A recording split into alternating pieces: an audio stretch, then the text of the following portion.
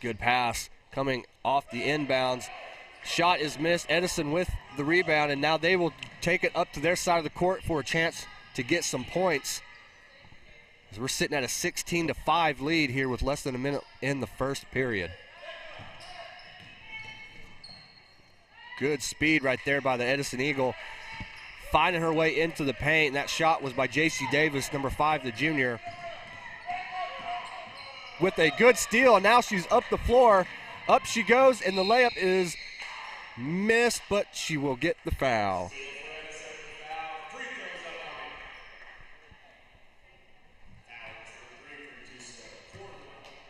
And Chris, we've had not just some teams from the Tulsa area in this tournament. We've got teams down from the Texas border, all the way from Duncan, Oklahoma. That's a travel right there. And we've also got some 6A schools here. You've got some 4A, some 3A, some private schools at the 2A level. I mean, this tournament's just, it's all over.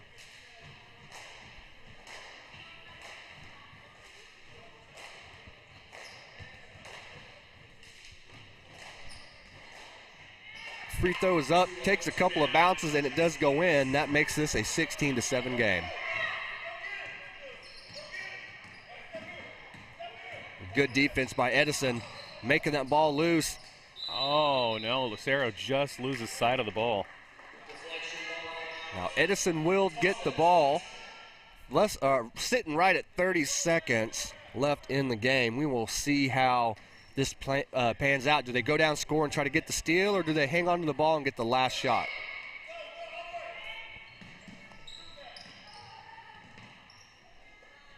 And Chris, one thing I've noticed too about Edison's offense, a couple of times there will be nobody standing inside the three-point line, and that brings the entire defense up, and you're just, you know, that's really hard to do because that ball can get stolen. You're having to make a lot of long passes. Right. And that's some of the adjustments that we've been talking about as we get to the 2-second mark. Can they make this one? Almost goes in. We've yet to see one. We've had a handful of half-court buzzer beaters that have been shot. None of them have gone in. That has been the closest one of the tournament. It hits the front of the rim, then the back. We're going to go to a quick break, and we will be right back after this. Today's game is brought to you in part by Realty Mart, licensed in Arkansas, Oklahoma, and Missouri. Realty Mart is your go-to resource for real estate brokerage services. Look them up at realtymart-usa.com.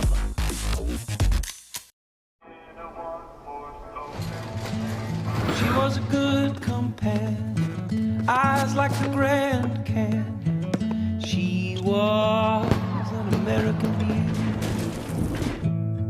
with her wayfares on in the summer sun. Her touch felt like a loaded gun. Wish I had held her long.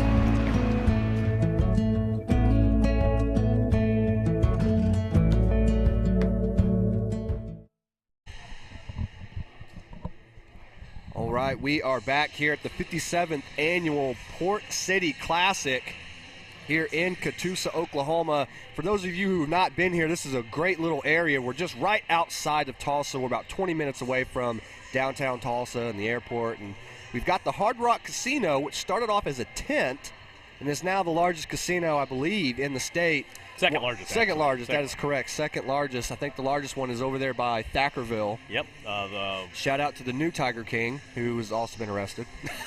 Man, what a show that was. Oh, man. You know what? And it was all timing on that one. I mean, the pandemic just happened. People were starting to lock down. I mean, you had some entertainment at least.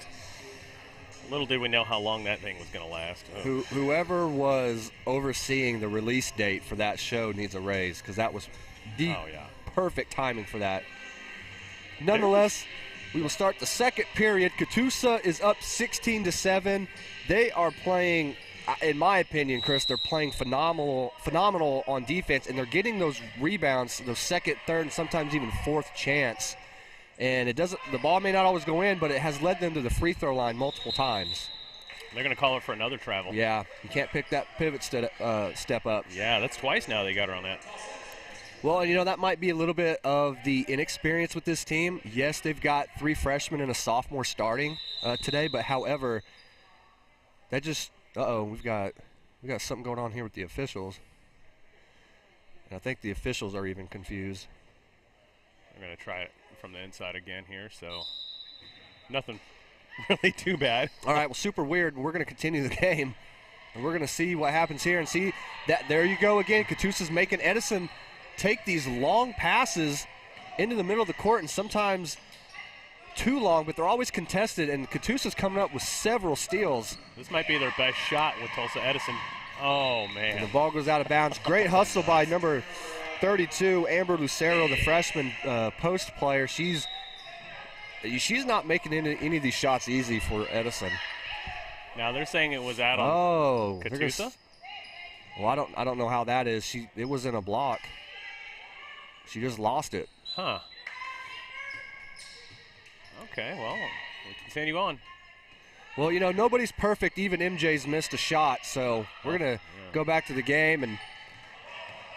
And Chris, if you notice just now, they had their hands up. They didn't jump. They didn't take a chance of getting a foul called on them. Instead, they just put their hands up and made the shooter have to redirect the shot.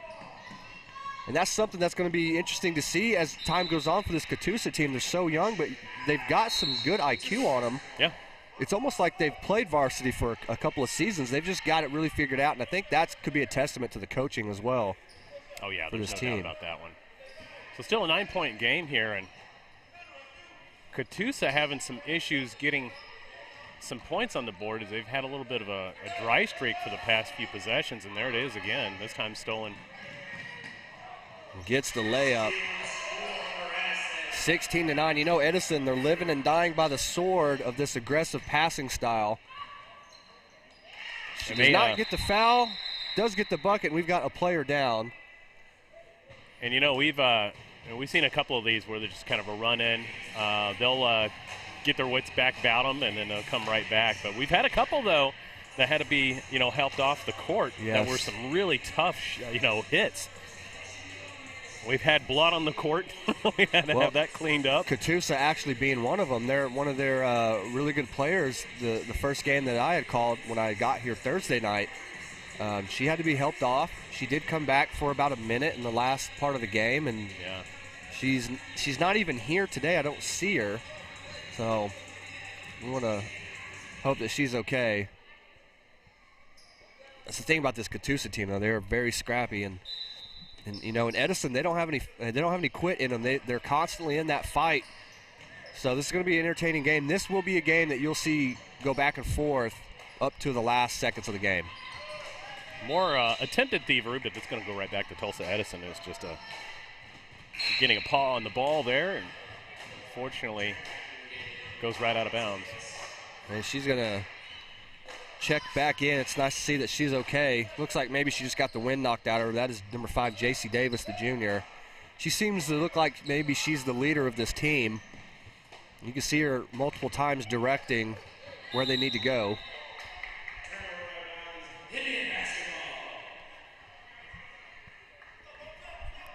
You know, this is an interesting thing that I want to bring up, Chris. We've seen some different teams show up, and we've seen a lot of different coaching styles. We've seen a lot of laid-back coaching. We've seen some coaches that were just on their players 24/7. And then we've seen some other coaches that were almost like they were a player in themselves, just getting everybody riled up. Mm-hmm. I thought I could catch a trend to see which one of those teams have been doing better, but honestly, we've seen a little bit of everything in the winner's bracket right now. Yeah, we have. That's a great pass. And a wide open shot. Not a single defensive player with their hands up. Everyone looking confused. This is not good if you're an Edison fan right now. You know, speaking of coaches, I mean, our first, we covered it Thursday. Coach for Tulsa Central, he was completely animated. He was firing his girls up right and left, and it helped in the long run as they won that game. And they did. They came back. They were down. They were not playing good offensively. They were missing almost all of their threes. Actually, they didn't make a single three in the first half. They went 0 for 5. Right. And they only had 7 players as well on the roster. They had 8, but only 7 were playing. I think one that was dressed was injured. Compared to the team they were playing, they had 16 girls on the roster. Edison comes back and wins the game, and the coach was fired up and staying on him on every timeout, every chance he could get. And the girls fought back and won. It was nice to see. Yeah, that was Central, not Edison, by the way. But That's yeah, right, Tulsa Central. That was that was quite the animated display on both teams, actually. Tale of two teams for Tulsa Central for sure. Thought that pass was going to get stolen there. You can see Catoosa just kind of lulling them into making that pass. As we're going to get well, that's actually a shot, so that's going to go out of bounds. That is going to be no good.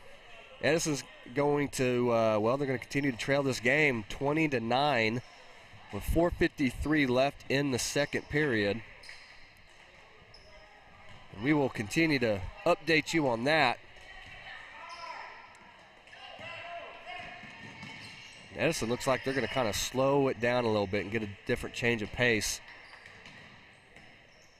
But Edison's clogging up that paint, Chris. There's nobody really at times that go out to that three-point line. I think they're daring Catoosa to shoot these threes. Well, there was one attempt that didn't go in, so they're going to take it inside and get blocked. But another rebound by Catoosa.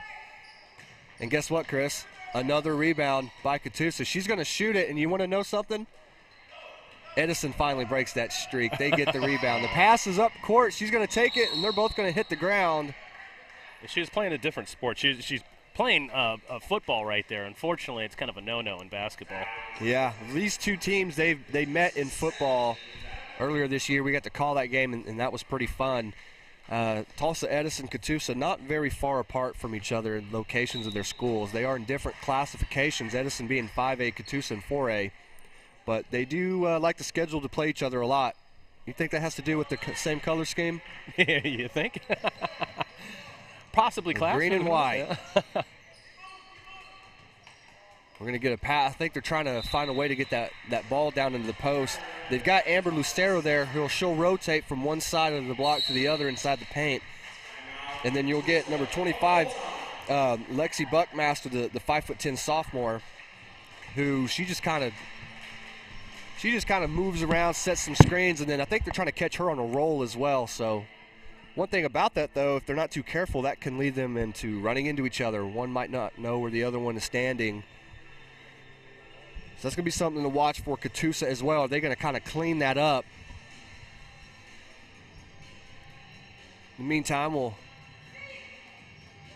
got the cheerleader standing over here.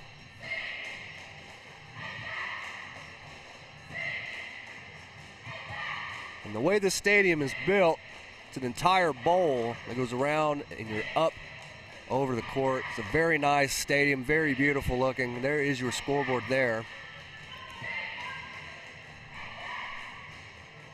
We'll get a close-up here of Catoosa. They're coming out of the break. Tulsa Edison still in their timeout. As you can see the differences, coaching styles. So here we go. We're going to go back to the game. Edison trailing Catoosa 20-9, 3:48 left before the half starts. And here we go.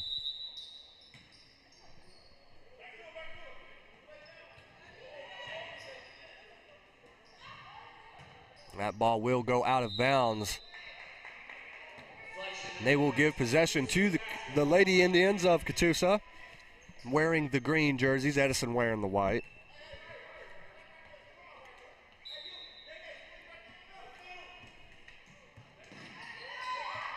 A good over-the-court pass there for the three. She pump fakes, takes the floater, and that's going to be a miss. However, Catoosa's going to fight for the ball. Edison comes up with the rebound, and they're going to say we've got a foul.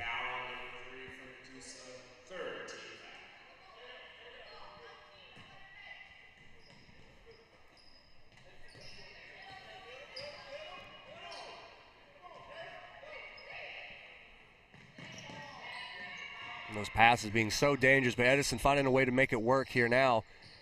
Takes the three-point shot, and it is no good. Ball goes out of bounds.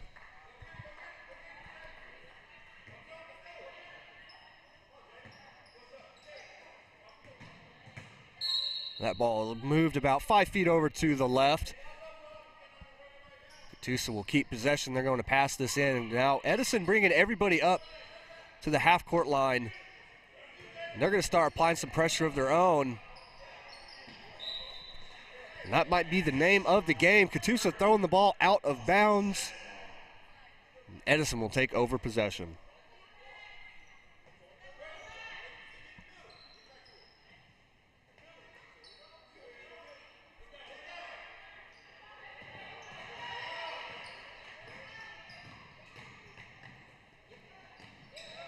No foul called. A good bounce pass from the Lady Eagles. She's going to take it down to try to go score. Instead, she's going to pass it back up to get a set go.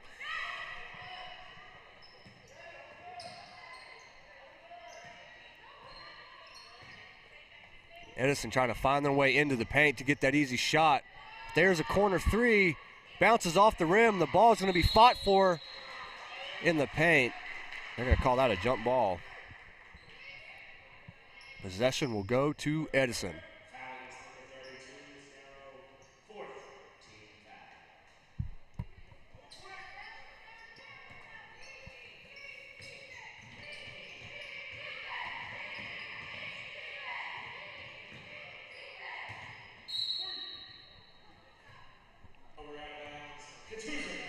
Catoosa will take possession of the pass. Edison had a open player at the top of the key for a three-point shot. They elected not to pass it over. Instead, they wanted to try to drive it in. I don't know if they're trying to get that foul or trying to find their way into a little bit of bully ball to get some points on the board, but we'll see how that continues to move forward. Catoosa gets a good save. And they're wanting to feed that ball to the freshman Lucero. Edison just staying on top of it, not letting that pass happen. As Lucero gets the rebound and slings a couple of players away into the ground. Some physicality from the Lady Indians, letting Edison know that they're here to play as well.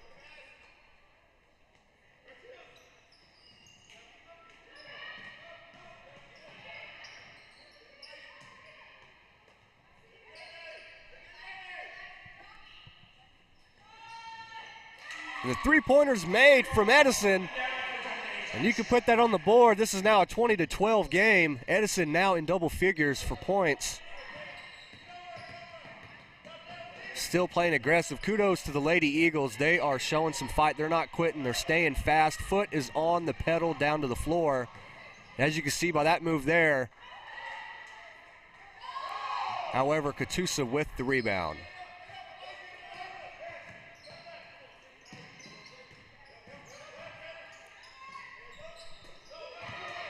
Edison with the steal, thrown up court. They've got a player open. She's going to take the layup, and it goes in.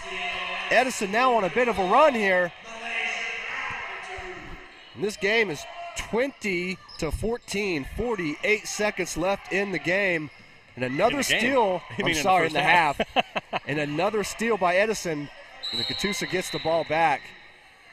Chris, we've had a burst of energy here from these Lady Eagles since the last time out. We sure have, and there was an errant mistake there by Catoosa to throw it back in and throw it back half court on the opposite side, so that gives the Lady Eagles another chance at that.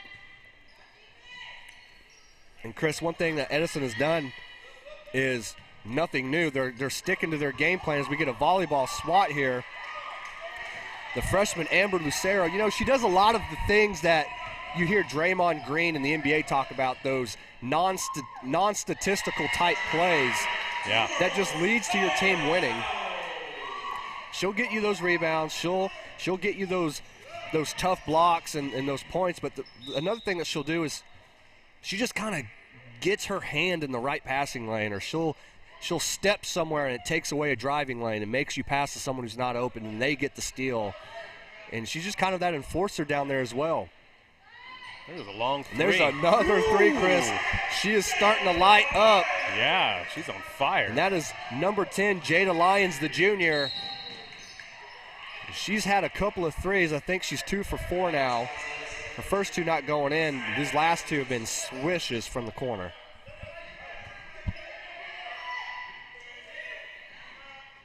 Speaking of three-point attempts, that one in and out. That's going to take us halftime.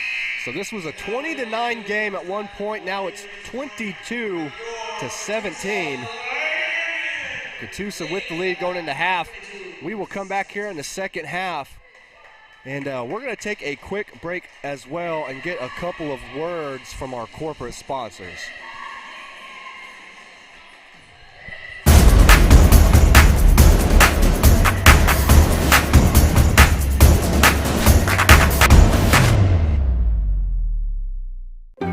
We are computer science pros, chemists and lab technicians, health professionals, mathematicians, and science educators.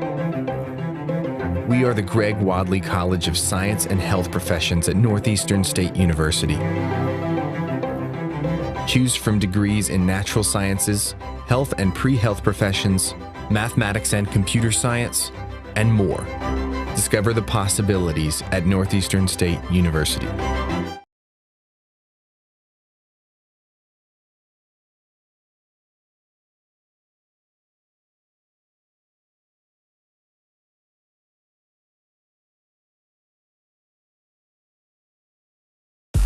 Today's game is brought to you in part by Realty Mart, licensed in Arkansas, Oklahoma, and Missouri. Realty Mart is your go-to resource for real estate brokerage services. Look them up at realtymart-usa.com. My name's Todd Harden, and I am Todd's Coffee. The reason I do this to begin with is because I really want people to experience coffee. What I'm doing and what other roasters are doing as well is, we're trying to figure out what the bean is trying to tell us. My goal and my customer really is, there's probably 2 out of 10 people that could taste the difference in one of my better roasts versus an average roast. If I can make those people happy, I'm making everybody happy. And so that's kind of my philosophy when it comes to roasting. You can just go to toddscoffee.com. You can get a whole bean, or I'll grind it for you. Either way, there'll be a drop down in there that you can order it that way. So order some coffee. The College of Liberal Arts at Northeastern State University is innovative, engaging, life-changing, empowering. Choose from undergraduate and graduate degrees in the arts and fine arts, languages, criminal justice, social work, and more. Be inspired at Northeastern State University.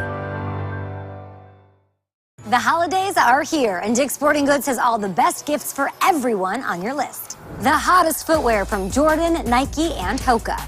And the coolest apparel from all the best brands, plus must-have gifts from Yeti, Callaway, and the North Face. When you're running short on time, shop Dicks.com, where 1-hour pickup is always an option. And with our best price guarantee, if you find a lower price, we'll match it. This season, give the gift of sport. Every holiday starts at Dick's. A tradition of educational excellence, more than a century in the making, continues in Broken Arrow.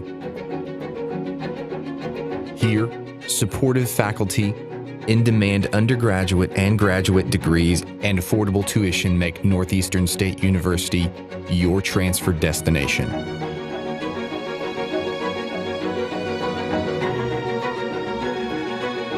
Finish what you started. She was a good companion, eyes like the Grand Canyon. She was an American beauty,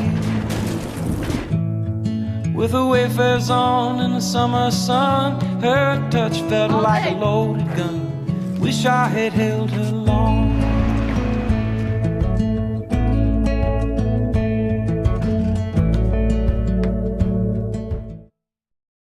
The College of Business and Technology at Northeastern State University is where education meets industry. Our in-demand undergraduate and graduate programs have real-world focus with practical workforce applications. Choose from degrees in accounting, marketing, supply chain management, information systems, healthcare administration, data analytics, and more. Lead with experience from Northeastern State University. I can feel the war deep down in my bones. I know that I am home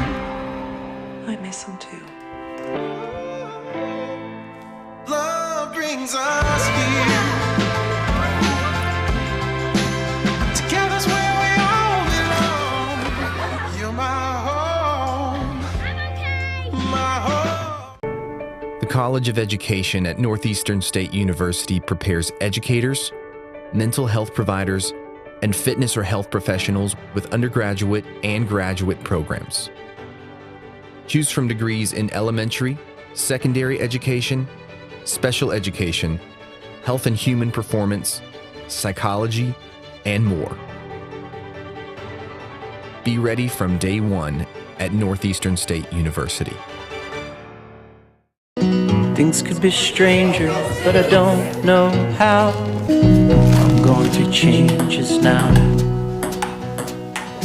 Spend a lifetime trying to figure it out. I'm going through changes, ripping out pages. I'm going through changes now.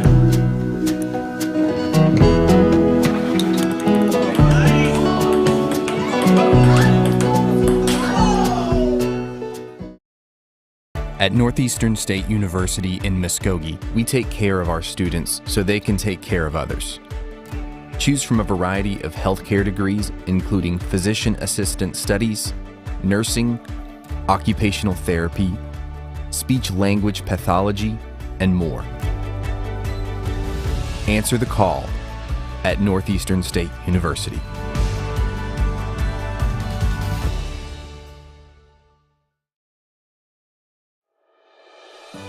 There's no place like home. Whether you live in Oklahoma, Arkansas, or Missouri, Realty Mart USA is your go-to real estate company for residential, commercial, agricultural, or land.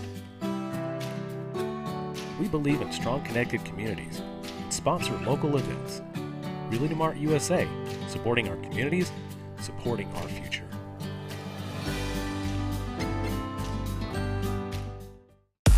Today's game is brought to you in part by Realty Mart, licensed in Arkansas, Oklahoma, and Missouri.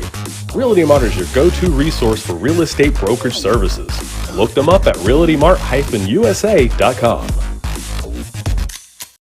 My name's Todd Harden, and I am Todd's Coffee.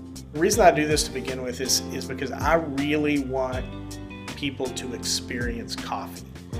What I'm doing and what other roasters are doing as well is, we're trying to figure out what the bean is trying to tell us. My goal and my customer really is, there's probably 2 out of 10 people that could taste the difference in one of my better roasts versus an average roast. If I can make those people happy, I'm making everybody happy. And so that's kind of my philosophy when it comes to roasting. You can just go to toddscoffee.com. You can get a whole bean, or I'll grind it for you. Either way, there'll be a drop down in there that you can order it that way. So order some coffee. The College of Liberal Arts at Northeastern State University is innovative, engaging, life-changing, empowering. Choose from undergraduate and graduate degrees in the arts and fine arts, languages, criminal justice, social work, and more. Be inspired at Northeastern State University.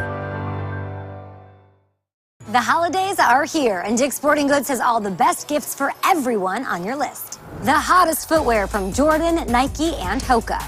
And the coolest apparel from all the best brands, plus must-have gifts from Yeti, Callaway, and The North Face. When you're running short on time, shop Dicks.com, where 1-hour pickup is always an option. And with our best price guarantee, if you find a lower price, we'll match it. This season, give the gift of sport. Every holiday starts at Dick's. A tradition of educational excellence, more than a century in the making, continues in Broken Arrow.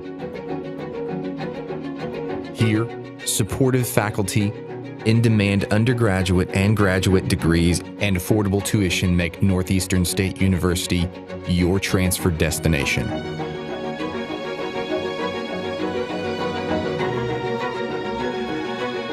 Finish what you started.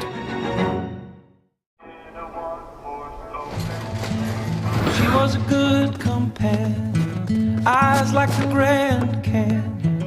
She was an American beauty, with her wayfarers on in the summer sun. Her touch felt like a loaded gun. Wish I had held her long.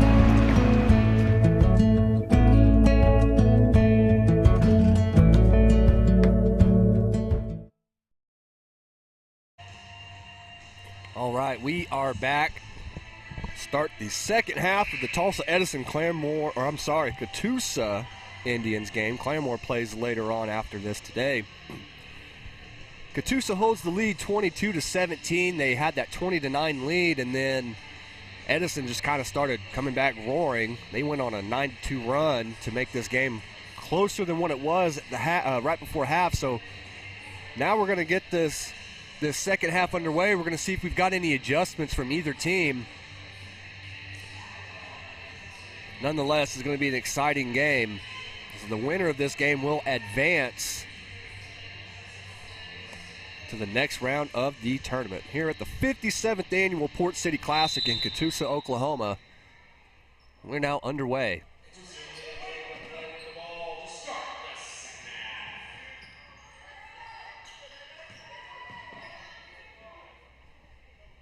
We're going to get a 3 shot, and this is going to be no good, but the rebound does go in Catoosa's favor.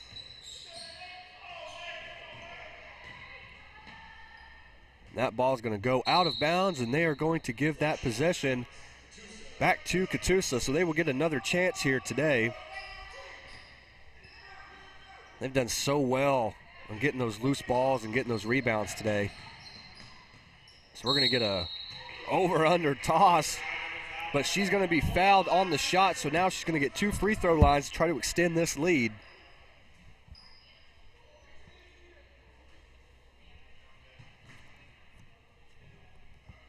And this Catoosa team, so young, starting 3 freshmen and a sophomore today. This is going to be a team that you're really going to have to keep an eye out for moving forward. Anytime you get a young team like that, and they can compete and they can help you win games, and especially when they're the focal point of your core winning the games, that's always good moving forward, especially as a head coach, because you can continue to develop them. You've got more than just 2 years. They're going to have a long time with this young group. Same with Edison as well. Not a single senior on this team.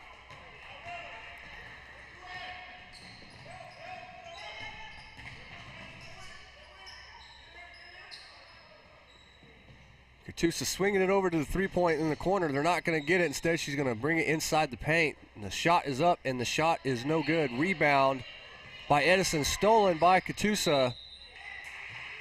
And we're going to get some free throws. Yeah, come on through. I don't know who put that there. Is that yours?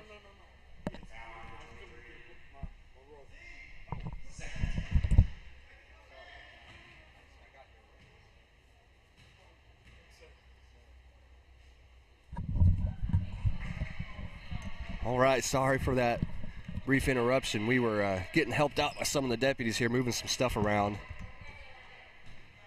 These guys here have been awesome for us. They've done a great job of helping keep the traffic on the parking lot directed, and they've done well at making sure people can find the right rooms. There are so many rooms in this massive, huge, this arena is just absolutely big. You can easily get lost once you go outside of the main corridor here, so I want to thank everybody here who's been helping this staff. And there's a wide open shot from the 3-point corner. One of the rare misses that she's had. She's upset that she didn't get the foul. And the ball is being fought for. It's stolen by Edison. Pass is brought up court where there's just her an opportunity. That ball is going to fly out of bounds on the miss. No rebound for Edison. Catoosa will get possession. And now, 6:19 left in the game, we've seen 1 basket.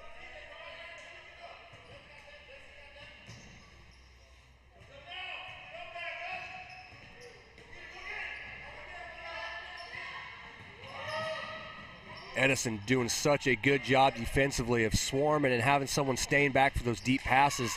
They want to score quick off of a steal, and they do. They've been aggressive with passing the ball long ways over the courts, these just super long passes.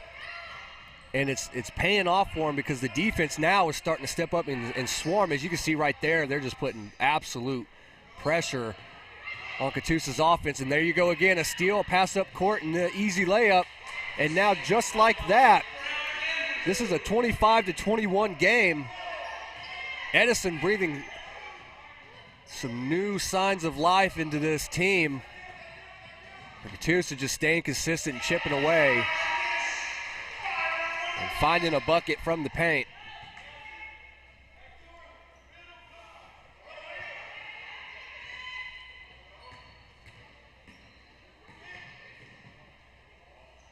That basket's going to go in on the open floater. We're going to get a timeout called by Edison. With 5:08 left in the third period, Catoosa leads this game 29-21. We'll put that graphic right there for you, as this will be a quick timeout.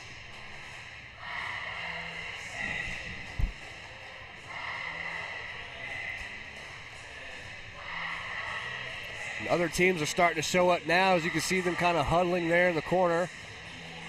Catoosa's cheerleaders, who got here early this morning with the basketball team, they've done a good job of trying to keep this crowd up and going.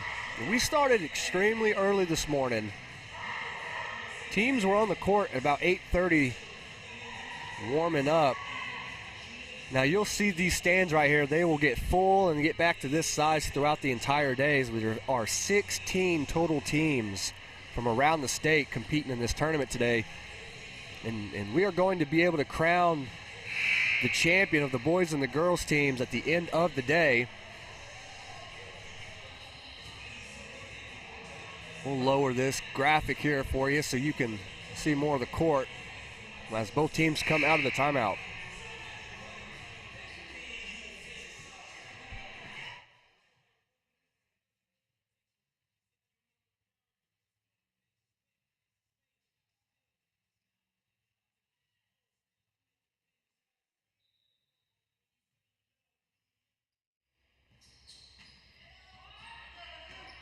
Here we go, Catoosa running up to their side of the court as we're going to get a foul called.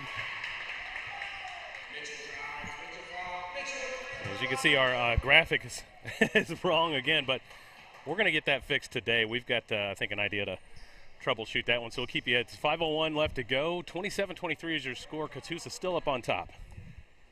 And we're running this, just the two of us on this entire operation. It's usually about a 5-man crew. And we're doing a good job. I'd say, it helps out that I have ADHD. I can do 3 things at the same time, but I can't focus on a single thing. So, hey, here we are. Well, I do got a huge update for this tournament, Chris. We saw Oklahoma's favorite golfer just walk through the door as the Duncan boys team has arrived. Oh, there it is.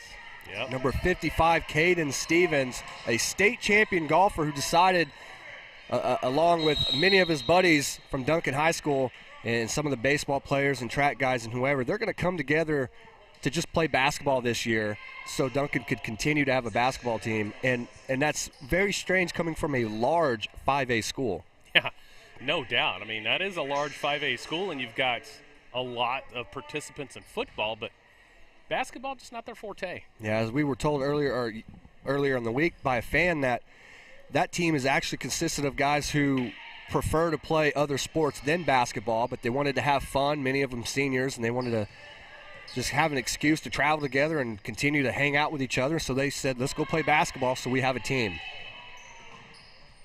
And they are fun to watch. As Edison gets that floater to fall. And now it's 29-25 Catoosa with 4:36 left to go in this third period. Oh, and there it is, Amber Lucero waiting under the post, and she's got that soft touch, able to take that contact, but still get that ball to hit on the certain spot of the backboard that she wants. We're going to get a turnover, and Catoosa's going to get the ball right back. And, Chris, that's kind of been the name of the game for Edison, throwing the ball out of bounds. They must have been hanging out with Tony Romo with all those turnovers because I haven't seen that many since, 2009 season. Speaking of the NFL, we've got some big high-profile games this week as each team from the AFC and the NFC will fight for a spot in their conference championship, so you will want to tune into those. So we get Edison on a great fast break and a nice left-handed scoop. to get the points added to the board, and that is number 2, Danasia Chapman, the junior. We're going to take a look at that on replay because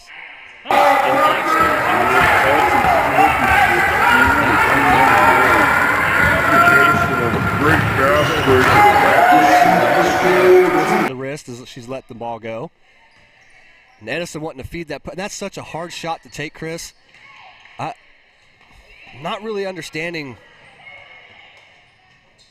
if that's dribbling. planned or if that's just spur of the moment. But you can see Edison there fight for that ball, and now we got to push. Looks like they called a technical.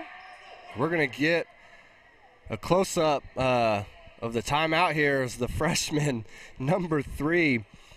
Well, I'm going to go ahead and just say Jackie Cornwell down there just making sure the ball is being loose, ripping at it, trying to steal it back. And then you've got number 5, J.C. Davis, the leader of the Edison team, just turns around and 2 hands shoves it right in the chest. And they're going to stop this game, and they're going to go talk to the other officials, and now we're going to see the assessment of some technicals here. What's going on?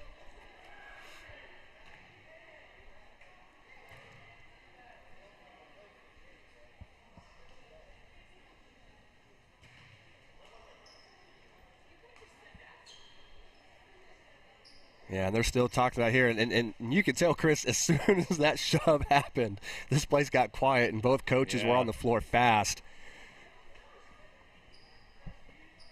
And one thing I did notice, too, the Catoosa girls, they quickly were starting to move their way, too, and that assistant coach had to kind of get his players to stay and not go onto the court. Had those players left the bench and came to the court, Chris, they would have all received an ejection. Oh, yeah, that would have been it. So both these teams clearly are willing to go through some adversity for each other. So no technical assisted, no fouls given. They're just going to pass the ball from the out of bounds. Well, Cerro again gets the opportunity but misses it. But another great rebound by Catoosa. Yeah, Catoosa, they're scrapping for all those rebounds. They've been doing it the entire game.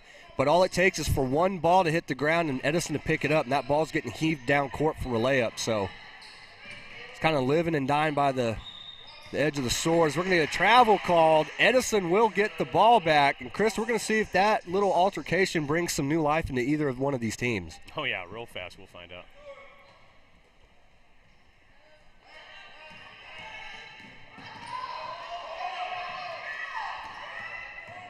Catoosa coaches wanted a double dribble called. They didn't get it called. Edison will keep moving the ball around the court. She's going to take an open 3, and it is good. Nice shot. And now this is a 31-30 game, Chris. Edison trying to get the trap. Instead, they're going to get the foul called.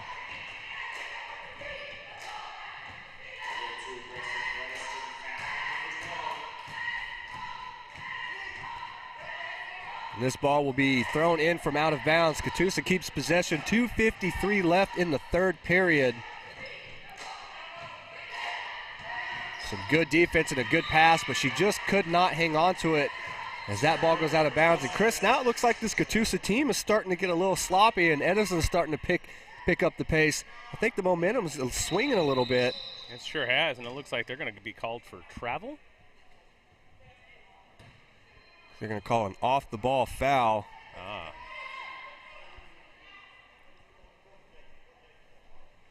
So this is a different officiating crew than what we had Thursday night. That crew, they were quick to call a whistle if there was contact played. This crew letting them play a little bit. You've seen some players hit the ground and balls being just thrown around and people diving to the floor. So these refs will let you play a little bit more compared to the crew we had earlier in the week. So we're going to get a rebound from Catoosa again. And Edison trying to set up that half-court press, trying to get the trap over there in the corner.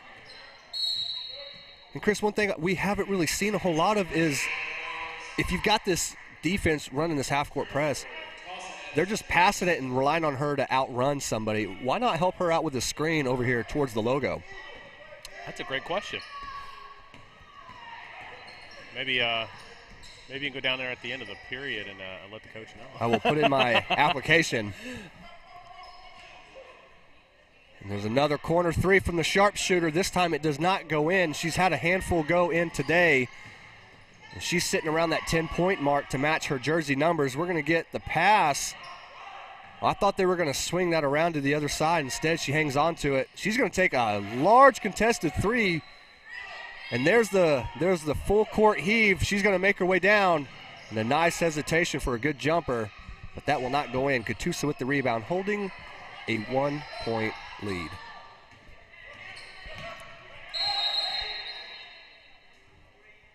Timeout, possibly?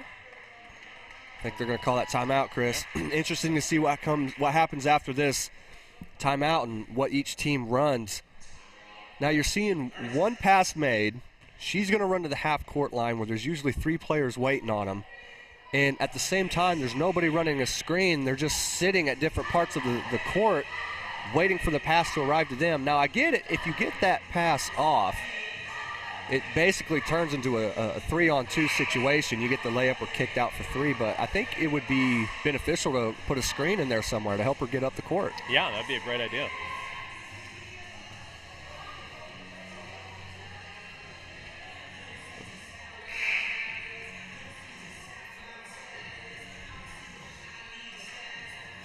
All right, so it looks like ball's going to go to Catoosa here. Back to them. 31-30 is your score with $1:28 left to go in the Now they're going to press. third. There you go. You get a little bit of a screen, and look, you create separation. Now you've got that open. She had the open pass, finally makes it. Ooh, a good spin move into the paint, but it's no good. And now here you go, Chris. You've got that speed from Edison. They're so fast. But you got to be accurate with that ball. You can have the $1 million move all you want, but it doesn't work when you've got the $1 finish. So That's right. That's tougher than a $2 steak.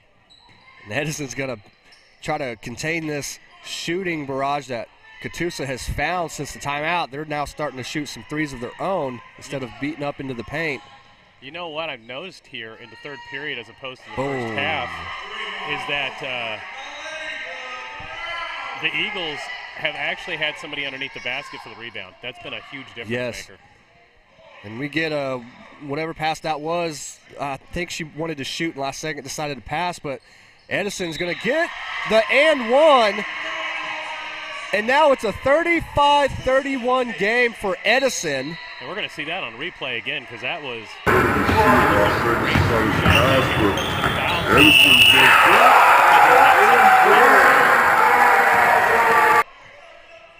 here we are. Well, I don't know what just happened. I guess there is no foul. Catoosa is going to get the ball. But it's a 33-31 game now in favor of Tulsa Edison. Did they count that bucket, Chris? They counted that bucket. So it was okay. So I was behind on my score. That pass was stolen, and now Catoosa is going to go down and try to get a chance to tie this game up, and they do not. But they do get the rebound. We've got 10 seconds left. And she's going to draw the foul with 4.4 seconds left in the third period. We've seen Catoosa grab the lead early on and control it all the way through, and now here we are sitting with Edison, who they've came back, and now they've got a 2-point lead.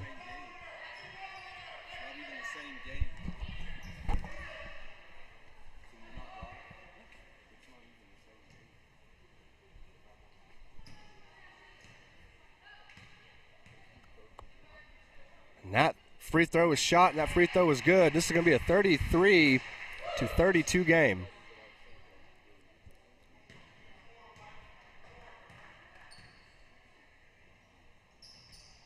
And now we are tied. 4.4 seconds left in the third period. We're going to get a heave from the half court here and see if this is going to go in.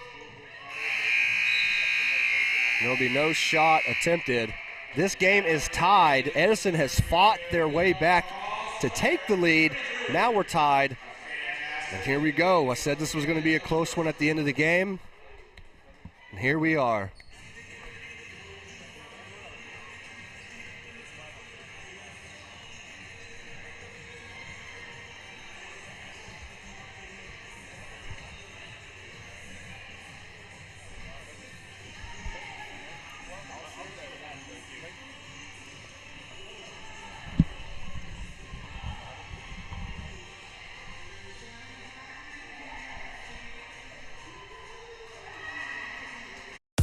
Today's game is brought to you in part by Realty Mart, licensed in Arkansas, Oklahoma, and Missouri.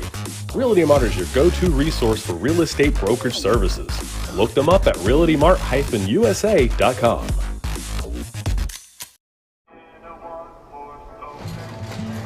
She was a good companion, eyes like the Grand Canyon. She was an American beauty,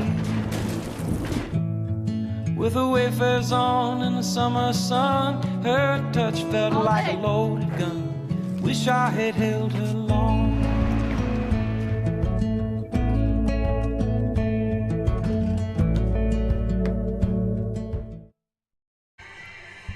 All right, and we are back. This has been a great fight from both teams here this entire game. We're at the 57th Annual Port City Classic. The winner of this game advances into the bracket. Catoosa with the lead for a majority of the game. The last minute and a half of that third period, the Eagles come back, lots of steals, three-pointers made, and some finally getting some rebounds. So we're going to see now if Edison can keep building on this and steal a win from Catoosa. We want to thank everybody who's viewing us from whichever site that you are currently on here at the Southern Sports Networks. We're going to get a shot that's put up, and it goes in. A good touch, highly contested. So 35-33 is your score now.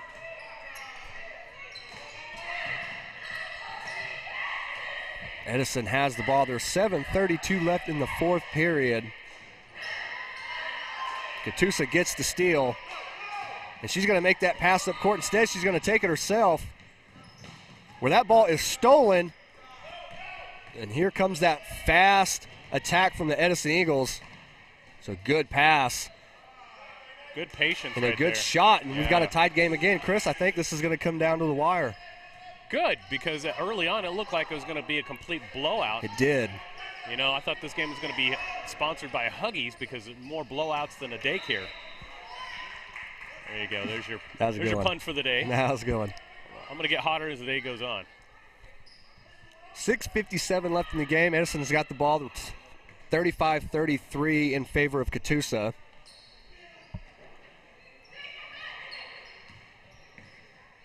And they're just trying to they've shortened those passes up too, Chris. Oh, and they're going to say they're going to call over and back. Yep, they sure did. They're going to say she had the ball before she landed on the other side of that line. Nonetheless, it's going to give Catoosa the ball back as this game is tied. We're seeing the scoreboard down there flicker back and forth. I think they're trying to keep track of the points as well. And she's got somebody open over there in that corner if she wants it. Instead, she's going to shoot, and it's going to be an air ball. Yeah. Catoosa's going to take it, throw it up court, and she can't hang on to it. She spawns. Yeah, they're going to give that ball back to Edison.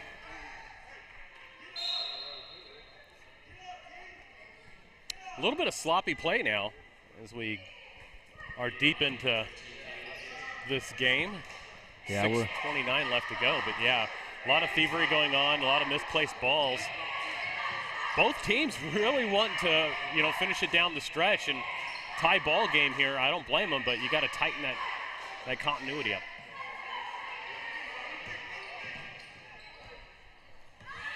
Oh, and a good steal by Catoosa. We're going to see if she can hang on to it. She's going to go up. Does not get the shot to fall. And loses the ball, and right back to Catoosa. And that ball's going to go off of her foot. 6 minutes left, 35-35. Now, Edison has 17 fouls where Catoosa has 1. Catoosa has 2 timeouts left. Edison has 3. That's a good pass right there from the out of bounds. Instead, it's going to result into Edison getting that full court pass. They're going to have to patent that thing because they've done it a lot. And she's almost Lucero came into that one and looked like she was just going to steal that one right away from her hands. And she thought about it, wanting to go to her right. Instead, we're going to get a shot. And the rebound, she's going to get fouled. And the coaches for Catoosa are not happy. They are standing up and letting their displeasure be known. Yeah. One thing about Edison, though, Chris, they are good free throw shooters. That they are. That they are. Does not make it. I jinx them. I should have waited till after the game. You said something early. So you can hear the cheerleaders stomping and cheering on their Indians, Lady Indians here today. So, Chris, Catoosa makes some substitutions. They now have 2 6-footers in the game. For women's basketball, it's kind of, at the high school level, you don't see a whole lot. It looks like she draws the foul. And now Catoosa has an opportunity to get some points.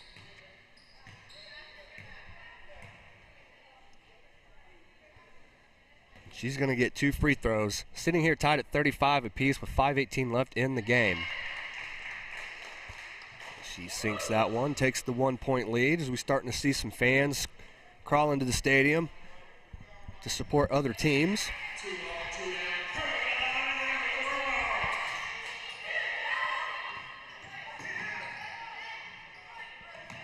So 37-35 with 5:10 left to go in this one.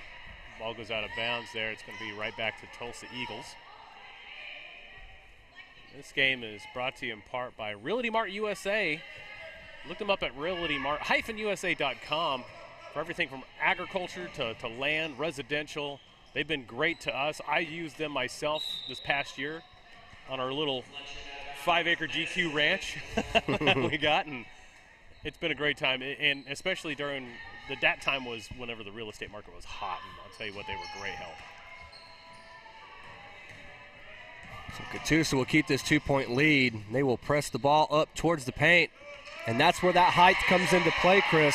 They've got 2 6-footers on the court right now, whereas Edison's tallest player on their entire roster, well, they don't have the height listed. A nice Euro step, gets the shot off, no good, rebound is made. And it's 35-39. We got to go back to that last replay, though. That was a great play.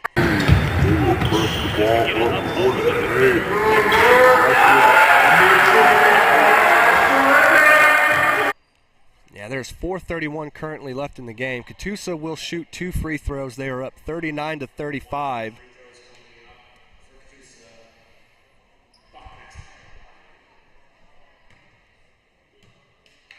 We're going to get the shot, and it's no good. Edison with the rebound, but Catoosa fighting for it back, and I think they're going to call a jump ball, and they will. It's going to go back to the Edison Eagles.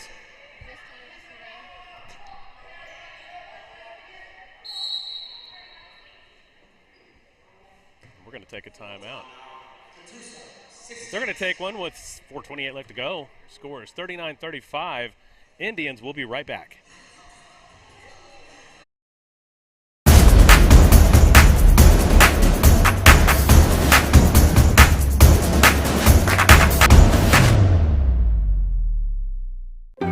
We are computer science pros, chemists and lab technicians, health professionals, mathematicians, and science educators.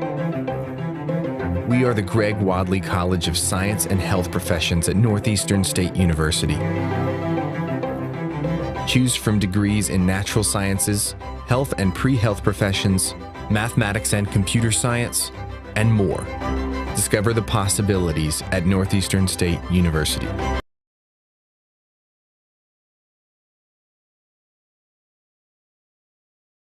Left in the game, Catoosa with a 39-35 lead.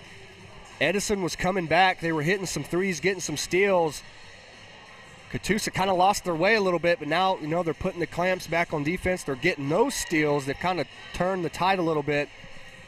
And now here we are. We're going to see the final minutes of the game if Edison's going to be able to use this speed and three-point shots to get themselves back in the game, Chris. Yeah, I mean, you got a lot of basketball left here, so it could go either way. 4:27 left to go in this one. You can get on a hot streak, or he could just be basically cold as ice. You Yeah. know, who knows? It's tough call. As that ball goes out of bounds, Catoosa will get possession. She's going to get the rebound. She's going to get the points, and she's going to go to the foul line. This is a 41-35 game, and Chris, that's where that height has come in. Yep, it sure has. Height and also numbers too. You know, yes, that's a huge factor here. Is you could definitely tell that the Eagles are a little winded here late in the stretch.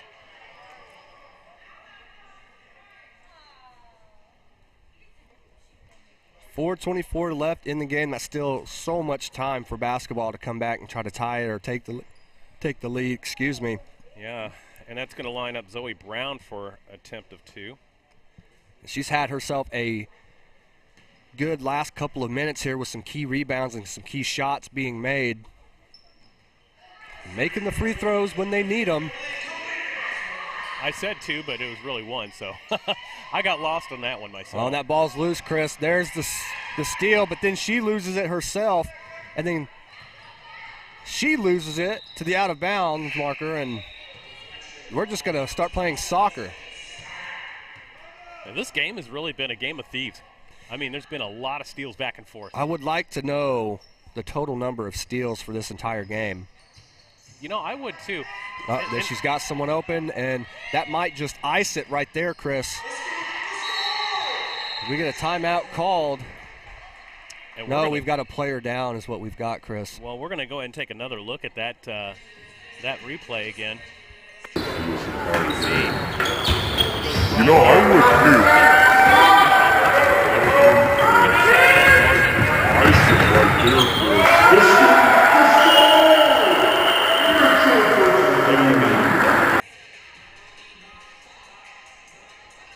And your score right now is 44-35. Never mind the scoreboard down there at the moment. And 4:10 left to go in this one. Catoosa's up and has taken control of this game. 9-point game, as you can see right there. And what's been going back and forth, a lot of steals in the stretch, a lot of effort on both teams. But the biggest factor, though, is the depth that Catoosa has, as opposed to the Tulsa Eagles, who only brought 8 today.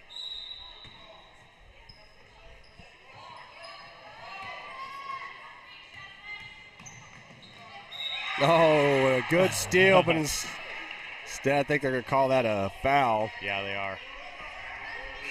Definitely are on that one. It was close, but they're going to give the ball right back to the Eagles and call that foul. Luckily, you know, no one's going to the line if you're the Catoosa Indians. Yeah. There's a good pass here. Edison's trying to fight. They got 4 minutes on the clock. It is doable. But you got to make those shots. They're at the point now where they can't afford any misses. And I'm thinking one more basket from Catoosa will seal it, and there it is. I think that might be the nail on the coffin right there. It is 3:41, but the way that the tempo is going and the momentum, it's definitely swung towards Catoosa within the past 3 minutes. Yeah, some good dribbling skills there from Edison, and a good rebound. But that just doesn't go in, and Edison just not able to get those shots to fall. They had that hot streak in the third period that just didn't carry over. Right. And a great pass by the freshman, and a great shot by number 22, Zoe Brown, the senior. And she's had a huge fourth period here, Chris. She sure has. Not only at the free throw line, but just inside the paint as well. Had a couple of steals, so definitely active player. We got some great hustle by Edison. She's going to try to poke the ball out. Instead, she's going to get a foul. So you're up 13 points with 2:50 left in the game, Chris. You're going to the free throw line. What is something that you could take away from this game if you're the head coach from Catoosa? The hustle, because they haven't slowed down. The steals, they have done a great job at that. Positioning themselves. That's been really the big difference between Catoosa and the Eagles right now, besides the depth. Yeah. Catoosa does have the depth, but Coach Anderson for the Lady Indians, she's done a good job of motivating these girls and staying with it, trying to make sure that no matter what happens during the entire game, that they're just staying positive.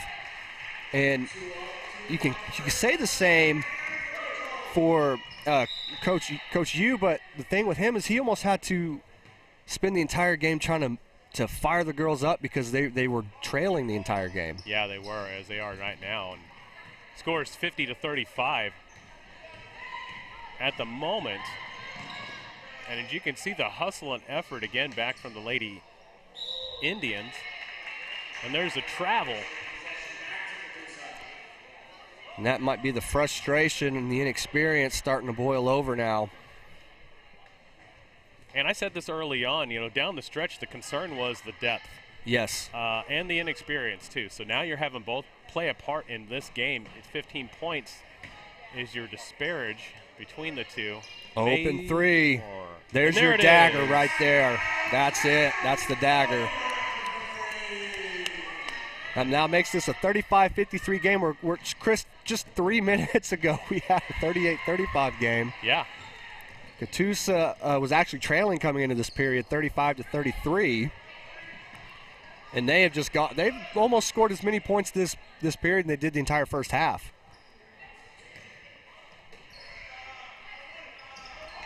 And they're still fighting. Look at that. Now we've got some elbows being thrown from Edison. Yeah, frustration definitely trying to get over. whatever they can going. I mean, they don't want this game to end. They want to keep playing. These girls got a lot of fight in them. Yeah. Got to respect the fact that they don't back down. Oh, absolutely. That's one thing that you definitely don't want to see out of your team is giving up, late in the stretch, even though you're down, 15, 17 points. And another volleyball swat put that ball out of bounds. 1:25 left in the game. Your Catoosa Lady Indians have a 54-35 lead. This is the 57th annual Port City Classic. And there are 16 teams in this tournament. 8 for the girls, 8 for the boys. They've got it structured the same way as the state basketball tournament that they hold every year. A nice Euro step. Oh, that was a good move. She just couldn't get the ball to go through the hoop.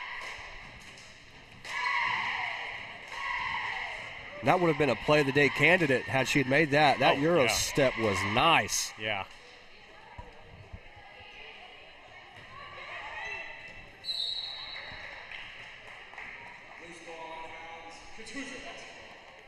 And Catoosa gets the game.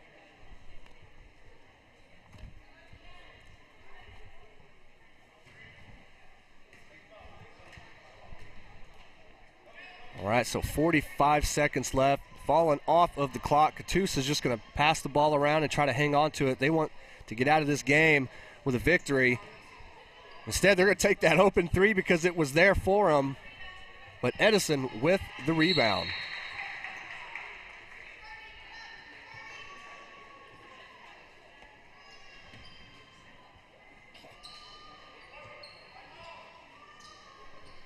So the winner of this game will take the 7th place of this tournament. Edison will fall down to 8, so that will be 8th place out of 8 girls teams. Catoosa, who hosts the tournament, will fall to 7th. They will get that 7th place out of 8. And tonight we're going to have the Verdigris girls and the Duncan girls play in the championship, as Tulsa Central and Bishop Kelly will play for that 3rd place spot. And that is your girls' side of the bracket.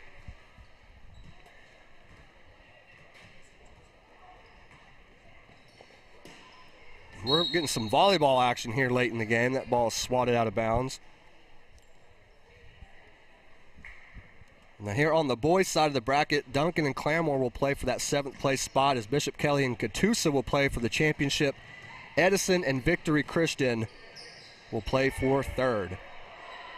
And it's interesting too, Chris, you've got Duncan who will be playing Claremore. I don't know really necessarily what has happened with them. They're ranked 8th in the state. Had a disappointing outing the first game against Victory Christian, which that was an exciting game to watch. And as exciting this game was in the 3rd period, your final score, Catoosa 54, the Eagles of Tulsa Edison 35. And what's been, it was a good game in the 2nd period and in the 3rd period, but in the 4th period, like I said, the stretch coming down the stretch, that depth is going to make a difference. Catoosa, the Lady Indians, will end this tournament with a win. And they will take that 7th place spot. Well, we're going to come right back after a few minutes of break, and then we'll get ready to go for our next game in the men's. We'll be right back after this.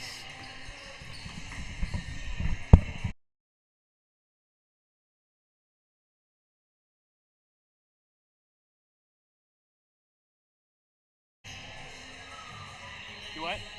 That graphic, if you can send it to me, I'll fill it out here. Oh, yeah, help yourself.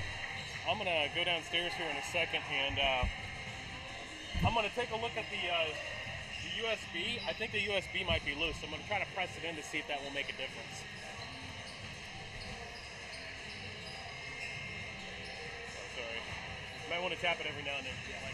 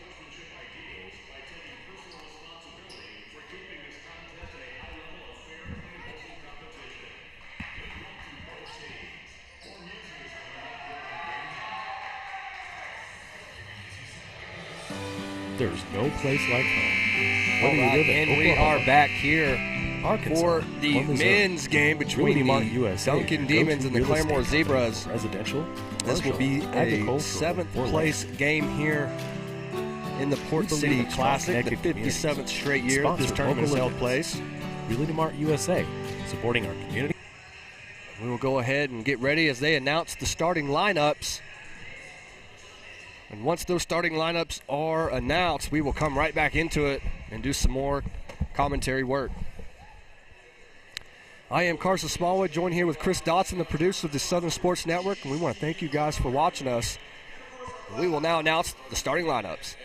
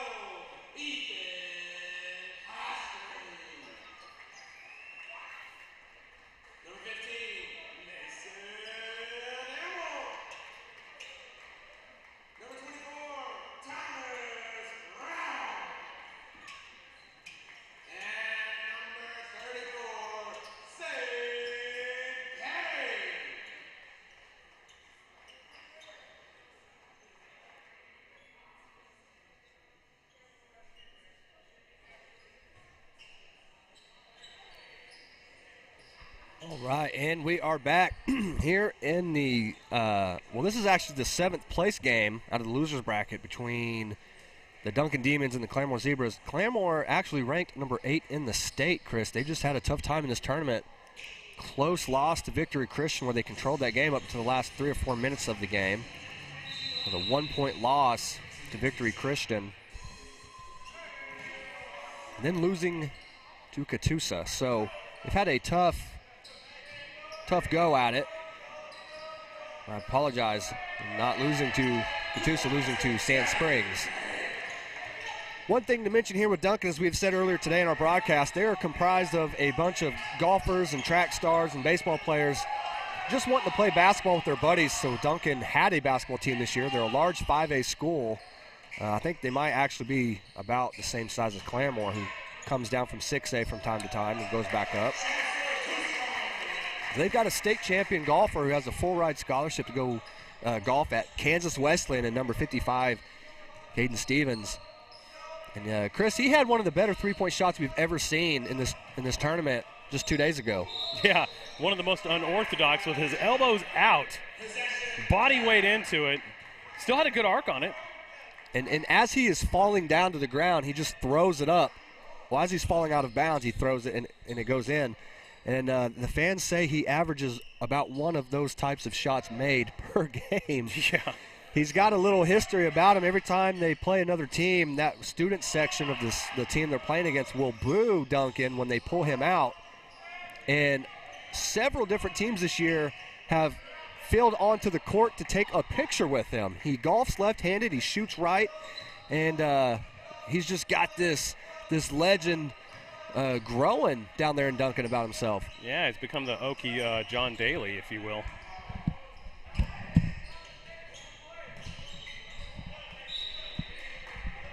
And it looks like we got a little bit of stoppage of play. Ball goes out. Ball's still going to be retained by Claremore as we jump back in. Claremore in the red, Duncan in the white today. And there we go. We might get a dunk here. It looks like it's going to be contested. So Duncan with a 4-2 lead over the number 8 Zebras of 5A. Can they keep it up and hang on to the lead? We got a long game ahead of us.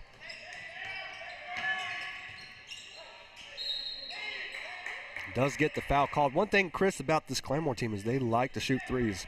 That they do.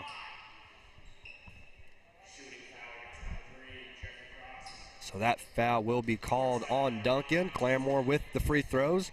Claremore will try to hit you with some three-point shots any chance they get, and what we've seen from this tournament is they will nail those shots if you leave them open. Yeah, and it's a 4-3 game right now as we got the scoreboard off at the moment, trying to get that remedied real quick. Shouldn't take us too long. Get everything back up to par so you can join in. 6:05 left to go. We got a tie ball game, 4-4.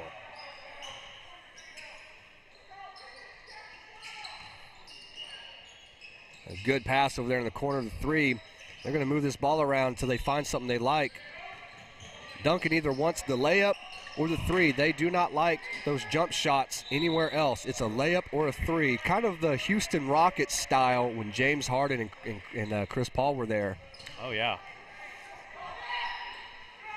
And there's that three-point shot from Claremore. Does not fall, but they do get the rebound. The steal from Duncan. That seems like a lifetime ago with that lineup for Houston. Yeah. It was a good lineup that just never worked. No. Harden, has had a hard time. There's all my pun again. Ever since he left Oklahoma City, hasn't made it back to the finals.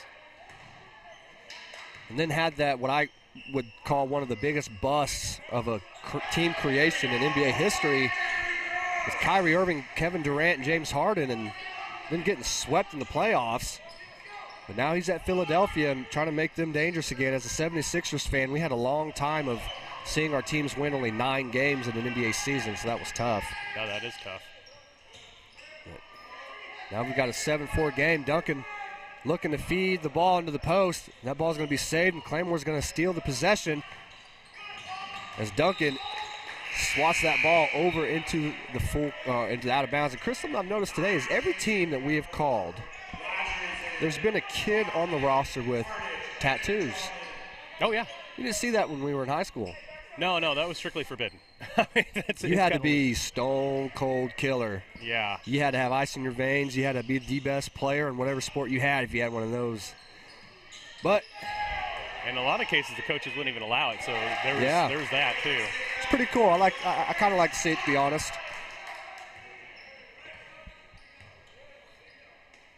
Well, and it used to mean something back in the day. Now these days, you used to be like a biker or somebody really tough. Now you're a chef, Yeah. Dude, so not exactly the same as what it used to be. And I get funny looks too sometimes when I come into these high school events and I tell them I'm one of the commentators, and here I am with a full arm sleeve and almost a half sleeve on the other arm, and yeah. So and there's a power dribble there and draws a foul. And Chris, one thing I want to see some of these kids do more often in the paint is get that power dribble, grab the ball on both sides, and explode with 2 hands, because then you've got 2 elbows out and it's easy to get fouled. You're almost going to the free throw line every single time you do it. And that's going to go in. And one thing about Claremore is they're just a good shooting team. Free throws, threes, whatever it is, they shoot the ball well.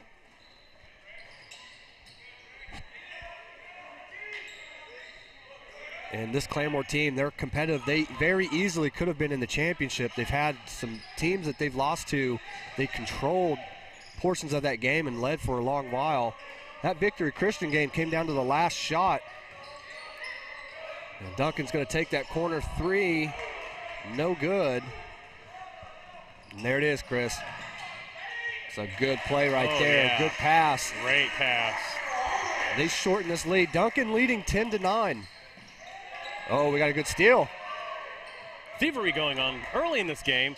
Good pass. Good save. Deflection. Oh, it wasn't a good save because it went out of bounds, but good hustle nonetheless. Yeah, and we got our scoreboard back up. Everything's looking good there. So game on we go on the Southern Sports Network.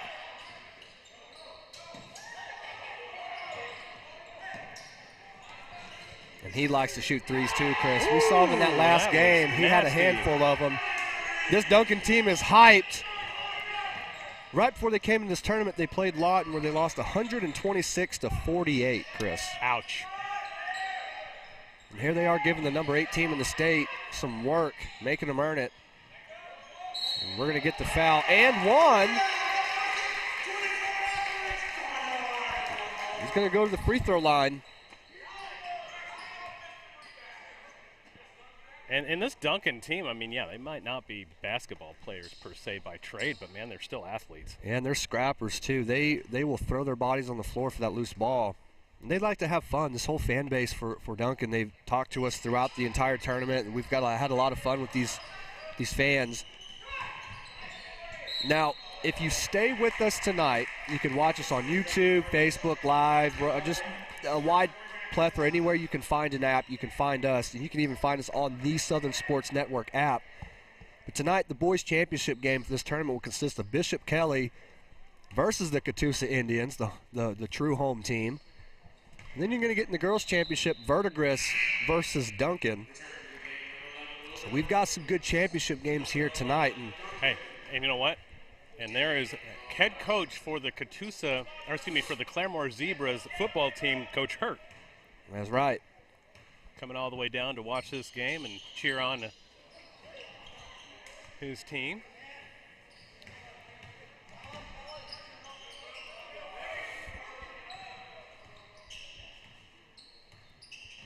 Duncan being methodical, wanting those screens set up, but that's going to be the offensive foul. And that's going to give Claremore the possession.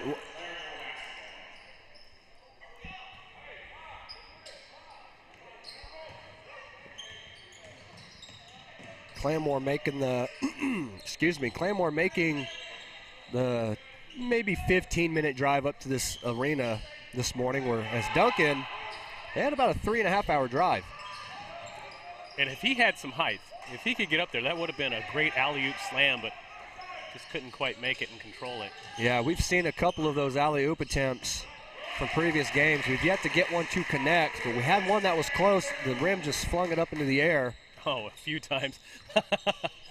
Victory Christian was out here trying to slam it on everybody. They were. They had, 7 or 8 attempts that just didn't net any points. We went down the roster and we found out they had 5 guys on their roster standing 6'4" or taller.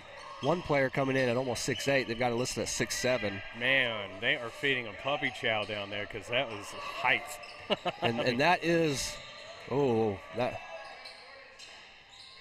player almost slipped, was able to get the pass off, but the shot was missed. Claremore coming down fast, trying to get that open three. There it is, Chris. Beautiful pass. Look at that. Oh, man. And a good rebound by Claremore. Yeah.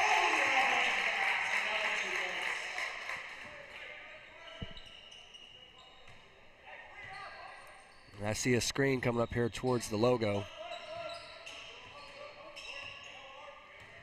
Not too much of a pick One there. thing about a screen, Chris, is if you sit up for one and they don't take it, you got to turn your body and give them a chance to go the opposite way. Or you've just got to roll towards the basket so you can get an isolation play to create some space.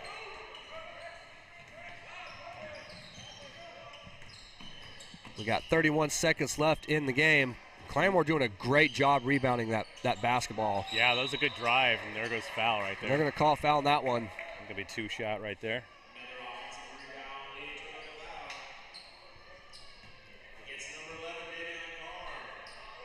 As you can see, we got 26 seconds left to go in the first period. Still 2-point game between these two. And both of them do not have light benches at all by any means, especially Claremore. No, they are very well rostered basketball teams. They've got more than enough players to call into this game should they have to.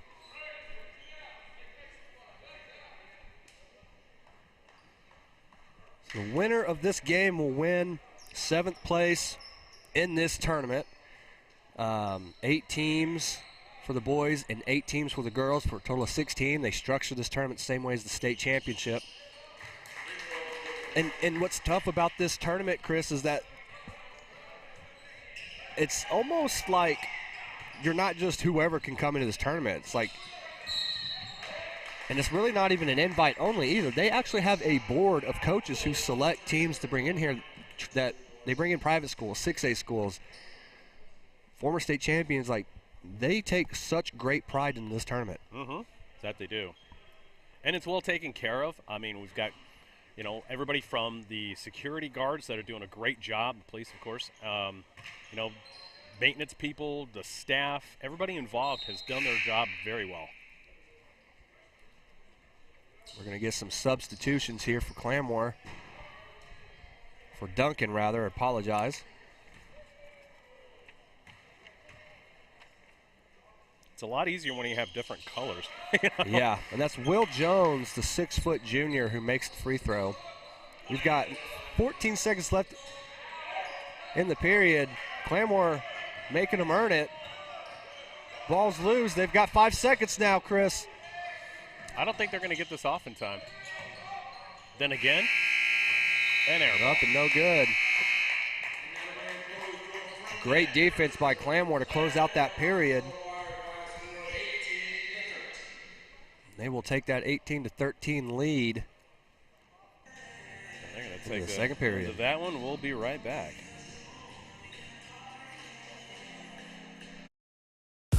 Today's game is brought to you in part by Realty Mart, licensed in Arkansas, Oklahoma, and Missouri. Realty Mart is your go-to resource for real estate brokerage services. Look them up at realtymart-usa.com.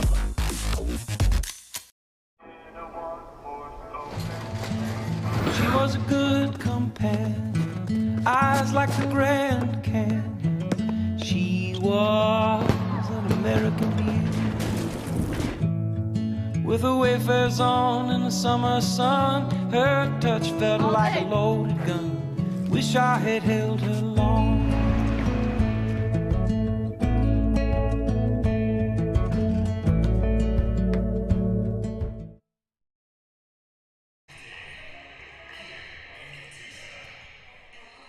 All right, we are back here. The second period of this game. We've got an 18-13 game between the Duncan Demons and the Claremore Zebras. Yes, you heard that right. The Claremore Zebras, one of the more unique mascot choosings of the state. Duncan just as unique. Here we go, both teams rocking the red and white colors. Winner of this will take the 7th place in this tournament. The loser will take the Cellar Dweller Award for being last. We got to make some awards for these next year, you know. Yeah, we got to bring something in. We do. We definitely have a themed idea for next year that we'd like to pitch to the organizers. That would be a lot of fun, but we'll get to that later. Fun times. But this one, almost a jump ball. It's a scrum, actually. We've got some headbutts. And this is great. Turn into an all-out wrestling match. That just shows you how bad both these teams want it. Yeah. And you know what? The officials are letting them play through it. That's what I'm liking this. They are. And they let the girls' game prior to this game, they played through it as well. They did call their fair share of fouls, but these girls were, literally slinging each other to the floor. Oh, yeah. And that was an all-out fight up until about 3 minutes left in that game, where Catoosa went on like a 15-0 run almost, extending that 2-point. They were trailing by 2 and ended up winning by 15 or 14 points, something like that. So they had a good little fourth period run. Now Claremore trying to turn up the heat. And all it takes is for one 3-point shot, and it turns into a contagious effort. Duncan gets the block. No, they're going to call it a foul instead. Goes right back to the line.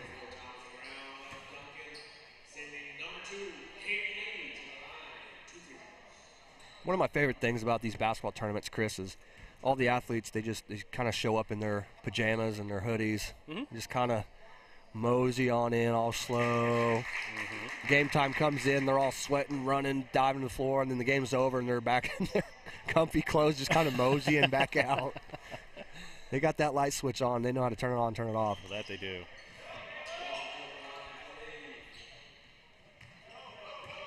Duncan will take the ball up the court.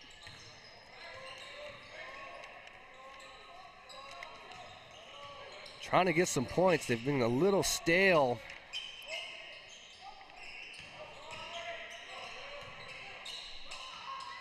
And a really good press defensively. Yeah. I'll tell you, number 24, Thomas Brown for Duncan, he's one of the guys that kind of leads this team for him. He directs them where they need to go. He plays tough. He plays fast. Very good athlete.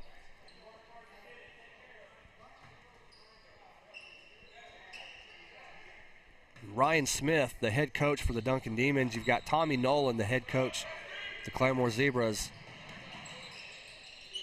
And that three-point is shot, and it's no good by Mason Emmel, number 15 for Duncan. And he's a guy they like to put in that corner and give him those threes. Unfortunately, that time just did not come down. We have yet to see our favorite player out of Duncan, our own golfer. Caden Stevens, the state champion golfer, on a full-ride scholarship to play at Kansas Wesleyan.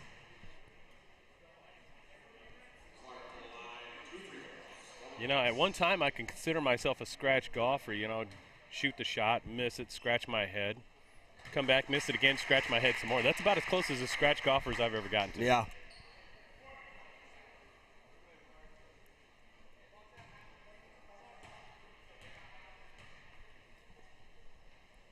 Free throw is up, and that free throw is good, and that will give Claremore a 21-15 lead. 6:16 left in the second period. Number 10, Court Seidel, the 5'11 senior, is back in this game, and he's one of those like field general type quarterbacks, but as a point guard, he just orchestrates where everything goes, and it's really exciting to watch him play because he's so explosive and he's so fast. Yeah. I think we're going to have to recoin that one because, you know, field general is mainly for football. I think we're going to have to call this one a court captain. There you go. There you go. A good take by Claremore. Draws the foul. He's going to get 2 free throws, the charity stripe.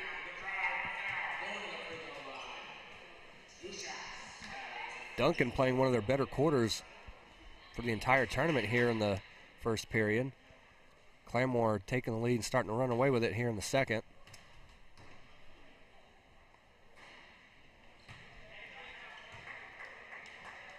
Just a little off. You know, that rim monster sometimes can be a real bear. The free throw is good. 22-15 is the lead for the Zebras. Now Claremore going to make it difficult for Duncan. If you're going to get past that half-court line, you're going to have to earn it. No freebies here by the Zebras. They're aggressive. Oh, there's a travel, I think. And I think he's actually going to call the timeout. Ah, good call. Well, they're going to take a 30-second timeout. And I'll tell you what, it's been a fun one today so far. I really like what's going on here. As we take a quick brief, we'll be right back. We're going to keep this one rolling. There's no place like home. Whether you live in Oklahoma, Arkansas, or Missouri, Realty Mart USA is your go-to real estate company for residential, commercial, agricultural, or land. We believe in strong connected communities and sponsor local events. Realty Mart USA, supporting our communities, supporting our future.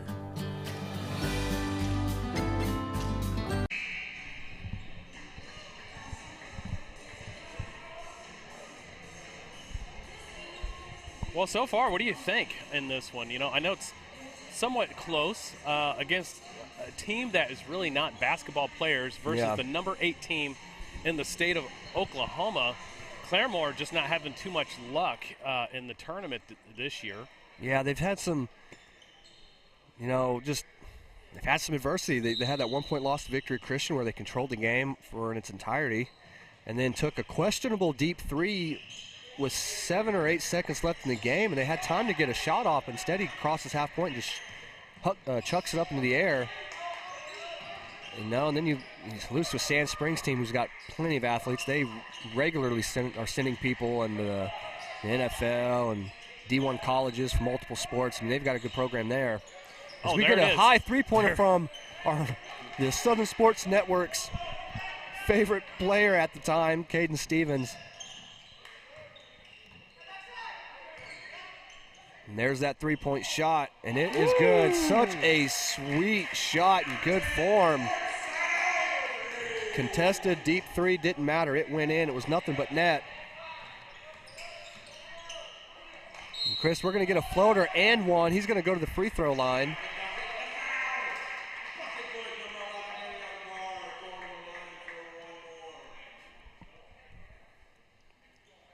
That's going to be number 11, Davian Carr, at the free throw line for Duncan. Try to close this lead.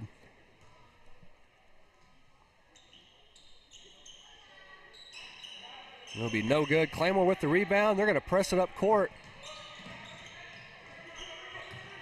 Oh, a good pass. Great bounce pass, great vision. Results in 2 points. This is a 10-point lead now, Chris. We're starting to see it come down the stretch now.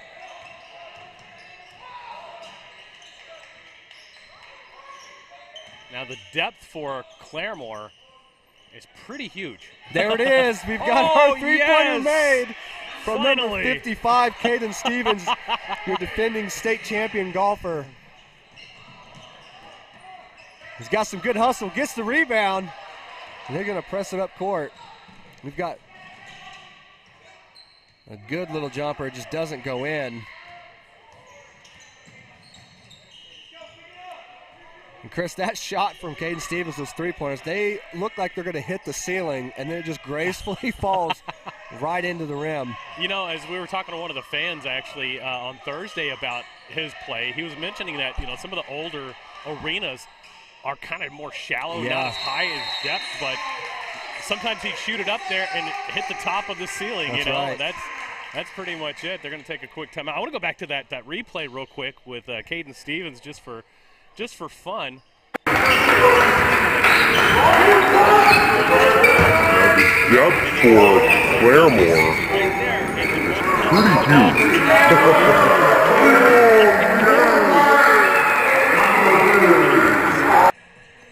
That's always fun to see. You know, you like to take those athletes that are superior in other sports and put them into an arena like this one and, you know, see how they compare up. And honestly, I honestly don't think he really cares that much. He just wants to go out there and have fun and do the best he can. So that's it. Well, you know? They are definitely out here having fun, and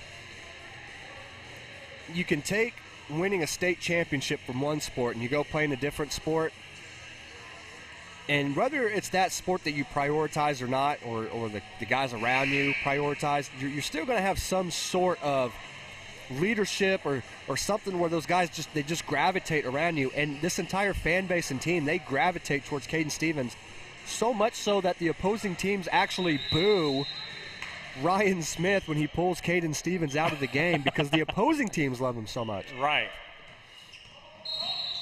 You know, when you get that kind of charisma, it really carries over to so many facets of the game outside of just playing.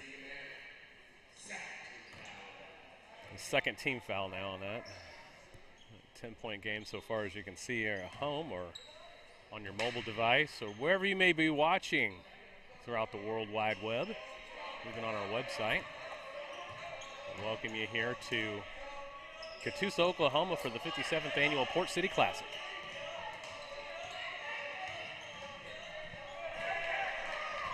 Looks like we've got a small student section that has kind of came into the building for Claremore. We got a good layup. It's a 32-20 game. And Chris, could you imagine having to play basketball at the beginning of the sport's creation when somebody would stand on a ladder and hold a basket? You know, I don't know, because sometimes, you know, early on in the sports of, you know, hockey, football, basketball, baseball, all of these American sports, except for hockey, of course, that was Canadian, that they had some of the most ludicrous rules in the way that they did the game. Like in baseball, you can actually hit the runner with the ball, and there was a lot of injuries from it, so that's why they had to change the name of the sport right there, the way that things are played. But there was some personal problems going on with some of these guys, and back then it was, they didn't have any couth or anything. They just beat each other up, right, just for sport. So somebody holding the net there for you, that would be bad business if somebody got a little personal that was a player and accidentally, threw the ball at you. That would be kind of a fear. Well, and in football, they have the goalpost actually sitting at the front of the end zone. Right. So you could have a quarterback sneak on the 1-yard line, and if the quarterback gets through, he's going to headbutt the goalpost. But they also had, it was illegal to throw the ball. You had to pass the line of scrimmage before you could throw the ball. And it also had to be backwards. It could never be a forward pass, and that was up until the 20s. But, yeah, you're right, and the Canadians still have the goalpost at the front. Correct. I still don't understand why they do that. That's risking injury, but I don't know. That's their sport, not ours. So we've seen a lot of these sports. They've evolved. In the UFC, you used to be able to headbutt and stomp, and you can no longer do that. No more 12-6 elbows. And they've changed some of the rules just since the 90s for basketball, where different types of defense being played. Just overall the evolvement of sports. But I think it's also due in part because these athletes are getting so much faster and stronger. That's true. And there was a time, actually, where you could not – it was illegal to dunk. I remember watching the old highlights and noticing all the basketball players were playing these Converses with no soles in them and these super thin, super flat shoes. And and the type of shoes these kids are able to wear now. And it's amazing. It's kind of if you think about it, in that different era of the sport in the NBA, going back all the way to the 50s, you get certain players that just, here it goes again, off that. But you get certain players that have a dynamic that's well beyond their time. My first one would be Wilt Chamberlain. He played in that old school time and was still able to put up huge numbers of points in ways that were never seen before. Yeah, just you can go on to all the legends.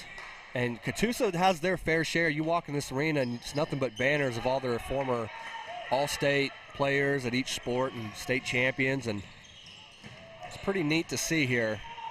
Ooh, he took a shoulder. And they're going to call that blocking there. He's not going to draw the charge.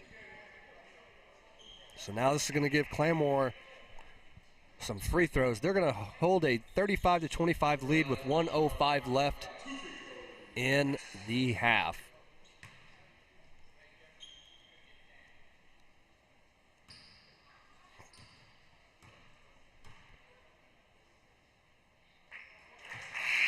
And the crowd goes mild with the appropriate golf clap. And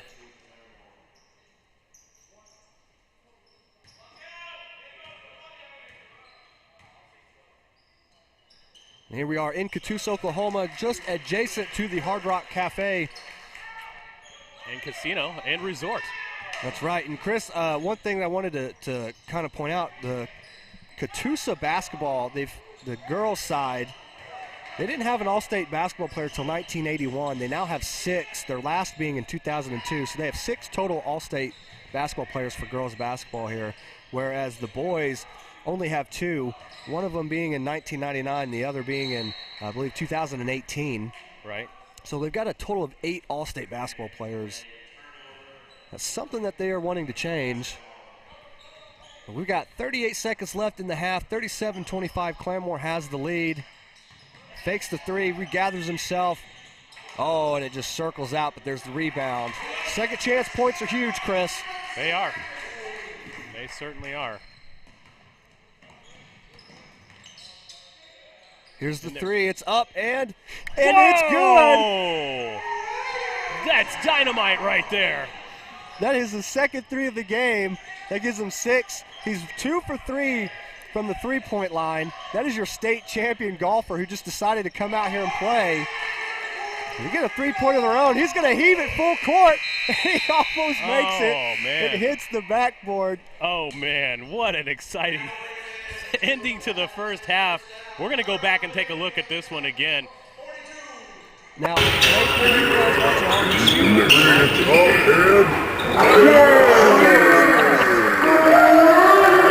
Amazing. Well, and we're then going the full court heave hits the backboard. What a time. Well, we'll be back after halftime, right after this. Today's game is brought to you in part by Realty Mart, licensed in Arkansas, Oklahoma, and Missouri. Realty Mart is your go-to resource for real estate brokerage services. Look them up at realtymart-usa.com. My name's Todd Harden, and I am Todd's Coffee. The reason I do this to begin with is because I really want people to experience coffee. What I'm doing and what other roasters are doing as well is, we're trying to figure out what the bean is trying to tell us. My goal and my customer really is, there's probably 2 out of 10 people that could taste the difference in one of my better roasts versus an average roast. If I can make those people happy, I'm making everybody happy. And so that's kind of my philosophy when it comes to roasting. You can just go to toddscoffee.com. You can get a whole bean, or I'll grind it for you. Either way, there'll be a drop down in there that you can order it that way. So order some coffee. The College of Liberal Arts at Northeastern State University is innovative, engaging, life-changing, empowering. Choose from undergraduate and graduate degrees in the arts and fine arts, languages, criminal justice, social work, and more. Be inspired at Northeastern State University. The holidays are here, and Dick's Sporting Goods has all the best gifts for everyone on your list. The hottest footwear from Jordan, Nike, and Hoka. And the coolest apparel from all the best brands, plus must-have gifts from Yeti, Callaway, and the North Face. When you're running short on time, shop Dicks.com, where 1-hour pickup is always an option. And with our best price guarantee, if you find a lower price, we'll match it. This season, give the gift of sport. Every holiday starts at Dick's. A tradition of educational excellence, more than a century in the making, continues in Broken Arrow. Here, supportive faculty, in-demand undergraduate and graduate degrees, and affordable tuition make Northeastern State University your transfer destination.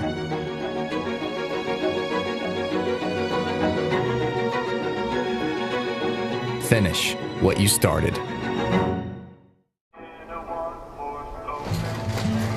She was a good companion, eyes like the Grand Canyon. She was an American beauty, with her wayfarers on in the summer sun. Her touch felt like a loaded gun. Wish I had held her long.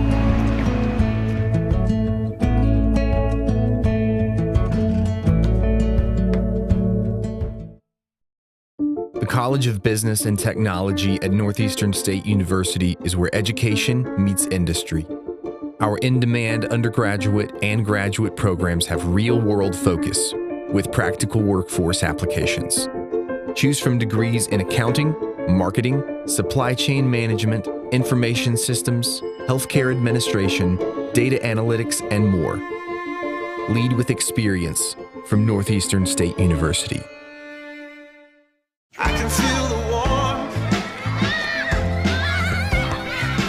deep down in my bones.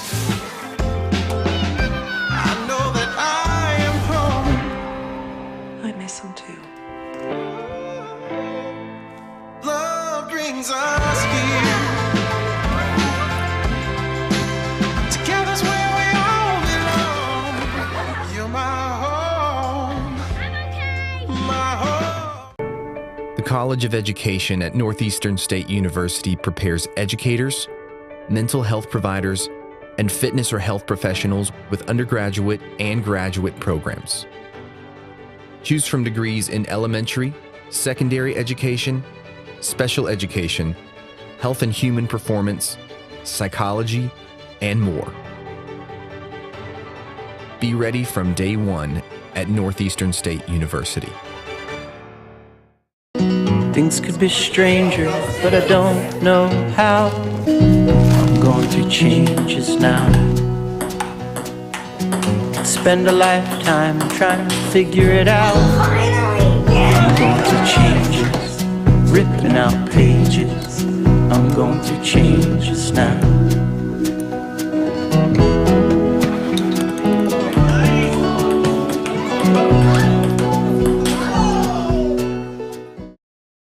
At Northeastern State University in Muskogee, we take care of our students so they can take care of others.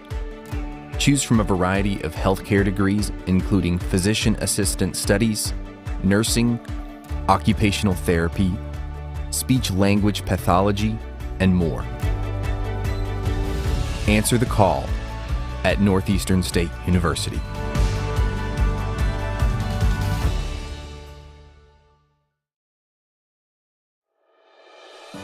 There's no place like home. Whether you live in Oklahoma, Arkansas, or Missouri, Realty Mart USA is your go-to real estate company for residential, commercial, agricultural, or land. We believe in strong connected communities and sponsor local events. Realty Mart USA, supporting our communities, supporting our future.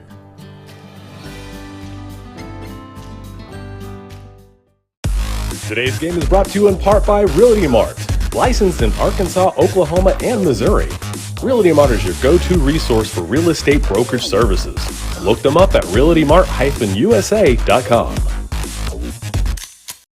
My name's Todd Harden, and I am Todd's Coffee. The reason I do this to begin with is because I really want people to experience coffee. What I'm doing and what other roasters are doing as well is, we're trying to figure out what the bean is trying to tell us. My goal and my customer really is, there's probably 2 out of 10 people that could taste the difference in one of my better roasts versus an average roast. If I can make those people happy, I'm making everybody happy. And so that's kind of my philosophy when it comes to roasting. You can just go to toddscoffee.com. You can get a whole bean, or I'll grind it for you. Either way, there'll be a drop down in there that you can order it that way. So order some coffee. The College of Liberal Arts at Northeastern State University is innovative, engaging, life-changing, empowering. Choose from undergraduate and graduate degrees in the arts and fine arts, languages, criminal justice, social work, and more. Be inspired at Northeastern State University. The holidays are here, and Dick's Sporting Goods has all the best gifts for everyone on your list. The hottest footwear from Jordan, Nike, and Hoka. And the coolest apparel from all the best brands, plus must-have gifts from Yeti, Callaway, and the North Face. When you're running short on time, shop Dicks.com, where 1-hour pickup is always an option. And with our best price guarantee, if you find a lower price, we'll match it. This season, give the gift of sport. Every holiday starts at Dick's. A tradition of educational excellence, more than a century in the making, continues in Broken Arrow. Here, supportive faculty, in-demand undergraduate and graduate degrees, and affordable tuition make Northeastern State University your transfer destination.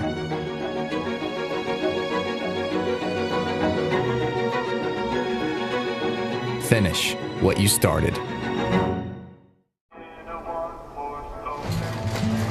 She was a good companion, eyes like the Grand Canyon. She was an American beauty, with her wayfarers on in the summer sun. Her touch felt like a loaded gun. Wish I had held her long.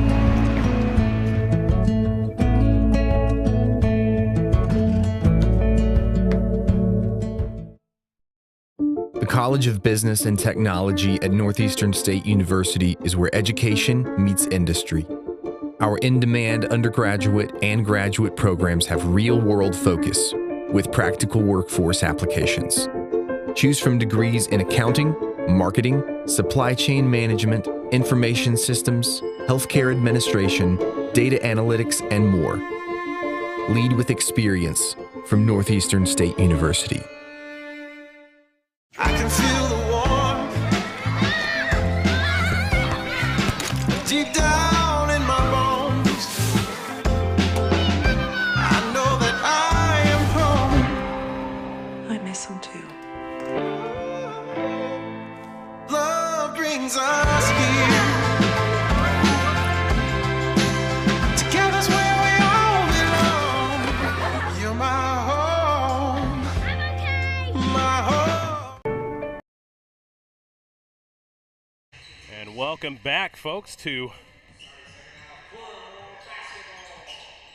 Catoosa, Oklahoma for the 57th annual Port City Classic, where you're seeing two teams starting to pull away from each other.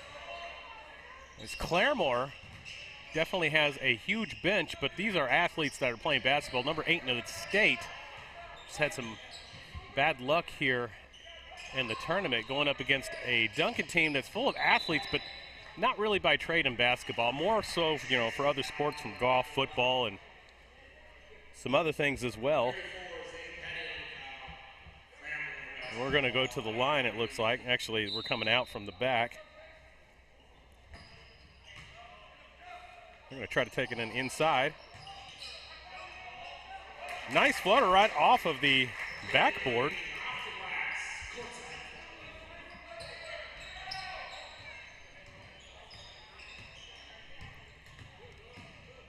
And Duncan with the chance to put some points on the board.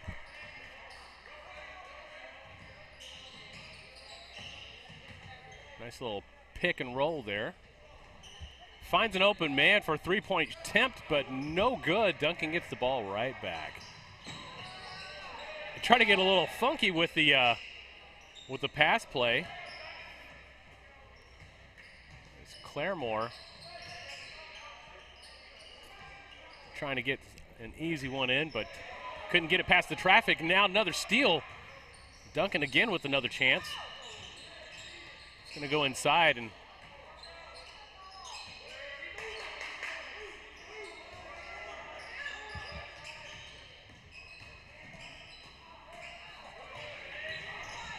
then Duncan with another steal. So it's going back and forth. No points netted so far after the after the first minute here.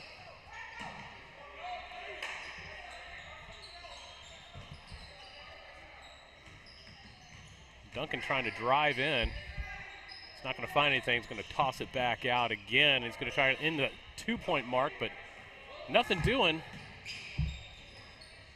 Nice dribbling there. Finds his man on the outside, has a clear open shot for just a second, and it's in!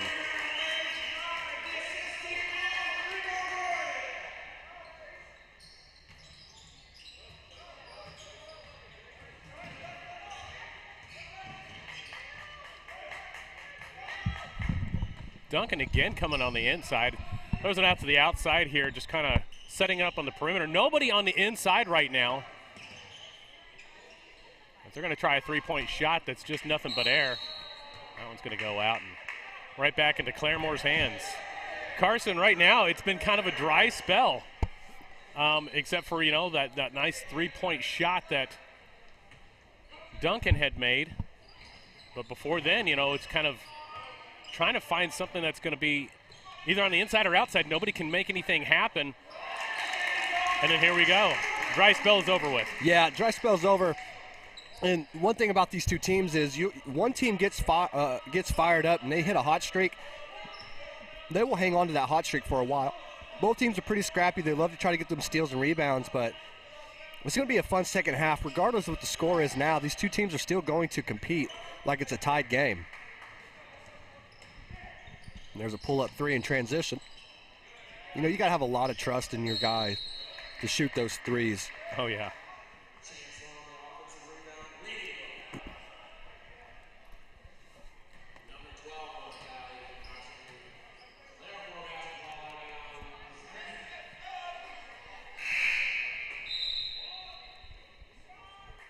We're going to get a substitution here. Duncan's going to bring some players in. And one thing that we got to see before the first half is the three-point barrage from Duncan. We're going to have a scrap here. Looks like he had him around his head and shoulder area and went down. We're going to call that foul. Back to the out of bounds we go. We will throw this ball in. Yeah, and they love that play right there.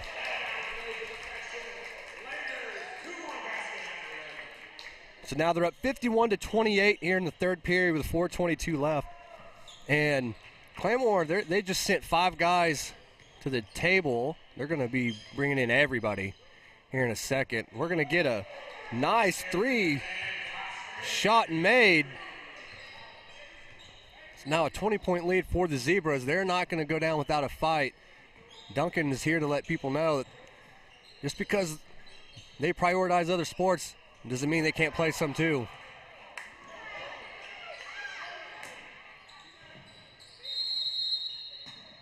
We're going to get the foul call, and we're going to see an entire new unit come in.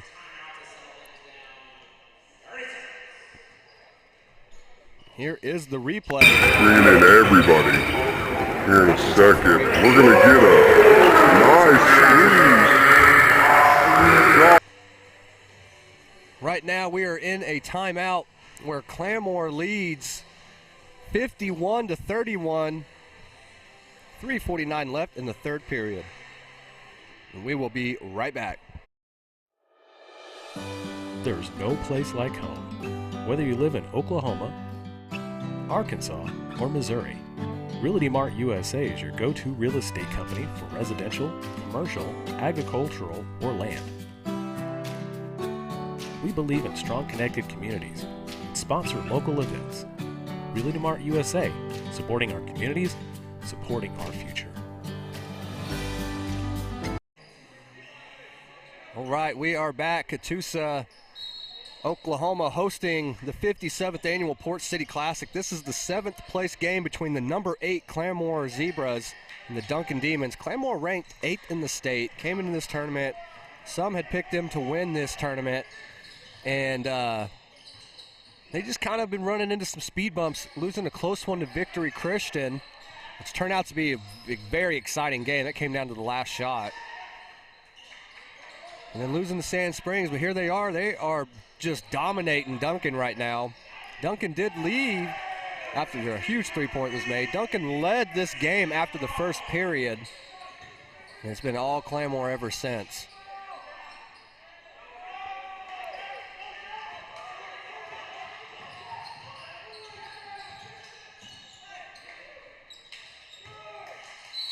See, and there you go, Chris. There's that power dribble.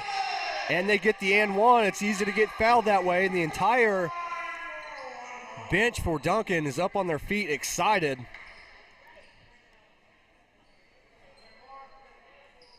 We are going to get some free throws.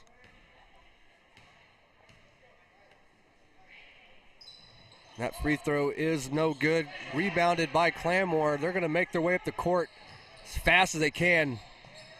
Full throttle, good pass, trying to set up that three-point shot. There it is, the opening's gonna reward them 3 points. This lead is extended.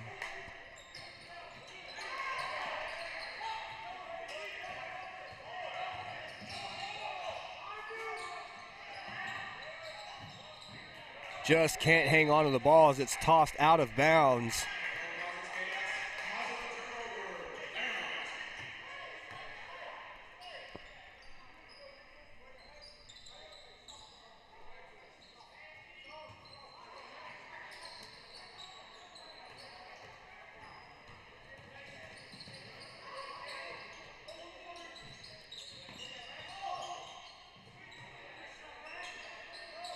Three-point shot is up, no good. A great save. The ball's loose. Duncan will take the ball back. And they will make their way up the court. Good hustling team from both sides. There's a long contested three, and it's good. Nearly standing out of bounds. That gives them 3 points To add to the scoreboard, this is a 54-39 game. And what a nice, crisp move for the layup.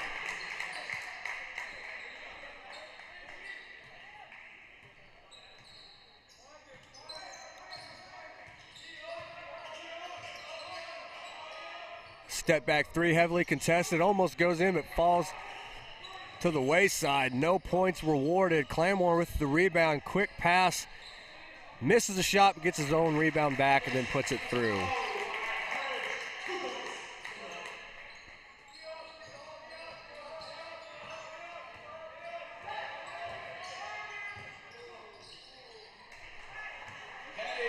No foul called, however, the shot does go in.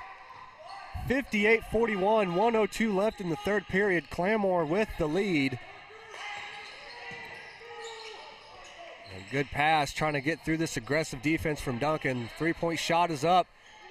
No good. Claremore does get the rebound. And there's that corner three.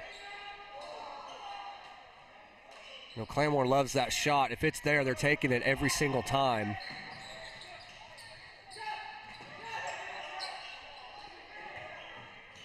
There's the corner three of their own for Duncan. They like to set that up as well, and they make it. They've gotten hot. And this is now a 58-44 game. Duncan slowly chipping away at that lead. That ball is going to go. No, it's saved instead. Duncan gets the rebound. And it is stripped. A great heads-up play by the Claremore Zebras.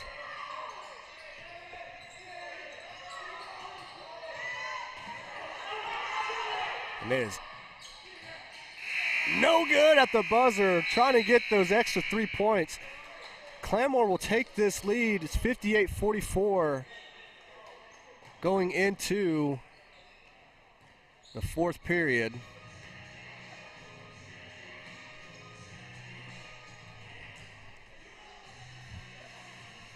We want to thank the Catoosa Public Schools for allowing us to come out and broadcast these games. We've had a lot of fun tonight.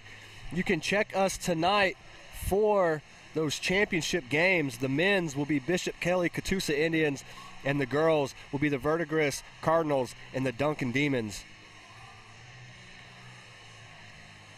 If we got a player down, we're going to move this camera up towards the scoreboard. We've got a player injured near the logo. Our producer, Chris, joins us. We're going to go to a quick break, and we will see you right back after this.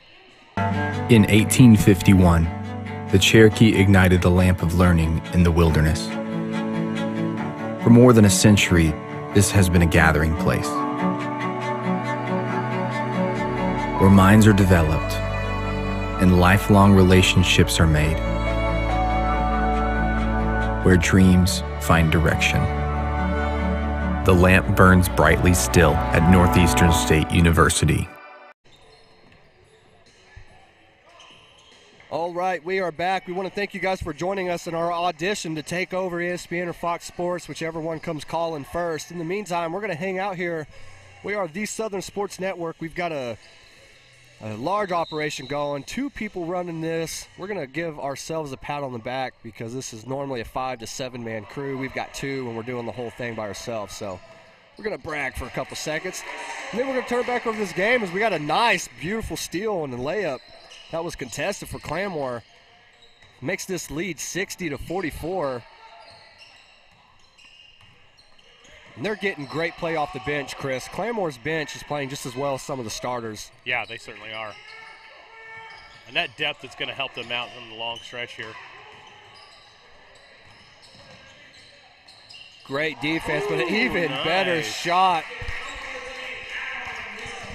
Some great offense playing by this Claremore team. Now, this Claremore team does average 64 points per game. Here they are sitting at 62. Well, they're about to beat the average. If you took the over, congratulations to you. Claremore with another steal. They're going to get that pass. No, he just couldn't get it in time. There it is. So now this is back to a 20-point lead. Claremore is currently on a 6-0 run. Right, and they've met their average, so definitely they're going to take a quick timeout. I was on the sidelines, trying to remedy the scoreboard issue, which that's been a bane to my existence this whole week with this whole thing. We're trying to get it corrected here, but looks like it's just going to be something we're going to have to continue with for the rest of the day, unfortunately. But I was definitely on the sidelines there, talking to our illustrious all-star golfer, Caden Stevens, and letting him know, we got some of those threes. We got those on replays. He was, just very appreciative and definitely a spark in his eye on that one. But you definitely like to see, multi-sport kids coming in and competing, no matter if, they're a star or if they're just a contributor. You definitely want to get a full-rounded education, not only in sports, but also, scholastically. I mean, that's kind of the point of school, is to kind of feel it all out, get as much knowledge as you possibly can. And I'm enjoying this, what I see out of Duncan as well, because they're coming in from different facets of different sports and still being able to compete. That's right. And I can tell you right now, having go through the recruiting process, when I was getting recruited to play college football, the very first question I was asked, even before what my grades were like and all that other stuff, do I play any other sports? That was the first question I was asked. Wow. Before I even knew the coach's name I was talking to. Do you play any other sports? So you get that extra sport added to that resume of yours, and you get your body used to all these different motions, and it's good for your body. Yes, it is. Now here's the oddball question of the day. Are they going to ask him about esports? Yeah. You get those fingers walking, but definitely not the same. Definitely not the same. We're going to get a foul called. The shot was missed. Oh, I think they were wanting a foul, and they didn't get it called. Duncan complained, and so nonetheless, Duncan gets the ball. They're going to pass it inbounds. It's been all, after the first period, it's been all Claremore. They're up 66-44, the lead over Duncan. Chris, that's going to be a long drive back home coming into this tournament not winning a game. Yeah. But they really don't seem fazed by it, honestly. I don't see anything on that side of the court that I don't see any shoulders hanging down. I don't see any real disappointment or anything like that. They're just going out and having fun. Yeah, these kids are definitely out here having fun, and you've got the reserves for Claremore in here playing, and not only are they playing, they're extending the lead a little bit. Yeah, that's true. So that just tells you how good this Claremore team is, which tells you how competitive the tournament is as a whole. It is. There is no doubt to it. We've seen some great games. A couple of blowouts, but some really nail-biters. And that pass is going to be taken up court with a nice move inside with a good pass and a better finish.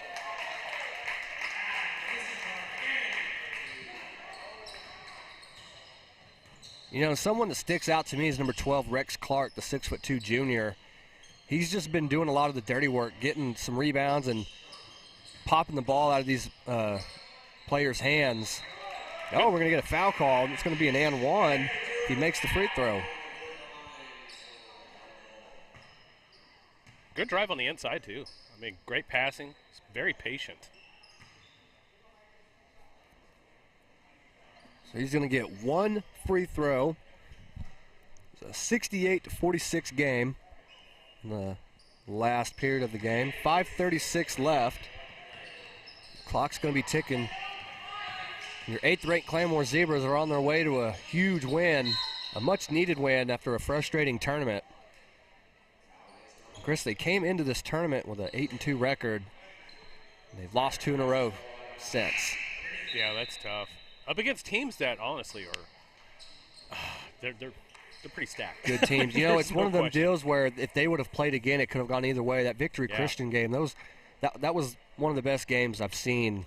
In a long time. It was just back and forth. We had the dunks, the oops, the steals, the crossovers, the three-pointers made, and it was just the environment and how loud the arena got. It was just a great game to watch. Yes, it was. A lot of fun to watch. And, like you said, it was so close. It could have gone either way, but one play made the difference in that whole entire game. And that was one of those things where I think the player felt a little rushed. I don't know if he actually saw the time or was keeping up with it, but just kind of had that internal clock going. And I think that's the reason why he threw that ball. I'll have to get some more information, maybe conduct an interview possibly if we're still lucky to find out what was going in his mind when he made that shot. Here's another three-point shot. It's no good. That one does not go in. And every time he shoots a three, the crowd stands up. They get excited. And that ball's going to go out of bounds. 70-49, Chris. It's a good score for Claremore. They've gone above their average. Yeah, they have. And they hold teams to 49 points a game. So, you know, something to take away if you're Duncan. That's true. And we still have 4:35 left to go in this game, so that score's definitely not going to hold.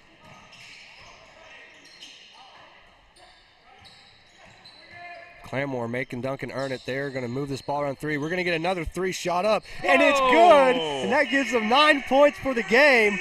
Nice. Chris, he's got a big smile on his face, and this place is going wild. I love it. And that is your defending state champion golfer who's here just making it rain. He's hitting threes.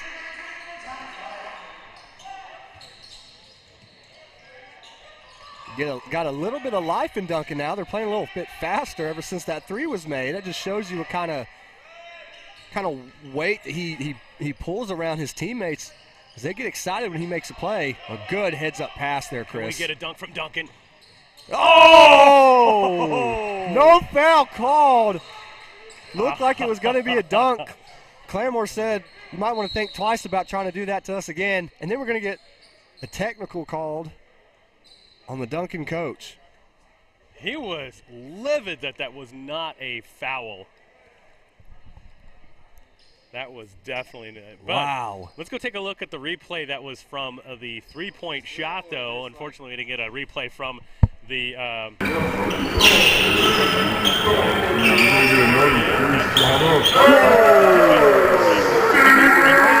shooting I've seen in a long time. It's almost like going back to the early 50s where they're using elbows out, shooting from the chest up, and just kind of going from there. And so it's very interesting. Well, the ball, it goes so high that the camera doesn't catch it. And then you just kind of see it disappear, and then you just see it fall straight into the basket. Oh, I caught it that time. I got the whole thing. All right. As we're going to get this technical shot right here from Claremore. And that shot will be missed. He will get another one. And that technical stems from the head coach. Coach Ryan Smith was unhappy that the attempted dunk down here was not called as a foul. Yeah. Which, honestly, it probably should have been, but luckily for Duncan, they didn't get any points scored on them with the technical shots. Ball don't lie, Chris. Ball don't lie. Ball don't lie, but at the same token, they do get the ball back, so Claremore's going to have it. Yeah. Another opportunity to put some points on the board, extend this lead. And I can tell you right now, they're going to want a three. They're going to try to run the score up on Duncan.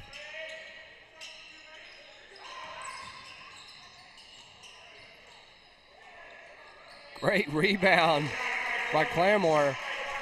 We're going to get a full court pass. He saves it. And they're going to get it back up to the top of the key, and they're going to reset.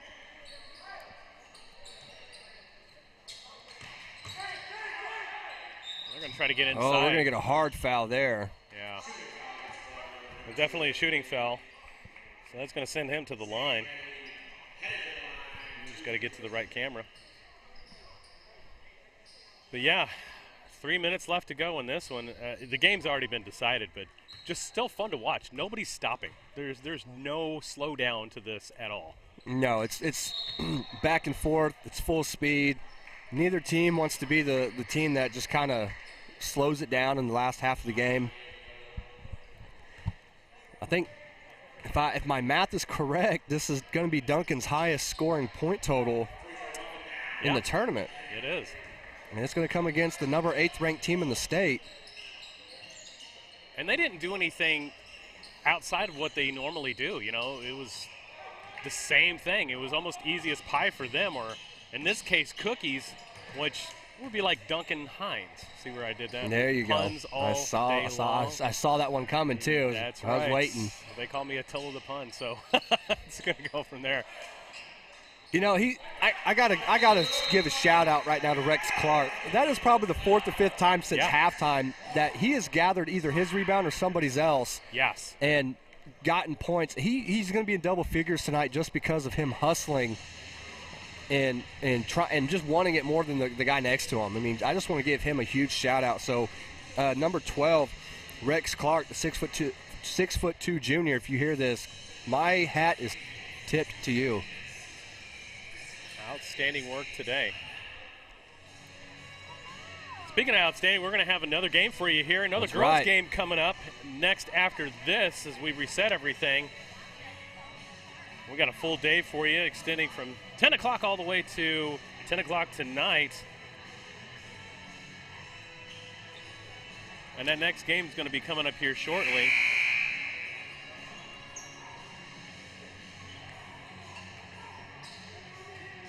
That one's going to be Sand Springs and Verdigris at 1 o'clock. Tip-off is what it's scheduled for. And that is the Consolation Championship. Yeah. Which, you know, that's a tough bracket too because you lose. It's double elimination, but if you lose one game, you get put in that loser's bracket. And you got to, I mean, you got to win out or you're going home. Oh, try to get some fancy footwork. I think he wanted a highlight tape made. He's not going to get it there. But that was good enough for a nice inside layup. And Chris, I think we're going to get a corner three set up here for Caden Stevens. Well, it's looking like he's calling for it. There it is. It's up. Oh, we thought it was going to be good. Almost. That ball was sailing high. So he has shot. He's 3 for 6 on three-point shots tonight. Oh, he just stole that one. I mean, that almost looked like a mugging. Got 9 points and a handful of rebounds and stealing it. That's a deep three right there. That's an NBA three right there, Chris. Not an NBA finish, though. That's he might as well have been sitting on the score table.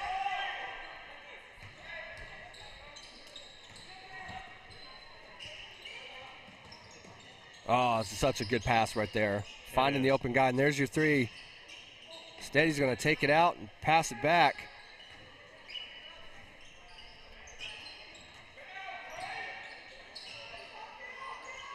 A lot of ball movement for Claremore, and they're constantly moving. It makes it tough for your defense because they'll get confused.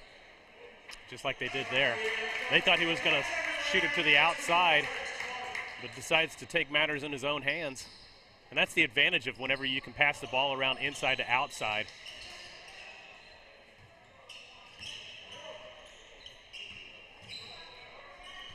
Duncan wanting to end this on a high note, trying to make something out of anything, and they're going to get a three that goes in. 78-59 is the score. 42 seconds left in the game. So we're going to get a steal. A Stevens steal. Here's the oop. Oh, the pass wasn't where it needed to be, but he does get fouled. Makes it. He's going to go to the free throw line. Chris, this is no longer a 22-point lead. Thank goodness. I was hoping to see some more out of this team. Which we've known that this game's been decided a long time ago, but still exciting to see a nice finish from both teams. And we're going to get another foul call. He's going to get 2 more free throws on the missed free throw. That rebound's going to award him 2 free shots.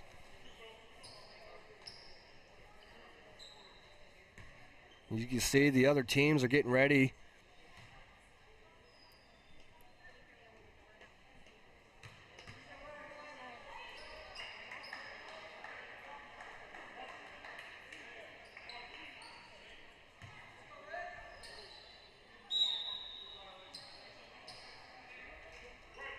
We're going to get some more late substitutions here.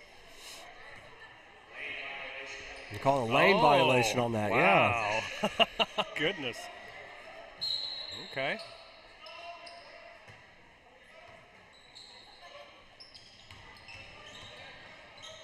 Try to get some last-minute shot here, literally. And they're not going to get that one.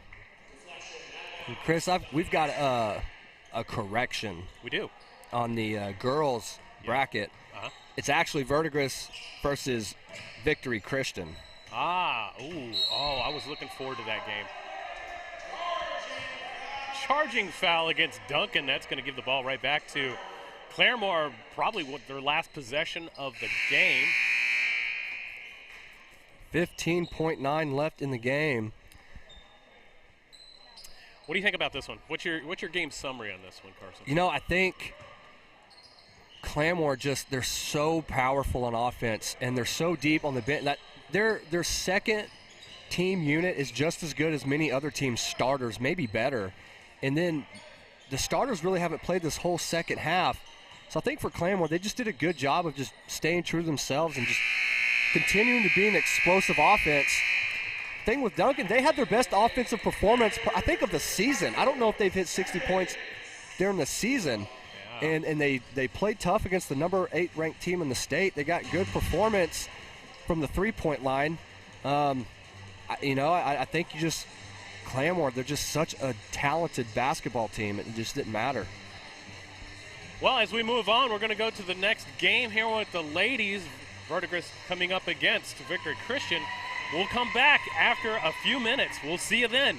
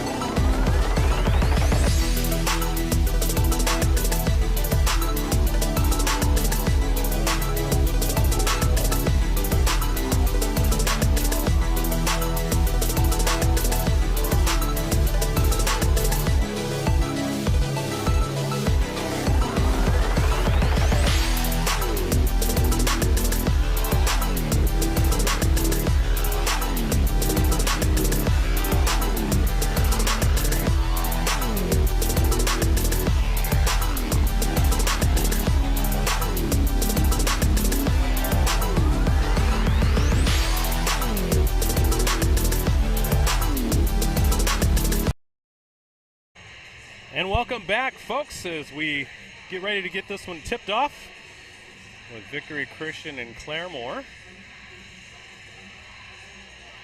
This game's brought to you in part by TTCU Credit Union and Realty Mart USA.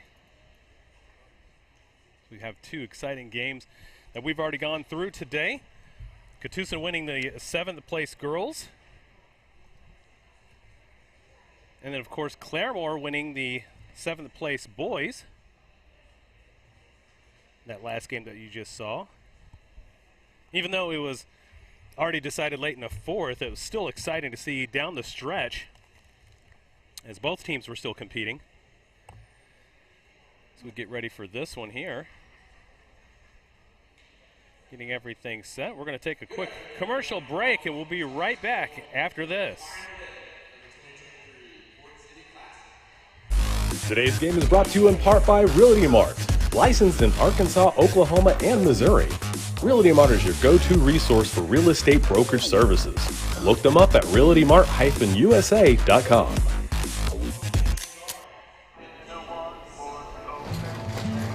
She was a good companion, eyes like the Grand Canyon. She was an American beauty, with her wafers on in the summer sun. Her touch felt like a loaded gun. Wish I had held her long.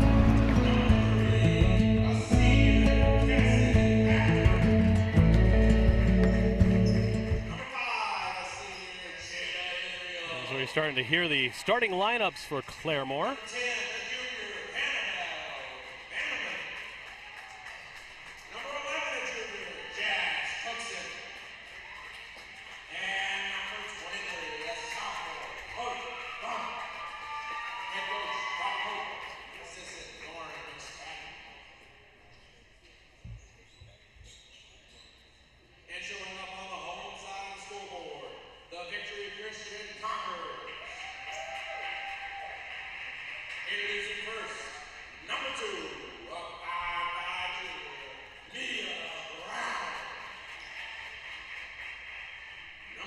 Conquerors are led by their head coach, Larry Owens.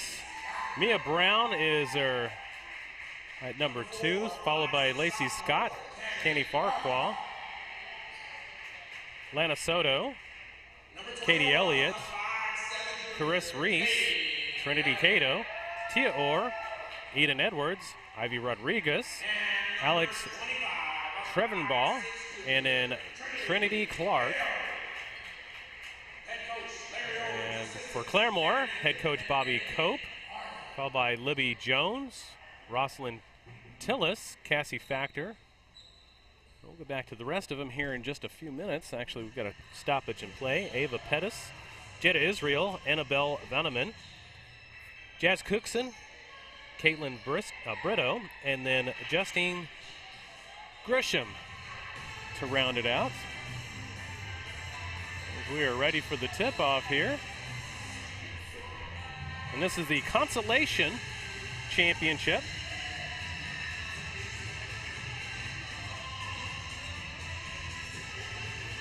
Let's see who's going to advance on.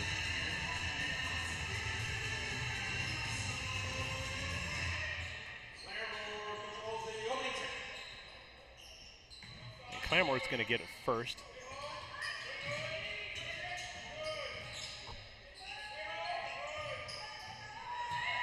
And it's stolen by Victory Christian from a fast break. Nice little layup and the first points of the day.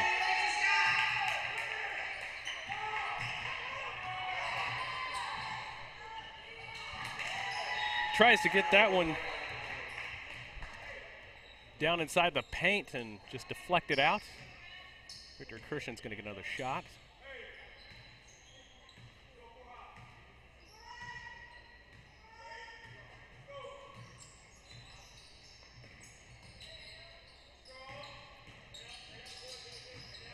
Good passing.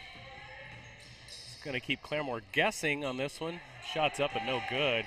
It was rebounded by Victory Christian with another attempt, but nothing going on that one. Claremore now is going to lose the ball, and it's going to go right back to Victory Christian.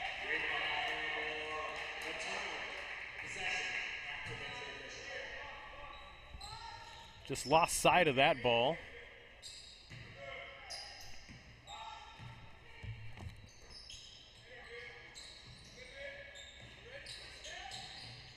She's thinking about it. Just getting everything set.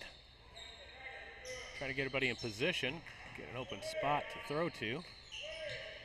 Just going to kick it back out and back inside again.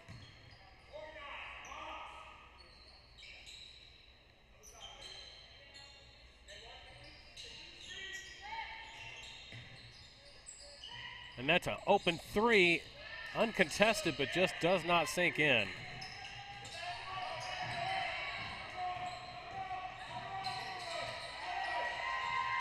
And that's going to be a jump ball, and that's going to go towards Claremore. Possession arrow is go to Claremore.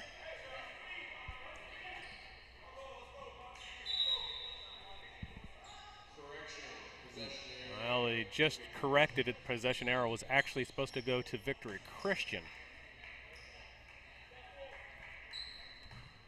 So Victory Christian, with both points on the board, is going to get another shot to get some more points.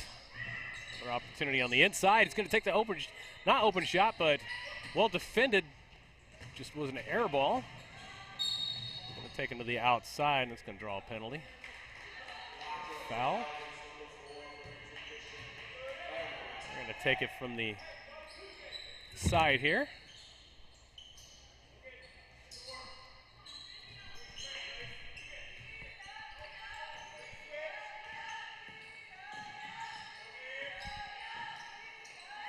Ball was stolen while up in the air. She's going to try to take it to the paint. It thinks about it and decides it's not time. Claremore, in the meantime, has somebody that's wide open on the inside. Great move. And that ties this one up 2-all with 5:31 to go in the first period. These two teams just feeling each other out, taking little jabs here and there. Trying to figure out how to get past this defense, and more importantly, how to get some baskets. That's going to be a foul. That's going to take him to the line. First time going to the line today for Victory Christian.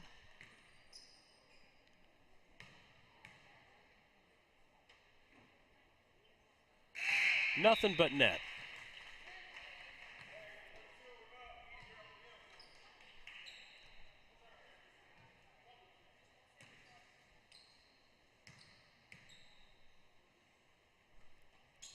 Second attempt is good.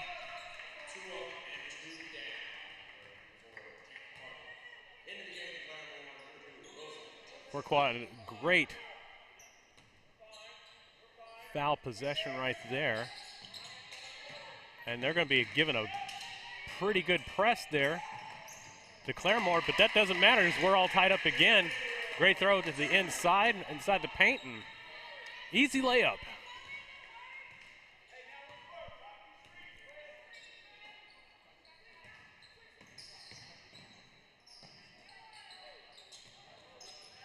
That's going to go off several ankles. It's going to try to shoot it in the inside. Nice, easy layup.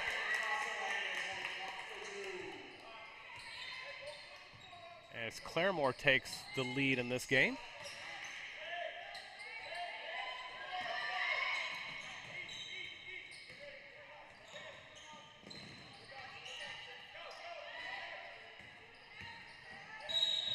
There was a little bit of a foul right there. Well, Blayton just ran right into the Claremore, and that's going to send it to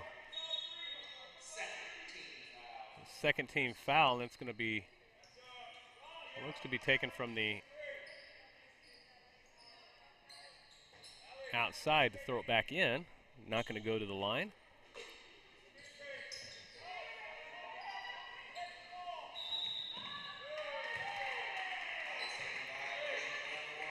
Another violation from Claremore is going to give Victory Christian the ball right back in this low-scoring affair. Tight game, 2-point game, 6-4, Claremore.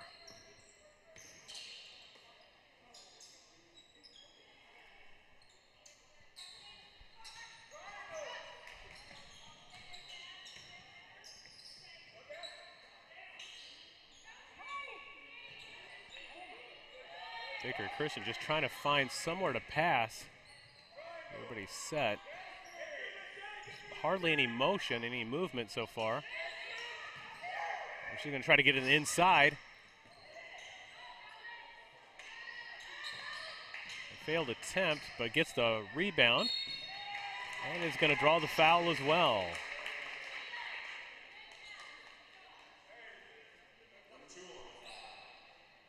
A 1-2 on the foul here as we get ready and set.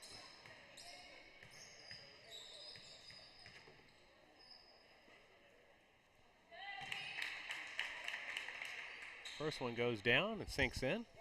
Another opportunity to tie this game up, and it's been a low-scoring affair with 3:40 left to go in the first period. 2 up and 2 down on that one.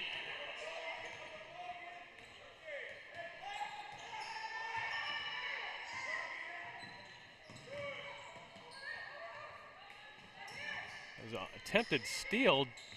Doesn't go the way of Victory Christian. They try to throw that one up and just goes way over the backboard. Be Victory Christian ball.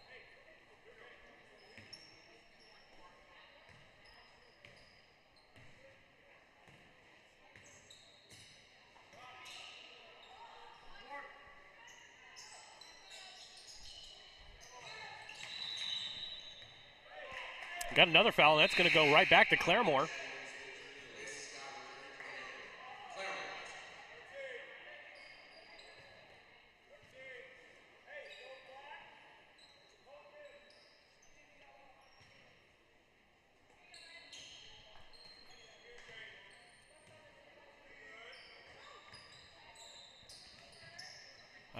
First attempt at a 3, but does not net him any points.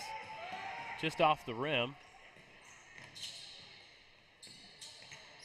She's going to drive on the inside. Great shot. Saw that it was open on the inside, and there we go. As they've got the lead now, 8-6. They're going to take a timeout. We're going to take it with them with 2:49 left to go in the first period.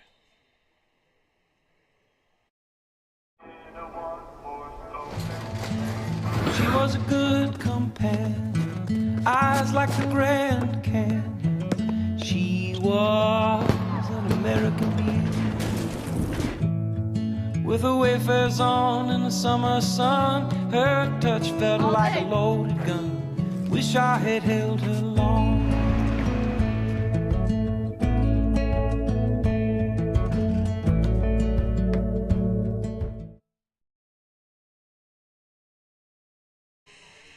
Welcome back. We are ready to go for the conclusion of the first period here. Claremore is going to get the ball and try to tie this game back up, or even take the lead if they can sink a three-pointer.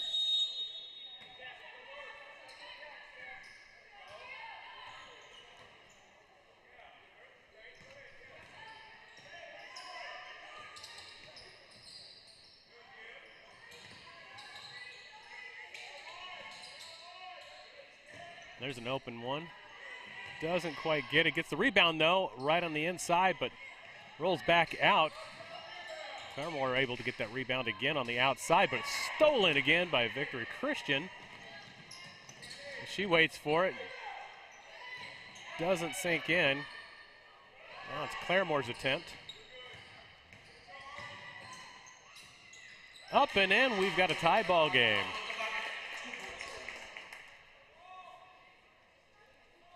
Ball trying to get outside of the arena.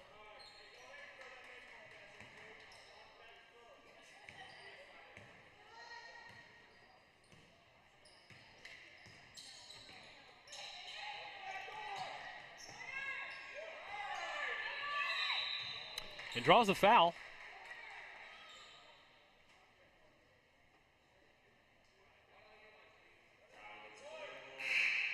That one's going against Claremore, of course. Have a substitution now. 7 out 3, it looks like.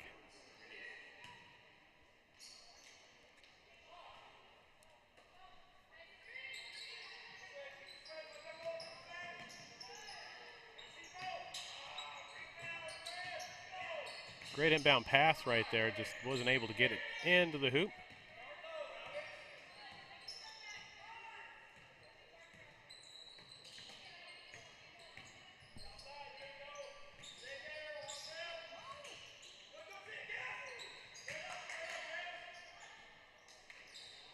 Nice turnaround shot, but that goal is being a little stingy today.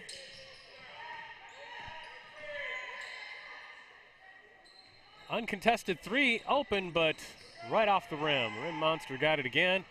And Victor Christian's going to do a fast break. Going to draw the foul, but it's not going to get the points off the layup.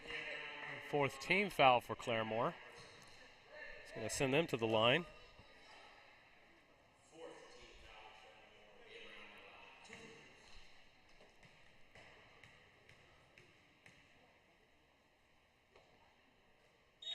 First one goes down.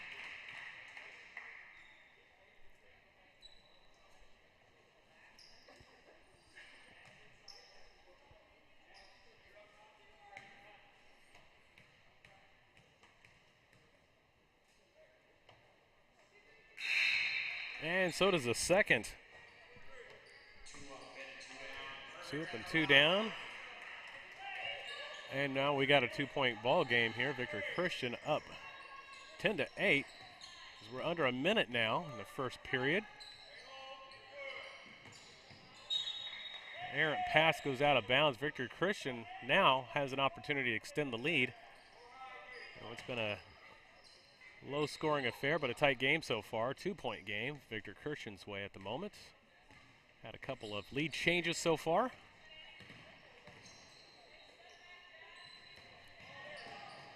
And that ball's going to go right out of bounds. Now it's Claremore's time to try to tie this one up with 41.1 seconds to go in the first period.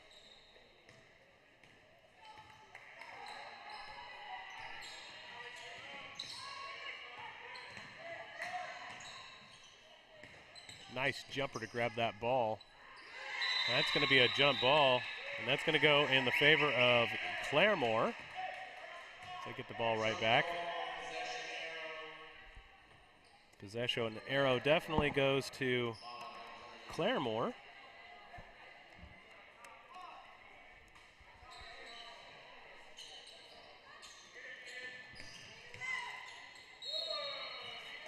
She looked like she was going to be called for traveling, and she does.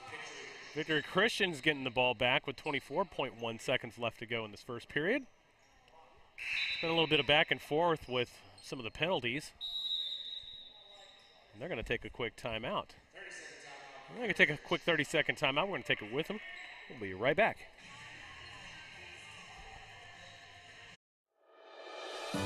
There's no place like home. Whether you live in Oklahoma, Arkansas, or Missouri, Realty Mart USA is your go-to real estate company for residential, commercial, agricultural, or land.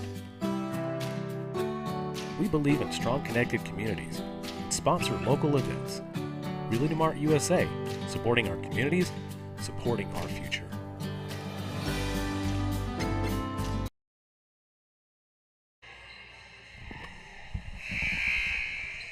We've got 24.1 seconds left to go.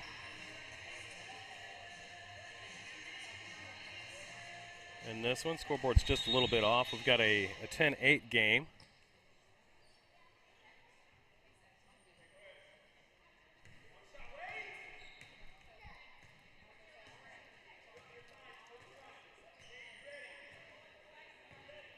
As we're approaching the 10-second mark.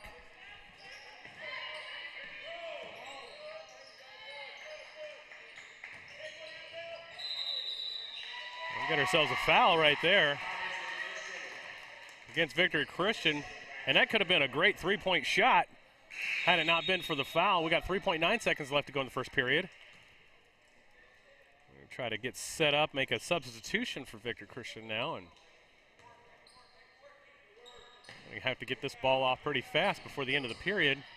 And we're going to take a long shot, no bueno. As we are at the end of the first period, your score 10-8. We'll return after this.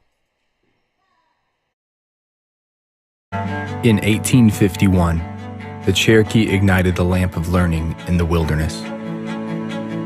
For more than a century, this has been a gathering place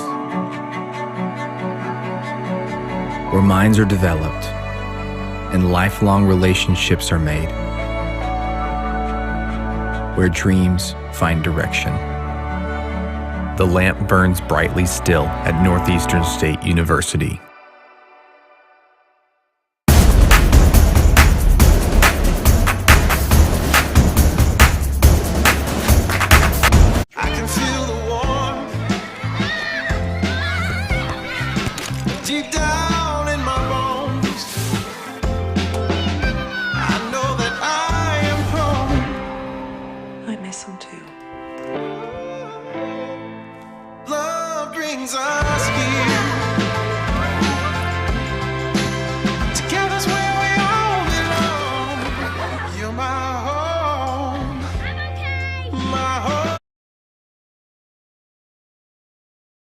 And we're back into this one real quick. We are in the second period. Score still 10-8, as you can see. Victor Christian has the ball and are looking to extend this lead when it's been a very low-scoring affair in the first period. Both teams just trying to get a feel for each other to find out where the best plays are going to make some points, and that's a good one right there. Just couldn't control the ball. Ball's in the air, and that's just not going to sink. It's been kind of the story of the game for both teams, that they've had plenty of shots, just not able to get it in. And what a great shot that was. And that's going to take us to 10-10.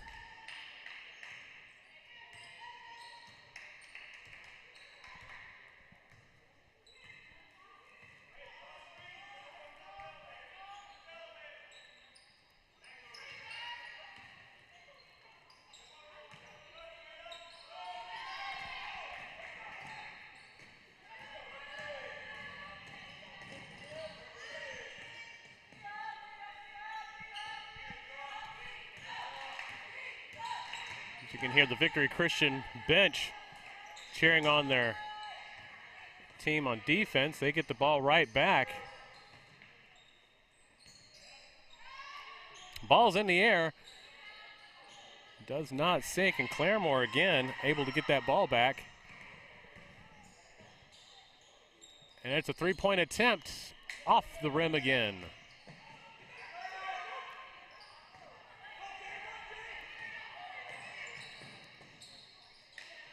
That one just goes off the rim.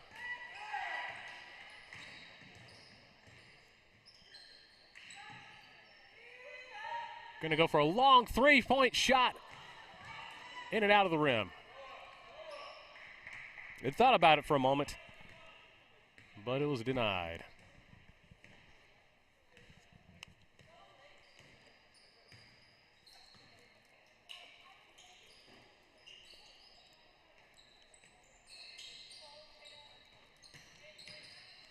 Driving inside, tries to get that inside jumper, just does not go down. No foul called on that layup. Victory Christian gets the ball, but there is a nice full court press. Able to get out of it, though, is Victory Christian. That ball's in the air. Just off the mark again. A jumper. Gets the rebound, but nothing there. It's going to draw a foul.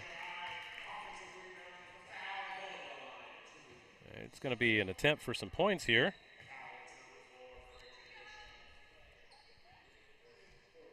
Try to break this tie here with 4:57 left.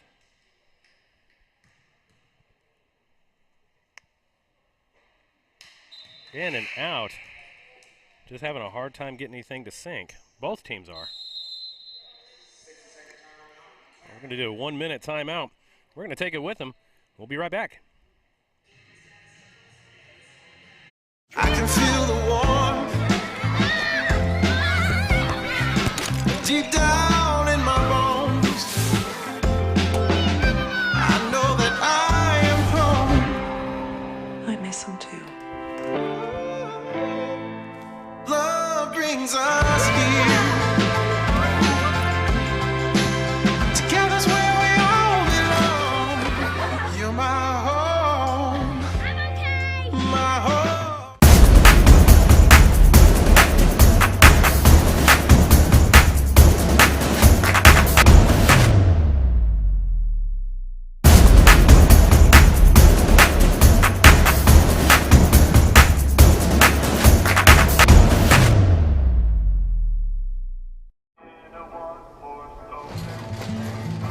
was a good companion, eyes like the Grand Canyon. She was an American beauty,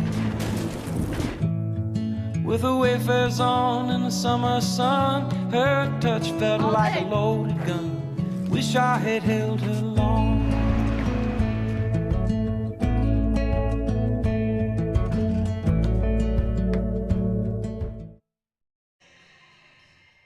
And we are back. We are going to get that second shot off here.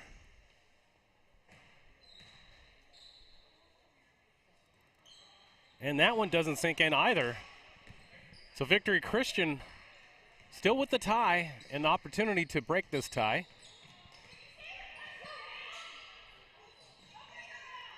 The crowd letting them know that there was a push off. We saw it, but did not get called. But that one does get called and gets the points too. That's going to send her to the line.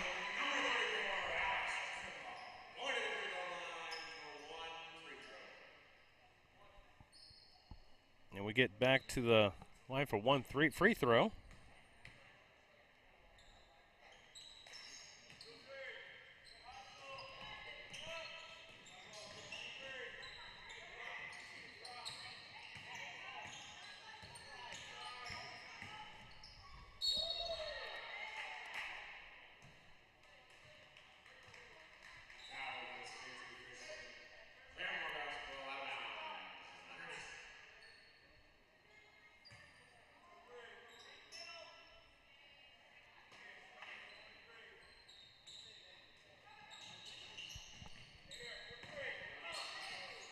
And close to the halfway mark, or half-court mark, was Claremore waiting for the ball.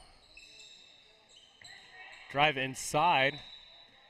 Handled, but Victory Christian's going to come away with this one. Still up by 2.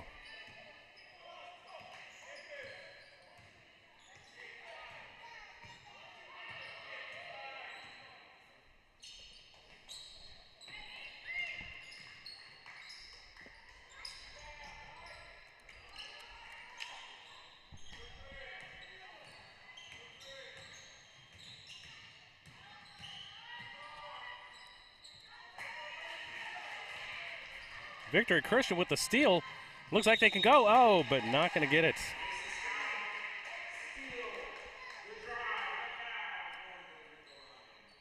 But going to the line, 2 shots.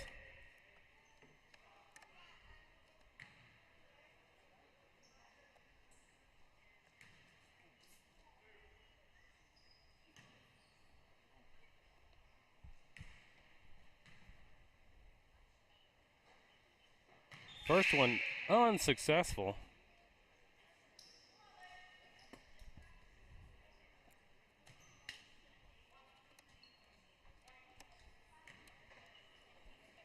One more attempt at this one to extend by 3. Does not get it.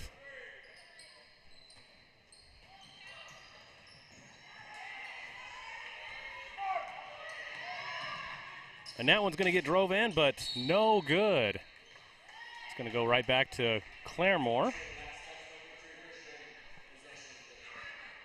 Possession goes to Claremore. Still a 2-point ball game here.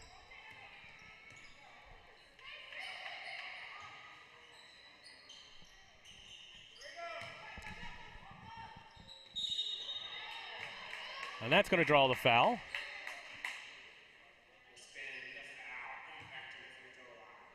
And back to the free throw line we go.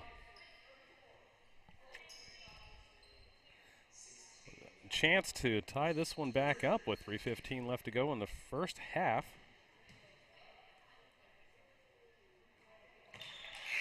And nothing but net.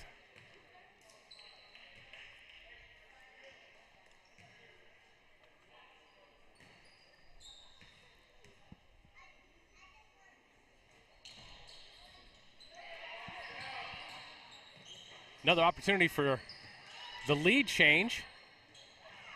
Throws it on the inside after a big press, but that ball's going right back to Victory Christian. After the deflection, we still have ourselves a 1-point ball game. 3:05 left to go in the second period.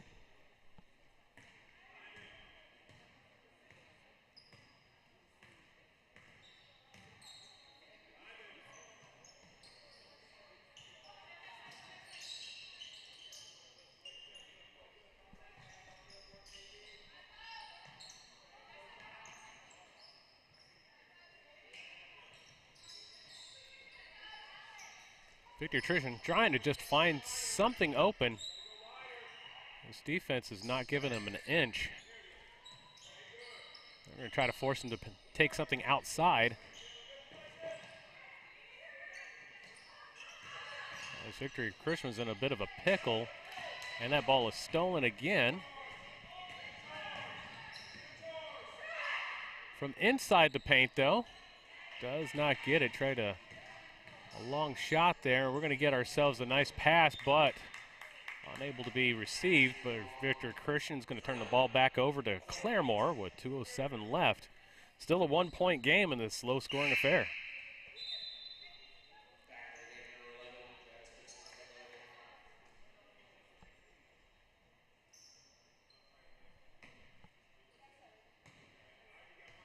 Late substitution coming in.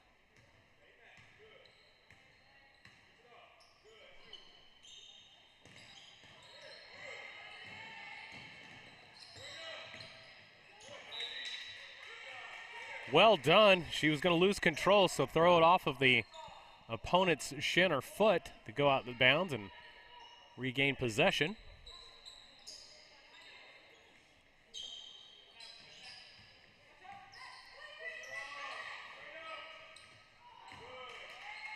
Tries to throw it outside, but nobody there for Claremore. And Victor Christian's going to get the ball back with 1:45 left to go in the first half.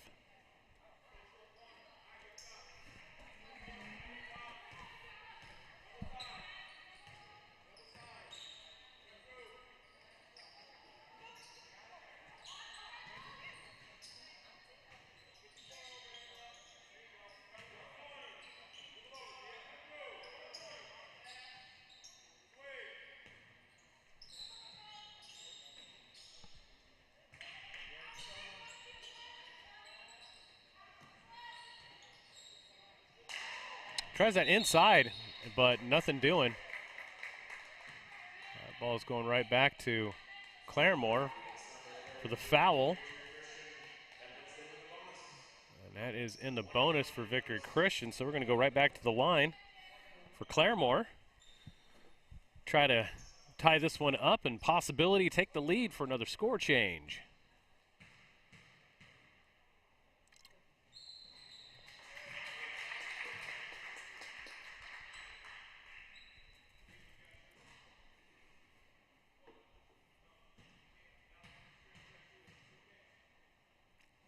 That ball is up, and it is good. So with the fourth lead change in this game, Claremore up by 1. Victor Christian looking to try to regain the lead. And we are officially under 1 minute left to go in this first half.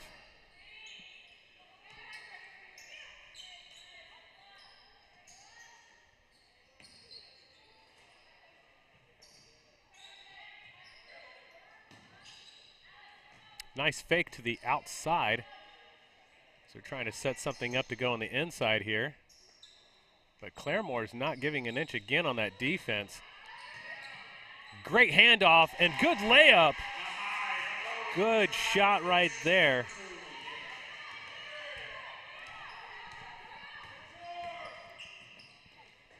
Good Euro step as well, but just does not land them anything. And we're under 15 seconds in this 1-point game.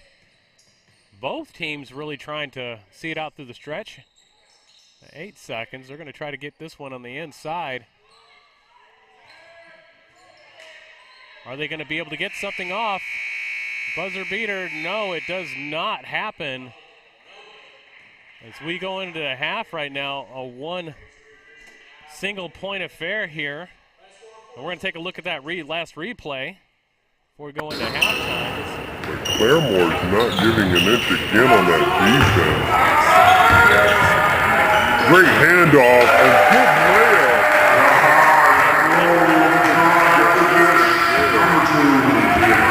And we're going to go into halftime with 1 point. We'll come back after these messages. Today's game is brought to you in part by Realty Mart, licensed in Arkansas, Oklahoma, and Missouri.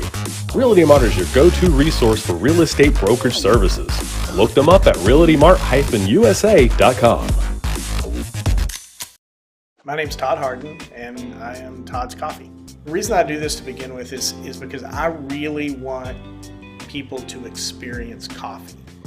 What I'm doing and what other roasters are doing as well is, we're trying to figure out what the bean is trying to tell us. My goal and my customer really is, there's probably 2 out of 10 people that could taste the difference in one of my better roasts versus an average roast. If I can make those people happy, I'm making everybody happy. And so that's kind of my philosophy when it comes to roasting. You can just go to toddscoffee.com. You can get it whole bean, or I'll grind it for you.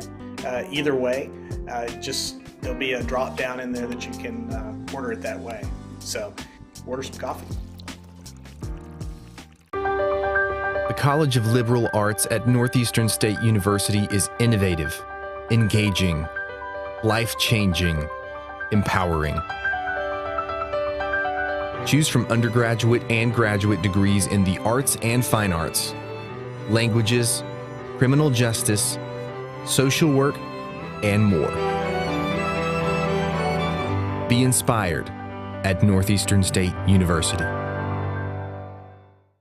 The holidays are here, and Dick's Sporting Goods has all the best gifts for everyone on your list. The hottest footwear from Jordan, Nike, and Hoka.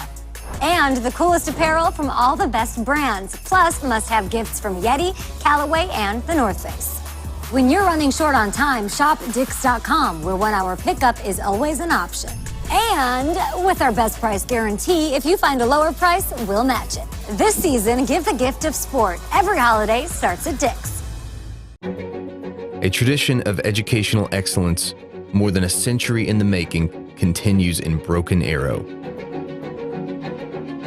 Here, supportive faculty, in-demand undergraduate and graduate degrees, and affordable tuition make Northeastern State University your transfer destination.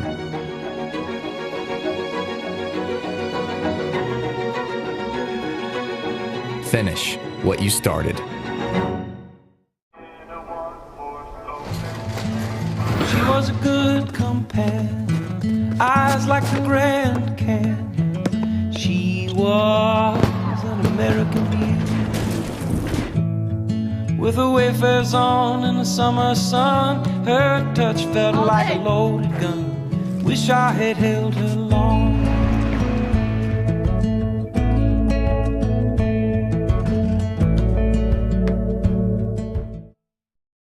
The College of Business and Technology at Northeastern State University is where education meets industry. Our in-demand undergraduate and graduate programs have real-world focus with practical workforce applications.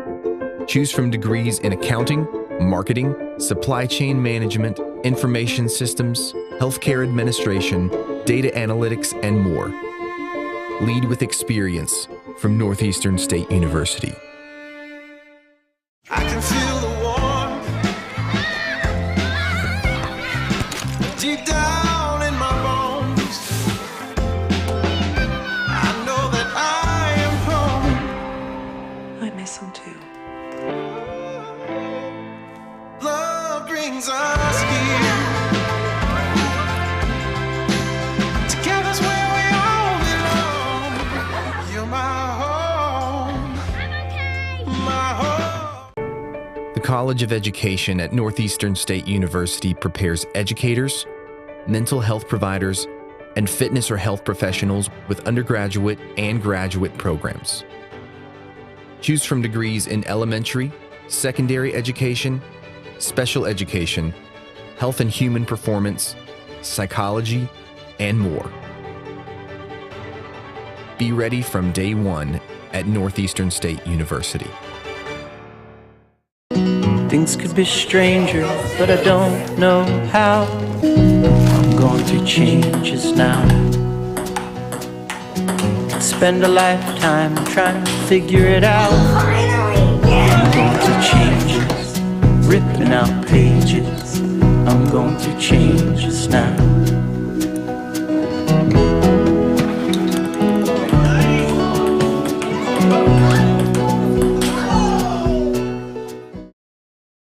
At Northeastern State University in Muskogee, we take care of our students so they can take care of others. Choose from a variety of healthcare degrees, including physician assistant studies, nursing, occupational therapy, speech-language pathology, and more. Answer the call at Northeastern State University.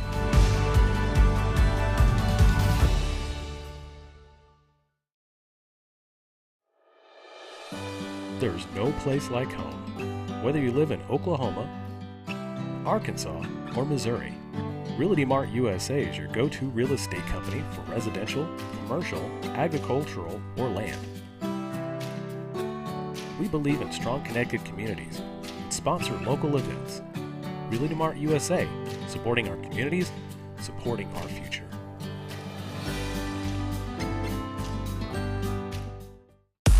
Today's game is brought to you in part by Realty Mart, licensed in Arkansas, Oklahoma, and Missouri. Realty Mart is your go-to resource for real estate brokerage services. Look them up at realtymart-usa.com. My name's Todd Harden, and I am Todd's Coffee. The reason I do this to begin with is because I really want people to experience coffee. What I'm doing and what other roasters are doing as well is, we're trying to figure out what the bean is trying to tell us. My goal and my customer really is, there's probably 2 out of 10 people that could taste the difference in one of my better roasts versus an average roast. If I can make those people happy, I'm making everybody happy. And so that's kind of my philosophy when it comes to roasting. You can just go to toddscoffee.com. You can get a whole bean, or I'll grind it for you. Either way, there'll be a drop down in there that you can order it that way. So order some coffee. The College of Liberal Arts at Northeastern State University is innovative, engaging, life-changing, empowering.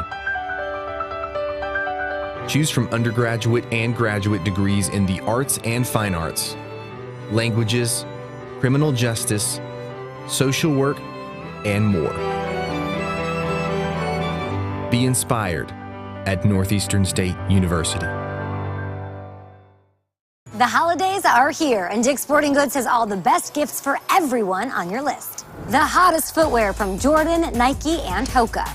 And the coolest apparel from all the best brands, plus must-have gifts from Yeti, Callaway, and The North Face. When you're running short on time, shop Dicks.com, where 1-hour pickup is always an option. And with our best price guarantee, if you find a lower price, we'll match it. This season, give the gift of sport. Every holiday starts at Dick's. A tradition of educational excellence, more than a century in the making, continues in Broken Arrow. Here, supportive faculty, in-demand undergraduate and graduate degrees, and affordable tuition make Northeastern State University your transfer destination.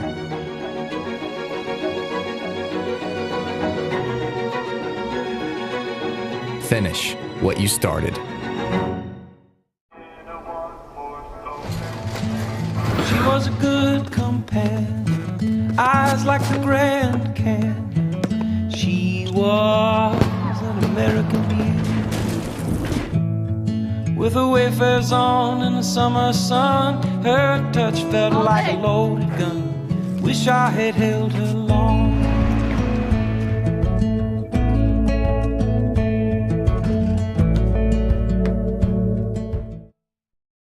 The College of Business and Technology at Northeastern State University is where education meets industry.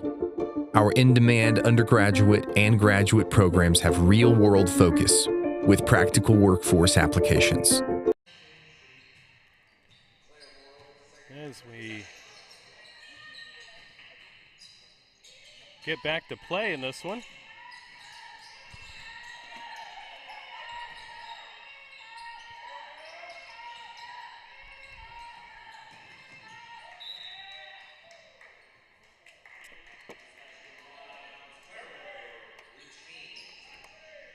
And Claremore retains possession.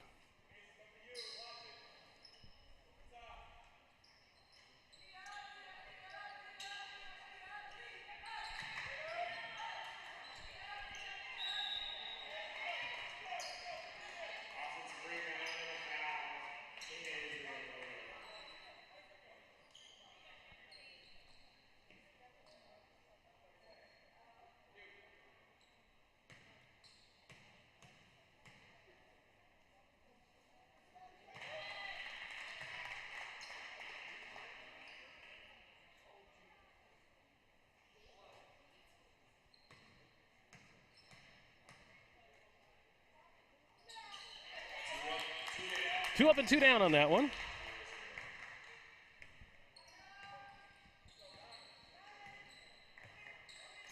Your score right now is 14-15. Scoreboard is just a little off. We'll get that one reset here soon.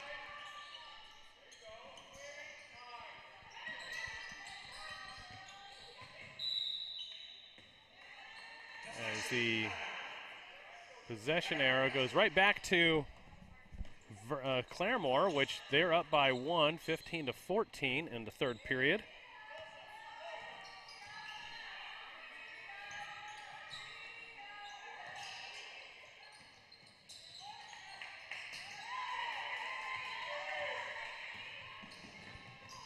Nice fast break drive.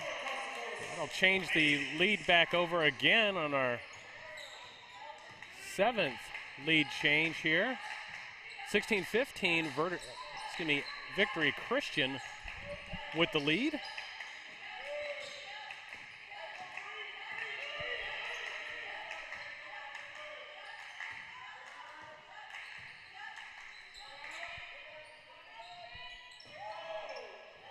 And that ball is way up there, but does not sink.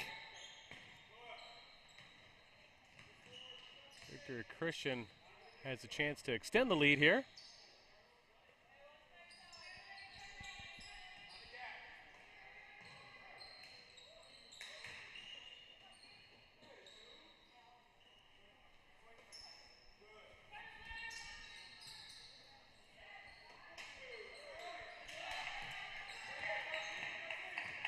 Claremore again trying to dig into this one and regain control and regain the lead, but that one's going to go out of bounds and give the ball right back to Victory Christian.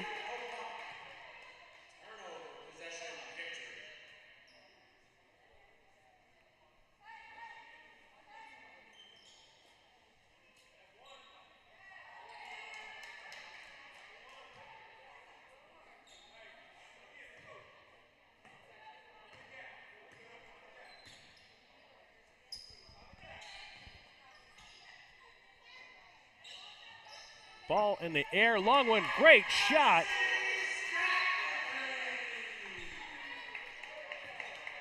As we are trying to get underway here with a 4-point game. Victory Christian is up 19-15. 5:32 to go in the third period. Driving inside, not going to get it. That ball's going to be rebounded right back to Victory Christian, who's trying to add some more to the scoreboard. That's going to go out, and that's going to go back into possession after the foul to Victory Christian.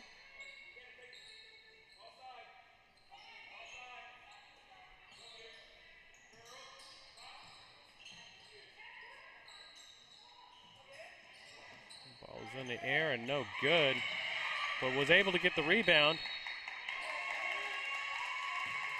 and take the penalty,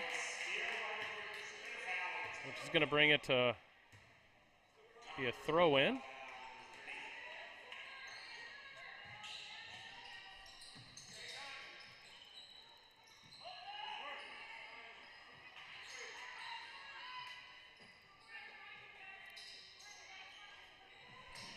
That ball's in the air for another three. Another great shot. That extends this lead out to 7 now, 22-15, Victory Christian.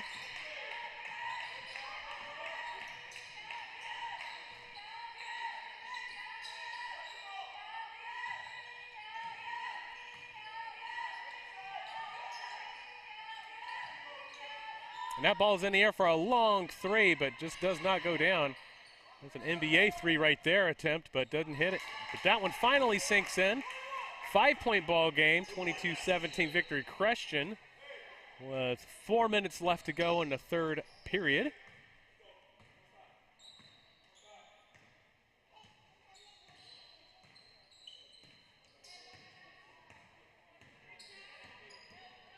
Victory Christian trying to feel this one for the outside shot, and it's no good.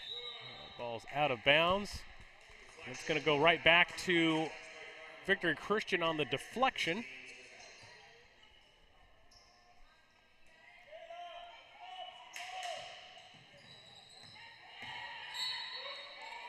And there's a foul. They're going to take this one from the back of the line here.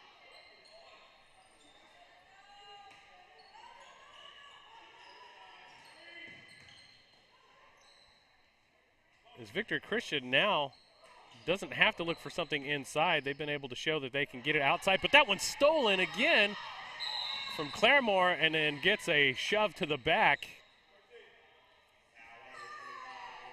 And 25 on the foul. They're going to take this one on the side. That's a throw in.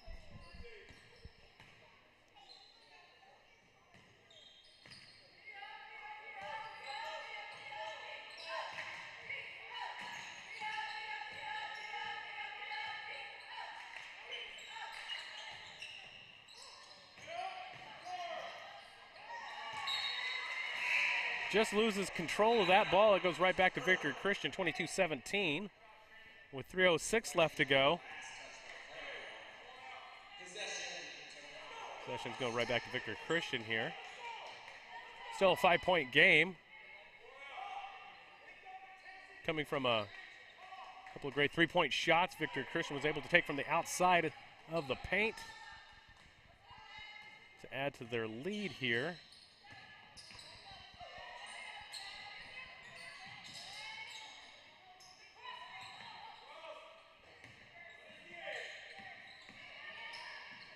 They're going to take another one right at the baseline. That's a great shot. Extends their lead back up to 7 with 24-17 to go. Excuse me, 2:36 to go, 24-17. Claremore's going to take a timeout. We're going to take it right with them. So with 2:35 left to go, give ourselves a fun one here. We'll be right back.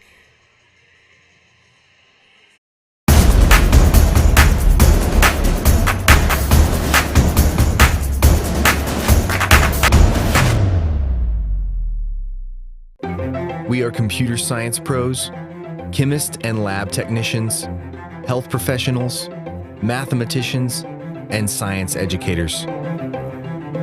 We are the Greg Wadley College of Science and Health Professions at Northeastern State University. Choose from degrees in natural sciences, health and pre-health professions, mathematics and computer science, and more. Discover the possibilities at Northeastern State University. And we are back ready to go for this one. Your score is 24-17. As Claremore is trying to cut into this deficit. 7-point game so far. And that one's going to be a charging foul against Claremore. It's going to give the ball right back to Victory Christian. So the Conquerors are going to be able to get an opportunity to extend this one up to possibly double digits with a 3, 9 points with a 2, or walk away with nothing if they can't sink this one in. So having trouble on the outside there. That penalty. It's going against number 10 on Claremore, and that's going to bring that ball to come back in.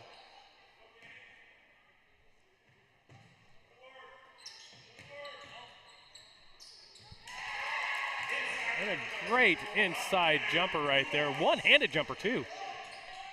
Good job with that.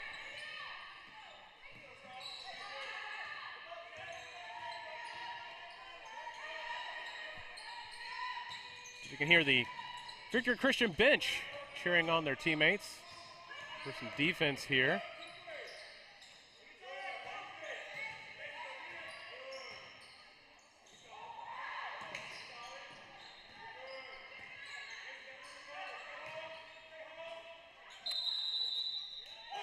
They're going to call another charge again.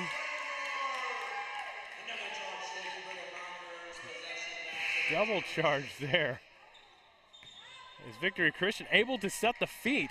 And that's going to make the big difference right there. He's been able to set the feet before getting a shoulder.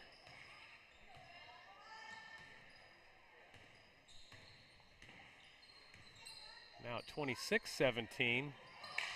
And what was a really tight game had a lot of lead changes. Had about 7 lead changes up to this point. Victor Christian coming back out playing inspired basketball right now, and there's another penalty. This time it looks like it's going to send Claremore to the line this time. To the charity line.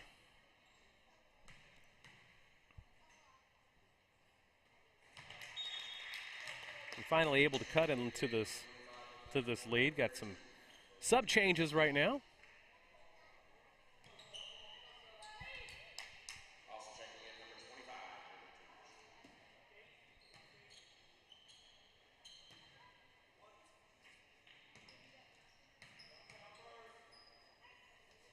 And that ball's in the air. 2 up, 2 down. So cut into this one now. Still a 7-point game in favor of Victor Christian, as you can see. Definitely some good halftime adjustments on the Conquerors' part. They try to conquer this game and walk away with the consolation. 45 seconds left to go in the third period. A nice turn, twist, and layup with the left hand. Great shot. Under 30 seconds now to go. Still got a 9-point game now. They're going to just kind of kill the clock here with one more shot they're going to try to get in. And there's a long 3 again, but wrong side of the net for that one. Victor Christian has a chance. But no, not going to get this one off in time. It would have been good, but still a 9-point game here. And Victor Christian leading this one.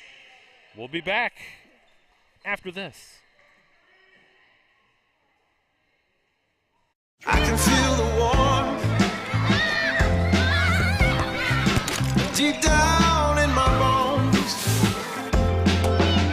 I know that I am home. I miss him too. Love brings us here. Together's where we all belong. You're my home. I'm okay. My home.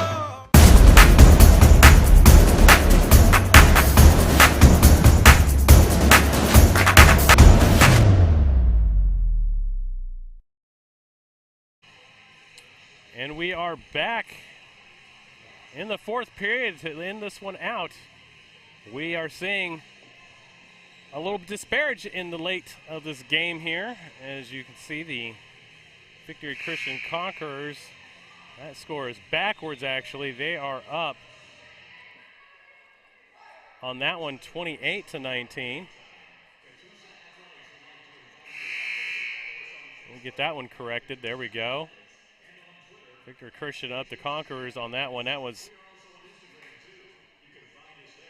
a contribution to a lot of good shots, a couple three-pointers, but also just some great ball skills. Good positioning and some good shots to go in. As they're trying to get this one set up on the inside. Goes up with that left hand again, just unable to get it happening. She's had a couple of dinks and dunks on that one. It's going to be another foul. Back to the charity line we go. 2 shots here.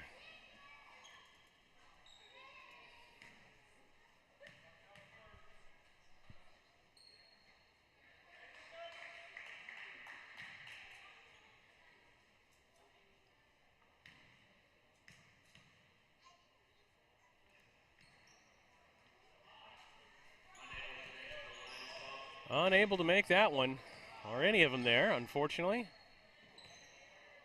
Still a 9-point game. We only got 7:24 left to go in this one. Claremore's going to have to do a little bit better job of sinking these goals in, as they've had a dry spell, and that dry spell continues. That ball was almost ripped out.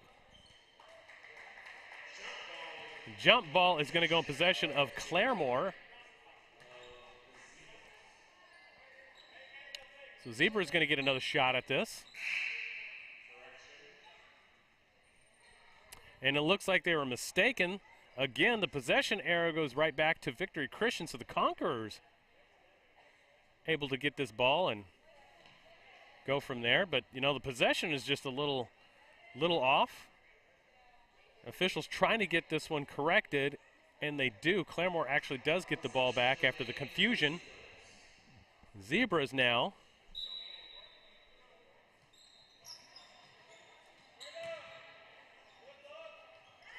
just unable to get anything in the basket.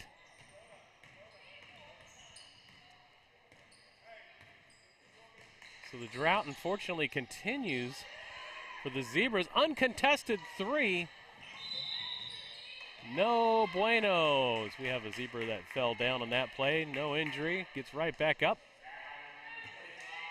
Foul is going to be on number 25, so that's going to put Claremore with another opportunity to cut into this one, which they've got 9 points to make up if they want to stay in contention in this game.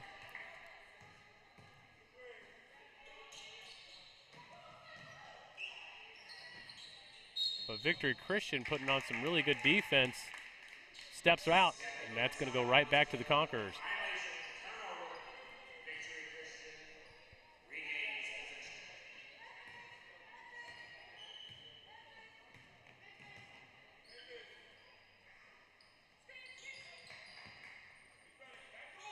Apologize for the camera footage.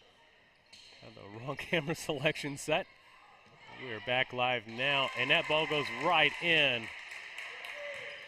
We've got an 11-point game for the Conquerors, as they are definitely conquering this game in the third and fourth period. It was a very tight game in the first half. 6 or 7 lead changes. And now we're starting to see Claremore starting to tighten up that defense a little bit more.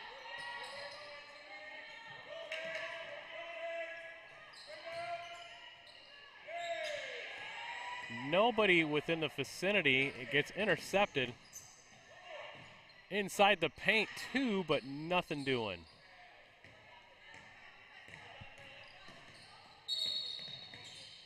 Oh, that's going right back to Victory Christian. That was an offensive foul.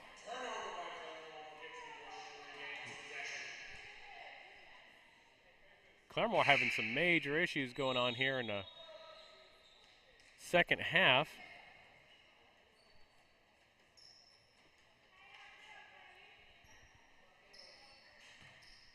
Things were starting to unwind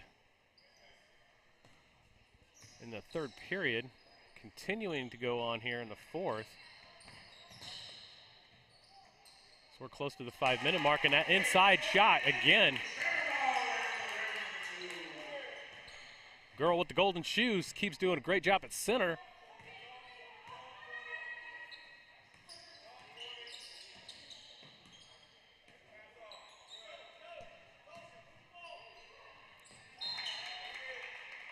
And it almost steal, goes right out of bounds. Claremore is going to get the ball. 5:05 to go in this one. Ball's in the air, and the drought is finally over with. Cuts it down to 9-point deficit, under 5 minutes.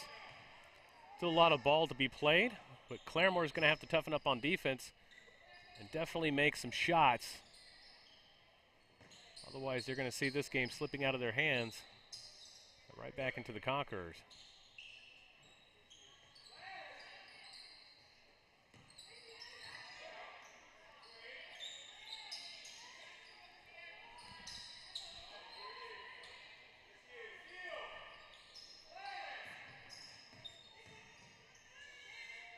Up and in it goes. Victory Christian, no stranger to the basket in this half. So extend the lead back out to 11. Almost stolen, but was able to get back in. That one's going to be a foul. That is going to send them right back to the charity line.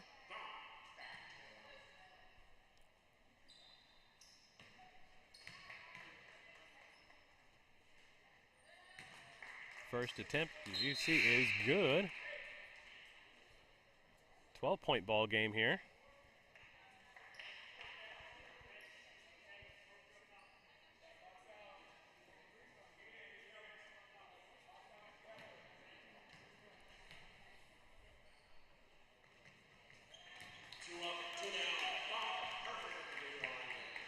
Point game we go back to.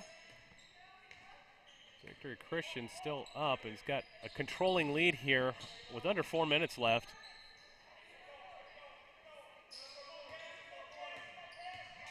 Trying to reach in, and he's going to draw the foul.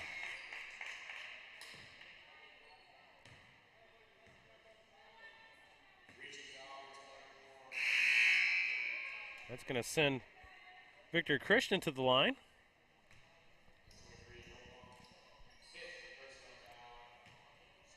So Farquhar has got her 5th personal foul. Is going to have to sit the bench now. That one is up and in.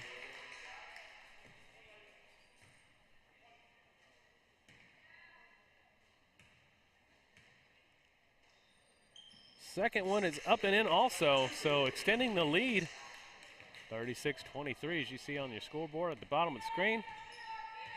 And we are under 3:40 to go in this one. It's safe to say, without having some sort of major break in the game, Victory Christian is going to conquer this one. There's another fast break. That's going to be a penalty travel against Victory Christian.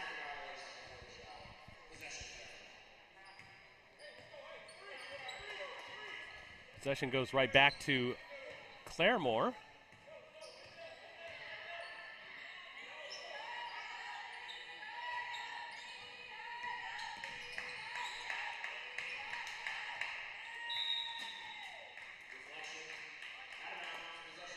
So 13-point game still. Victory Christian's going to get this ball back with 3:12, and it's not looking so good if you're a Zebra right now.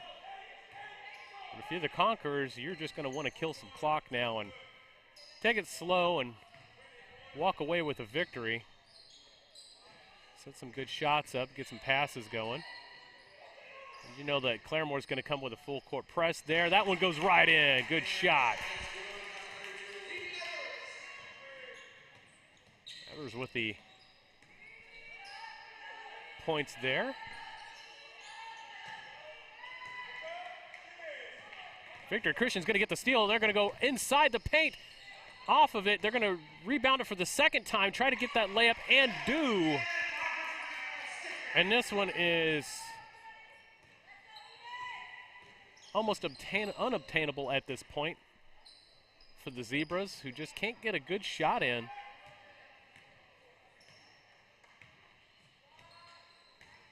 $17-point game now. We're starting to see a major slowdown here, almost like our economy. And that one's going to go out. It's going to go right back to Victory Christian. 2:04 left to go in this game. Pretty much settled. Victory Christian coming in here. That first half was pretty tight. I mean, it was back and forth. 7 lead changes between the two. It was a 1-point game at halftime, and then third period was where we saw the disparage happen to start to take place.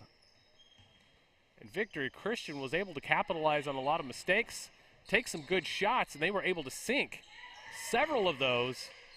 That's been really the difference in this game. Both teams were trying hard and continue to try hard, and that one's going right in. 19-point game now. That's definitely the nail to finish out the coffin in this one.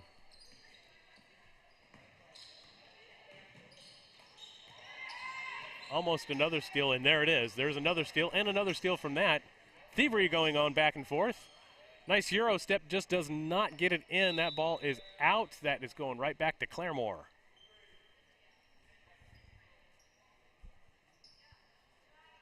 Join us for the next game, the Men's Consolation Championship between Verdigris and Sand Springs. The Cardinals and the Sandites will go at it to determine the victor on that game.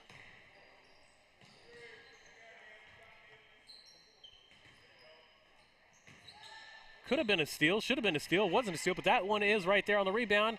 Got another fast break. Is she going to be able to control the ball? No, it goes out.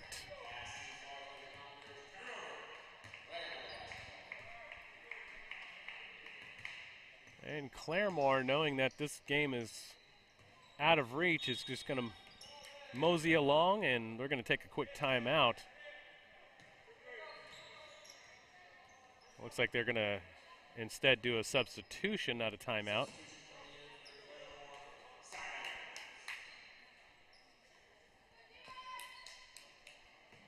Claremore getting some fresh bodies in there, getting some experience.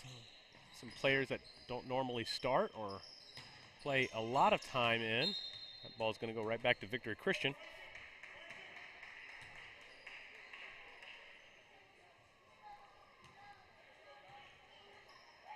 It's going to roll that ball right in there. They're just going to kill some clock. We are under 1 minute. Thank you for joining us on the Southern Sports Network. I've been flying solo in this game. My name is Chris Dodson with the Southern Sports Network. Our full crew have had other assignments that they were on today. We still are not going to miss an opportunity to bring you some live sports action here in beautiful Catoosa, Oklahoma. They're going to try for a high three, and that one goes right off the rim. Retained by Claremore. We're under 15 seconds here. They're just being instructed just to run out the clock.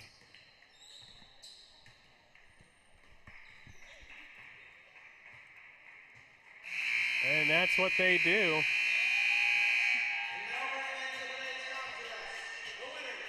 The winners in this one, Consolation here. And that's all she wrote on this game. As Victor Christian was able to get that one. And there's your final. Victor Christian, the Conquerors really just came on in the second period and were able to really try to keep this one close. In the third period, we started seeing a change in the attitude of really Victory Christian as they were able to shut down Claremore from doing much of anything. It was a pretty good display of good defense, some offense, some good steals and all. But we are going to take a break. When we come right back, we're going to have the Men's Consolation Prize, or Consolation Championship, Verdigris, Sand Springs, when we return.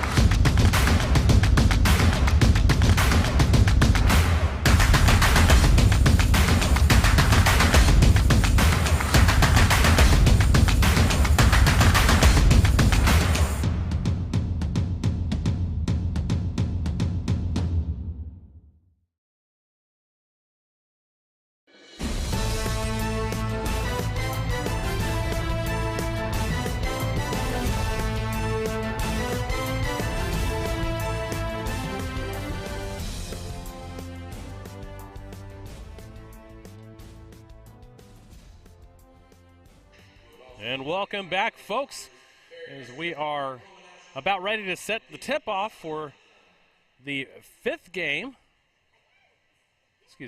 game right now here in beautiful Catoosa, Oklahoma with the 57th Annual Port City Basketball Tournament.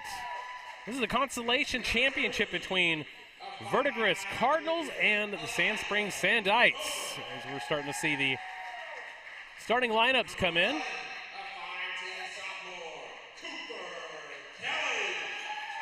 I'm your host, Chris Dodson, keeping it play-by-play today. One-man show today with me, myself, and I, all third personalities, going to help you navigate through this game. It's going to be a fun one today. Two really good games, good teams, I should say, battling against each other. Going to determine who's going to get this Consolation Championship.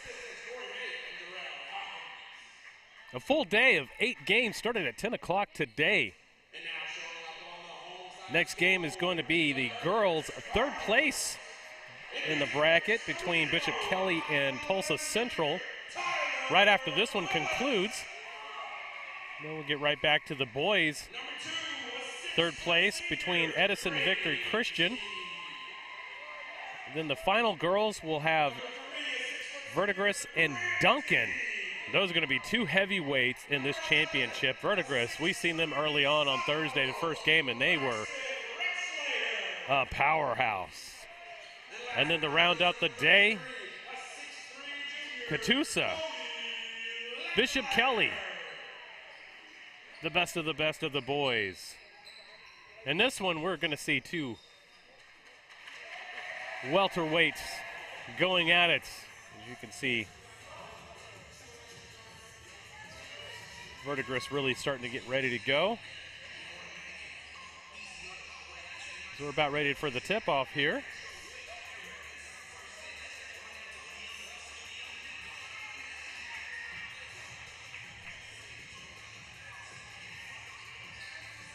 We got Sand Springs and Verdigris ready to go in this one.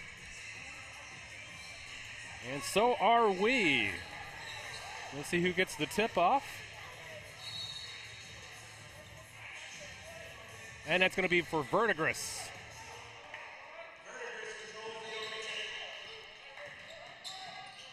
And fast breaks already. We're going to see the tempo and the speed of this game. And that's going to be the first foul of the day. It's going to send them to the charity line for 2 shots.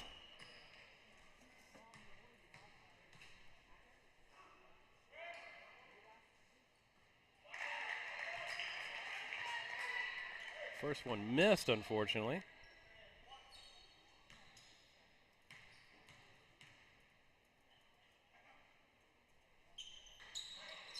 And so is the second one.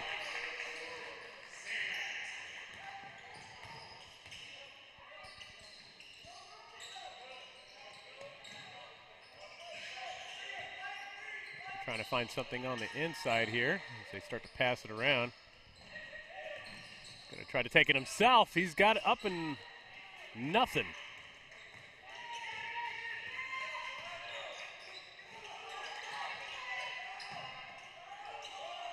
He's got to be careful. That ball could have gone out of half court, but smart play not to pass it to his teammate who was out of position. Great rebounding so far. But the Sandites able to get the ball right back on the rebound, final rebound. Still 0-0 in this one. Both teams coming out defensively doing great. 3-point shots. No good.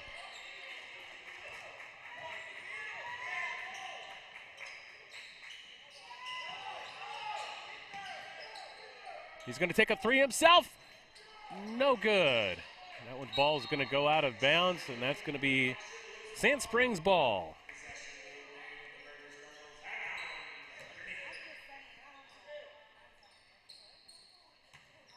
Verdigris actually gets the ball here. Checks it in, is able to find somebody. Uncontested 3, up and in. Great 3-point shot.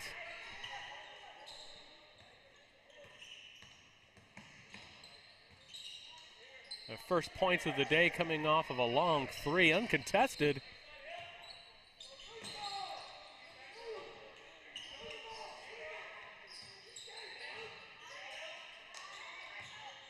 Sandites trying to get inside the paint, and they got 2 points also. So a 1 point game between the two. As we can see early on, the defense has been really hard pressed here on both sides. Just got to find something. Another uncontested three. It thought about it. It decided not to go this time. It looked good, but just a hair off. Driving inside the paint. He's going to lose possession of that ball. Smiley thrown up to his teammate.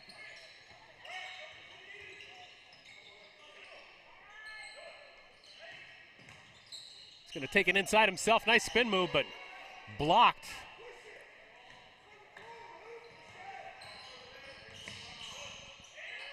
An uncontested three on the Sandites.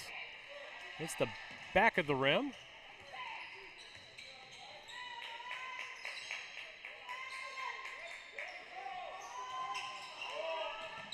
Oh, he had a shot. Loses control of the ball.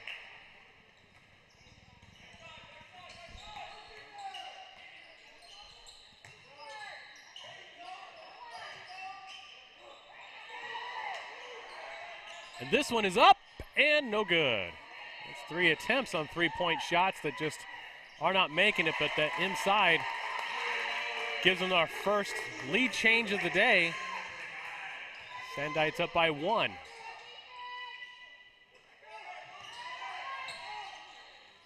Thought about taking that three, decided to pull it down.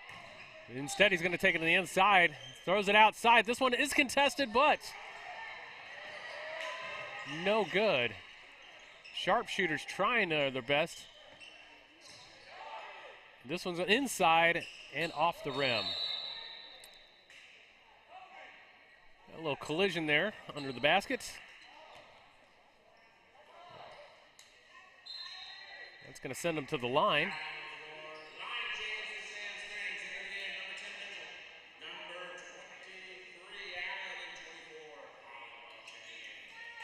Correction, that's going to send him back, throw it in behind the paint.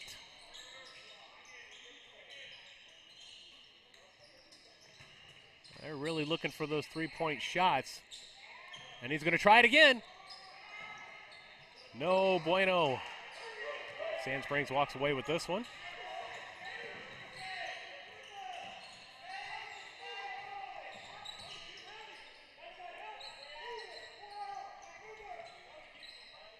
He's going to try his own, and it's good.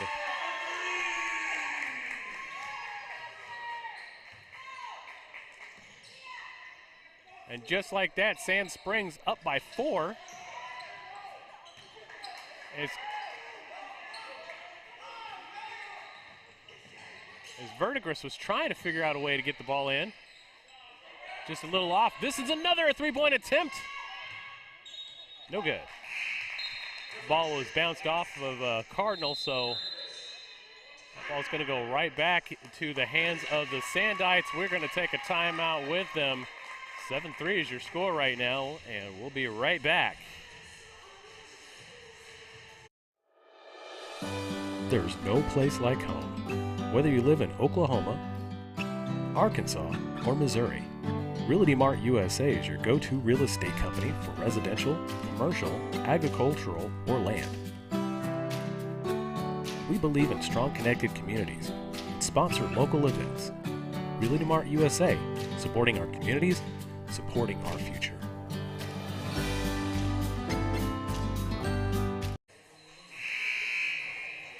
And that was a quick timeout, just as they need to be. 7-3 is your score. And this game is really a defensive battle and also a three-point land battle, as we've seen 6 attempts at 3 points on the outside. A couple of them actually have landed. That ball's up and no good. Verdigris, another attempt here loses handle of the ball. Gets it right back to the Sandites now.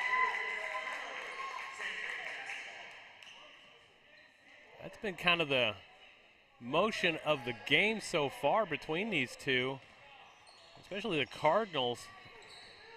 For the past 4 or 5 minutes of play, they've had some opportunities and losing the ball. There's an uncontested three, up and in.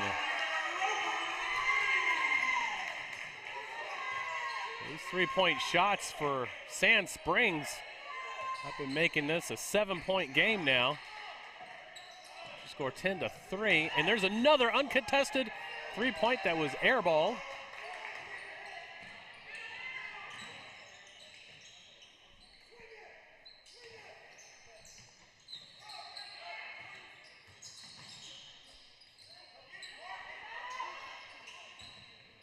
Sandites trying to find something.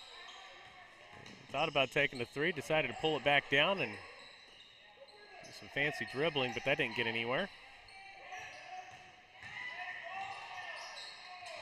Loses control of the ball, and thievery again. Claremore slowing it down a little bit, trying to get something set up here to get some points on the board. Desperately needed, nobody there. Does not get it in.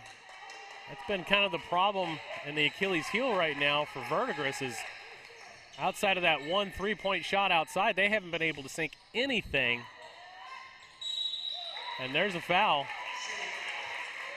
It's a shooting foul. It's going to send him to the charity line. And we're going to go see it with him.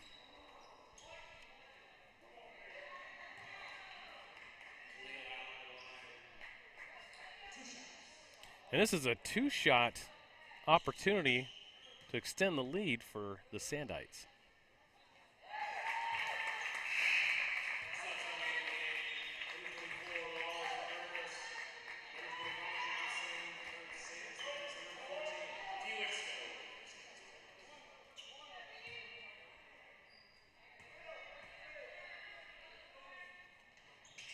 Second one up and in.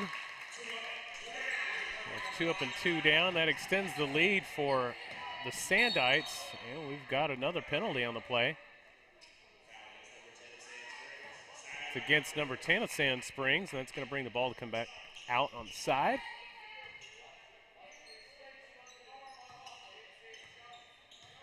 Nine-point game so far here in Catoosa, site of the 57th annual Port City Classic. Another failed attempt by Verdigris. And they have been on a severe drought, kind of like we've had here in Oklahoma. On the verge of being in an exceptional drought when it comes to shooting. They're going to definitely have to sink some shots before this one starts to get away from them.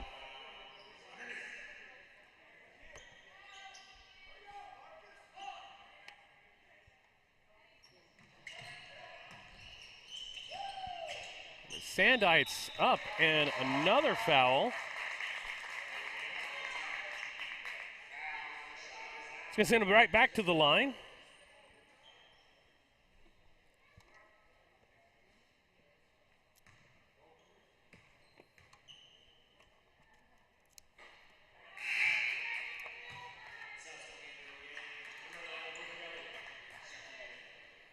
Got a substitution coming in.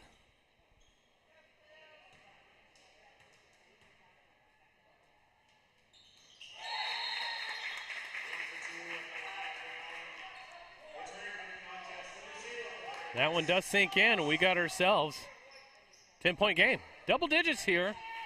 And the Sparridge.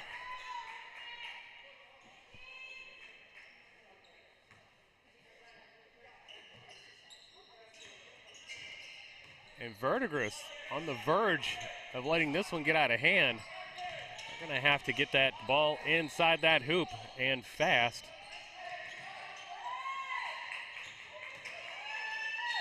And that was a travel. Took one extra step, tried to get his footing down before he threw the ball. That ball had a big hand in front of it. Nothing much he could do about that, being in that kind of motion. As we end the first period, Sand Springs is in total control of this one.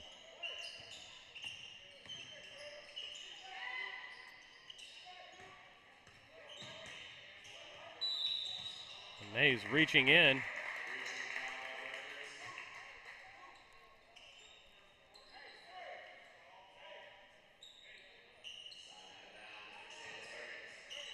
It's going to be side out of bounds right here for Sand Springs to be able to bring it back in. 16 seconds left to go in the first period.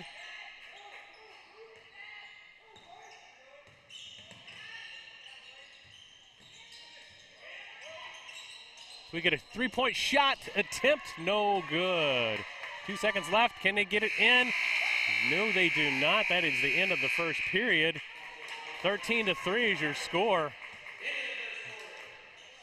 Disparaged by 10 right there. These teams are going to regroup, and so are we, and we will be back right after this. Today's game is brought to you in part by Realty Mart, licensed in Arkansas, Oklahoma, and Missouri. Realty Mart is your go-to resource for real estate brokerage services. Look them up at realtymart-usa.com.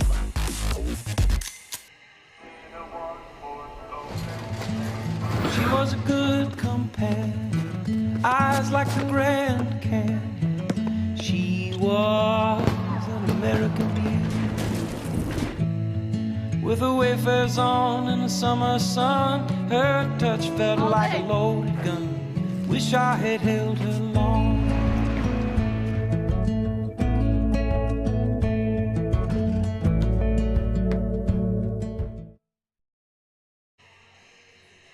And we are back. Your score in the second period going into this one. Sand Springs up by 10.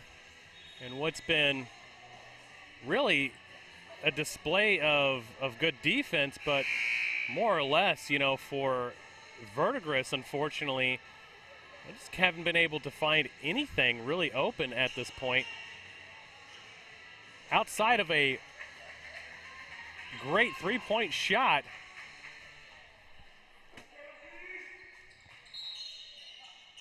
and Sand Springs in total control here.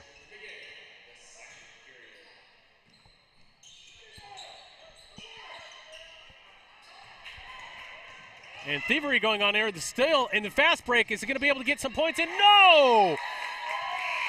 Sand Springs able to get a paw on that ball just at the right time. That ball will get right back into Verdigris. Is going to get the ball back.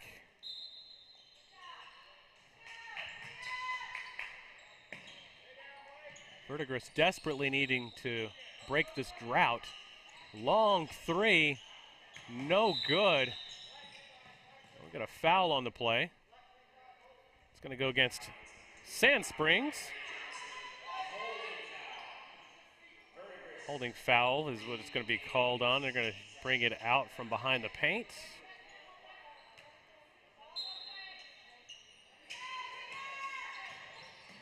Ball's in the air, and they finally break the drought.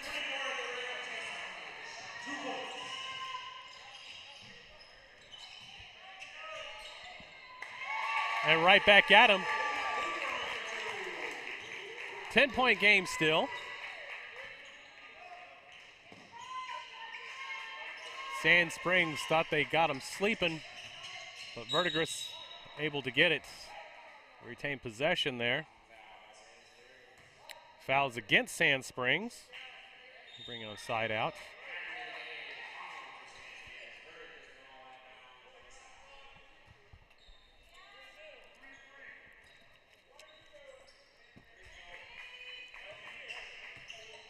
Verdigris with the attempt here. Almost loses possession of that ball. Got a paw on it, but was able to get it. Thought they had a fast break. Here's a three-point shot, and it is no good. Takes it on the inside and popping like popcorn up there, but nothing doing, and Verdigris loses possession. Sand Springs, here we go on the inside run. It goes right back to the Cardinals.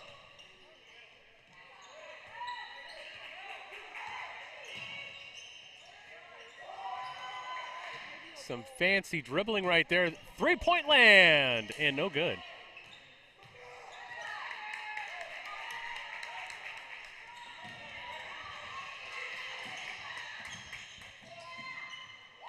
Up and in. Nice little jumper.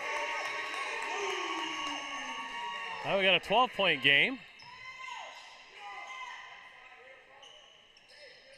Verdigris having a hard time getting anything to sink. Outside of a nice little jumper and an early three-point shot.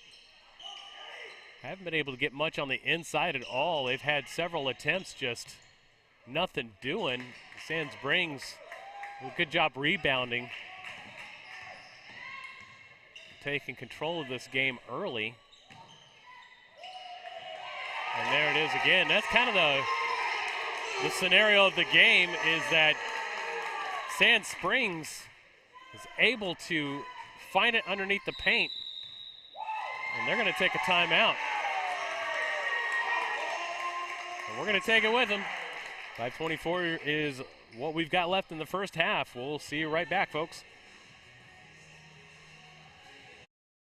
In 1851, the Cherokee ignited the lamp of learning in the wilderness.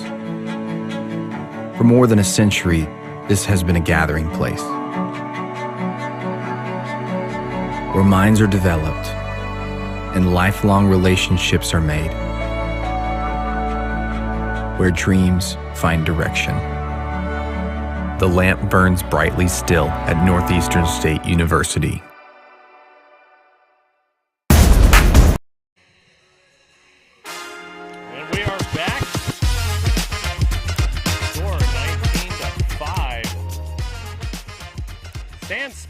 Is giving them the business, not letting anything out of their hands, and doing a great job at making sure that Verdigris doesn't sink anything. Verdigris, on the other hand, is having a hard time getting anything to sink in outside of a early three-point shot that was gorgeous shot, but nothing doing there except for another floater that jumped in. Verdigris is desperately needing to get some points on the board.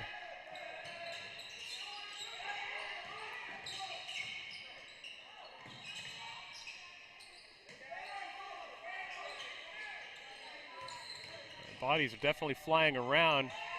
Takes a jump step. He's able to get the rebound. And he's going to set it up. On the outside, he's got an opportunity right there to open. Hopefully he gets it, and nothing. In and out. Just unable to sink that in, as the Sandites are no stranger to the hoop.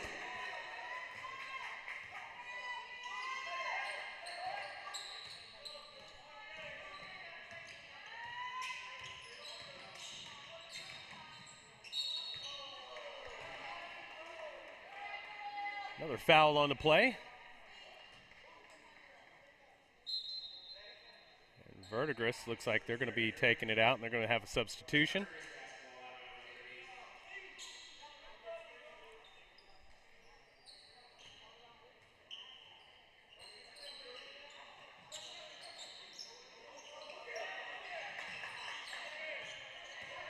Smart play, throwing it with a high arc. Could have been stolen if it was just a little underthrown. A great defense against Verdigris. The Sandites have been putting on all game long. It's been forcing Verdigris to take some high percentage outside shots, but always there are the Sandites, who set it up on the inside and is able to extend this lead to 18. We're on the verge of having a 20-point game in this Consolation Championship.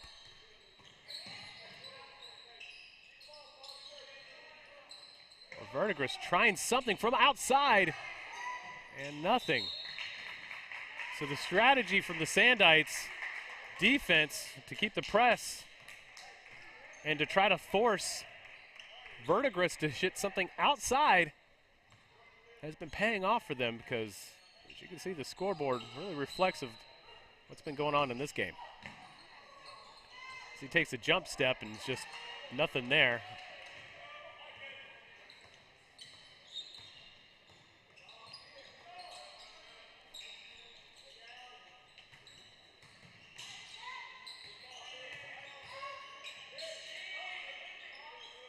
They're going to try to get inside with that fake, but there's nothing there. And that's going to be a shooting foul. That's going to send it right back to the charity line. Try to get something going on here, get some points.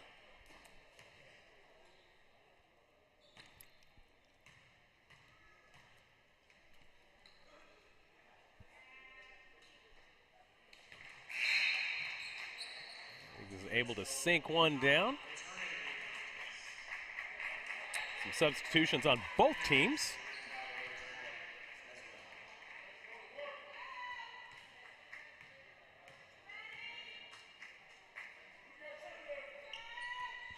Up and nothing doing. Stolen back.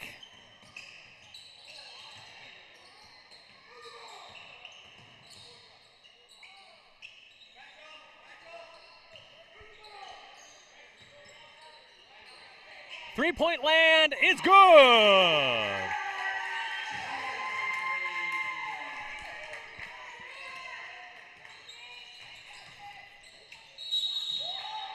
And that one was attempted to be stolen, but jump ball possession actually is going to go towards Verdigris.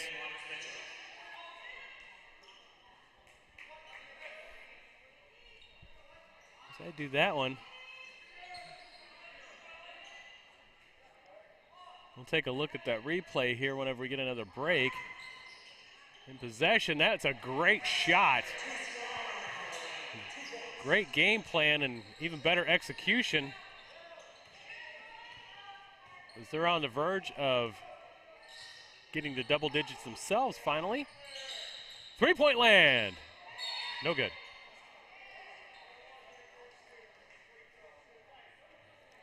Another penalty on the play.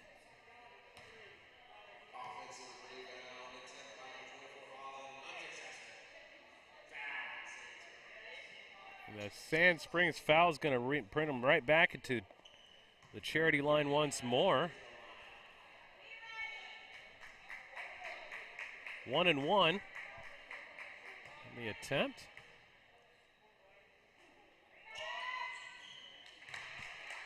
And he gets it.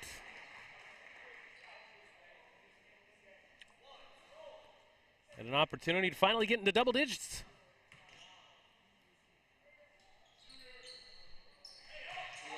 And he does. Cuts this to a 16-point game.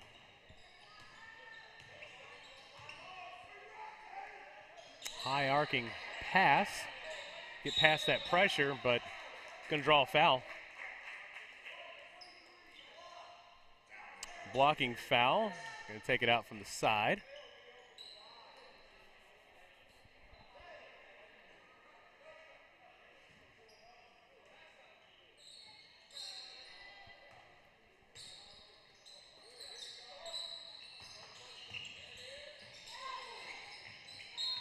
And that one tipped out by Verdigris. And we're definitely looking forward to tonight's girls and boys championship matchups tonight. The girls, Duncan Verdigris. For the boys, the hometown Catoosa Indians and Bishop Kelly. Should be a packed one for that one for the home team. It's going to be a holding call. Sand Springs is going to retain possession on this.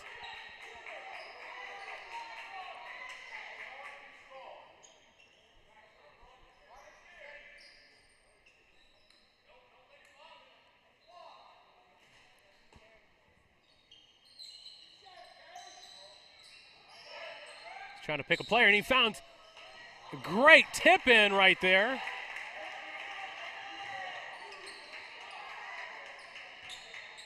As the Sandites extend this lead out to 18-point game.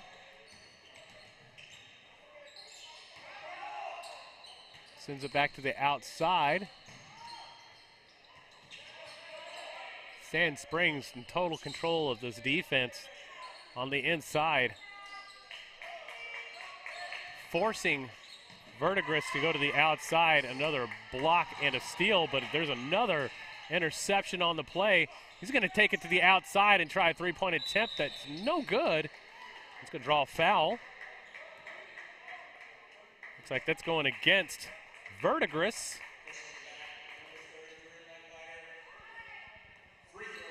Free throw is coming right up to the line.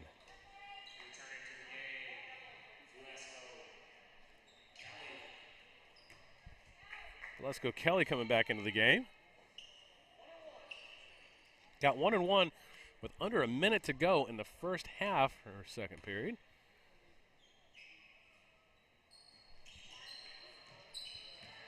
Nothing doing on that one.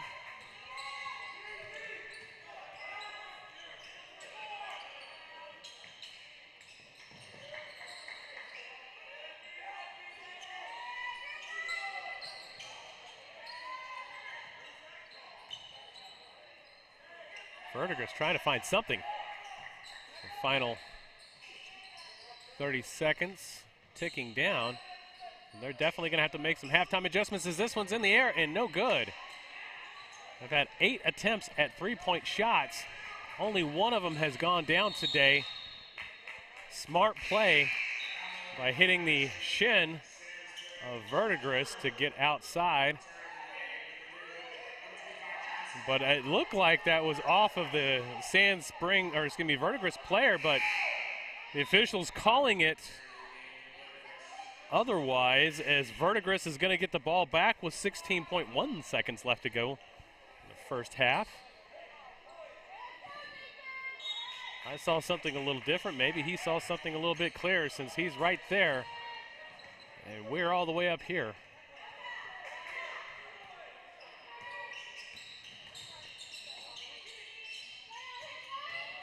Trickery on the inside. Smart move, athletic play. Great two-point shot inside the paint. And that's also going to send him to the line for some free points.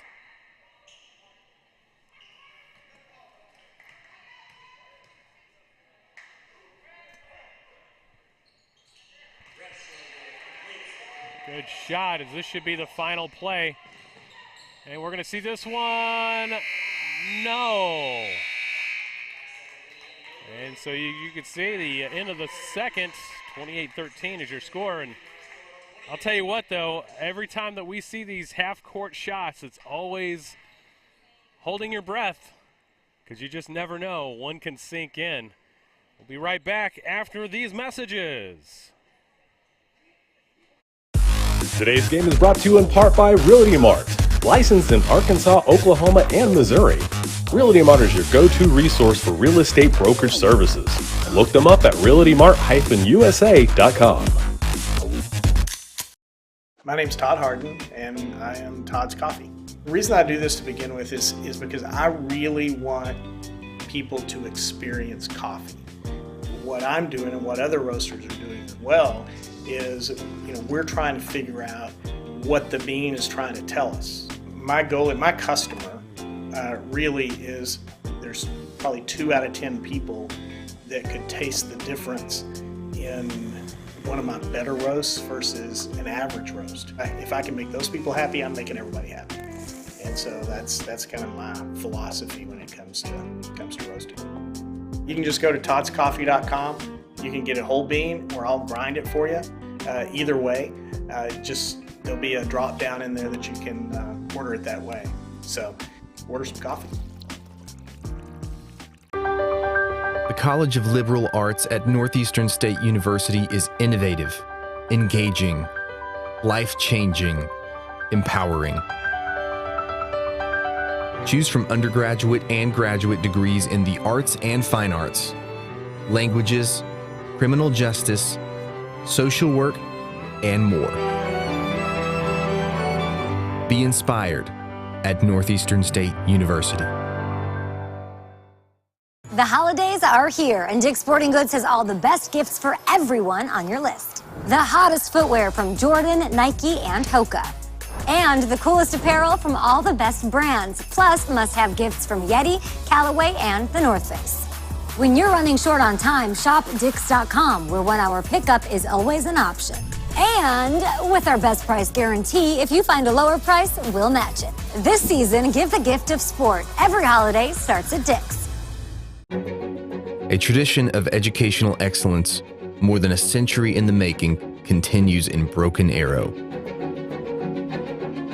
Here, supportive faculty, in-demand undergraduate and graduate degrees, and affordable tuition make Northeastern State University your transfer destination.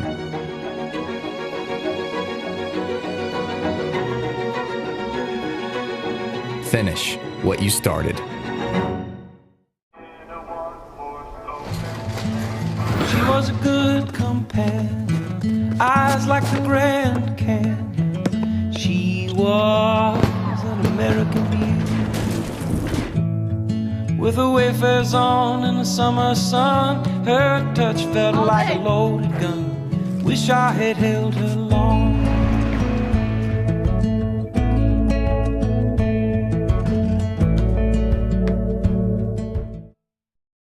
The College of Business and Technology at Northeastern State University is where education meets industry. Our in-demand undergraduate and graduate programs have real-world focus with practical workforce applications. Choose from degrees in accounting, marketing, supply chain management, information systems, healthcare administration, data analytics, and more. Lead with experience from Northeastern State University. I can feel the warmth deep down in my bones. I know that I am home. I miss him too. Love brings us here. Together's where we all belong. You're my home. My home. The College of Education at Northeastern State University prepares educators, mental health providers, and fitness or health professionals with undergraduate and graduate programs. Choose from degrees in elementary, secondary education, special education, health and human performance, psychology, and more. Be ready from day one at Northeastern State University. Things could be stranger, but I don't know how. I'm going to change this now. Spend a lifetime trying to figure it out. I'm going to change this, ripping out pages. I'm going to change this now.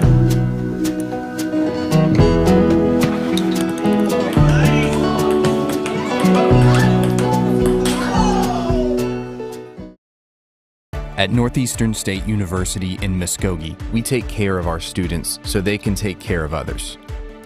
Choose from a variety of healthcare degrees, including physician assistant studies, nursing, occupational therapy, speech-language pathology, and more. Answer the call at Northeastern State University.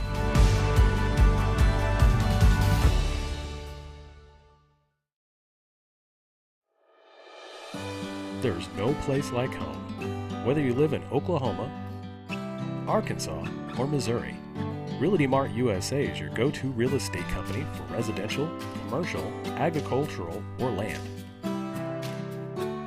We believe in strong connected communities and sponsor local events. Realty Mart USA, supporting our communities, supporting our future.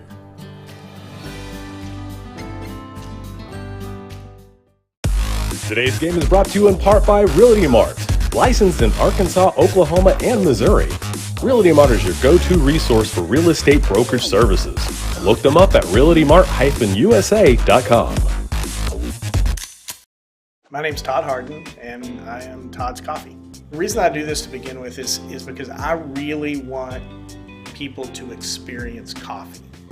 What I'm doing and what other roasters are doing as well is, we're trying to figure out what the bean is trying to tell us. My goal and my customer really is, there's probably 2 out of 10 people that could taste the difference in one of my better roasts versus an average roast. If I can make those people happy, I'm making everybody happy. And so that's kind of my philosophy when it comes to roasting. You can just go to toddscoffee.com. You can get a whole bean, or I'll grind it for you. Either way, there'll be a drop down in there that you can order it that way. So order some coffee. The College of Liberal Arts at Northeastern State University is innovative, engaging, life-changing, empowering. Choose from undergraduate and graduate degrees in the arts and fine arts, languages, criminal justice, social work, and more. Be inspired at Northeastern State University. The holidays are here, and Dick's Sporting Goods has all the best gifts for everyone on your list. The hottest footwear from Jordan, Nike, and Hoka. And the coolest apparel from all the best brands, plus must-have gifts from Yeti, Callaway, and The North Face. When you're running short on time, shop Dicks.com, where 1-hour pickup is always an option.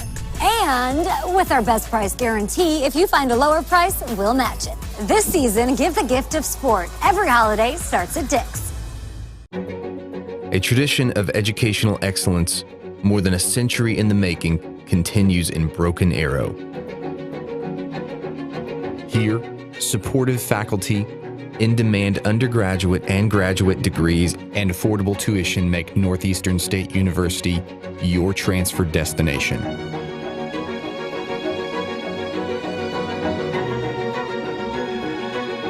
Finish what you started. She was a good companion, eyes like the Grand Canyon. She was an American beauty, with her wayfarers on in the summer sun. Her touch felt like a loaded gun. Wish I had held her long.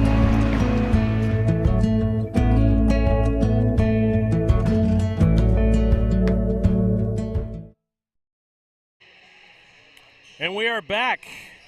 As you can see here, our halftime score, 28-13, and what's been a really easy going effort by Sand Springs Sandites, as they have been able to capitalize on some great positioning, and unfortunately for Verdigris, not able to sink anything really much inside the paint, as they've been stopped several occasions on this one.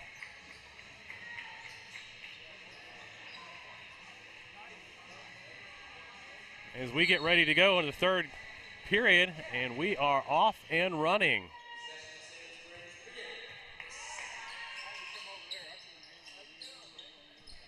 And Sand Springs with a long three. Great shot.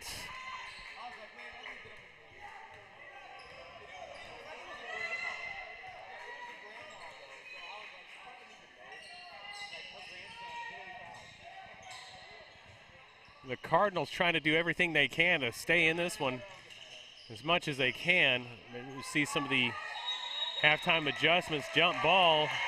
Going to go right back to Verdigris.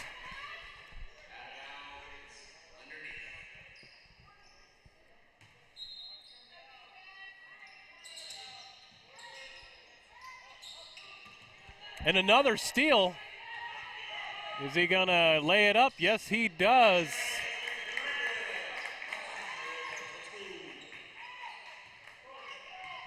For a moment there, I thought and was wishing for a dunk, but that's not happening today. And there's another steal, some more thievery. Is he going to take it in himself? Yes, he does. Another layup. Verdigris tried to swat it away, but nothing doing. Just like that, 4 points back to back. And this game is getting out of hand fast for Verdigris.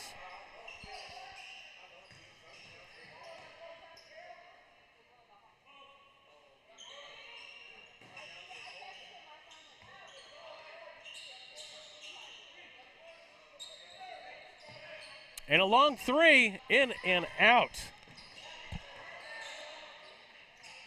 Another attempt at a three. Nothing doing there, and the Sandites coming right back with a fast break. Just does not happen. Rebound does not happen. Third time is a charm.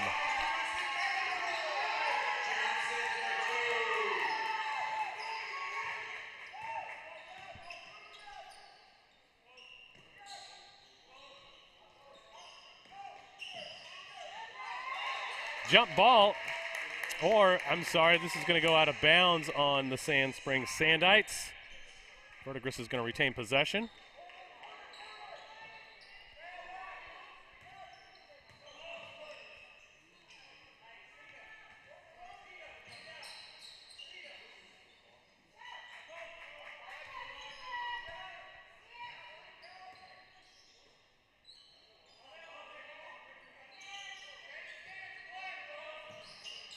And a great inside run, but well defended by the Sandites.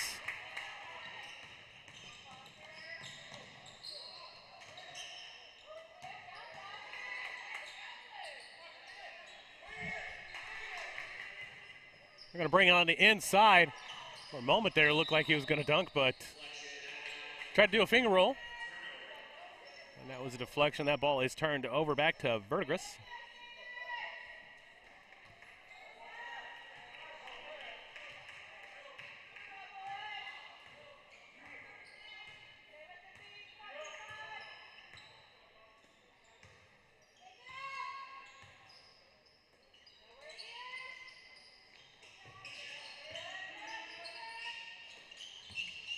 Long pass plays here to get it open, but that ball is going to go out of bounds right back to Sand Springs.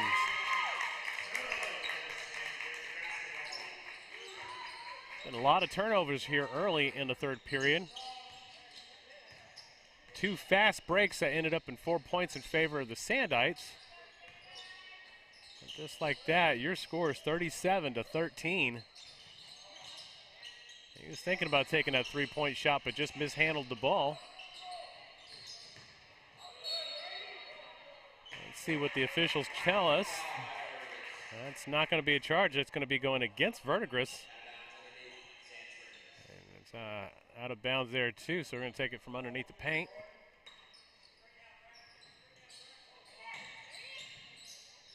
Way on the outside is that pass. He's going to take a long shot. It's in and good. Gorgeous shot taken by Verdigris, and that's been kind of the story of the day, is that they've taken some high percentage shots on the outside.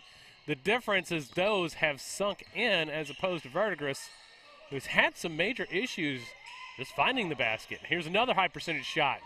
Does not go in. Sand Springs forcing Verdigris to take those shots on the outside. Here's another one. No good.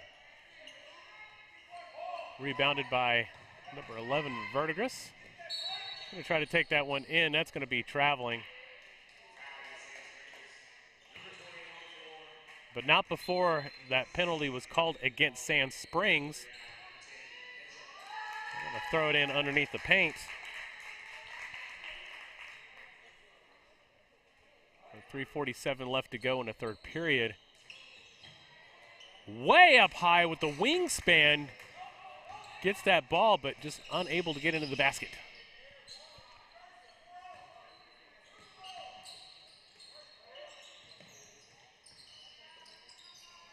He's going to take another long three-point shot off the rim. Verdigris now with an opportunity to take it from the outside, but again, 3 times that they've tried to take that three-point shot. All 3 times netted them nothing.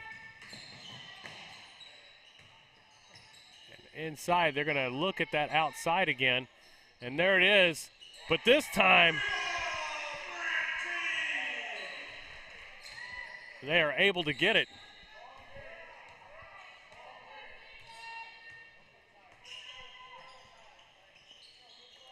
And Sand Springs now got a little bit of a dry spell for a moment.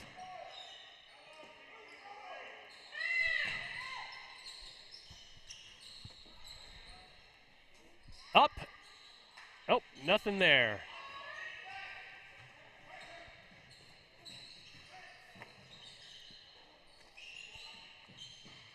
Oh, nice and smooth. 3-point shot again. Verdigris is able to get some points on the board. They're going to take a quick timeout and take it with them. We'll be right back. There's no place like home. Whether you live in Oklahoma, Arkansas, or Missouri, Realty Mart USA is your go-to real estate company for residential, commercial, agricultural, or land. We believe in strong connected communities and sponsor local events. Realty Mart USA, supporting our communities, supporting our future.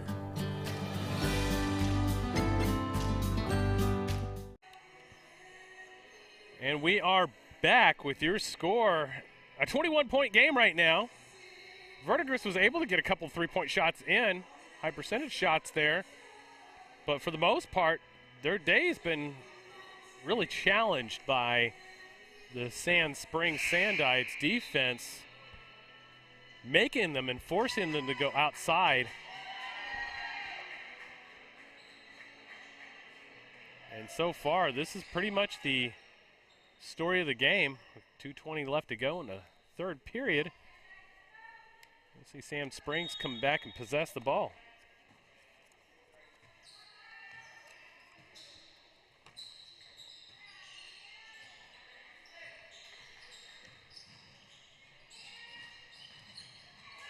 And just like that, a nice steal and a dunk! Woo! Here we go! Yes! We've been waiting for that one all day long.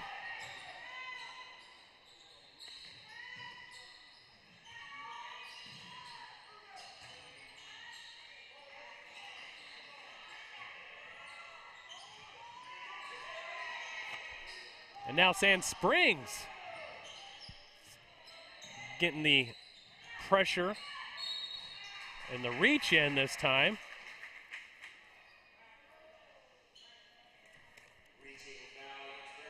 Reaching foul is against Verdigris. That's going to be, we're going to go right back to that last replay. That's steal.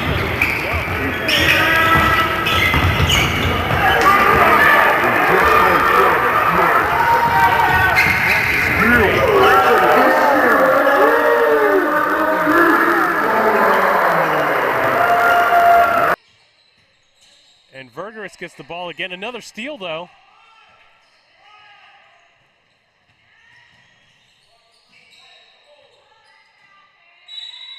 And another foul.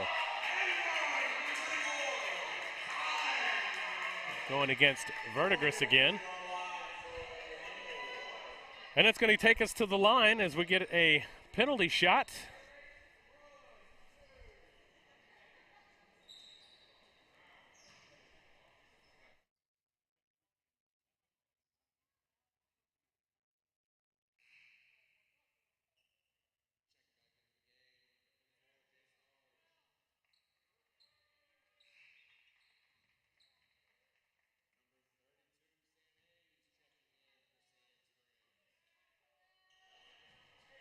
Sam Hayes is checking in for Sand Springs. This brings Kate Holland to the line. And is able to get that one in. Verdigris just kind of fell down on that one. And there's another foul. No basket on that one now.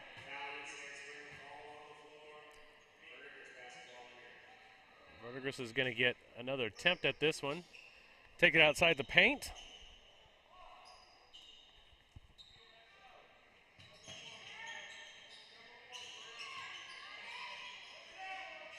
Long try, but air ball. We got the student section yelling out air ball.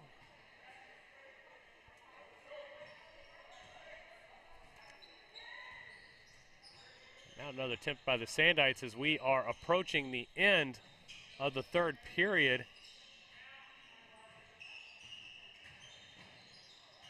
That ball just got away from Cade Holland. Deflection, loose ball here on the play. And it's going to be Verdigris basketball here. Lemons checks in.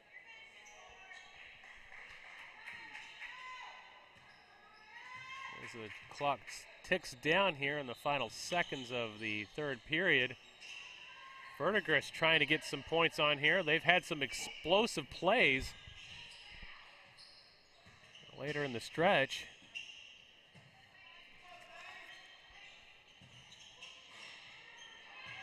And Bryant Teague tried the long three again. He's been their sharpshooter all day.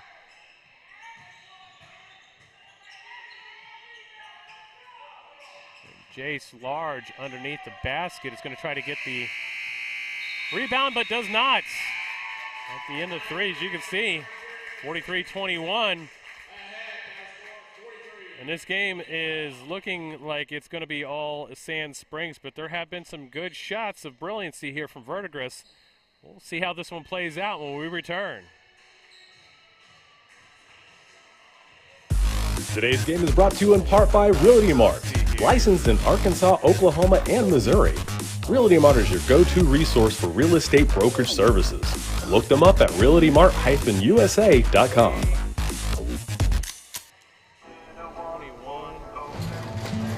She was a good companion, eyes like the Grand Canyon. She was an American beauty, with her wafers on in the summer sun. Her touch felt like a loaded gun. Wish I had held her long.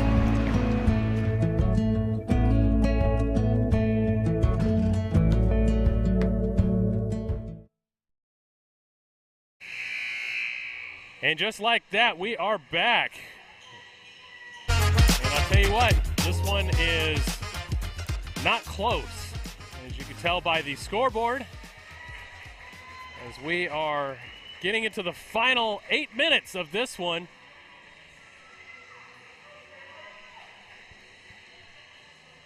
As the Sand Springs Sandites are in total control and are looking to retain the Consolation Championship here in the 57th Annual Port City Classic in beautiful Catoosa, Oklahoma. Side of the Hard Rock Casino and Resort. Sand Springs driving on the inside, tries the turnaround. There is a contention for the ball.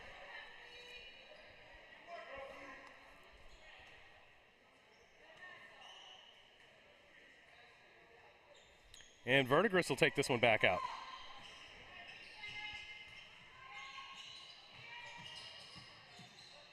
Coy Lemons with the ball.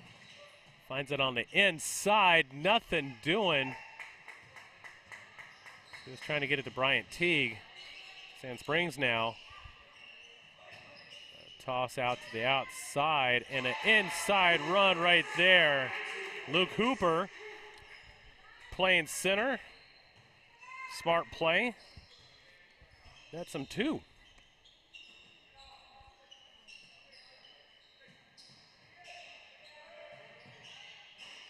Another long three. We're going to go take another look at that replay in the...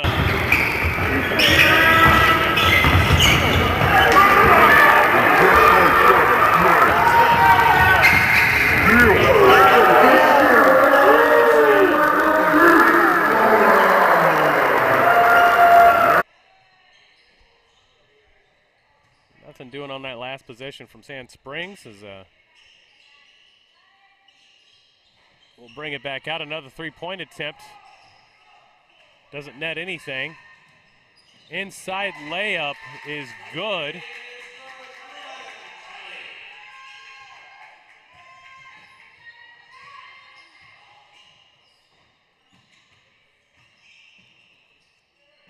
Sharpshooter again.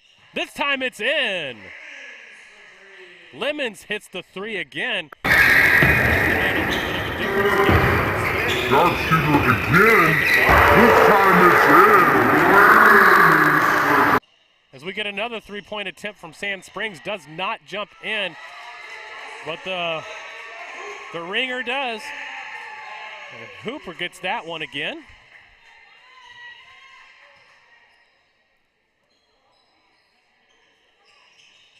Another long three from the sharpshooter.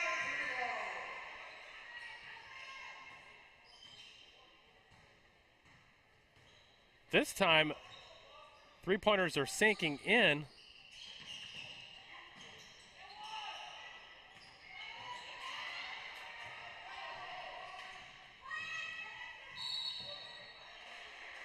Another foul on the play. Let's go back and take a look at that last three-point shot. We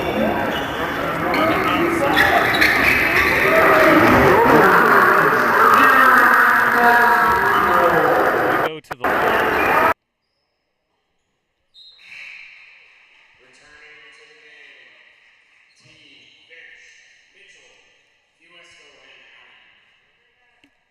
So we have some substitutions coming in.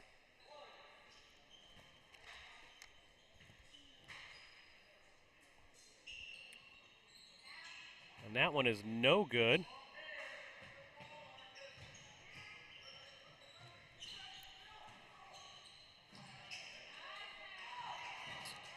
Like the play call, but just not very well executed. What a drive!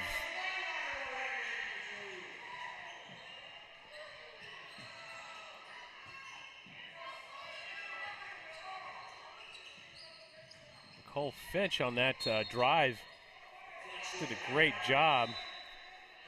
Deflection is going to be going back to the Sandites, as it's a 19-point lead for Sand Springs. So we're down to under 5 minutes in this one. Great setup. Great execution for Allen underneath the board. So we're going to see this one. Oh, look at that. He was trying to get some fancy footwork there. Almost paid off, but doesn't sink down in there. And we almost saw a kick. It was close. That reaction right there almost had a penalty.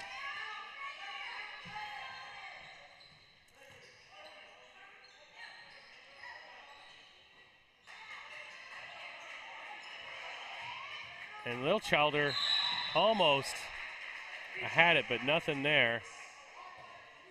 Another foul on the play. Sand Springs is going to bring it from the side in.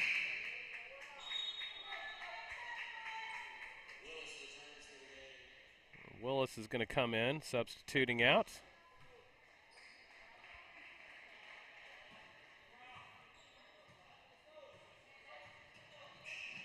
So 21-point game so far. As that one doesn't go in, but we do draw a foul.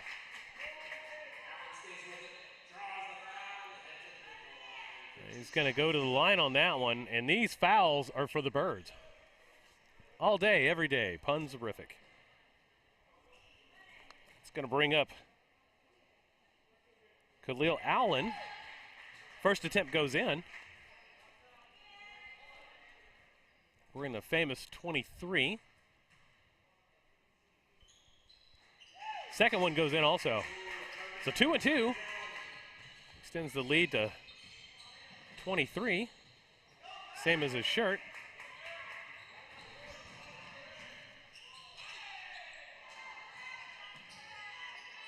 And Zane Fisco tried, but it just didn't go in. Three-point land, and it's good!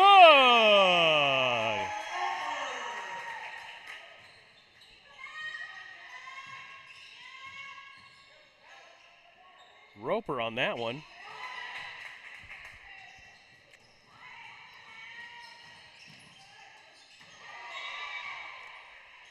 Nothing doing on that one. Out of bounds. We're going to take a look at that.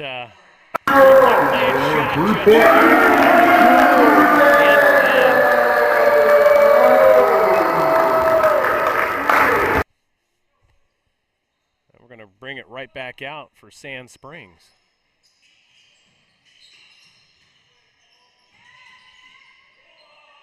Jumper, nothing doing.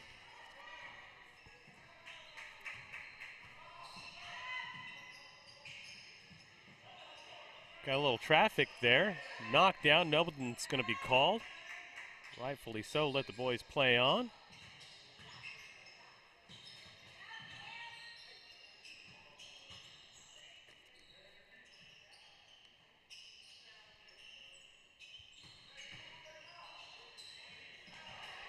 Almost stolen, but got the ball right back.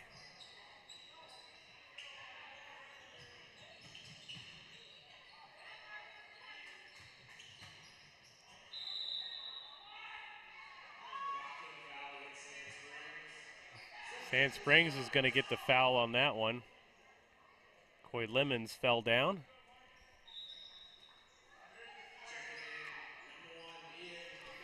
So we're going to get another substitution. Ian Metter comes into the game. So we're going to take this one out from behind the paint.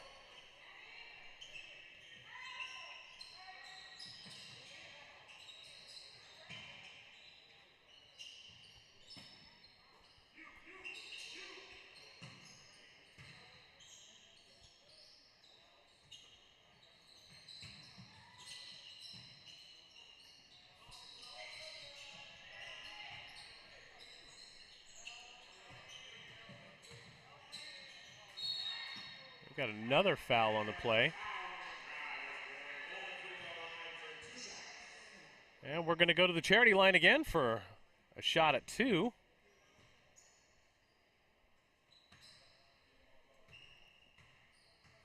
It's going to be Austin Boren on the attempts. Just a little off to the left.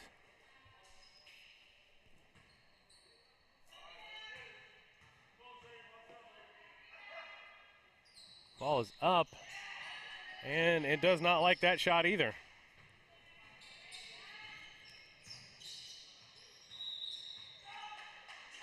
And they're going to take a timeout. And speaking of which, after this game, we're going to see the bracket here for the girls bracket. It's going to be coming up next on the Southern Sports Network. We're going to see the third game of the day. That's going to be Central and Bishop Kelly against Tulsa Central in that one. That should be a good game. Watching the Thursday game, these two were pretty heavyweights. Tulsa Central came in with only 8 players and was still scrappy.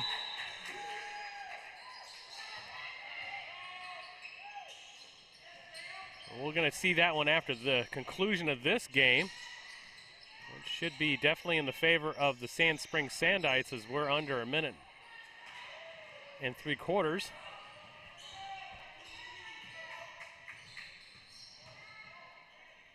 That ball's up in the air.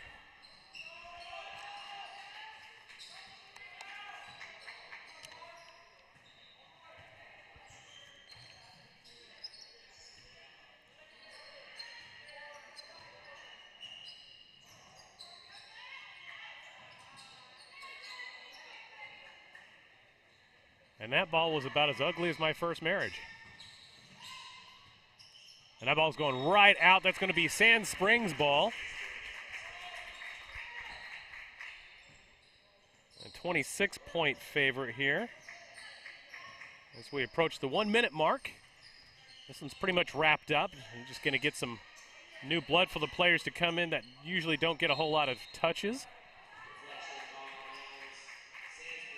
But it's been all Sand Springs ball today in this contest. They're going to bring this one back in here in just a second.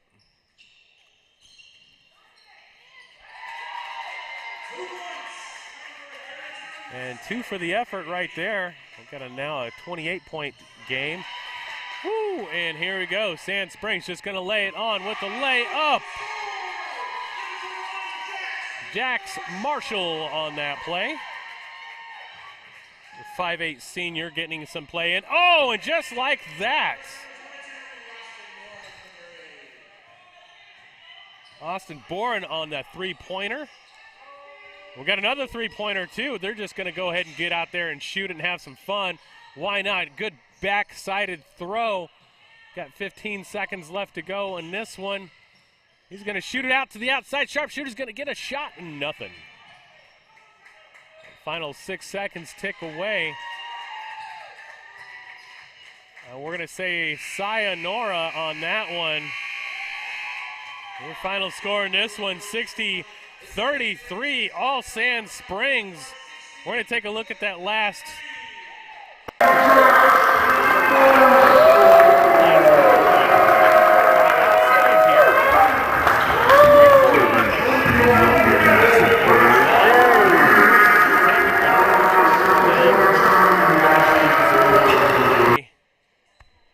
Sand Springs walk away this one in the boys bracket as the consolation winner. And then the next game up are going to be the girls, and then we're going to have some more on our way here.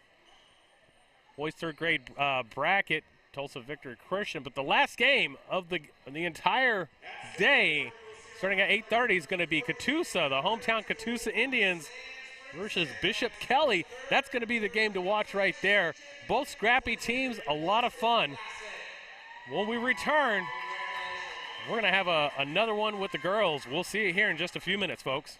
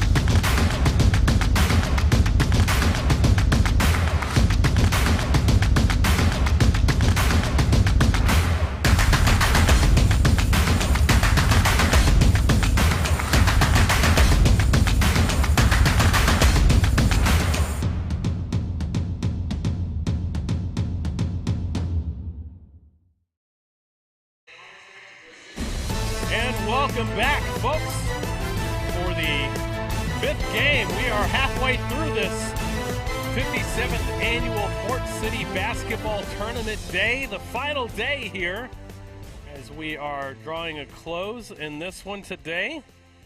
This is going to be a contest for the 3rd place matchup between Bishop Kelly and Tulsa Central. And what we have seen Tulsa Central and coming in from the Comets, is that these are both scrapping teams, especially Tulsa Central, who we've seen show up with only 8 in the first game on Thursday. We're still able to pull away with a victory with a lot of help from their head coach and keeping the girls from slipping away. A very animated head coach, by the way.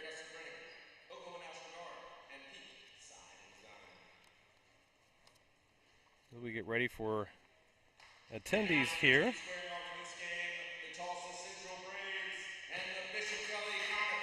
Tulsa Central is headed up by their head coach, Jimmy Walker III. Not any relation to Jimmy Walker from back in the day on a very popular TV show. Very animated guy, though, but Lamaya West is going to be one of the players. We're going to go down the roster. Jayla Miles, Jeshalrel Manuel. Now, if I hack any of these up, I'm doing my best, but I'm not the most literary person when it comes to names, so bear with me. Nakaya Blakely, Justine Rogers, Clarice Padillo, Jatava Tarver, Amira Robinson, Yona Ford, Sarah Wheat, Courtney Fortenberry, Monte Davis, Bailey Mullins, Nicole Knighton. And for the Comets,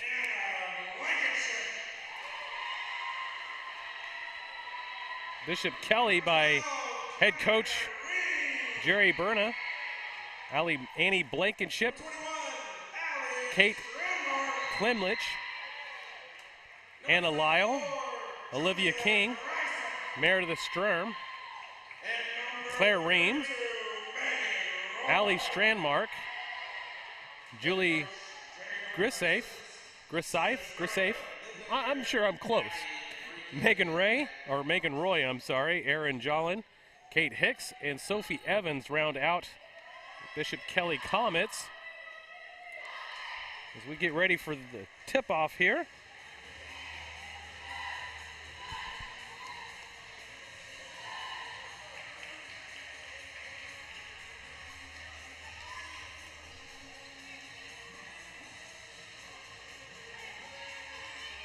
We're close on this one.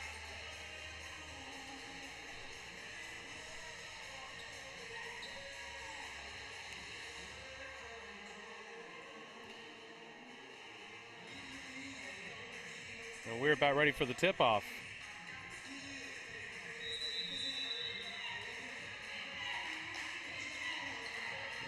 Bishop Kelly in the white, Tulsa Central in the black jerseys. A miss right there by Bishop Kelly.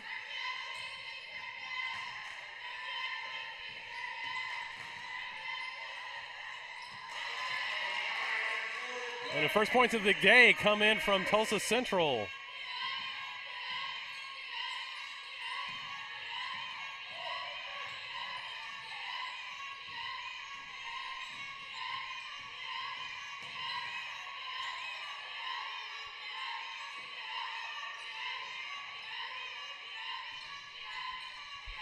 Looks like we got ourselves an issue with the scoreboard. We're going to go remedy that real quick.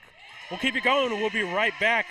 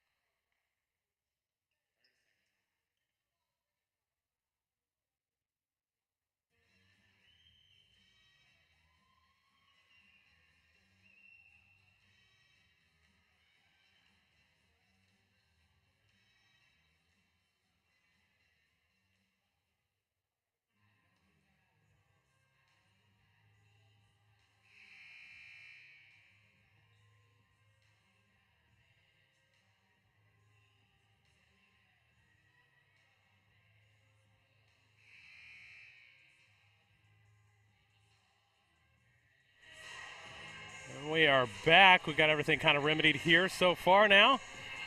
Close game. 3-point game between Bishop Kelly and Tulsa Central, and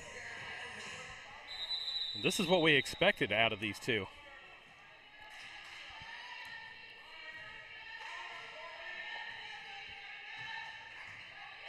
Tulsa Central with the ball with the black jerseys, uniforms. Bishop Kelly with the white and red. Can kick it back out. This Tulsa Central team is definitely scrappy, and we like seeing that here at the Southern Sports Network. That ball is stolen and restolen and out of bounds. Ball should be going back to Bishop Kelly.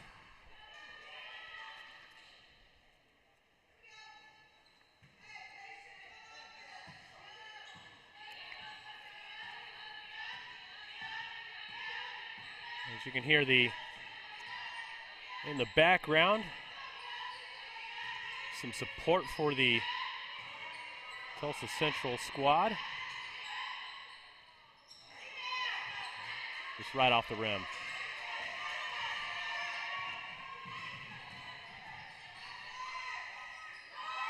Long three-point shot. Just a bit outside.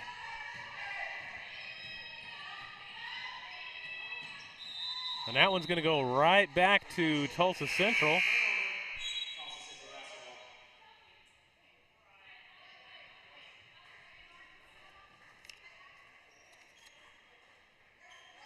Trying to get everything sorted out here.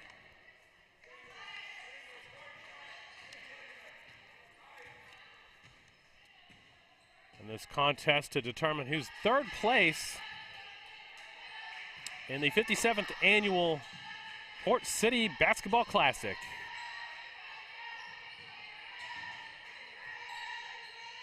I'm your host, Chris Dodson. Camera operator Tyler McCurdy is with us today, helping us out. Carson Smallwood should be making his way back here in a little while. Finish out the day. We got a steal right there from Bishop Kelly.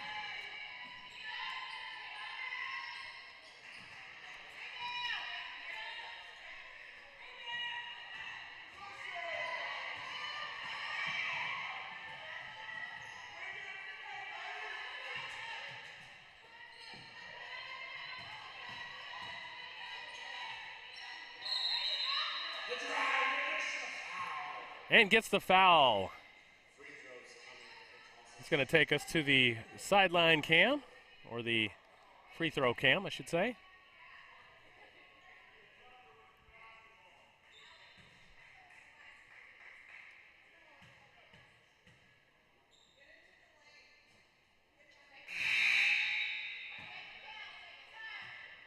Got some substitutions coming in.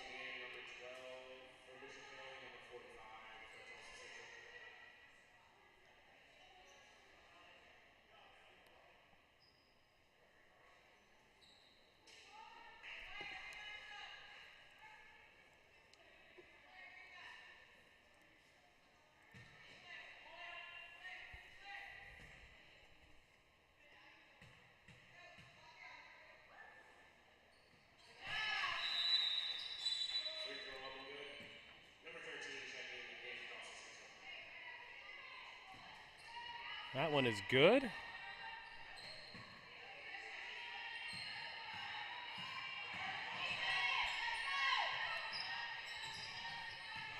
And we see Bishop Kelly with the ball for the final 15 seconds to go in the first period. Tries to find something in the backside, but nothing there. Tulsa Central has an opportunity to cash in. They do not, but there is a foul on the play. Back to the free throw line that we go to for Tulsa Central. Capitalize on this one, see if they can make it a tie ball game going into the half.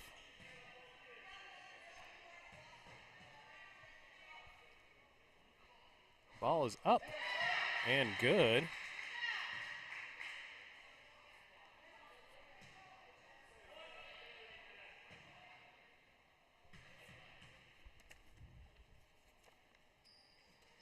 And that one is good, too. Monte Davis, great job on both of those. Nothing doing on the other one, and that's going to take us to the halftime with your score all tied up. 12-12 in an exciting game after the first period. And we'll be right back after this. There's no place like home. Whether you live in Oklahoma, Arkansas, or Missouri, Realty Mart USA is your go-to real estate company for residential, commercial, agricultural, or land. We believe in strong connected communities and sponsor local events. Realty Mart USA, supporting our communities, supporting our future.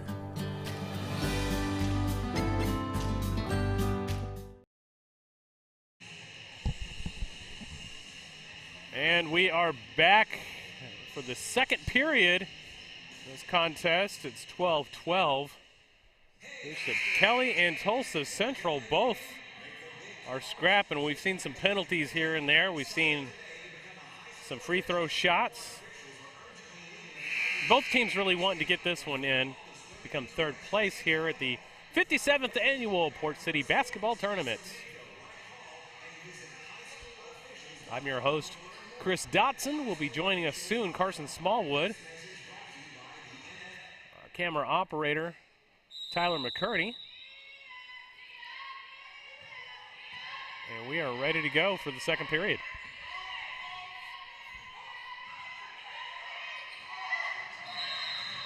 And just a reach over. Now you get the variety of reaching around, going over, but she kind of did both. Reach over is what we like to call that one. Bishop Kelly's going to get the ball back. So they're going to make a quick discussion on the appropriate foul here.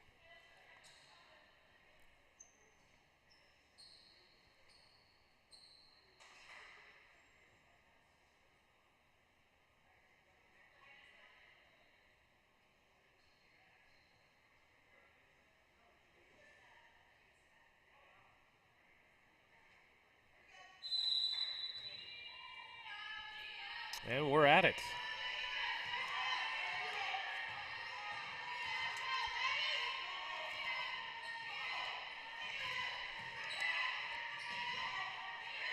Bishop Kelly tries to get that spin turnaround. Gets the rebound. Kind of flings it out.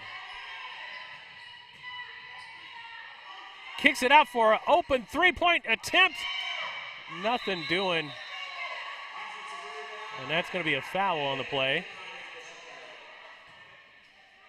Kenny Blankenship tried to get that long three.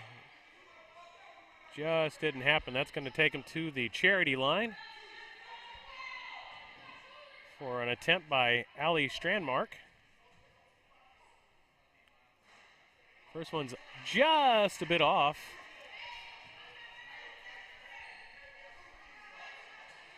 Strandmark with the second attempt for the Burgraff Disaster Restoration free throw, and that one is good.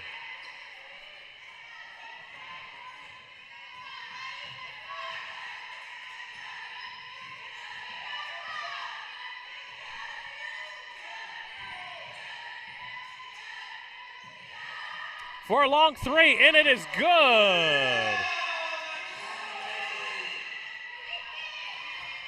Blakely on this shot. Gorgeous throw. And that'll be a lead change.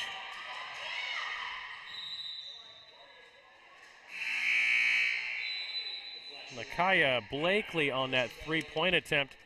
We're going to take another look at that one. That was a gorgeous shot right there. Before they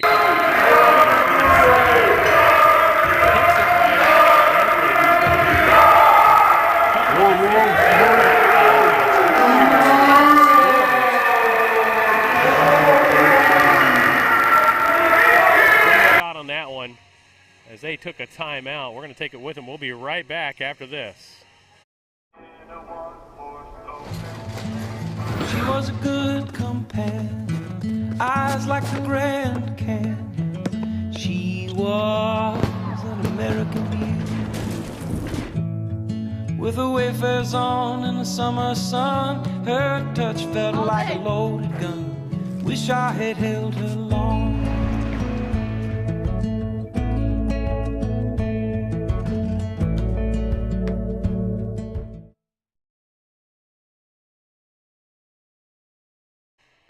And we are back. Close game so far, 2-point difference between the two.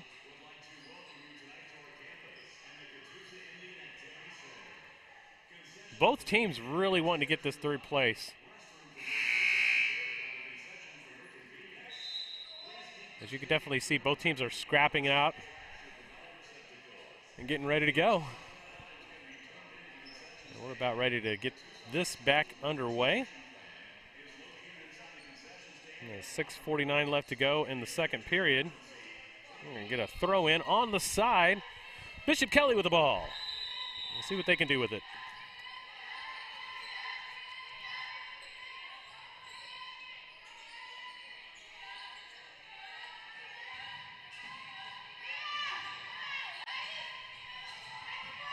And stolen right from her hands. This is a fast break. That ball's going to go out of bounds. Should be Bishop Kelly's ball, and it is.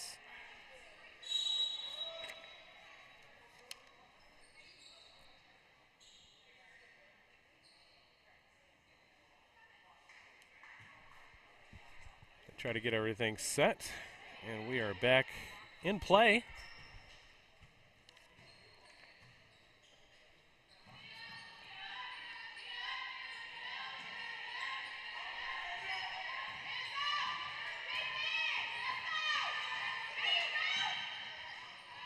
That ball's being contested, and intercepted.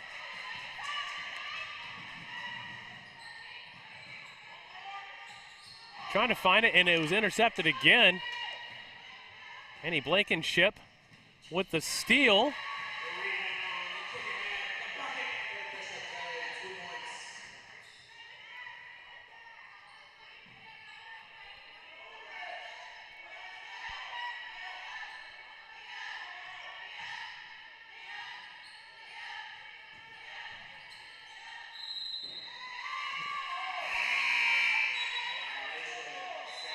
It looks like Monte Davis had stepped on the line, so stepped out. That ball is going to go right back to Bishop Kelly.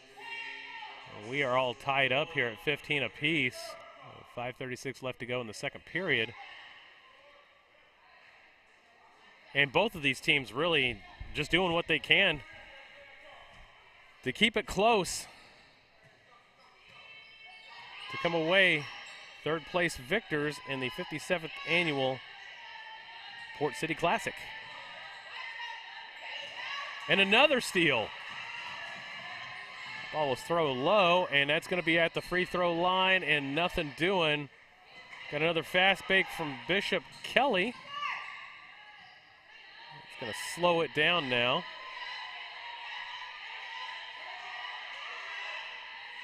As they try to figure out something here against this Tulsa Central Braves defense.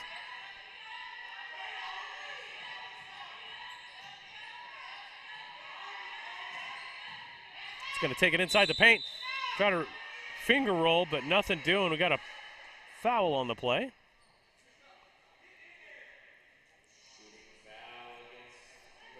And head coach Jimmy Walker III of Central is trying to tell his players to get in. And we're going to see a couple shots at the Burgraff Disaster Restoration Cam.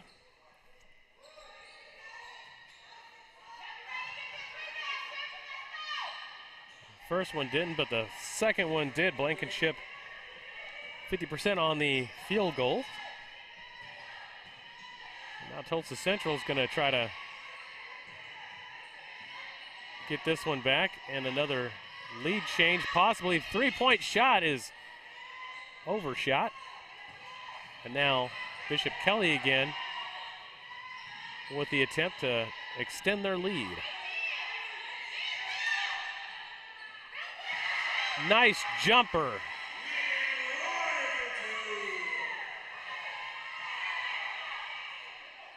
Megan Roy for that 2-point jumper.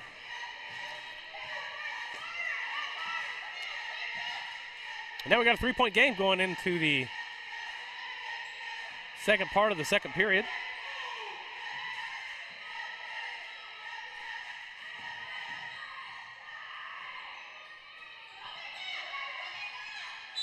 And that's going to go off of the Comet foot, and that ball's going to go right back to the Tulsa Central Braves. We got some substitutions coming in from the Braves as well.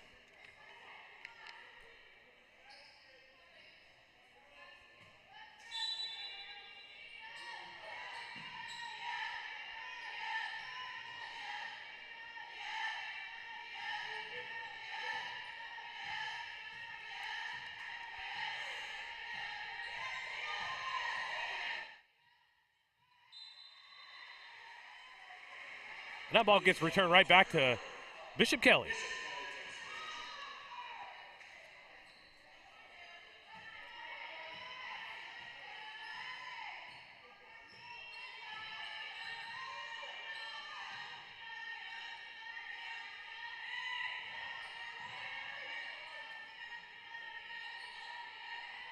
Trying to find something on the inside there. There's going to be a clear shot. No good. It's going to go out of bounds. Bishop Kelly's going to get this ball right back.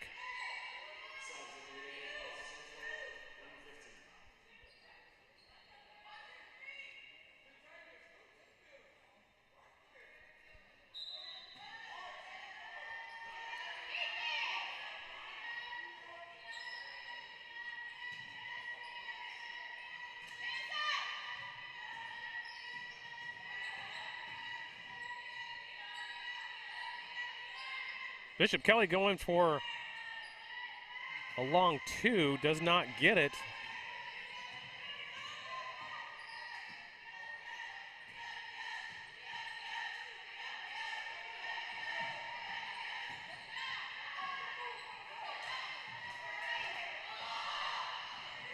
And that ball is going to be stolen and then restolen. A steal deuce. And nothing doing.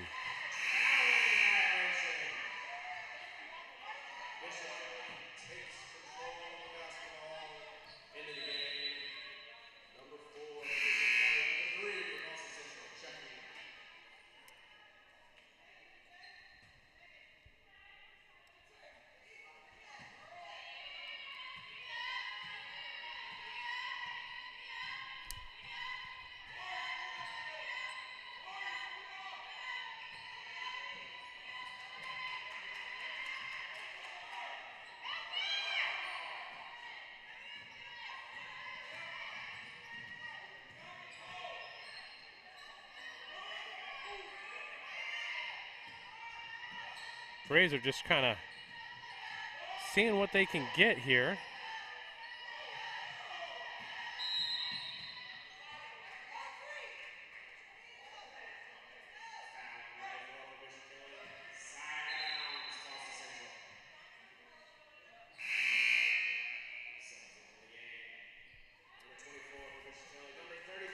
So we still have a 3-point game. Bishop Kelly up with $1:51 to go in this second quarter. $1:50 now. Our scoreboard has a little delayed on it. We'll get that reset here for you momentarily. As Tulsa Central is just trying to figure something out to get that ball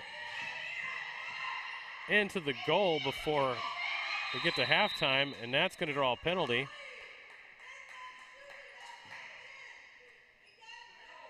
That's going to send them to the line. 2 free throws to try to lessen the deficit here. As we get ready for this one, Bailey Mullins on the attempts. First one sinks right in. It's 18-16 now. Disregard the scoreboard on your screen at the moment. We'll get that adjusted at halftime. It's a 2-point game right now with a $1.26 left to go in the second period.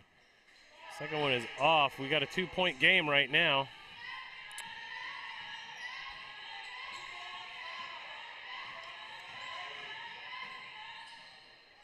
Bishop Kelly with a nice dump off.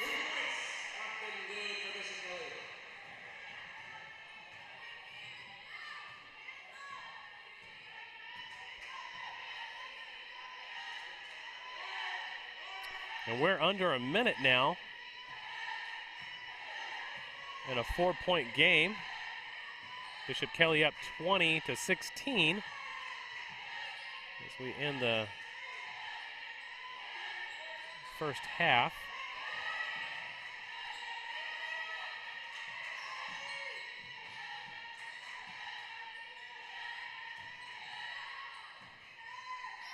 Ball is up for a 3-point shot, and it is good. We're under 25 seconds now. Got a 1-point game, 20-19. Bishop Kelly is up on top.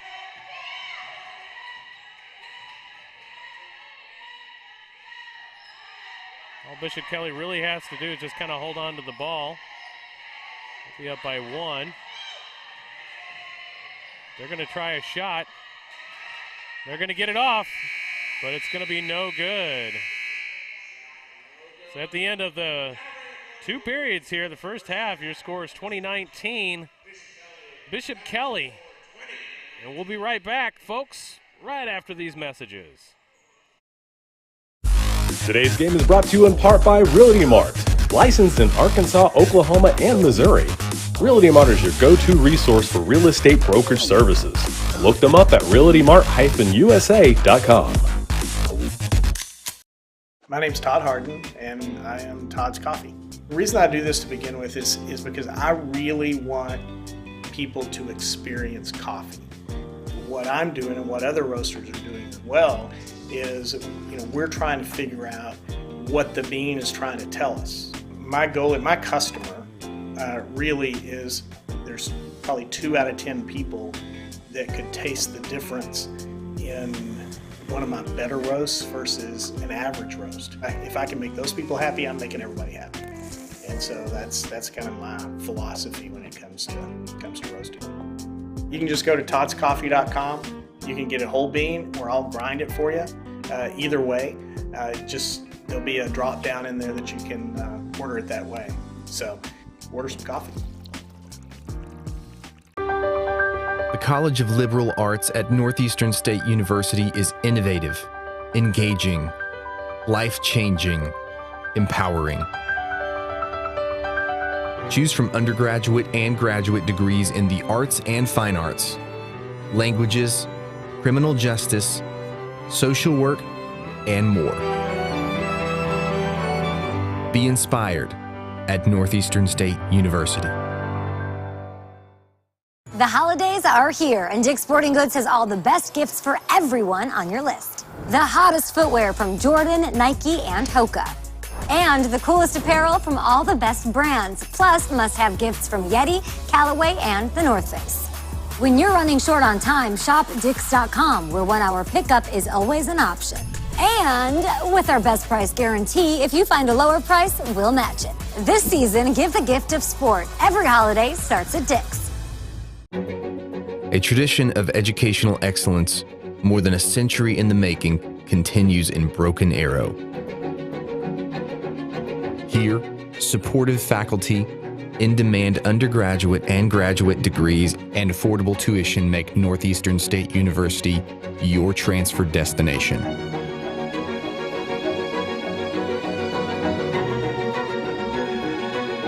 Finish what you started. She was a good companion, eyes like the Grand Canyon. She was an American beauty, with her wayfarers on in the summer sun. Her touch felt like a loaded gun. Wish I had held her long.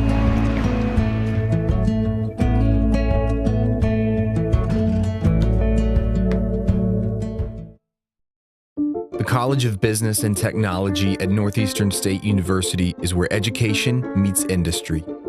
Our in-demand undergraduate and graduate programs have real-world focus with practical workforce applications. Choose from degrees in accounting, marketing, supply chain management, information systems, healthcare administration, data analytics, and more. Lead with experience from Northeastern State University. I can feel the warmth deep down in my bones. I know that I am home. I miss him too.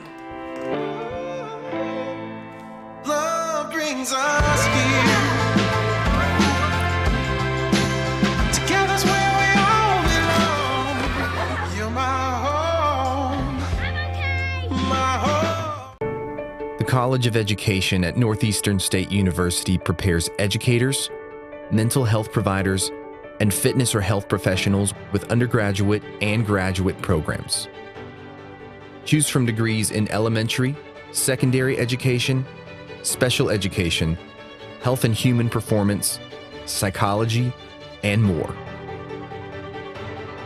Be ready from day one at Northeastern State University.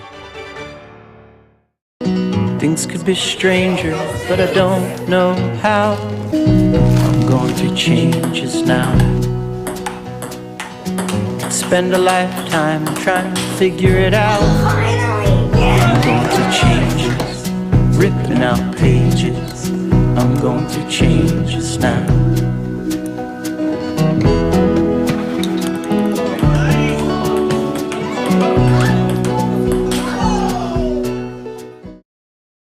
At Northeastern State University in Muskogee, we take care of our students so they can take care of others. Choose from a variety of healthcare degrees, including physician assistant studies, nursing, occupational therapy, speech-language pathology, and more. Answer the call at Northeastern State University.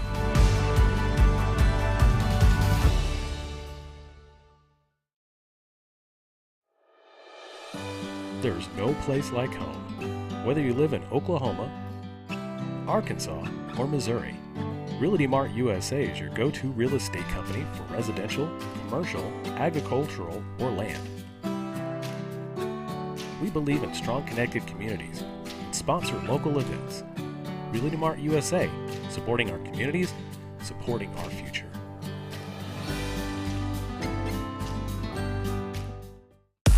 Today's game is brought to you in part by Realty Mart, licensed in Arkansas, Oklahoma, and Missouri. Realty Mart is your go-to resource for real estate brokerage services. Look them up at realtymart-usa.com. My name's Todd Harden, and I am Todd's Coffee. The reason I do this to begin with is because I really want people to experience coffee. What I'm doing and what other roasters are doing as well is, we're trying to figure out what the bean is trying to tell us. My goal and my customer really is, there's probably 2 out of 10 people that could taste the difference in one of my better roasts versus an average roast. If I can make those people happy, I'm making everybody happy. And so that's kind of my philosophy when it comes to roasting. You can just go to toddscoffee.com. You can get it whole bean, or I'll grind it for you. Either way, there'll be a drop down in there that you can order it that way. So order some coffee. The College of Liberal Arts at Northeastern State University is innovative, engaging, life-changing, empowering.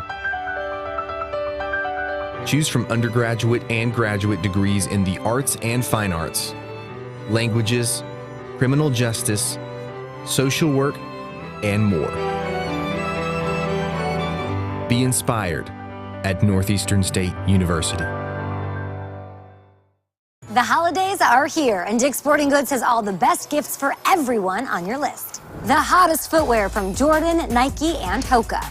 And the coolest apparel from all the best brands, plus must-have gifts from Yeti, Callaway, and The North Face.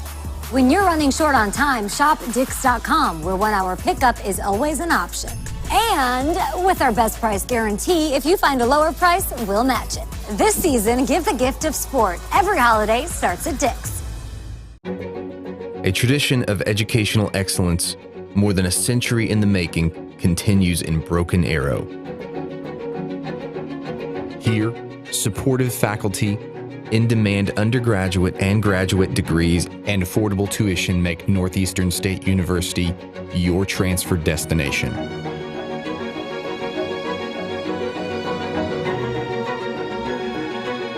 Finish what you started.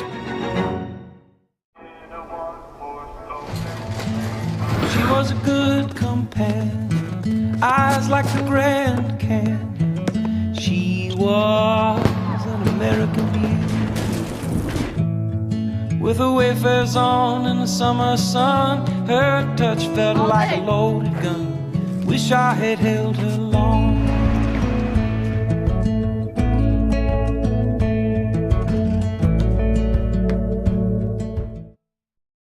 The College of Business and Technology at Northeastern State University is where education meets industry.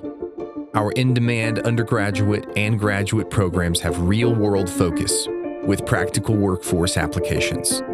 Choose from degrees in accounting, marketing, supply chain management, information systems, healthcare administration, data analytics, and more. Lead with experience from Northeastern State University.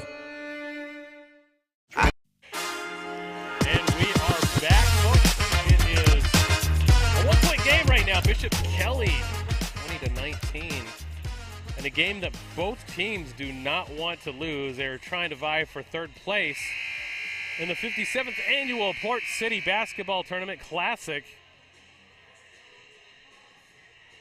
It's been a fun one today, as this is our 5th game out of 8.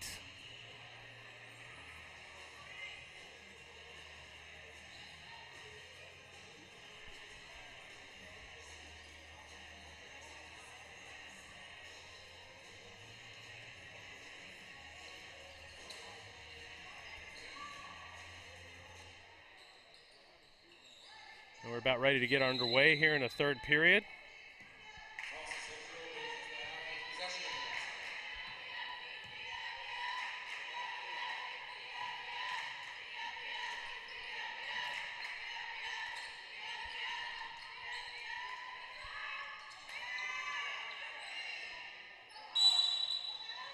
And we got travel.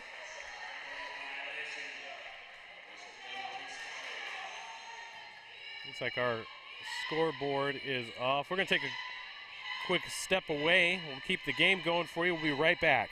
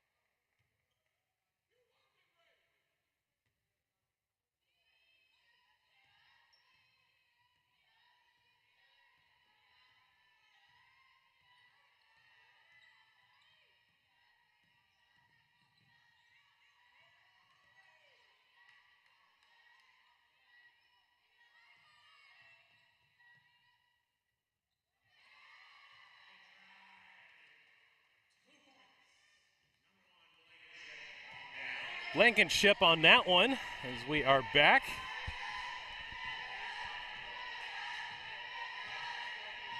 These teams evenly matched going down the stretch.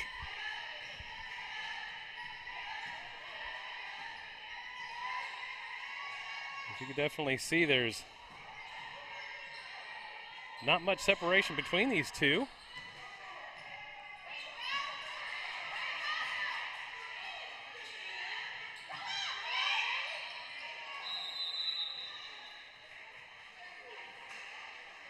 Going to draw another foul here. Ball's going back into the hands of Bishop Kelly. An opportunity to extend the lead.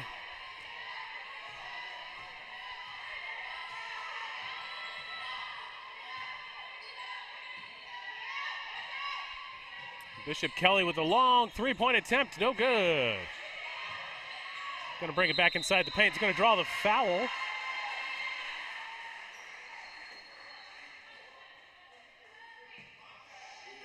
That's going to take him to the line.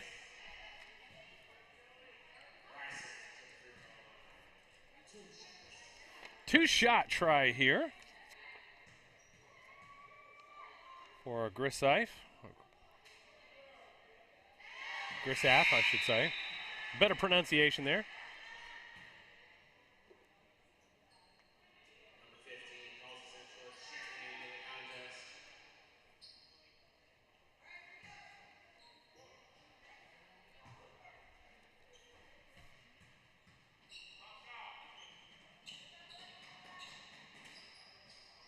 And we got ourselves a 4-point game. Grissaff with both of them getting right inside the basket.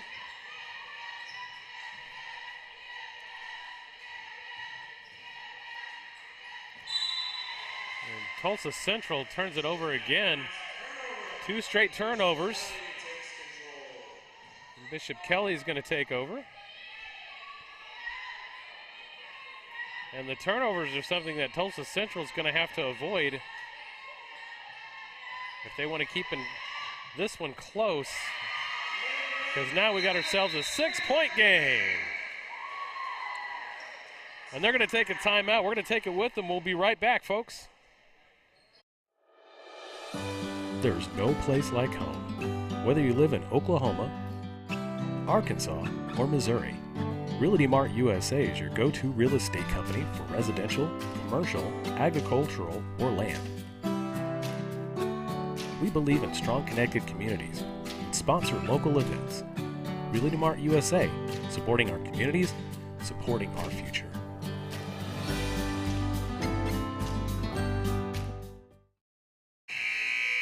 And we are back, folks. For those of you just tuning in here, 6-point game. Bishop Kelly and Tulsa Central have been going at it all day long. A few lead changes here and there, but it's been tight for most of the game.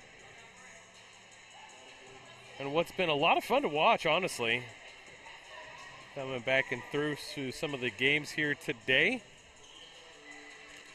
We are on the 5th game of 8-game stretch on this tournament.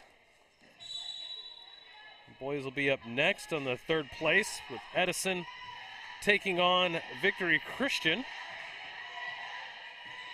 And then we'll have our ladies championship game after that with Verdigris taking on Duncan.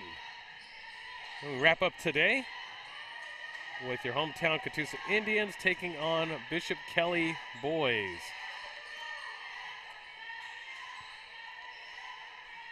Tulsa Central trying to get some points on the board and cut away from this deficit, but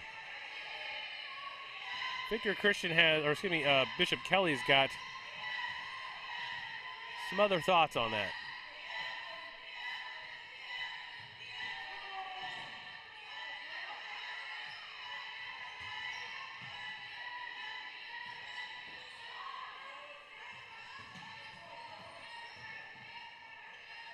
Outside jump, no good.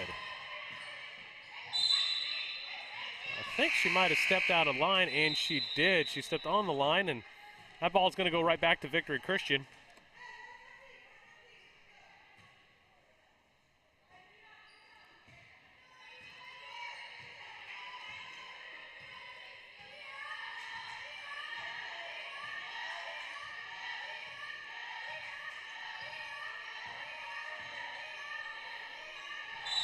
You can hear the Braves cheering on their team. That possession, though, is going to go right back to Bishop Kelly.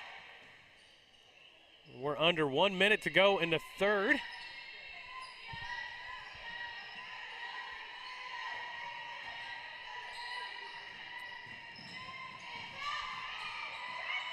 And there is a full court press right there. As Bishop Kelly trying to do anything they can to get that ball out.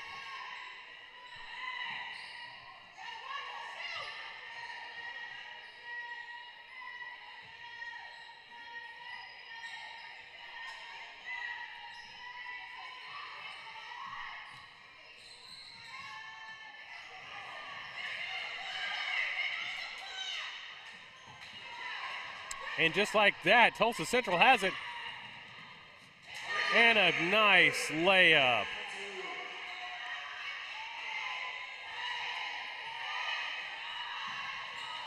And we got the final seconds coming to a close. Are they going to get it off? They do. No buzzer beater there. We got ourselves a 4-point game. We'll see what's going to happen here at the conclusion of this when we come right back.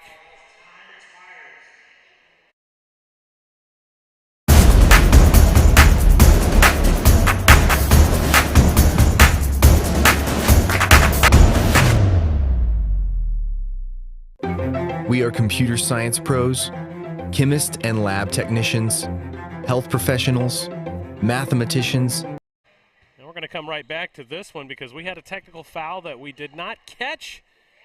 And we got 2 for 2 coming up with you. Second shot attempt here.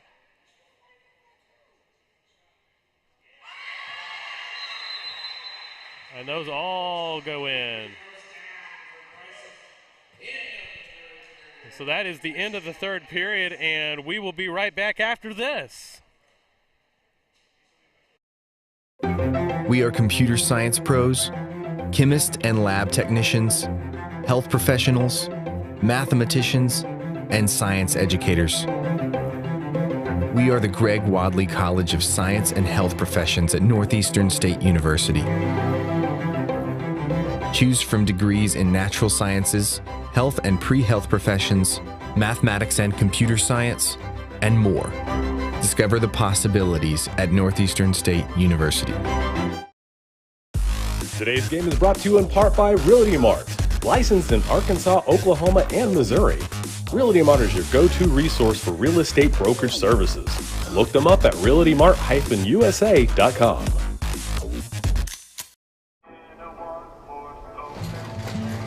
She was a good companion, eyes like the Grand Canyon. She was an American beauty, with her wayfares on in the summer sun. Her touch felt like a loaded gun. Wish I had held her long.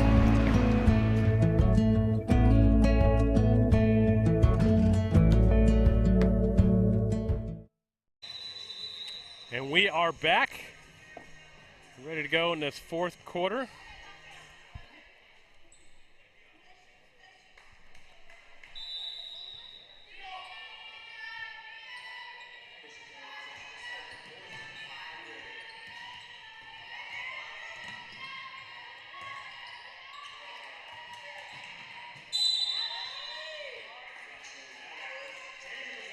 Fourth period, here we go. Possession's going to change, 33-26 is your score. This one's been closely contested all game long today. And I don't expect any different here.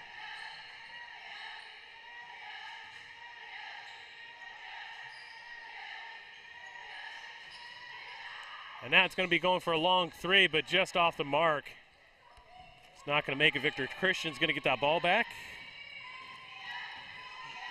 In the final 7 minutes of this game, the winner is going to get the third place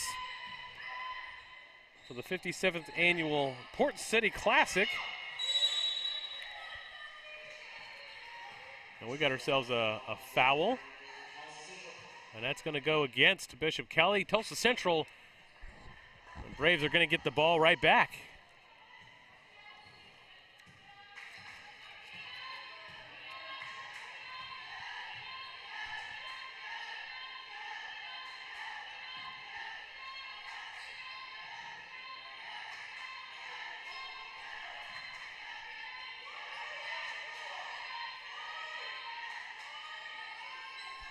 Davis with the ball. Blakely with the ball and nice shots. 2-point basket there.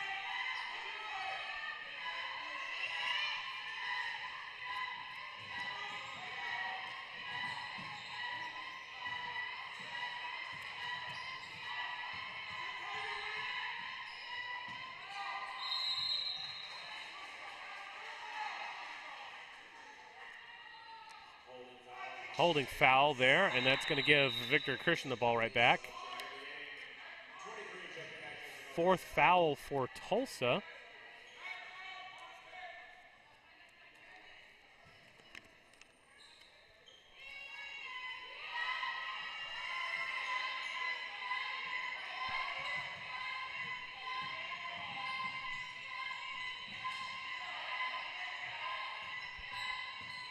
Blankenship with the drive in.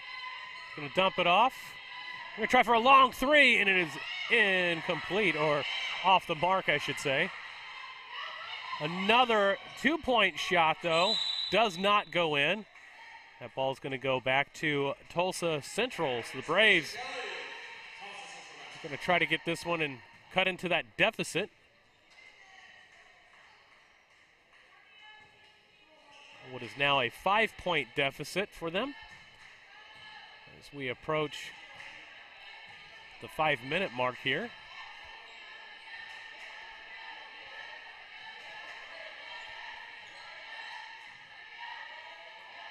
Coach Jimmy Walker III, you see him in the background trying to tell his girls to get up and get going. And there we go. We got a long 3, in and out, no good, but to get the rebound. And a foul.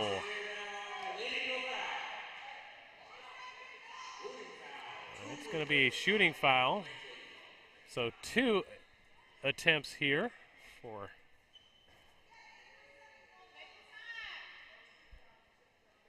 Blakely to get an attempt to cut into this deficit.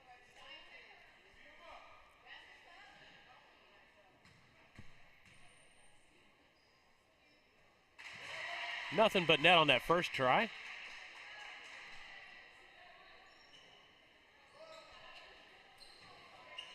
Makes it a 4-point game.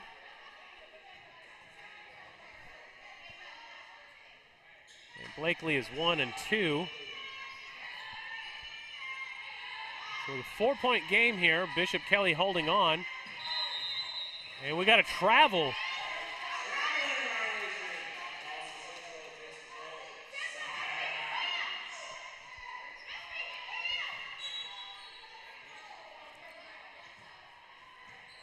Let's see what the Braves decide to do here. They're going to try to go inside the paint.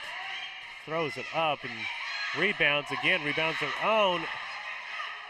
That basket is being very stingy.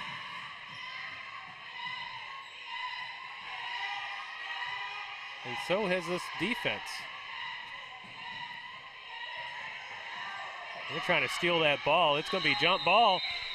That jump ball is going to go right back to Bishop Kelly. The Comets are going to get an attempt again. And take it from the side end.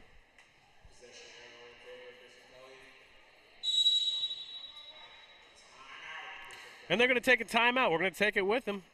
We're down to our last 4.5, roughly. And we'll be right back. In 1851, the Cherokee ignited the lamp of learning in the wilderness. For more than a century, this has been a gathering place where minds are developed and lifelong relationships are made. where dreams find direction. The lamp burns brightly still at Northeastern State University.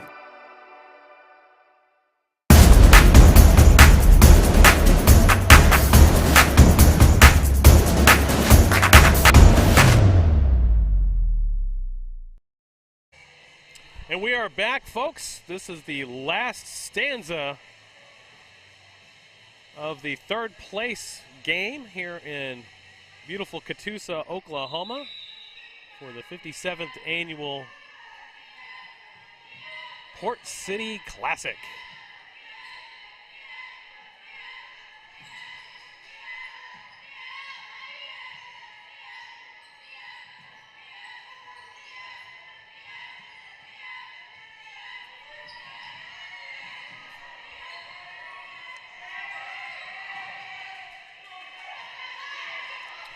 Blankenship with the ball, trying to figure out where to go with it. Doesn't have anything really to go. She's going to try to shoot it by herself and inside the paint. It does not get anything on the finger roll. She's going to come back and try to steal that ball on the backside, but definitely seen.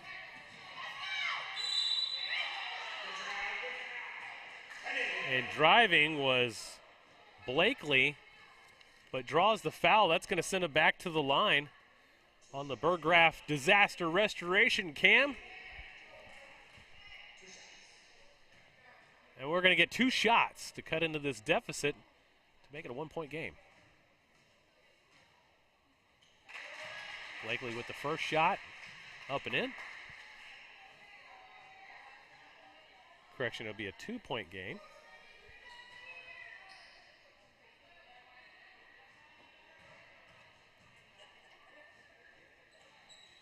Second one does not. We're still at a 3-point game here in Bishop Kelly's favor. Final 3 minutes and 44 seconds.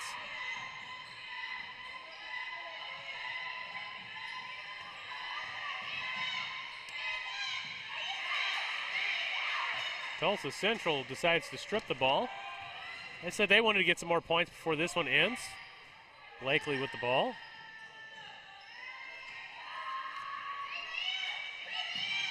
Does not get it. Blankenship with the rebound. Got a foul on the play. And we also have substitutions. Getting some blanket substitutions here late in the stretch.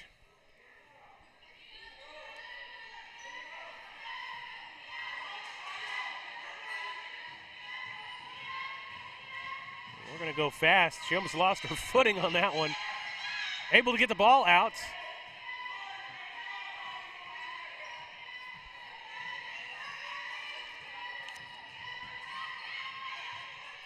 Strandmark with the ball. Back to Ream, but that one is stolen. What are we going to get here? A nice layup. And who do you expect here? Monte Davis cuts it down to a 1-point game. Great steal and score.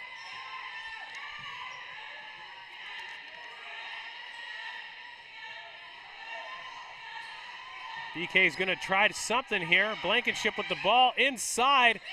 Tries the layup. It does not get it, but is able to get the rebound by herself. And we are closing in on the 2-minute mark, and we could definitely hear Jimmy Walker III in the background telling his girls where to line up at, and they're going to take a quick timeout.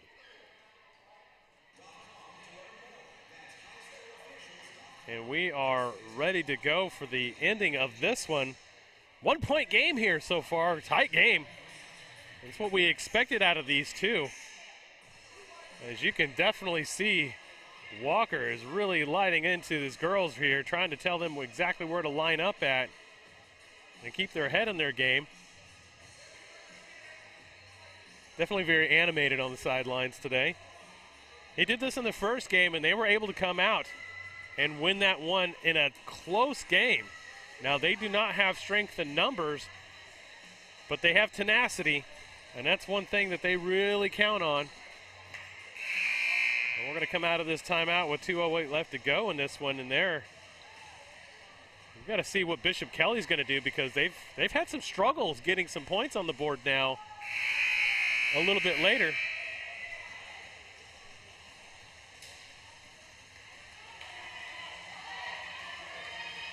But we're going to find out who wants this more.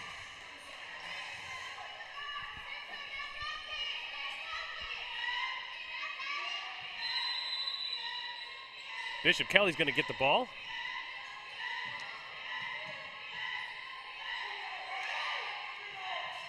And they can take their time in this one. They don't have to rush anything. Just got to make sure that they keep possession of the ball and, more importantly, get it in the basket. Good press coming on by Tulsa Central.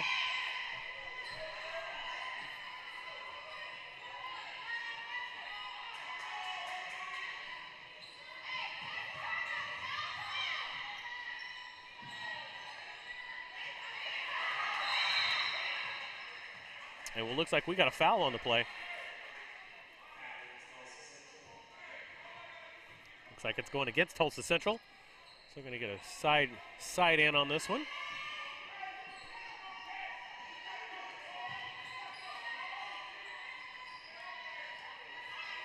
Blankenship is going to bring it back out.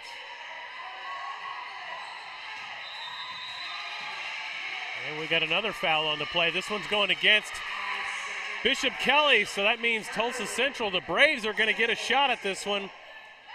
$1:33 left to go, and deciding who's going to be third place in the 57th annual Port City Classic.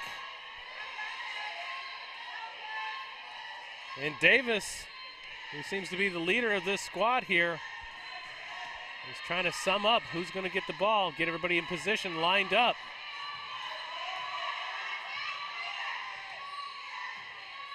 They don't have to do anything fancy. All they have to do is maintain control, get some points on the board. They're trying for that long three, and they get it!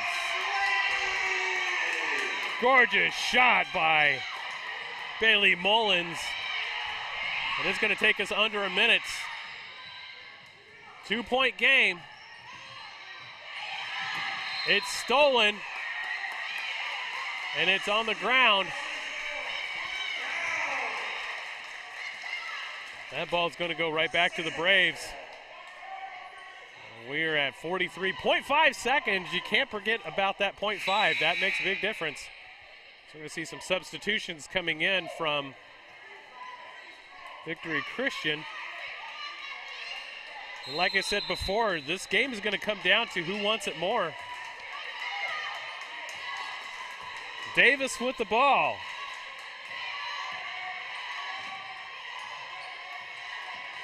And Bishop Kelly's going to get the steal. And they're going to tie this one up. And we are on the final stanza here. Davis with the ball. We're going to take one final timeout. Jimmy Walker's going to have some words with his team. We're going to take a timeout with them. Their final one here. We'll be right back. I can feel the warmth deep down in my bones. I know that I am home. I miss him too. I thought that lady was dressed up like a duck at first. Love brings us here. Together's where we all belong. You're my home. Something else in the Dodge.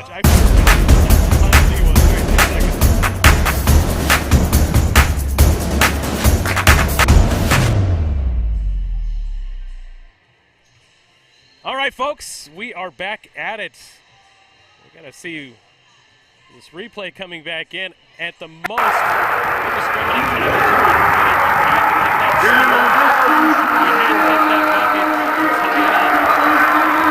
Now it's really going to come down to, in these final last 22.1 seconds, who really is going to have that game plan, but more importantly, who's going to want it more.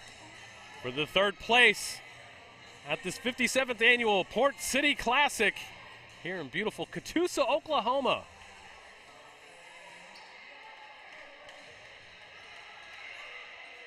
victory. I'm sorry. Tulsa Central. The Braves should be getting the ball. And they're going to do it from the side, so we're going to side out right here to determine if we're going to get a victor here or if we're going to get ourselves overtime. Davis with the ball. Going to shoot it out, and that's going to be against Davis on travel. Huge penalty right there. That's going to give the ball right back to Bishop Kelly, who could win this one. And we're going to take another timeout. Coach Walker's definitely not going to be pleased on this one. Coach Berna over there on the Bishop Kelly side is going to keep our girls ready to go. Get them hydrated, get them ready to go for what could be some of the final seconds here. Here's what I'm expecting to see. I'm expecting they're going to throw the ball in. Going to try to conserve as much time as possible. I feel we're probably going to see a couple of penalties here and there. It might be determined at the free throw line.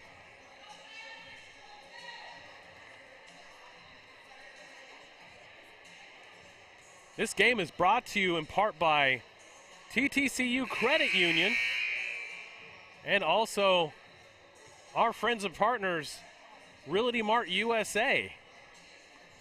Great company to help you find land, agricultural land, commercial, residential, doesn't matter. They can even do industrial if you need. They've got it all. They've got the expertise, decades of experience, and are definitely friendly to work with. I've worked with them myself. I would never refer you to anybody else that I did not feel comfortable with. Definitely check them out. And we're going to get a throw in here. That's a long bomb throw. She's going to lose her footing, but is retained by Bishop Kelly.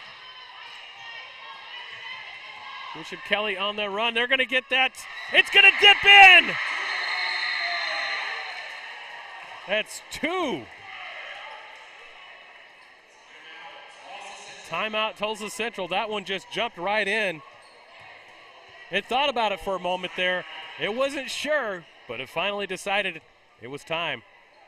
8.5 seconds left to go. My prediction, just out the door, just crumble it up, throw it into the trash. I thought we were going to see this one at the line. Almost ended a disaster with that throw when she fell on the court. Usually it's the carpet monster, but this is hardwood. It's the hardwood monster today. You got to be very careful because sometimes that hardwood could be slick. And you definitely do not want to hit your head on it because I've done that a few times. It's not pretty.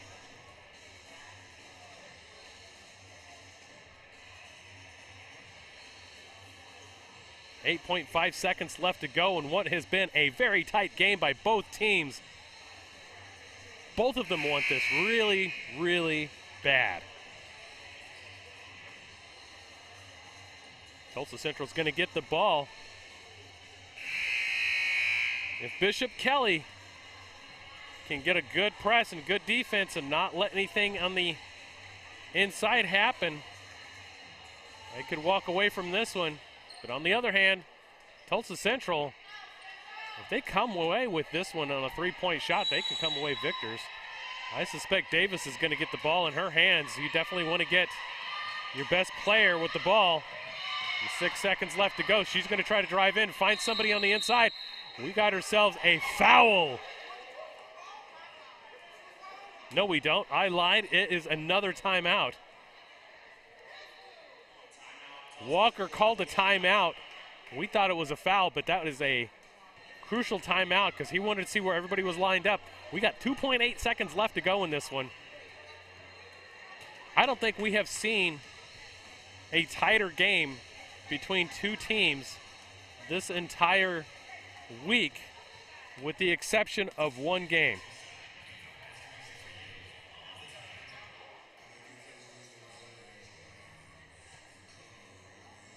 What a game.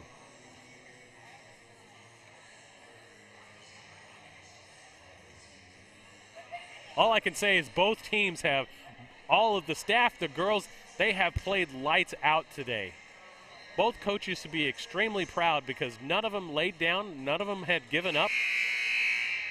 They've all played hard. And this is the kind of matchup that we love to see here at the Southern Sports Network. And if you would like to have your games broadcast on the state's premier network, contact us at southernsportsnetwork.net on our website or info@southernsportsnetwork.net. We'd love to talk to you. We are looking to expand for next year. And if you'd like to advertise, the same thing. That ball is up. It is off the court, and that's the game. Your final score in a hard-fought game. Bishop Kelly walks away from this one in a hard-fought game. 35-37 is your final score in what has been an amazing game. Love to see it. And here it is, your final. Third place winner goes to Bishop Kelly. And we've got that one backwards. We're going to have to get that one corrected once more. And Tulsa Central really tried their best. They did a great job out there, but Bishop Kelly gets the third place trophy. And a good job to them. Our hats off to Bishop Kelly on what was a hard-fought game. Our hats goes off to them. And join us for our next game. We're going to take a break. Our next game is going to feature the Victory Christian against Tulsa Edison. When we come right back, we'll see you then.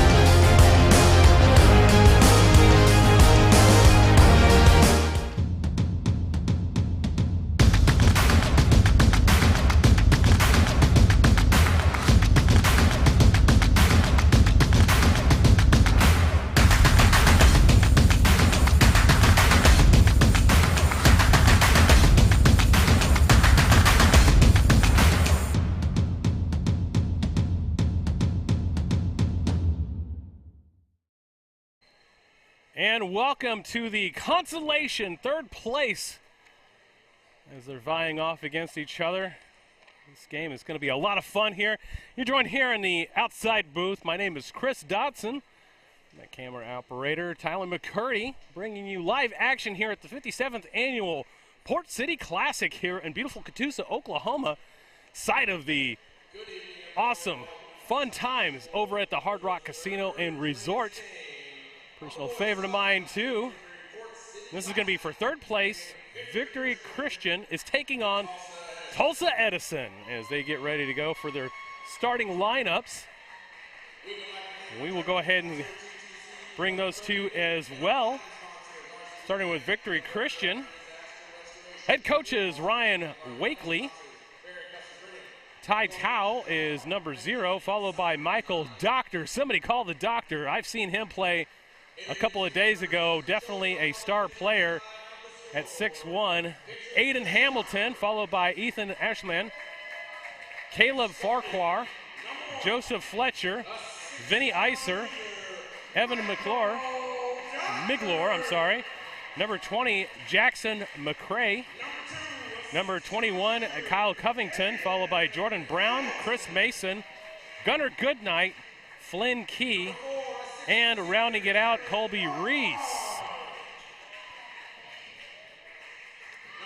For Edison, we have head coach Michael Parrish, number 1, Devin Isham, followed by Jeremiah Johnson, Cooper Fowling, Otis Alexander, Donald Johnson, Corey Hawkins, Ryan Hawkins, Luke Parrish, Caden Spaulding, Sheldon Thompson, Kamari Bailey, Jet Brown, Jay Overton Toby, and rounding out their crew, Kamultre Gaines. Now, if I butchered any of these names, my apologies. I am not the best at enunciation, but I'd give it a shot, though. But this is going to be an exciting game between two teams that were really hard workers during the first day that we were here. Lots of fun here today.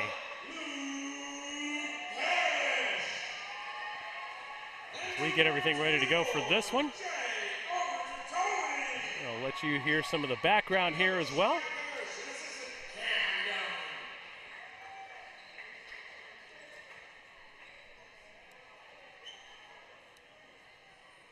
As we get ready for the opening tip-off.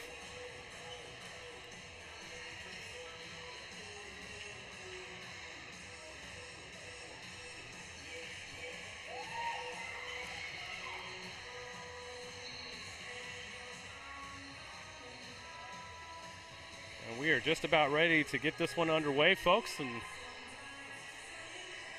we expect a really hard-fought game between these two opponents. And there we go. Victory Christian in the black and blue. Tulsa Edison in the white jerseys with green outline and lettering. Victory's got the ball first, and it is stolen.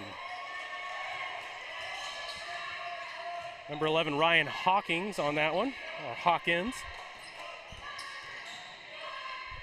Hawkins with the ball, he's gonna drive it inside. And he's going to get the first points of the day. A 2 on a nice little jumper.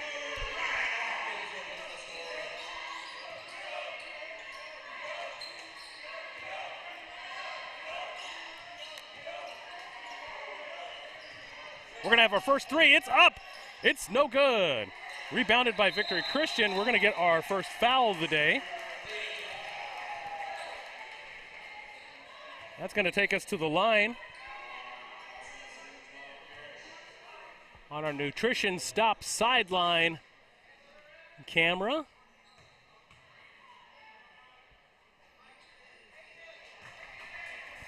And our Tulsa dryer vents camera, if you will.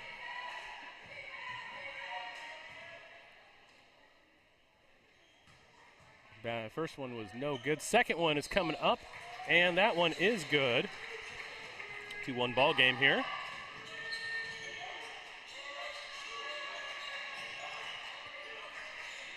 Ball is in the air for a long 3-point, no good.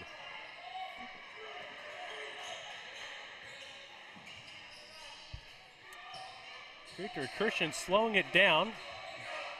Kind of taking its jabs. Trying to find out who's going to be open. He's going to take it himself.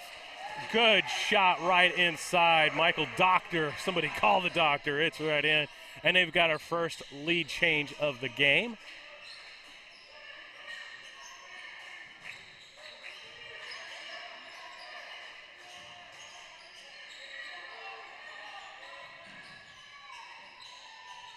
Nice spin away fade by number 24, Jay Overton Toby. That was smooth operator.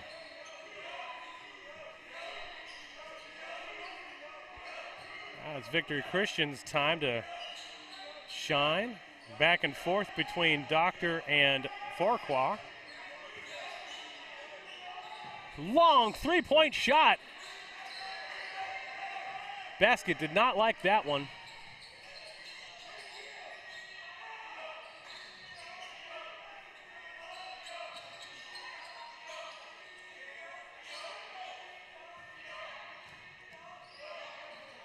Johnson on it, and he gets fouled. Edison's getting the ball back. Gets it right in real fast.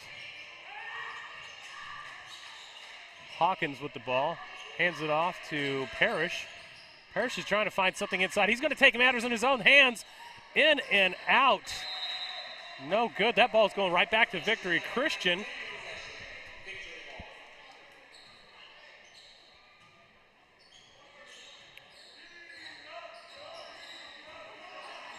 And the Doctor with the ball to bring it back in.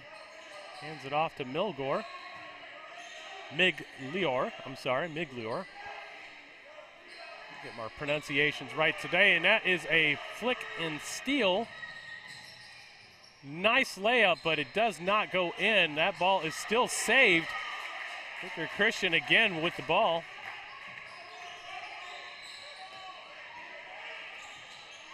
Doctor hands it off to Hamilton, who tries and unsuccessful. We got a trip.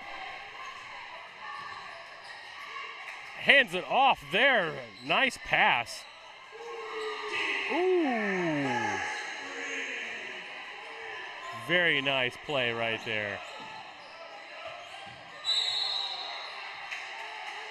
Great three-pointer. We're going to take our first timeout of the game. We'll take a 30-second timeout when we return. We'll see in just a moment.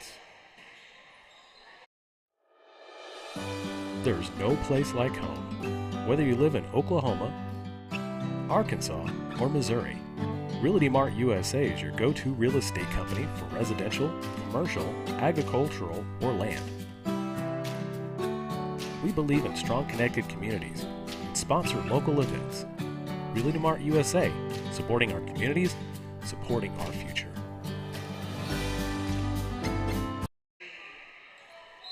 We thought they were taking a timeout. They fooled us. That's okay. We still have the game on. It's still 7-3. We're going to take it from the baseline. Tulsa Edison's going to be able to get this one back.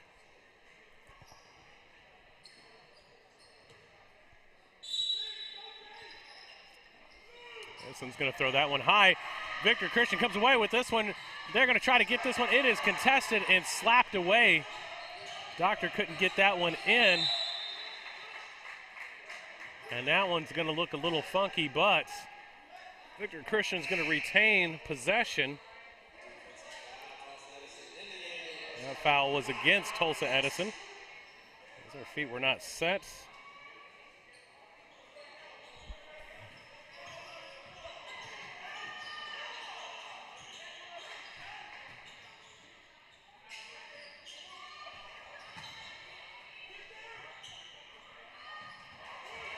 That ball was thrown around, tossed around, moved around, and then Jeremiah Johnson decides to take the ball in his own hands and tries to make something of it, but there's going to be a jump ball, it looks like, and the possession's going to go back to Tulsa Edison.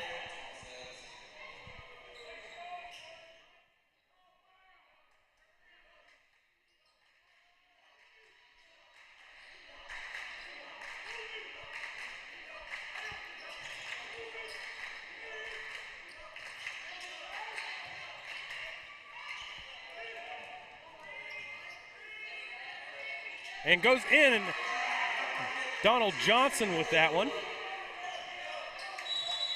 Getting inside the paint, and now they're really going to take a timeout, and we're going to take it with them.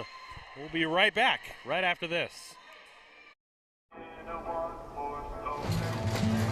She was a good companion, eyes like the Grand Canyon. She was an American beauty, with her wayfarers on in the summer sun. Her touch felt like a loaded gun. Wish I had held her long.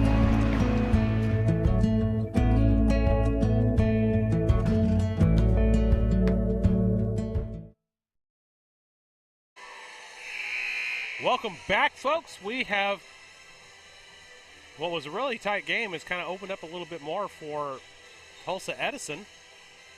It's a 6-point game right now, 3 minutes left to go in the first period.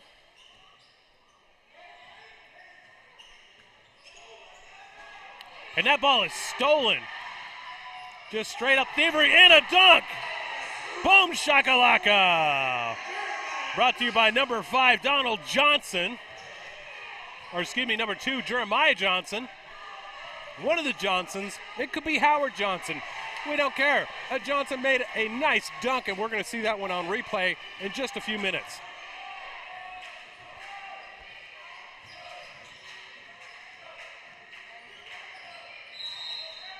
There's a nice little push off right there. We're going to go right back to see that beautiful dunk.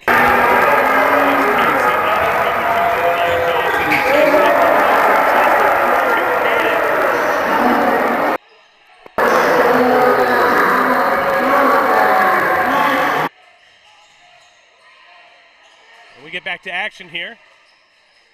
That ball is up and no good. Luke Parrish on the attempt.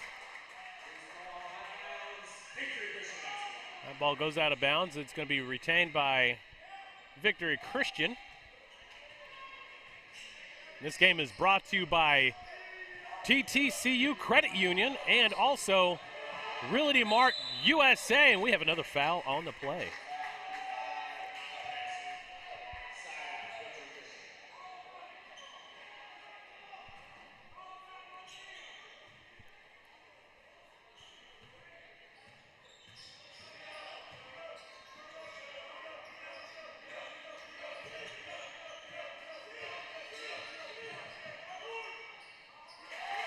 And we got 2 right there. So the drought is over for Victory Christian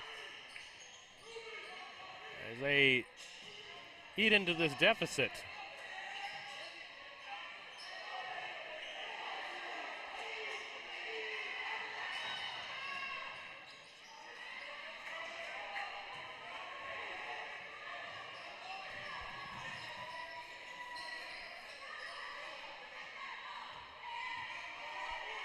That ball is up and no good. A dump off right there, great. A great pass off to Parrish, gets them 2, extends their lead. And they are really trying to get that ball, Tulsa Edison is, and they're doing everything that they can to steal it, and they foul on the play.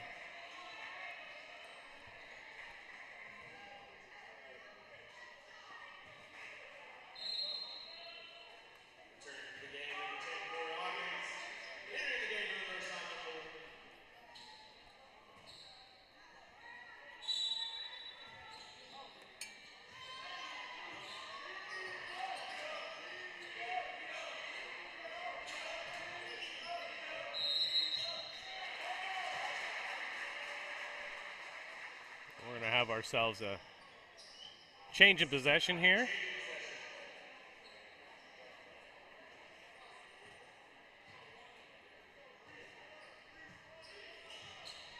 So Edison is going to get the ball back.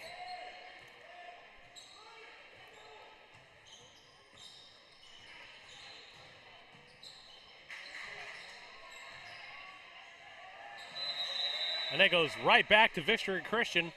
Errant pass, but The officials disagree with me, and they say it's going back to Tulsa Edison. Edison will get the ball. Johnson with it. Saves it from going out half court. He's doing some nifty moves to dump it off.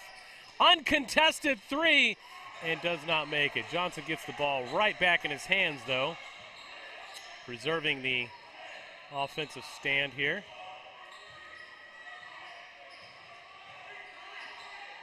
Hands the ball back off to the other Johnson. And he gets fouled, it looks like. Did he get the ball off in time, though? And that is the end of the first period. But it looks like we're going to get ourselves a shot at some points here before we get to the end of this one.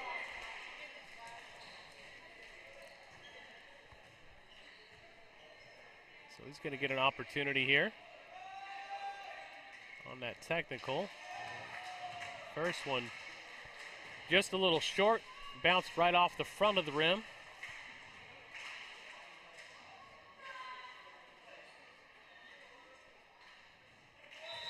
And he does sink one in. So here we go at the end of the first period. 14-5 is your score. We'll be back momentarily after these messages. In 1851, the Cherokee ignited the lamp of learning in the wilderness. For more than a century, this has been a gathering place where minds are developed and lifelong relationships are made,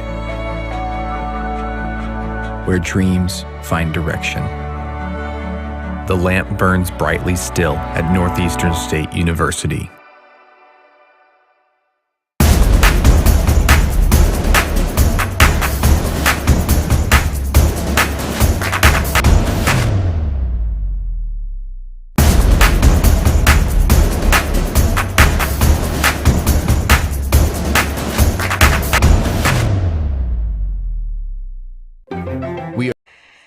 And we are back, folks. 14-5 game is what we got here right now. And we got another technical free throw here. That was assessed against Victory Christian. I'm not exactly sure what that call was, but it was enough to warrant a technical foul, which sends them back to the line to extend this lead. We're already up to a 10, now 11-point lead here. You definitely got to keep your cool and your composure if you are Victory Christian. So that means that Edison's going to get the ball back also to add salt to the wound.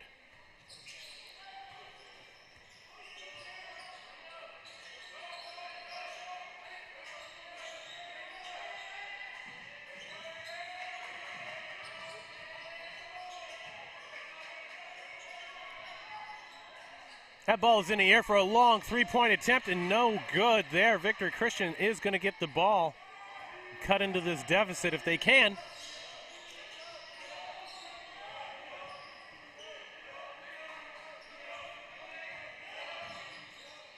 Ball is in the air and is no good. Recovered by Johnson.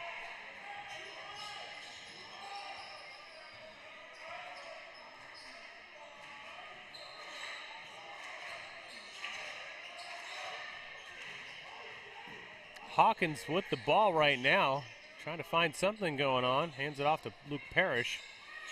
Parrish swings in, does some fancy footwork. Johnson with the long three, and it's in!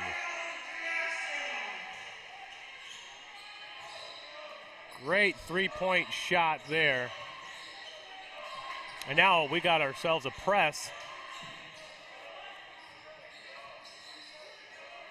Victory did a good job at getting outside of that press. Going to do some fancy footwork. The Doctor with the shot and no good.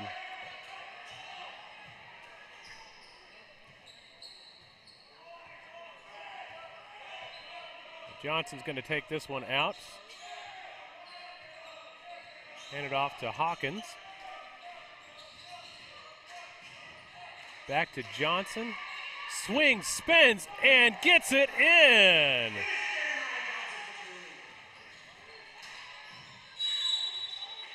to take a timeout. Let's take another look at that beautiful three-point. On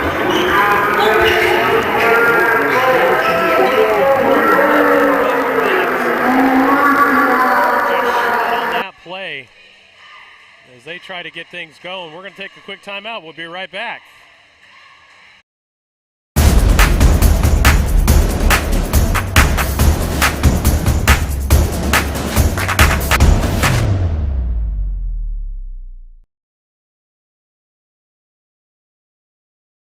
In 1851, the Cherokee ignited the lamp of learning in the wilderness.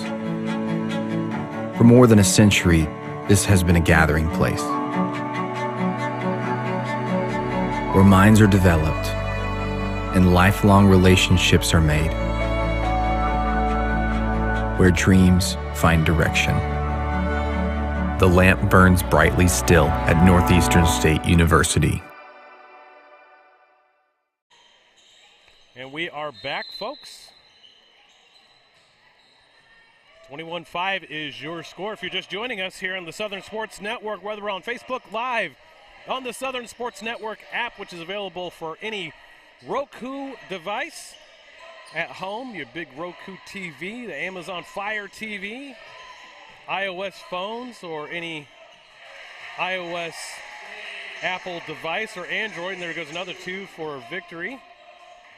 On our YouTube channel and also through our Facebook, website, southernsportsnetwork.net. 21-7 game here with 5:26 left to go in this first half.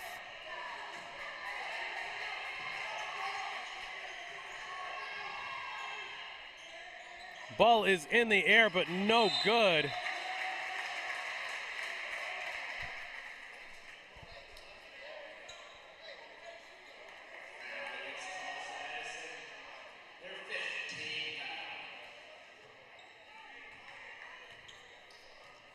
So Tulsa Edison has their 5th team foul. And unfortunately, our scoreboard has stopped operating at the moment. We'll get that fixed here for you. If not now, by halftime, we'll have that remedied. That ball tried to get out of his hands, but Tulsa Edison's going to get the ball back. Aiden Hamilton held onto the ball way too long. Your score still is 21-7. 14-point game here for Edison, as they've been able to find buckets for days. And also with the help of 2 technical fouls.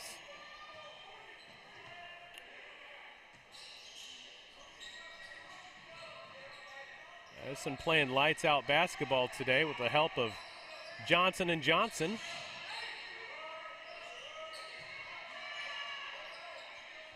And there goes again, but this time, no good. Back to Victory Christian we go.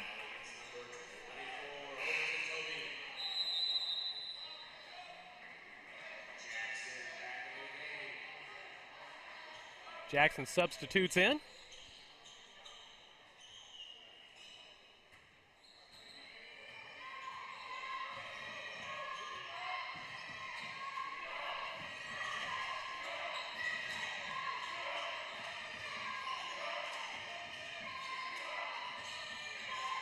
Long three, almost loses it. Chris Mason with the save on that one. And the doctor unfortunately got called for traveling, as he was trying to stamp his passport there and get another 2 points, but nothing doing on that one. And Ryan Wakely really wanted to have a word with the refs on that one, as he disagreed with them. And they are going to talk about the possession arrow again. And that possession arrow is going to go towards Victory Christian. So VC ball at this point, as it was a jump ball.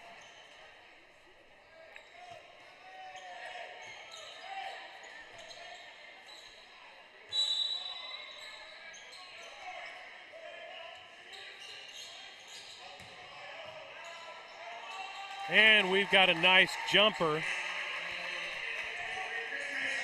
Chris Mason. Good job there. He scores 21-9 at the moment.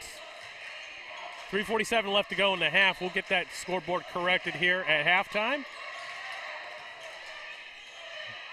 Bouncing and jumping off, trying to make something happen was Jay Overton Toby, but was unable to and loses control of the ball. And just like that, Victory is getting the ball right back in their hands.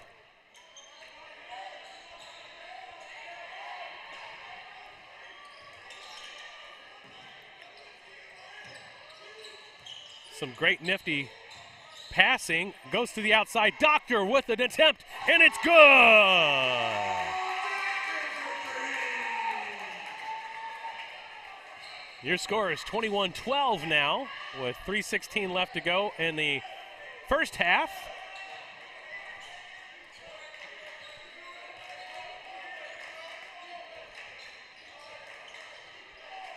And really testing that was Donald Johnson there. Acting like he was going to go in and pulls right out.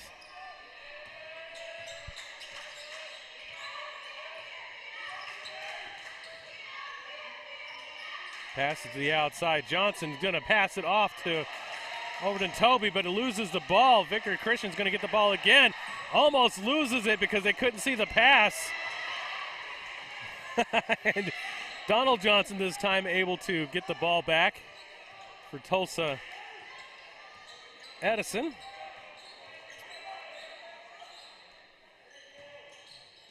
Corey Hawken with the ball now.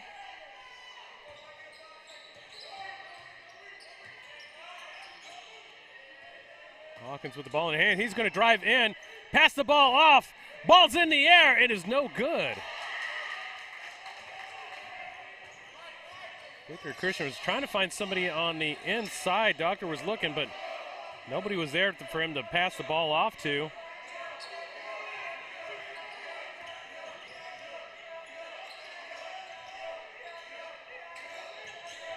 Torquay had the ball. That one was definitely contested as Jordan Brown tried to make something out of it, but stuffed. But Brown goes to the line now. On the Tulsa Dryer Vents cam.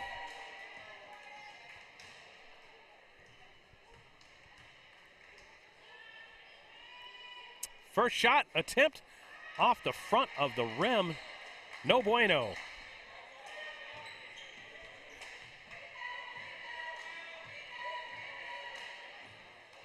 It is 21-12. Pay no attention to our scoreboard at the moment. It's just a little off as we're going to make some substitutions here. Second one is up and good. Your score right now is 21-13 with $1:43 left to go in the second period.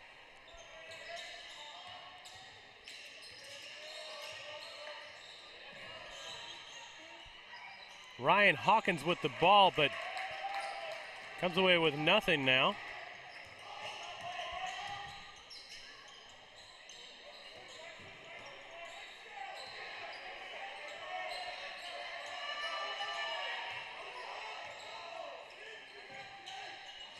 Try to get it to the sharpshooter.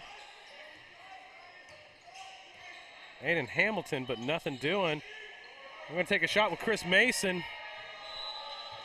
Nothing. Air ball right there, and that's going to give the ball right back to Tulsa Edison with closing in on the 1 minute mark here in the second period. Current score right now is 21-13.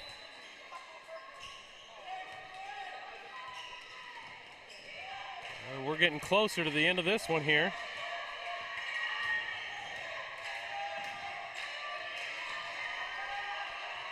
As Luke Parrish has got the ball, just going to kill some time here at the final seconds. A nice nifty dump off, tries to do the Euro step. He's going to get fouled, and that's going to send him to the charity line.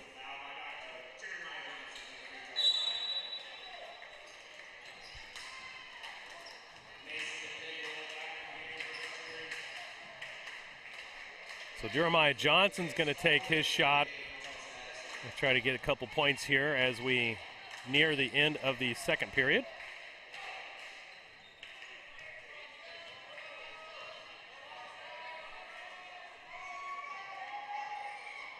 Ball is up, and it is good.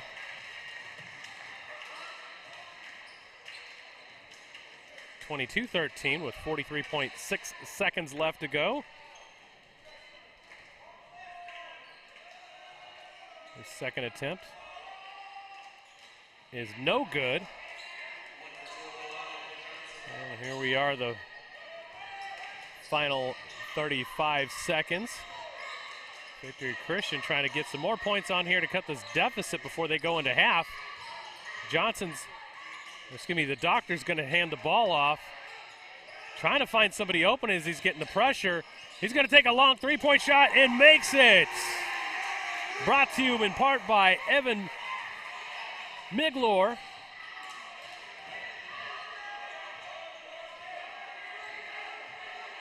Part by French Miglior. I'll get this right one of these days, and then we're going to try to go on the inside. That's going to be no good. We're going to take a half-point shot, half court. It's no good. They never work out. We're going to take a look at that other replay before we go into halftime.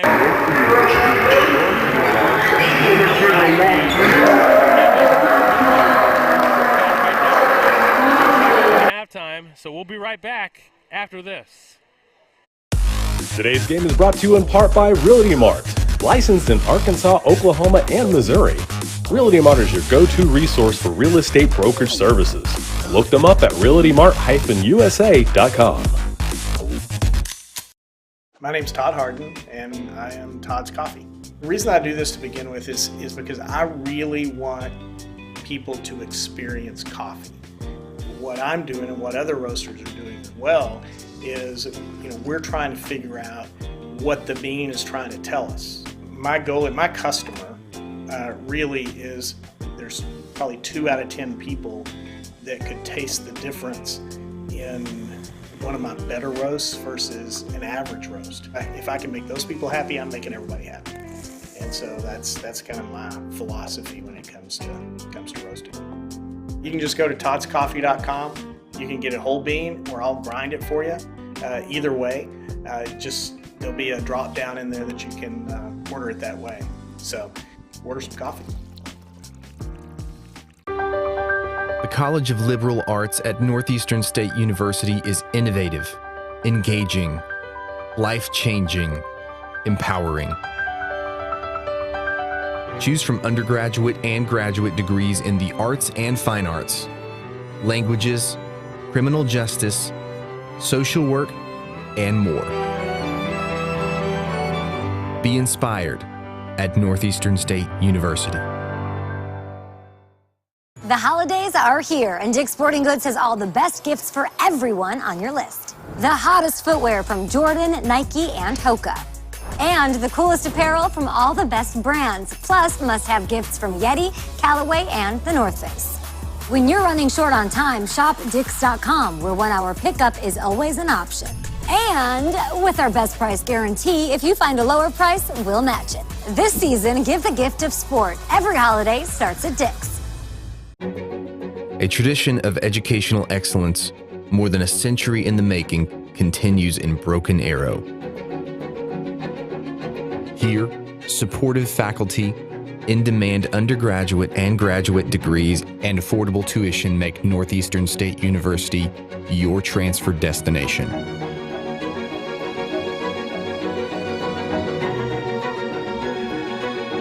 Finish what you started.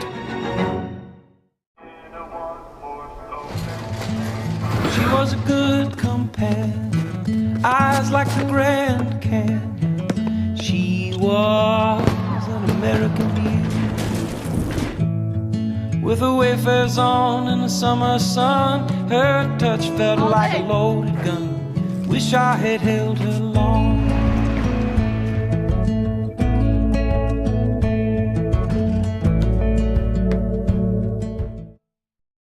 The College of Business and Technology at Northeastern State University is where education meets industry. Our in-demand undergraduate and graduate programs have real-world focus, with practical workforce applications. Choose from degrees in accounting, marketing, supply chain management, information systems, healthcare administration, data analytics, and more. Lead with experience from Northeastern State University. I can feel the warmth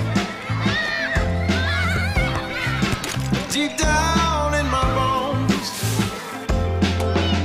I know that I am home. I miss him too. Love brings us here. Together's where we all belong.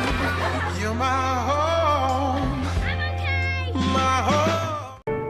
The College of Education at Northeastern State University prepares educators, mental health providers, and fitness or health professionals with undergraduate and graduate programs. Choose from degrees in elementary, secondary education, special education, health and human performance, psychology, and more. Be ready from day one at Northeastern State University. Things could be stranger, but I don't know how. I'm going to change us now. Spend a lifetime trying to figure it out. I'm going to change us, ripping out pages. I'm going to change us now.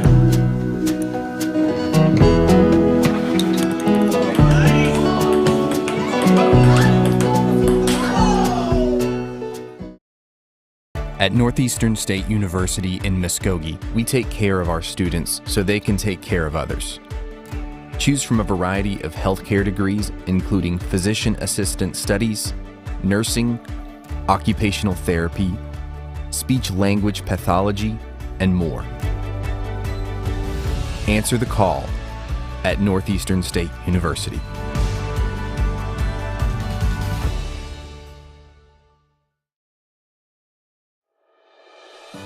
There's no place like home. Whether you live in Oklahoma, Arkansas, or Missouri, Realty Mart USA is your go-to real estate company for residential, commercial, agricultural, or land. We believe in strong connected communities and sponsor local events. Realty Mart USA, supporting our communities, supporting our future.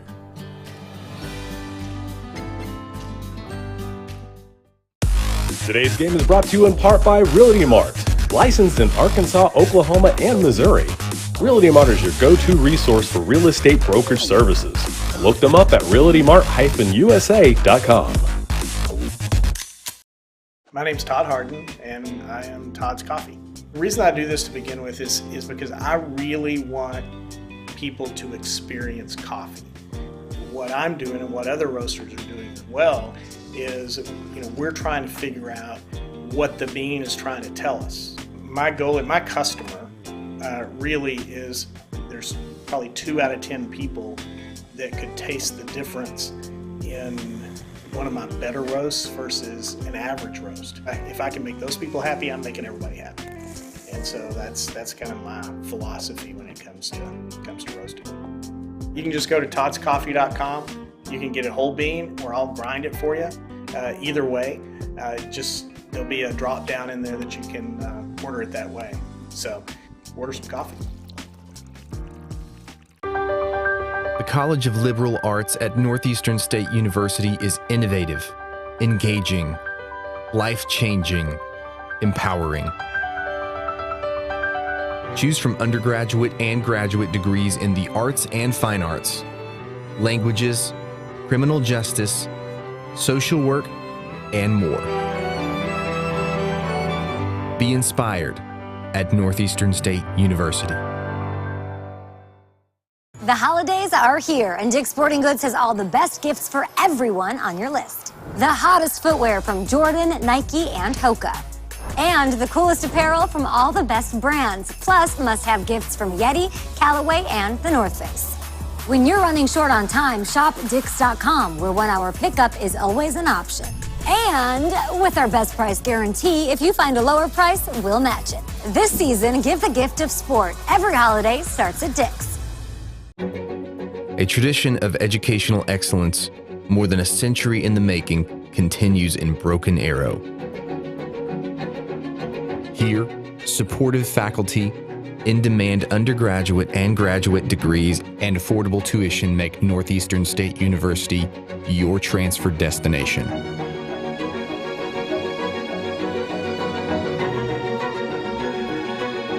Finish what you started. She was a good companion, eyes like the Grand Canyon. She was an American beauty, with her wayfarers on in the summer sun. Her touch felt like a loaded gun. Wish I had held her long.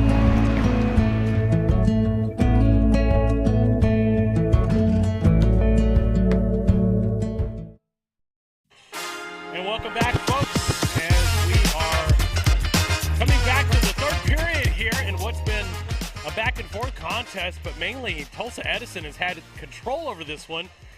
With some great pass plays and some good three-pointers, but Victory Christian's not going to go away. They are definitely in it for the long haul.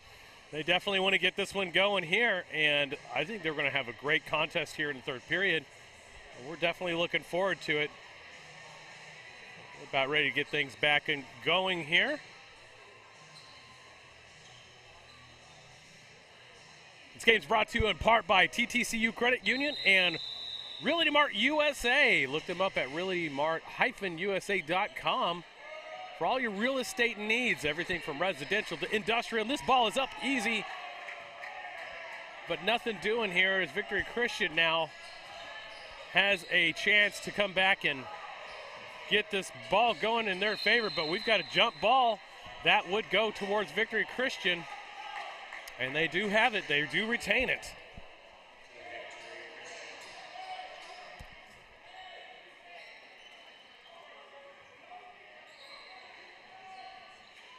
Victory Christian's going to get this one in. The doctor thought about it and decided to wait another day. And that ball is going to be ricocheted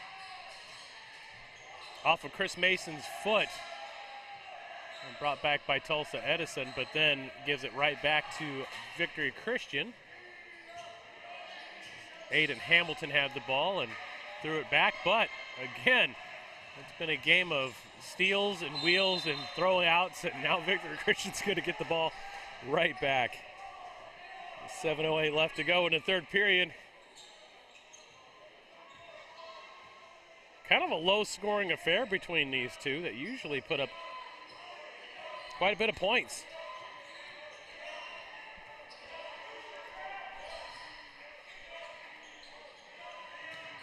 Victory Christian from underneath. Mason just tried and just missed.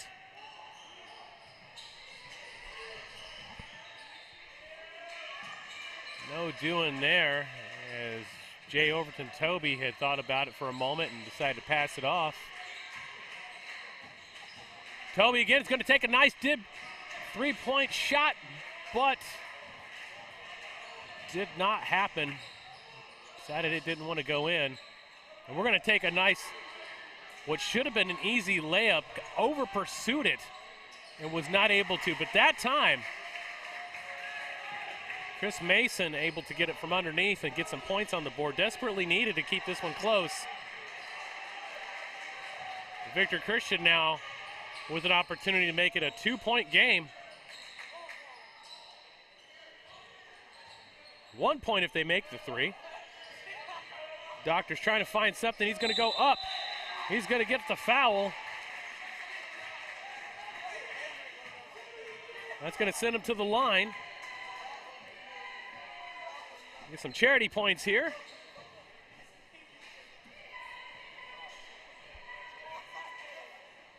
Victory Christian's trying to cut into this one.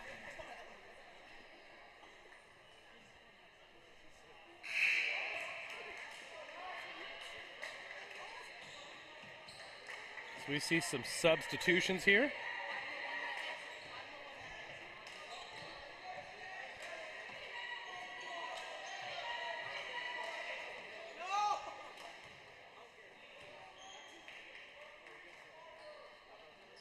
Second one does not go in, but they're able to rebound. Doctor going in for three and gets it!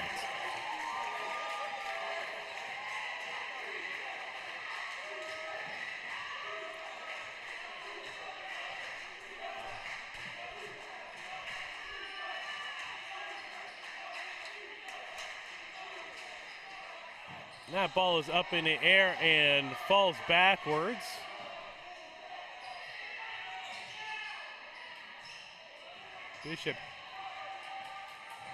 Edison is getting that, trying to play a little bit more defense here, but having some struggles offensively as they haven't had really any points going into this one in the second. But Johnson gets the ball back.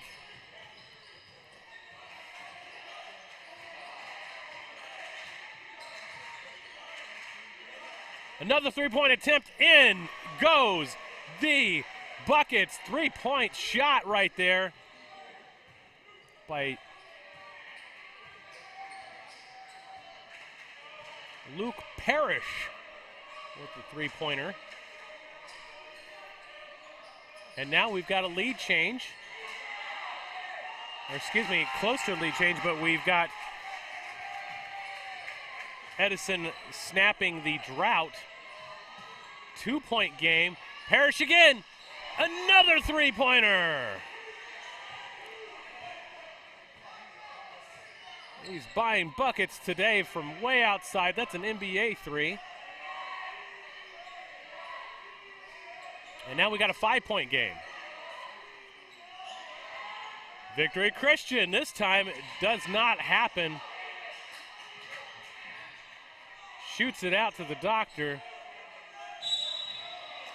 And we got ourselves a foul on the play. It looks like it's going against Victory Christian.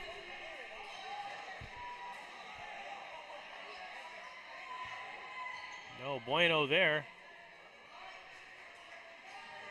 for Victory Christian. That's going to bring up Ryan Hawkins to bring that in. Johnson hands it off to Johnson. So Johnson and Johnson connection here. Johnson's going to look back. He's going to try to spin. Does. Can we get the save? Absolutely not. Ball going right back to Victory Christian. Still a 5-point game here. It's been an exciting third period so far, as Victory Christian's been able to come back in and make this a tighter game than what was leading on to be.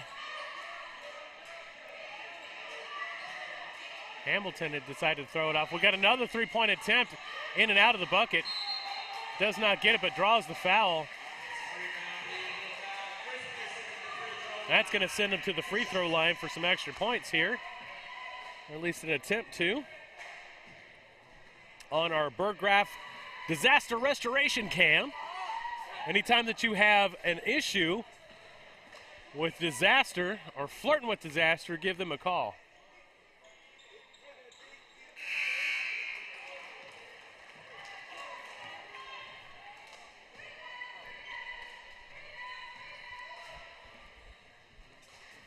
We are up 28-23 now. Second one decides not to go in, and we've got Edison ball. I'm going to drive it in and going to get the penalty. I didn't know if his feet were set or not. They were not, and that's going to send Johnson to the line for a two-shot attempt.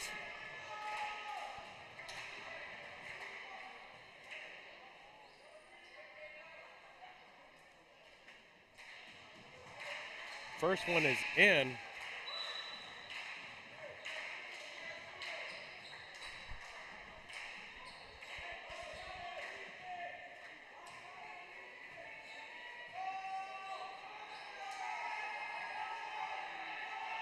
Johnson up and misses the second attempt.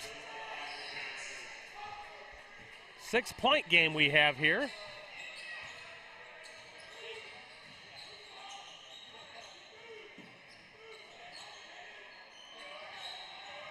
Fletcher had the ball and handed it off there. Hamilton hands it off. The ball being contested again up in the air and stolen back by Tulsa Edison. Corey Hawkins in that one. Hands it off to Johnson. Back to Hawkins. Back to the other Johnson.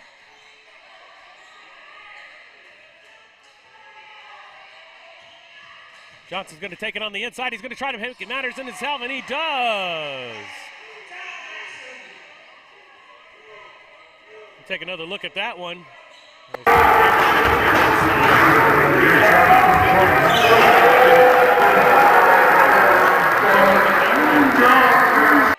Victory Christian now with some opportunity to get some points on here.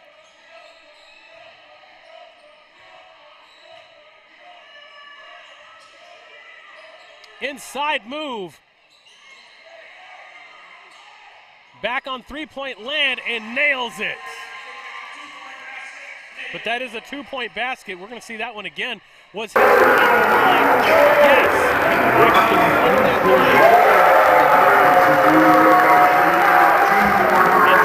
With the ball right now is trying to drive it inside. Outside, three-point land, possibly no.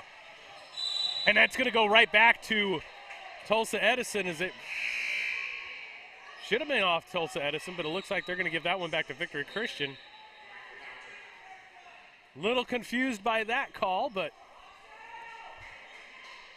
it is what it is. Victory Christian has the ball and is driving out now. 6-point game with $1:13 left to go in the third period. And we're going to see who's going to want this more.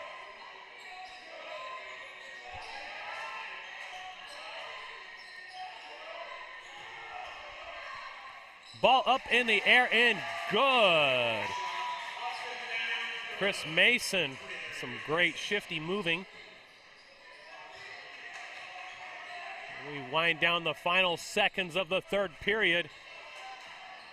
We got a close one on our hands. 4-point game. This one could go either way.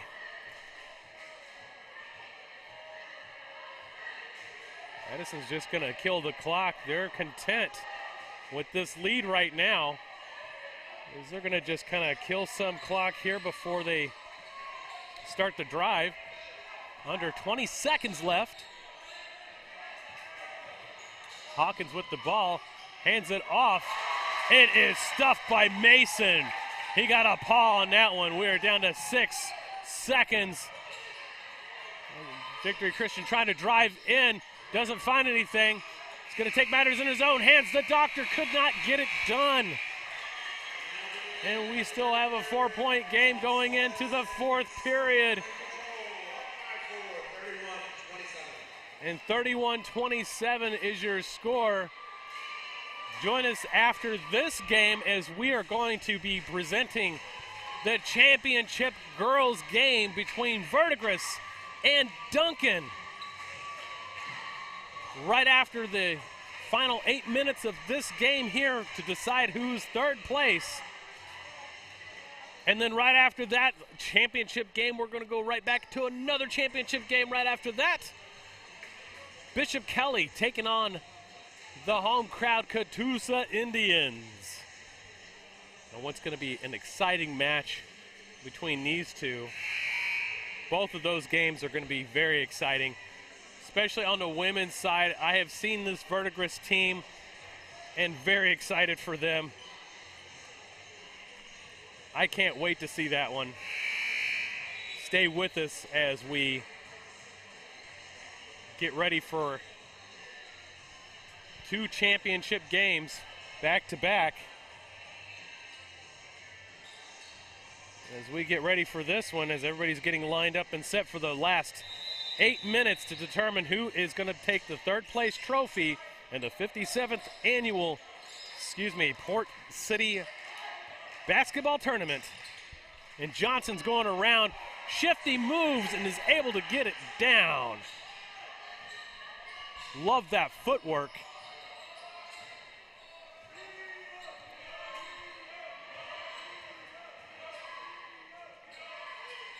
Long shot. No good. Tulsa Edison's going to get the ball right back. Loses the ball, but Evan Miglior is able to pick it up. The doctor on the inside drive is going to get penalized, or excuse me, he's going to draw the foul. That should send him to the line, as we're going to take it with him on the Burgraff Disaster Restoration Cam.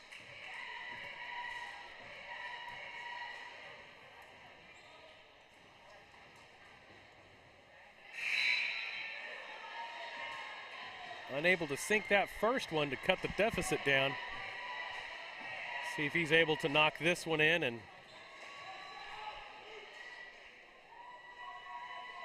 make it a 5-point game. Does not. But he gets his own rebound. Shifts it out. 3-point land. Good.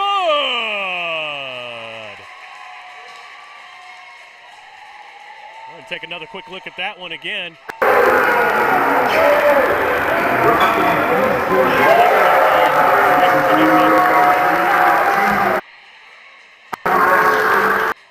We'll see that again later.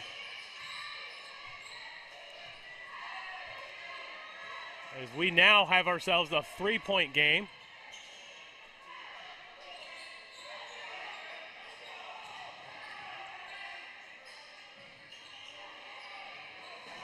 Long one, nails it.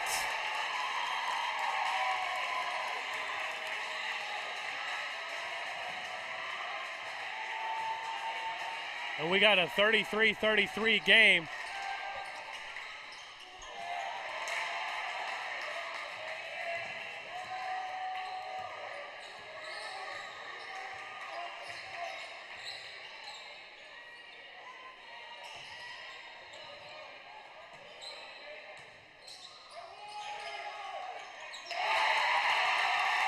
And here we go, a lead change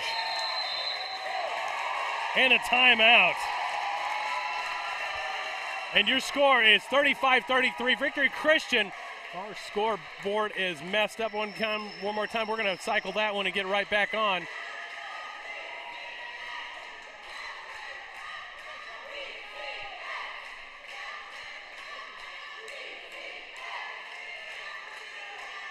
What an exciting game this has been.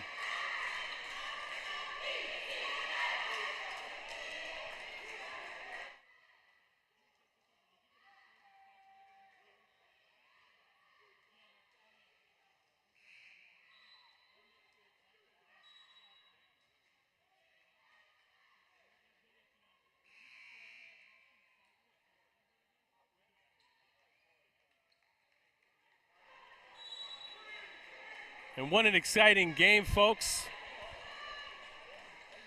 35-33 is your score right now. We'll get our scoreboard adjusted here soon.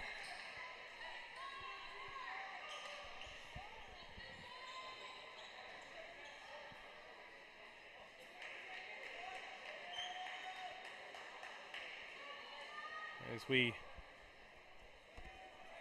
try to get a few things set. What a change of events for Victory Christian, able to knock down some three-pointers that had just been crucial for them in this game. Both teams are really fired up and playing hard. This time, Tulsa Edison with the opportunities.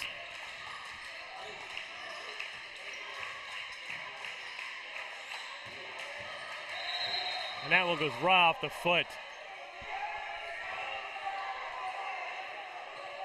And the student section giving it the business to the officials on that one, what they thought was a foul against the Eagles.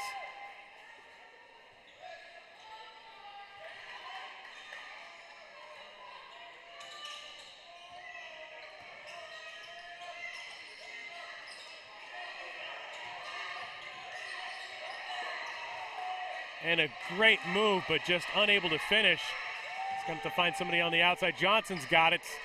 Hands it off to Johnson again. Johnson and Johnson. Sends it outside. It's going to drive inside, and he's not going to get the points there. Victory Christian with the opportunity to extend the lead in the fourth period. That ball's in the air and no good. There is a foul on the play.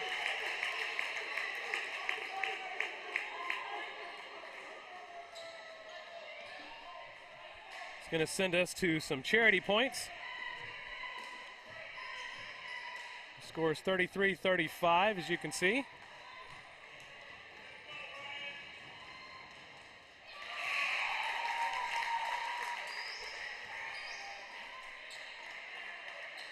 A three-point game now.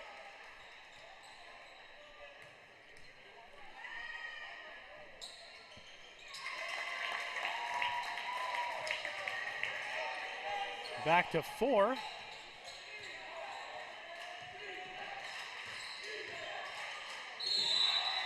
And we get the foul on the play.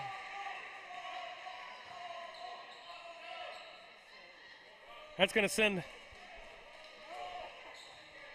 back to the line we go. This time Luke Parrish is going to give it a shot or two. First attempt is good to really cut into that deficit there. Now it's a three-point game. We'll bring it back to a two-point game with this one. So he gets practiced and set.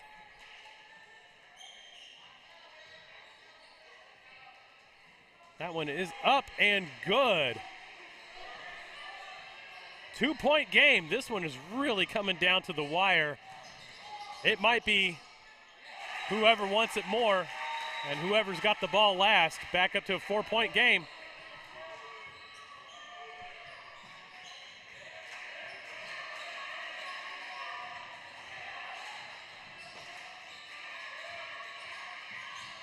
Parrish goes on the inside driving, loses the ball. The Doctor's got the ball, driving in. Giving some time for everybody to get set as we approach the 4-minute mark in this one. The winner of this game is going to get third place in the 57th annual Port City Classic.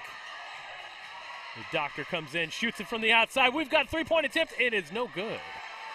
But the inside is another 2 points by number 23, Chris Mason. Good shots.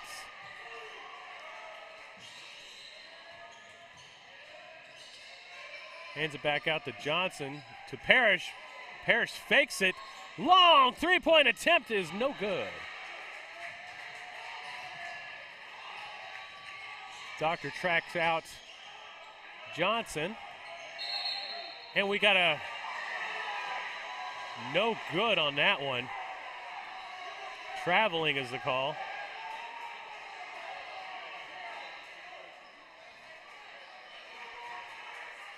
She's going to be running into the play, I'm sorry. Wrong call on that one, folks. 6-point game in favor of Victory Christian, who had been trailing for most of the game, but has found their fire here in the fourth period.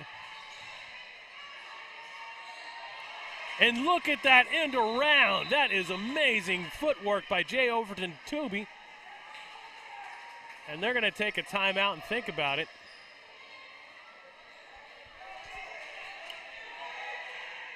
30-second timeout. We'll take it with them. We'll be right back. There's no place like home. Whether you live in Oklahoma, Arkansas, or Missouri, Realty Mart USA is your go-to real estate company for residential, commercial, agricultural, or land. We believe in strong connected communities and sponsor local events. Realty Mart USA, supporting our communities, supporting our future.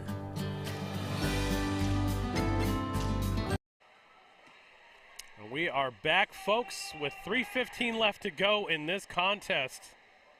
As you can see, 37-41. Not the high numbers that we were expecting, but a great game nonetheless. 4 points is your change here. And what had been a dominant performance by Edison early on The tides have turned. The changeover has happened. Victory Christian now controls their own destiny to get third place if they can retain the lead.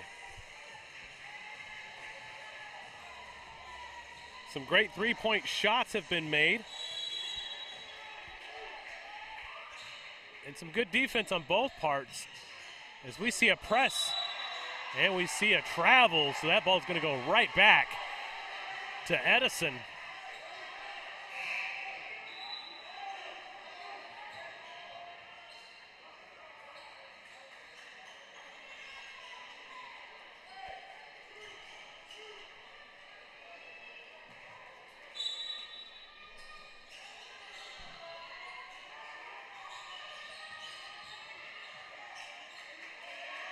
Ball's handed from Parrish to Johnson. Johnson's looking around, trying to field this one out.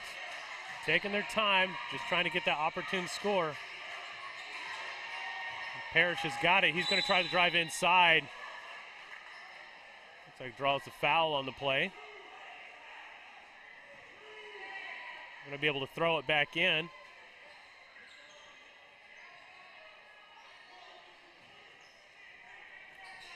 Ball is in the air. Johnson takes it and scores. 2-point game again here now.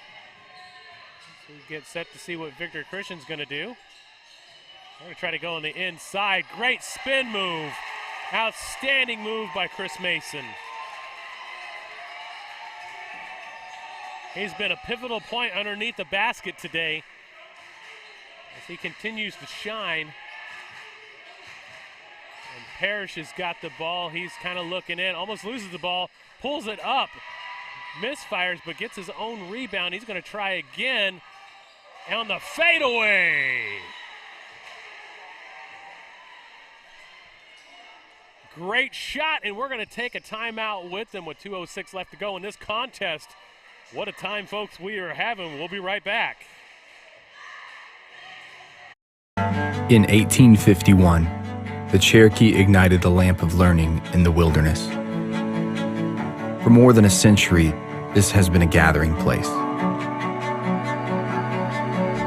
where minds are developed and lifelong relationships are made, where dreams find direction. The lamp burns brightly still at Northeastern State University.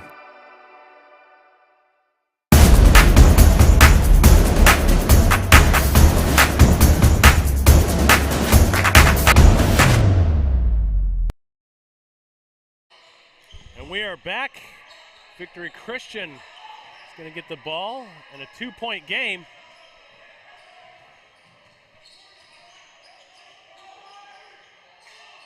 That ball has been floating. It looks like he might have had his foot on the line, but gets away with it. That ball is going to be turned back over, it looks like. And another timeout is taken here. We got a 2-point game with under 2 minutes left in here, and I can tell you, both of these teams want it bad. 5 fouls going to Victory Christian, 4 going to Edison. This game is brought to you in part by TTCU Credit Union and by Realty Mart USA. Thank you for tuning in today. We're always excited to bring you sports from across the state of Oklahoma and Arkansas. We operate in both states. If you'd like to have your team broadcast on the premier network for Oklahoma and Arkansas, get a hold of us on southernsportsnetwork.net. Be featured on multiple platforms. And same thing, if you'd love to advertise with us, we'd love to have you too. Doctors going back inside, outside, back to the end, and he might have been called for traveling and does. This is going to give Edison a chance to tie the game up or even take the lead here, as the Victory Christian crowd disagrees with the call.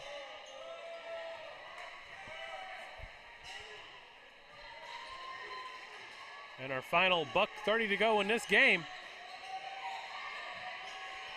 Johnson's got the ball looking for somebody inside. And pushed it outside there. And we're going to get ourselves a nice, hard-earned center score brought to you by 24 J. Overton Toby. Great inside center work. Masterful job. And we've got a tie ball game.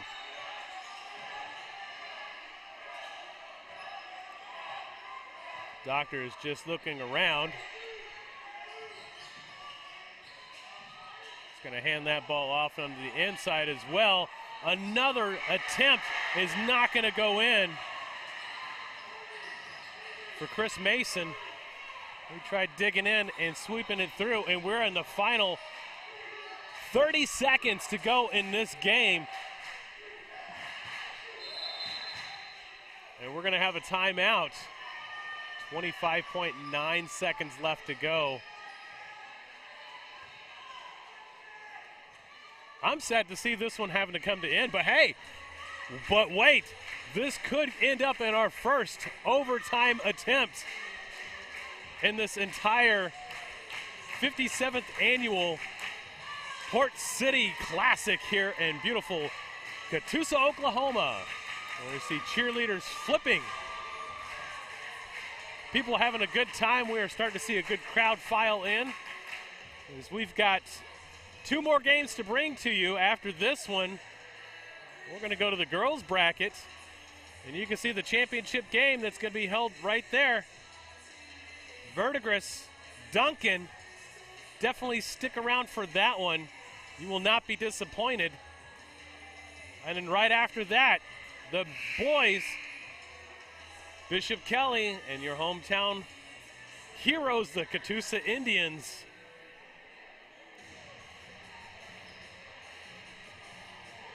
Right after what we are trying to find out who's going to decide who wants it more for this 3rd place trophy.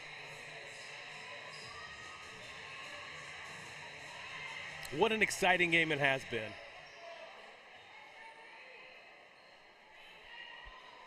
Tulsa Edison is going to get the ball with 25.9 seconds. And they're going far out to try to kill this clock and limit the amount of time that Victory Christian has, and to set them up to take the 3rd place trophy.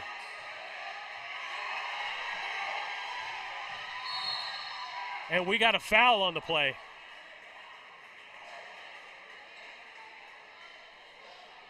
As they were driving, they're going to take it from the side out again.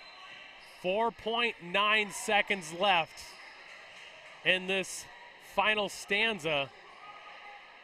Who's going to walk away with this one, or are we going to go to overtime?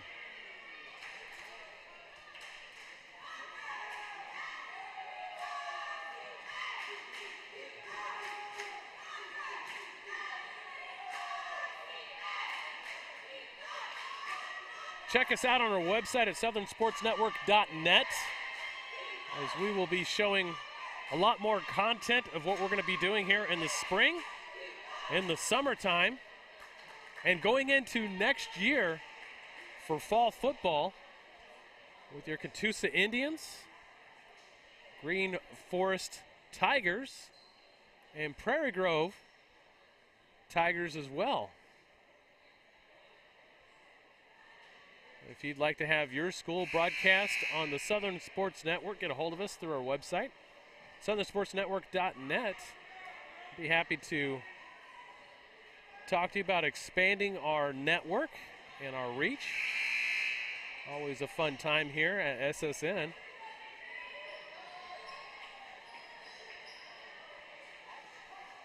And our final 4.9 seconds comes to this. Will we see victory, or will we see overtime?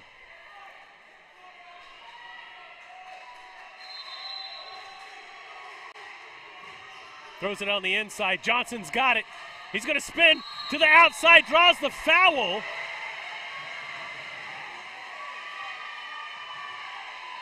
and that's going to take him to the line. 1.5 seconds left to go in this final stanza. All he needs is 1 point to win this one and play some defense as this crowd comes alive in Catoosa, Oklahoma. It's up and good.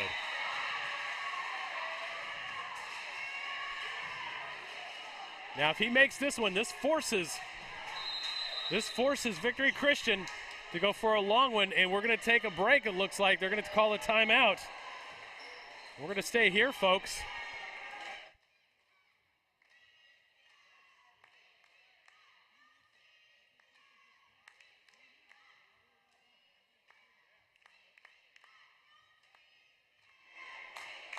And we are back. You know what? And here's what's going to happen here. If he makes that shot, that forces Victory Christian with 1.5 seconds to be able to throw it in as far as they can to get set up to try to make a shot. And it might be have to be a full court or a half court shot. We'll try to follow the ball in. That'd be exciting if he made it, though. That would definitely be Sports Center worthy.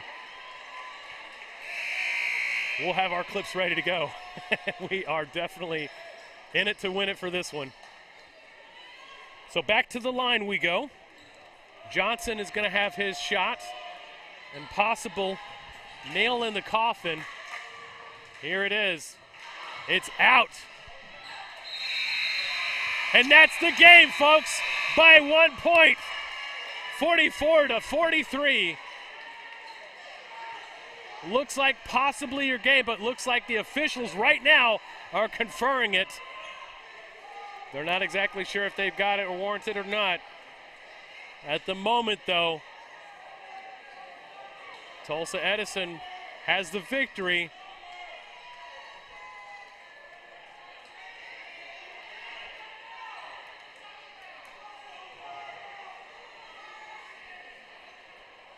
Are we putting time on the board?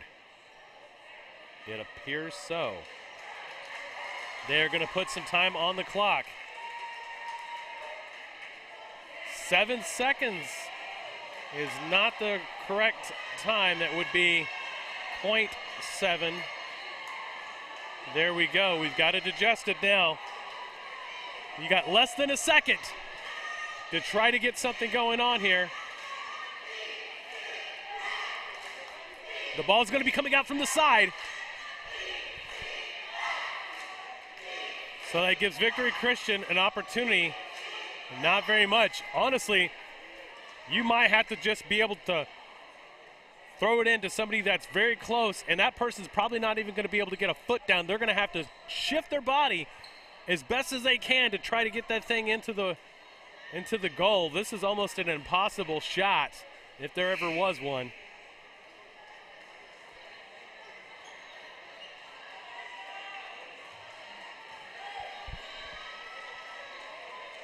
Currently it stands 44-43.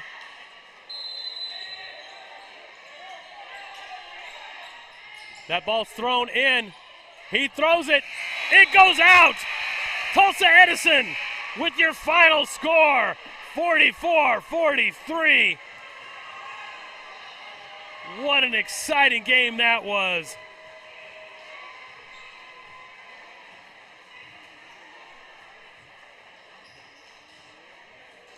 Outstanding, and that's your final score, 44-43. Tulsa Edison with the third place winner. We're going to stick with it as they get their trophy presentation. You stick with us also on the Southern Sports Network, as we're going to have a championship, back-to-back championship games coming right at you for the girls. Verdigris taking on Duncan. After that game, hometown Catoosa Indians taking on BK. Or Bishop Kelly, but the Eagles get this one. And what was probably the closest game of this entire tournament, outside of that first day with Claremore. And congratulations to both teams, and congratulations to the Tulsa Eagles as they win this one. We'll be right back to bring you some more live action here on the Southern Sports Network.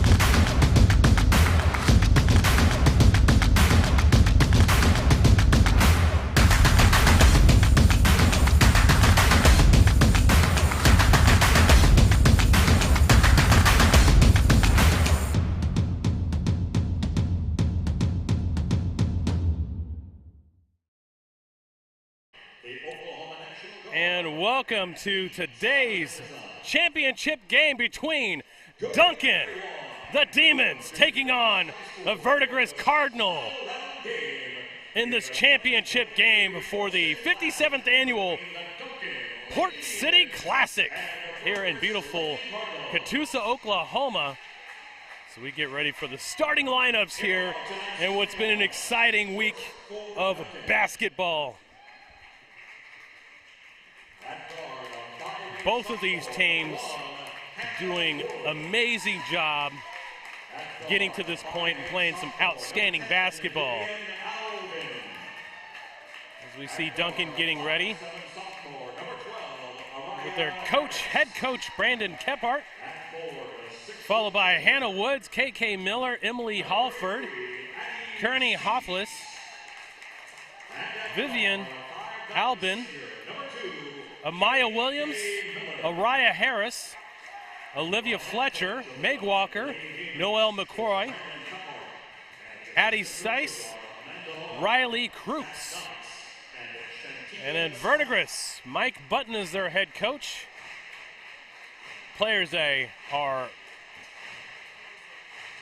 Briley Brown, Courtney Wickham, Kate Winnington, Brooklyn Fugate, Maddie Daniels, Megan Fuller, Grace Waters, Morgan Borstadt, Emma Sweeney, Sierra Daniel, Lenore Palacios, Riley Stanton, Emma Young, Bobby Jones, Aiden Walters, Chloe Schanhauser, and Trina D. Brown to round it out.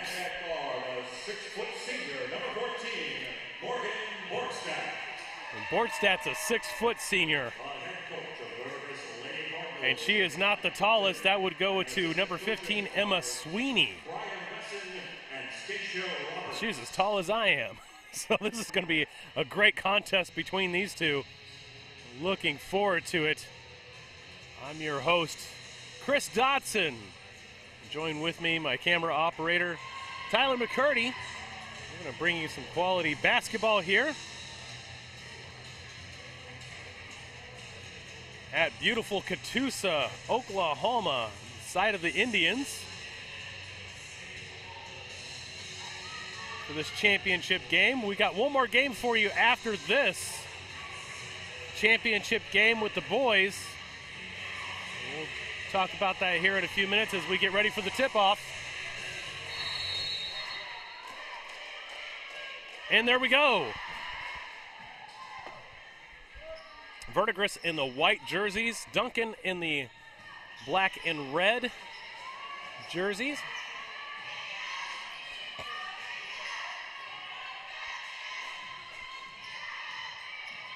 As Verdigris goes to the inside and then pokes it outside. Gets it stolen by Duncan.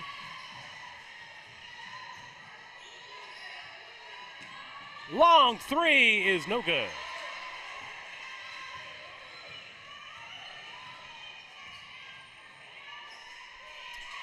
Kicks it out. Looking for something right there. Good defense by both teams. As Morgan Borstadt tried to go up. Gets fouled. Verdigris is going to retain possession.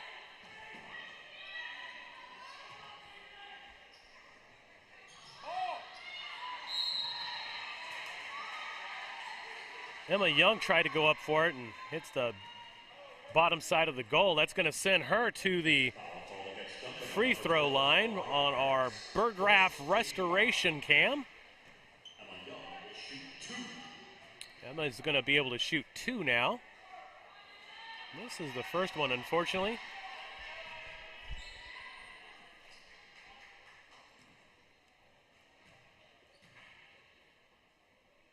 Ball is in the air, and we got our first points of the day, or first point of the day, I should say. So we have a really good crowd here in the arena.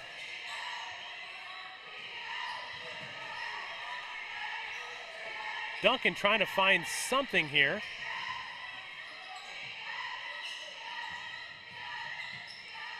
a nice turn.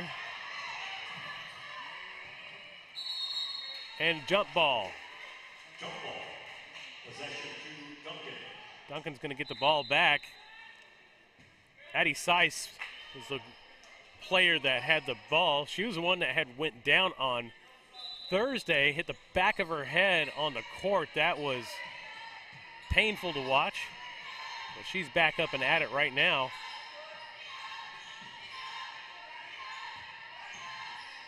As Seiss has the ball, hands it off.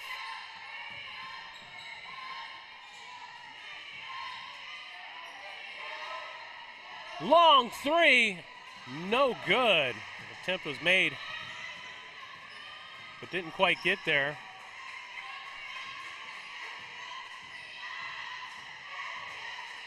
By number 1, who is not on the roster, on our roster anyway. Probably a substitute roster, and Verdigris steps out. So Duncan with another chance to get some points on the board. And this extremely low-scoring affair. 1-0 is your score at the moment. Seiss has the ball, thought about handing it off. Does now. Goes it out to the outside. Back to number 1. Great inside move, but does not get the rebound.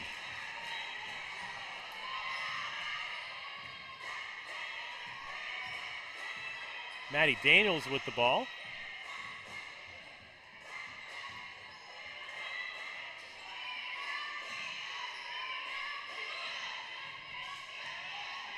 Sierra Daniel had the ball, threw it on the inside, did not make it.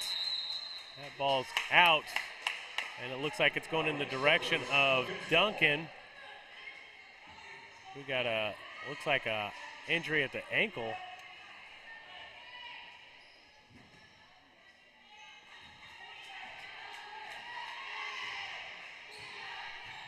For number 2, KK Miller. But she's walking it off, running it off, no problem. That is going to be a jump ball in the way of Verdigris.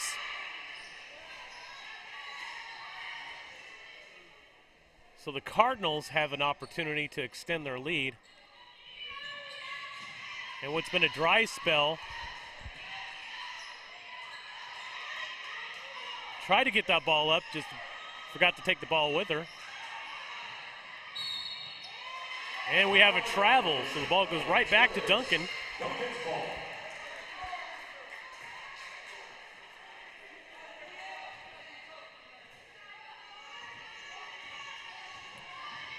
KK Miller with the ball.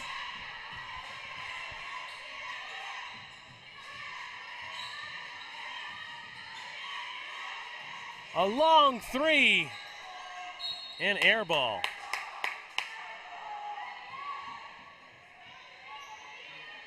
Seiss tried that one and just didn't have enough under it. Not enough power to get it there, but good looking ball nonetheless.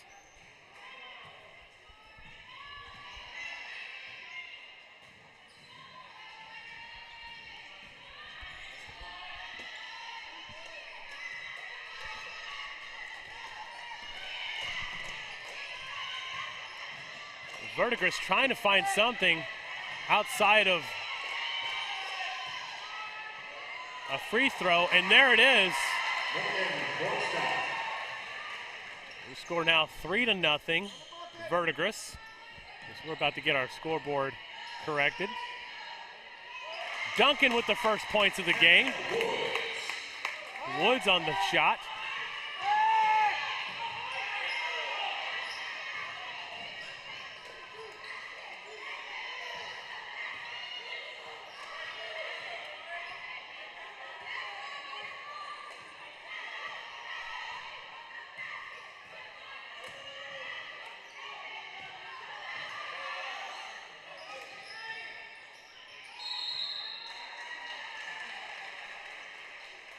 And we got another foul on the play. It's going to be taken back in by Verdigris. It's a second team foul against them.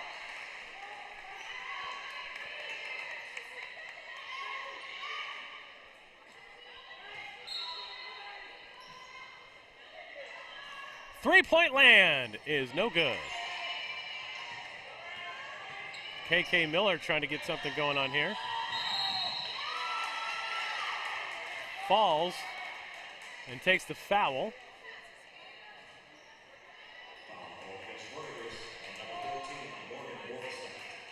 Vorstadt on the penalty.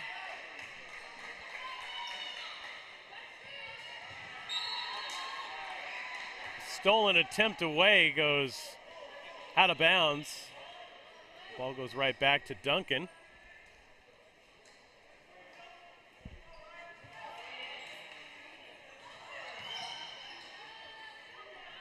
Three-point land again. No good again. Rebounded, but great shot underneath the paint.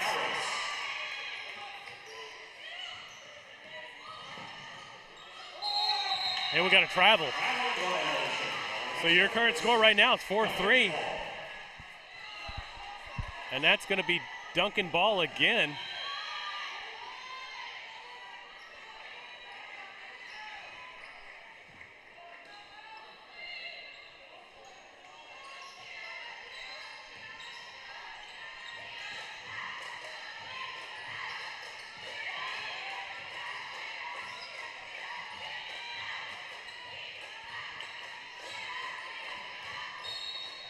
Verdigris trying to do it again, but same issue.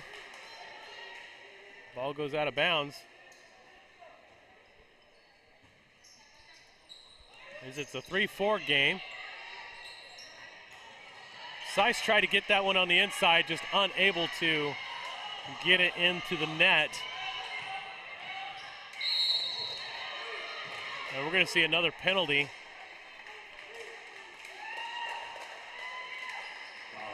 This time this is going to go right back to the charity line. Vorstadt's going to go to the line. And she's going to try 2. First one is good. That's going to tie up your game 4-4.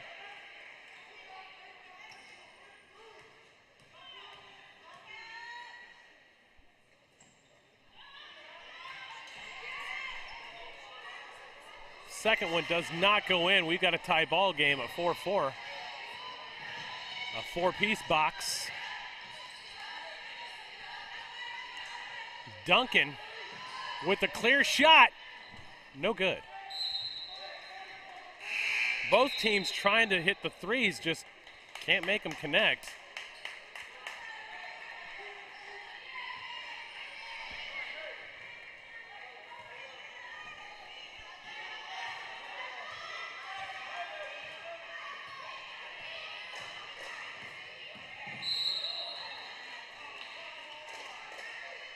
Face plants on that one, another foul. It goes against Duncan. And that is the 4th team foul. This time goes against Woods.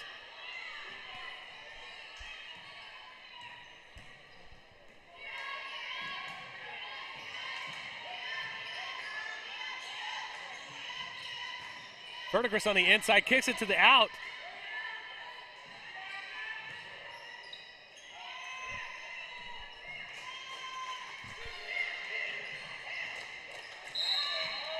Nothing, and we got a call on the field.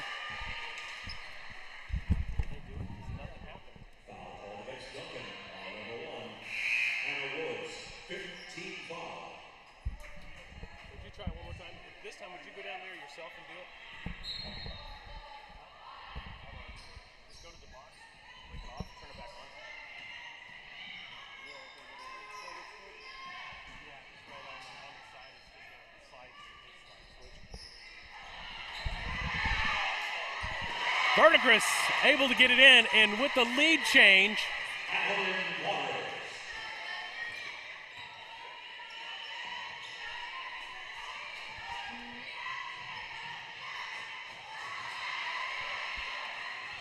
and Scarry for the shoddy camera work right there as we're trying to resolve a couple issues. Got sidetracked. The score is 6-4 right now. Duncan's going to take over with 1:14 left to go in the first period here.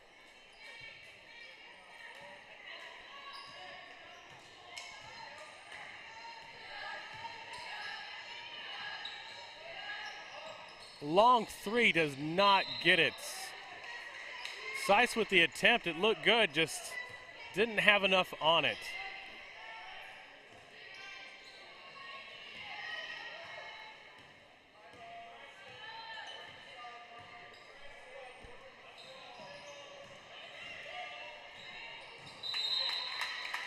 That's going right back to Duncan.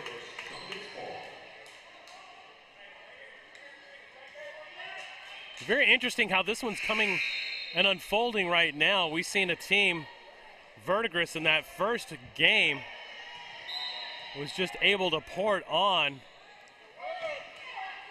And then now this is a really tight game. 2 points is the difference between these two, as Verdigris is able to steal that one back.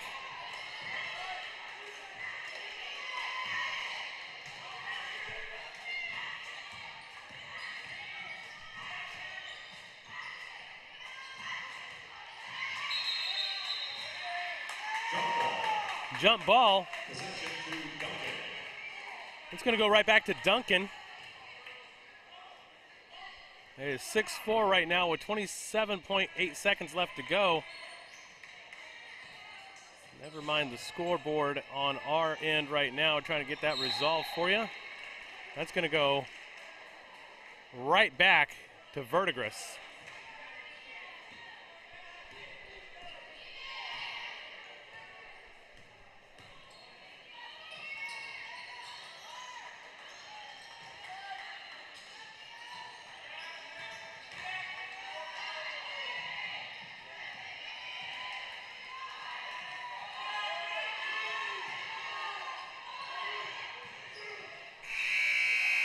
And there goes the shot clock, and that is going to be the end of the first period. Your score 6-4. We're going to stay on the shot, and we'll be right back.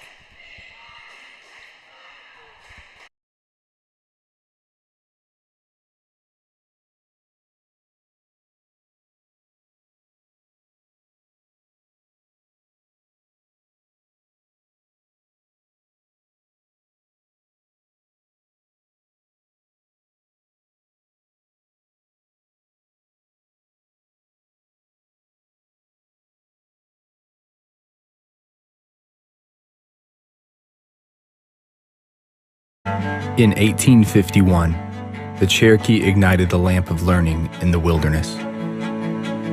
For more than a century, this has been a gathering place where minds are developed and lifelong relationships are made, where dreams find direction. The lamp burns brightly still at Northeastern State University.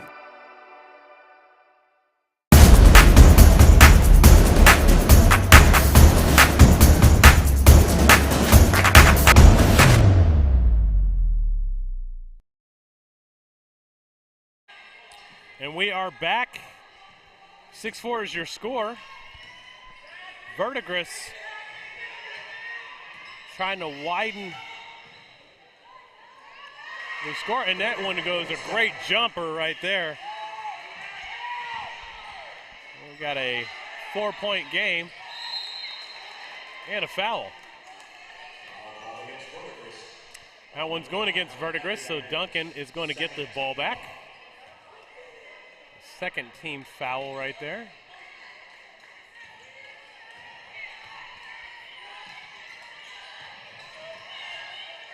As Duncan is trying to find something to go in.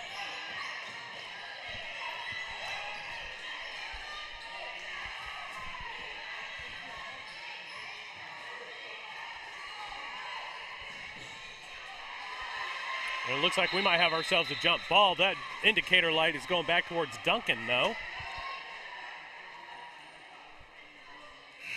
If it is correct.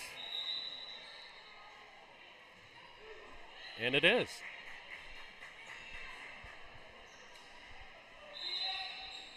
So Duncan's going to get the ball back.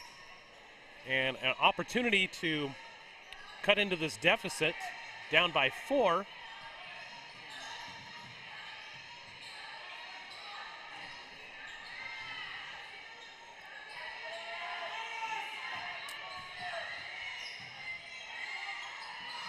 Trying for something on the inside. Seiss does not get it on the layup. She goes back on the back shoulder and that nails it.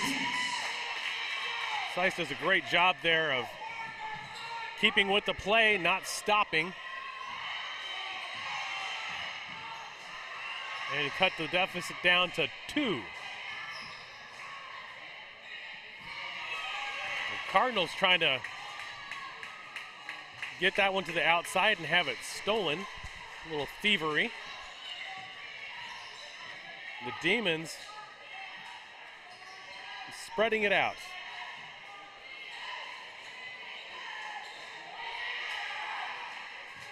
And that one is no good. And we're going to get right back into Cardinal basketball.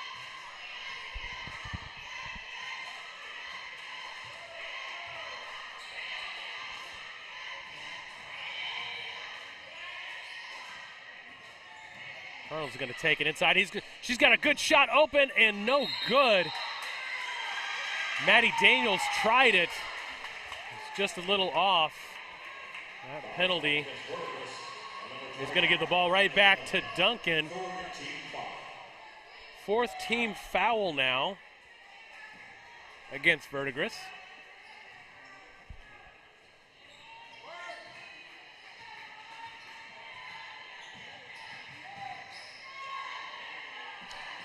.540 to go in the first half. That ball almost sailed out. But Seiss able to bring it back down, and a long three-pointer attempt does not go, and the ball is going right back to Verdigris. Verdigris bringing a healthy hometown crowd here to Indians Arena.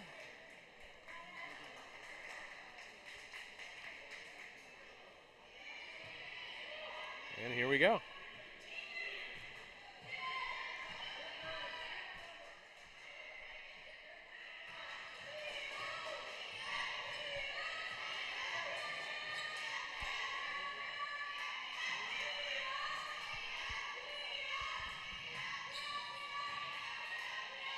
Pumps it out to the outside. He's trying to look for something outside as well.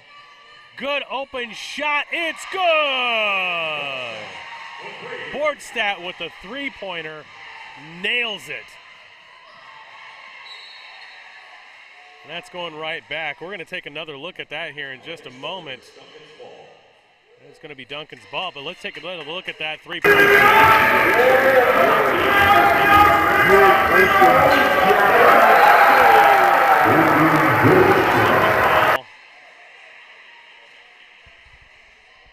And on the play, that ball's going to go right back to Verdigris.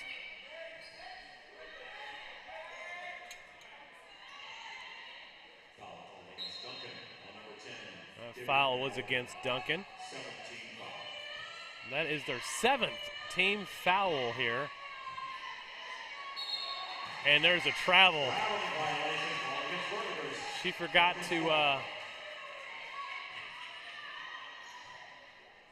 to dribble there, looked like, and so she had already stopped, so it didn't matter at that point. So ball goes right back to Duncan, and the Demons trying to make a devilish time here in Catoosa. It's going on the inside paint, gets it knocked, but that's going to be called for, as the officials say that she hit her hand, and that's going to take her straight to the bonus line here on the charity stripe. Cut this deficit down. In and out. The basket does not like that one.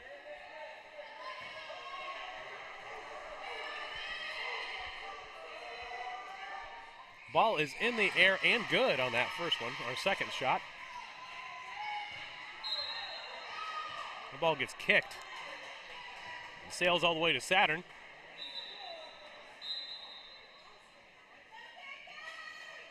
With 4:36 left to go in this second period. 11-7. Duncan trying to get that ball back. He's putting a huge press, 3-1. That means it's open on the inside. Nice twist, spin move right there. Boom, shagalaka.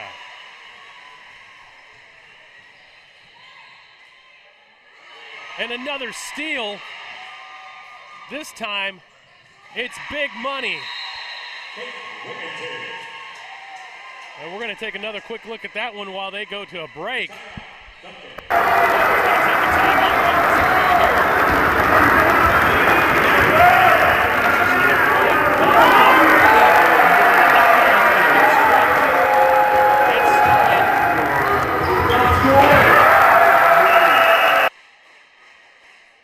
By Kate Wigginton.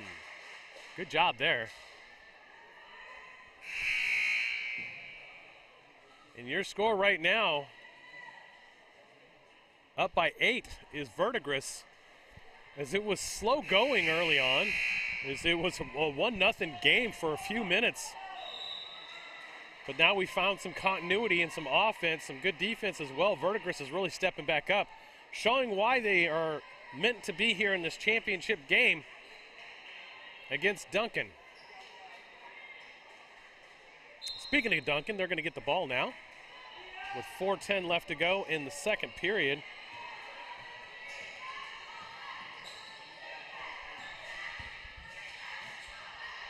Nice crossover footwork there, and gets the foul, and it looks like they are going to count the points there.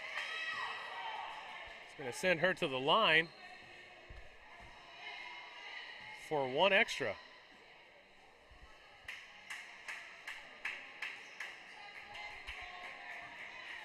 Amaya Williams is going to be able to get an extra shot here. Ball is up and is good. Williams cuts that deficit down to 5.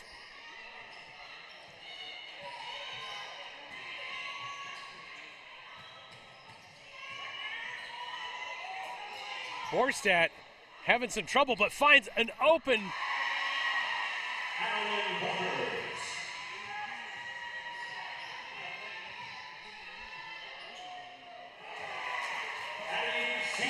And then Walters was in the right position, but another 3-point shot there that cuts this deficit back down to 4. Great 3-point shot there. Good crossovers. Open, and it is off the rim.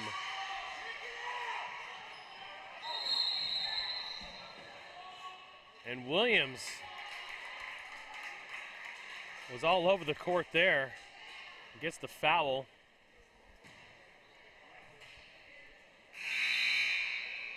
It's going to take us down to almost the 3-minute mark.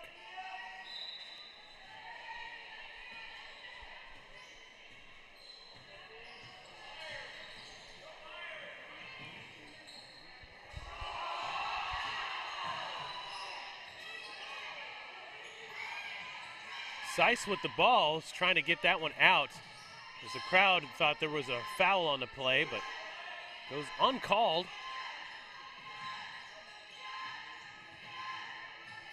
Some good defense here by the Cardinals.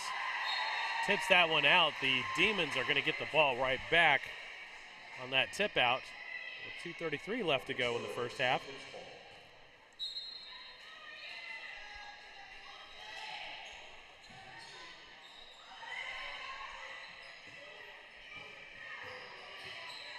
Seiss looking around, trying to sum up the defense. Spins around, finds an open person, airballs it. Verdigris ball.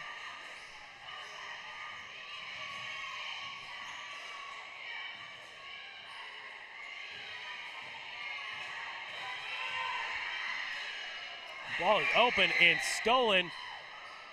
Almost goes out of bounds. KK Miller, excuse me. That would be Kate Whittington.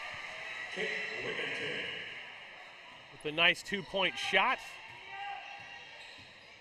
Brings us up to a 6-point lead.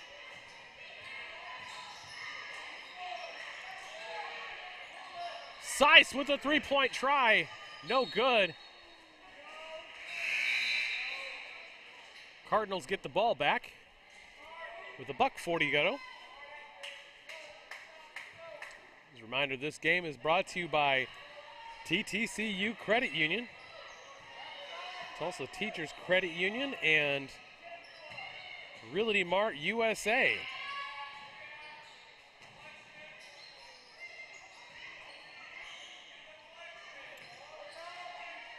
Great ball movement, but just unable to dimp it in. Kate Whittington tried to get that one again. Open KK. Miller did not hit it.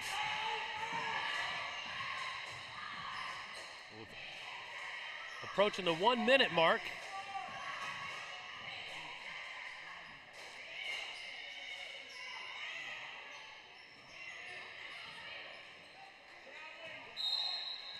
And that's going to go right back to Verdigris. We're going to have a substitution change out here. With 51.1 seconds left to go.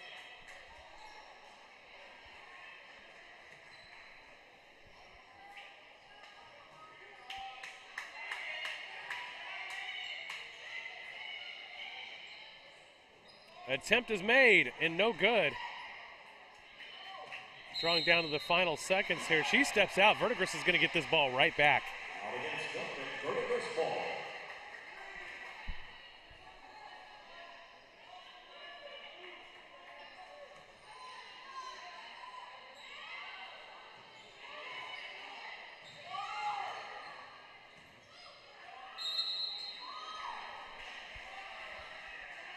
And Morgan Borgstadt looks like she was fouled on that play, so it's going to send her to the line. And that is the 8th team foul for Duncan. And so she's going to get a shot for 2.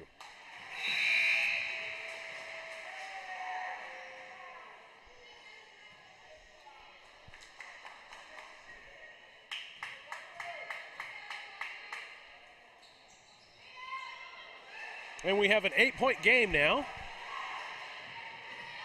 with under 40 seconds to go in the second period.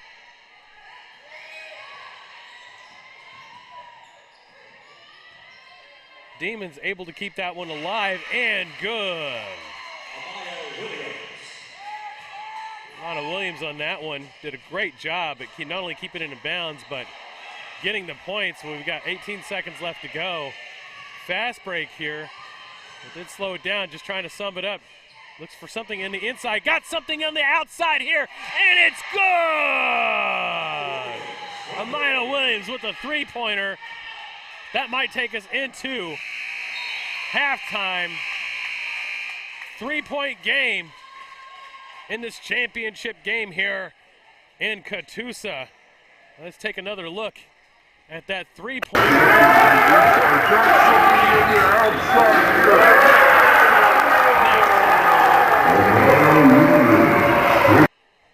And we are at halftime. We'll be right back, folks. Today's game is brought to you in part by Realty Mart, licensed in Arkansas, Oklahoma, and Missouri. Realty Mart is your go-to resource for real estate brokerage services. Look them up at realtymart-usa.com. My name's Todd Harden, and I am Todd's Coffee. The reason I do this to begin with is because I really want people to experience coffee. What I'm doing and what other roasters are doing as well is, we're trying to figure out what the bean is trying to tell us. My goal and my customer really is, there's probably 2 out of 10 people that could taste the difference in one of my better roasts versus an average roast. If I can make those people happy, I'm making everybody happy.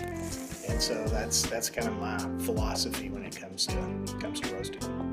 You can just go to toddscoffee.com. You can get a whole bean, or I'll grind it for you.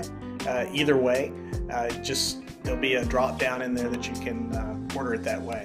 So order some coffee. The College of Liberal Arts at Northeastern State University is innovative, engaging, life-changing, empowering. Choose from undergraduate and graduate degrees in the arts and fine arts, languages, criminal justice, social work, and more. Be inspired at Northeastern State University.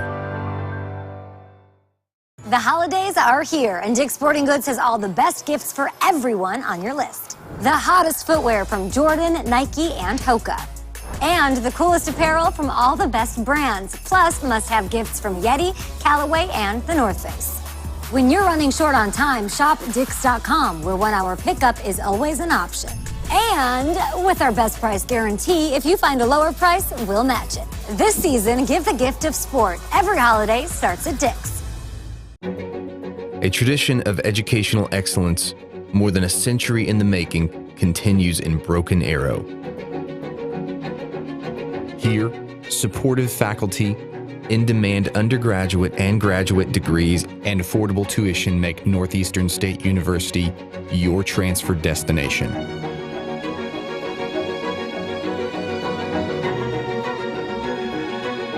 Finish what you started.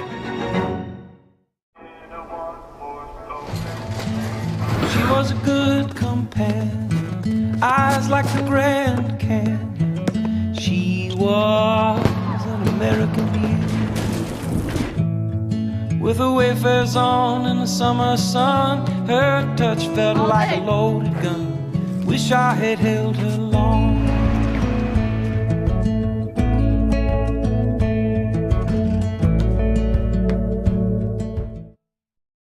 The College of Business and Technology at Northeastern State University is where education meets industry. Our in-demand undergraduate and graduate programs have real-world focus with practical workforce applications. Choose from degrees in accounting, marketing, supply chain management, information systems, healthcare administration, data analytics, and more. Lead with experience from Northeastern State University. I can feel the warmth deep down in my bones. I know that I am home. I miss him too.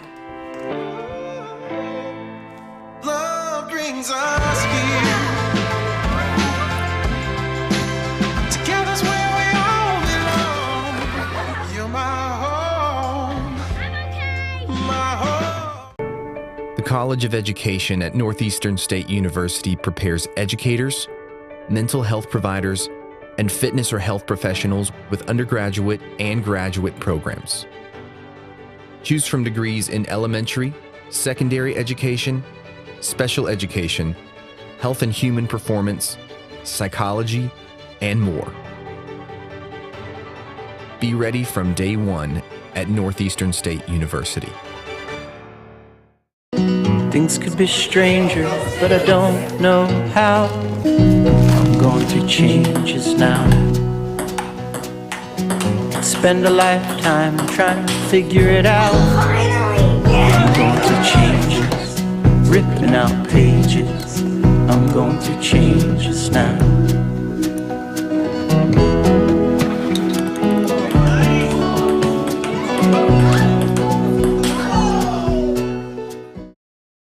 At Northeastern State University in Muskogee, we take care of our students so they can take care of others. Choose from a variety of healthcare degrees, including physician assistant studies, nursing, occupational therapy, speech-language pathology, and more. Answer the call at Northeastern State University.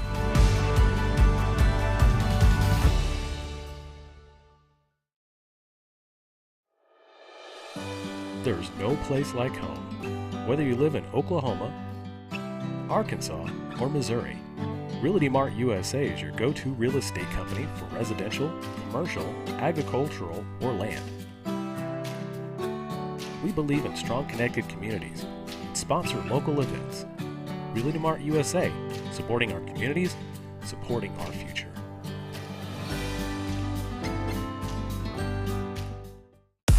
Today's game is brought to you in part by Realty Mart, licensed in Arkansas, Oklahoma, and Missouri. Realty Mart is your go-to resource for real estate brokerage services. Look them up at realtymart-usa.com. My name's Todd Harden, and I am Todd's Coffee. The reason I do this to begin with is because I really want people to experience coffee.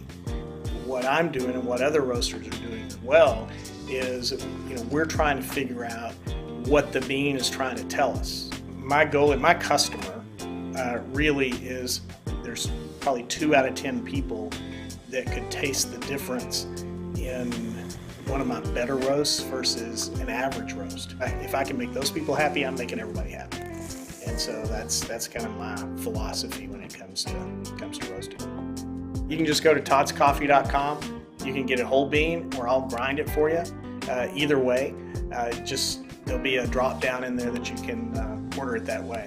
So order some coffee. The College of Liberal Arts at Northeastern State University is innovative, engaging, life-changing, empowering. Choose from undergraduate and graduate degrees in the arts and fine arts, languages, criminal justice, social work, and more.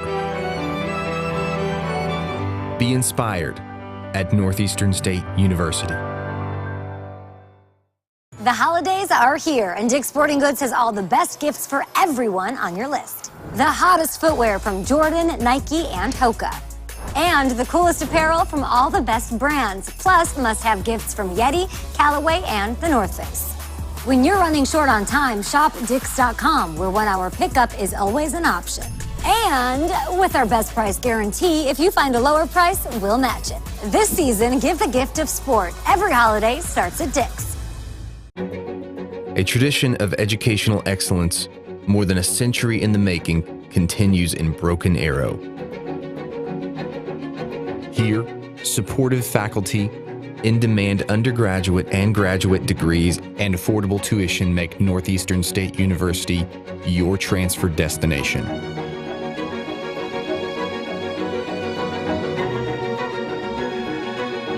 Finish what you started. She was a good companion, eyes like the Grand Canyon. She was an American beauty, with her wayfarers on in the summer sun. Her touch felt like a loaded gun. Wish I had held her long.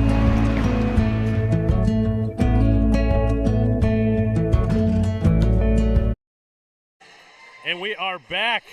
Coming back in from halftime, your score is 18-21. Verdigris in what's been a tight, contested game. And we are back.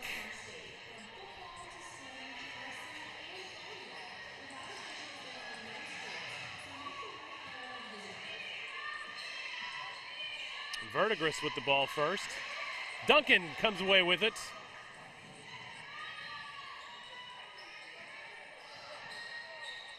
Up and in.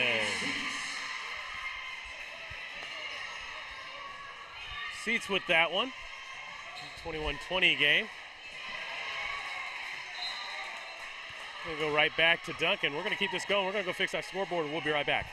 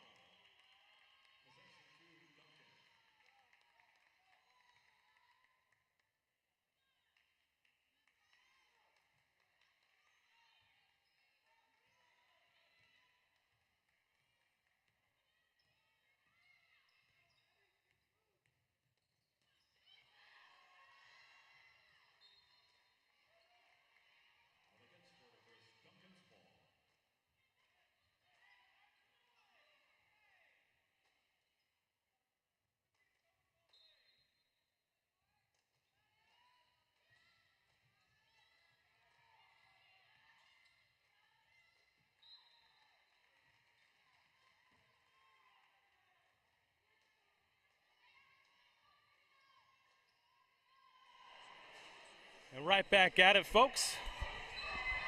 5:26 left to go in the third period. Verdigris finds themselves in a tough position here, only up by 1. Duncan making that halftime adjustments.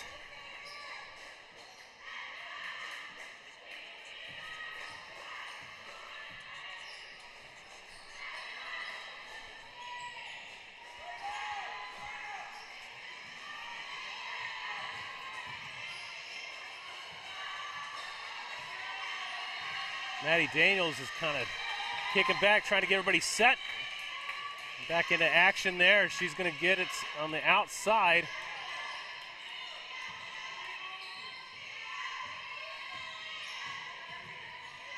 Loses control of the ball, but Sierra Daniel able to get it. Borgstad has the ball. Going to drive inside. And she's going to draw the charge. So Duncan with the chance to regain the lead.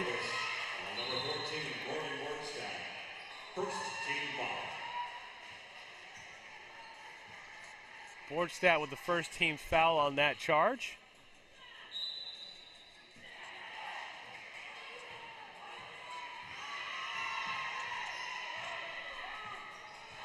And we got a steal. And we got a layup. Good job on that one.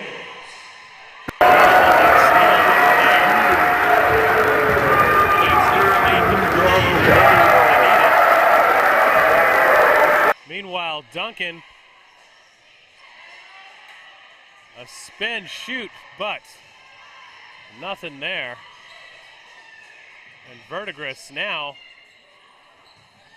unable to make that one go in. So went behind the goal. And we got two opposing players falling down as they were trying to sprint with the ball, and that is going to be a second team foul against Verdigris. Kate Whittington on the foul.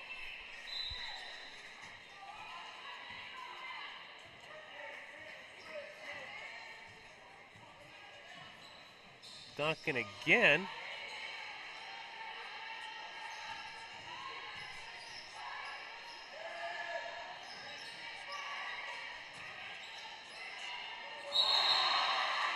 And we got foul against Duncan. That time going against Addie Seiss. And it's Verdigris ball again.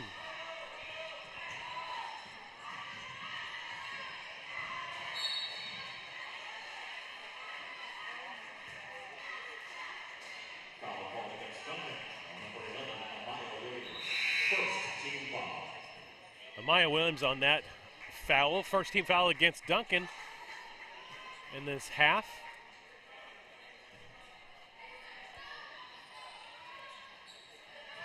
As we're down to 3:22 left in the third period.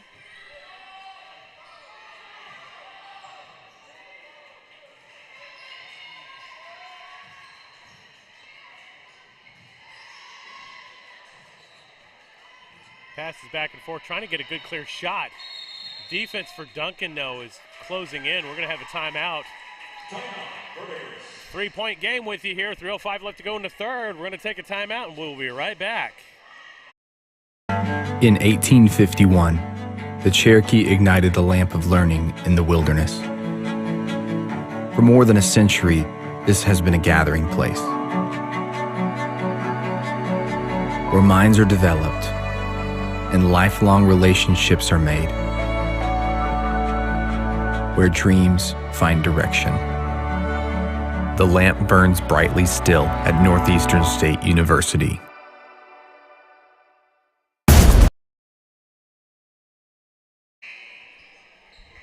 Well, we are back and late into the third period here.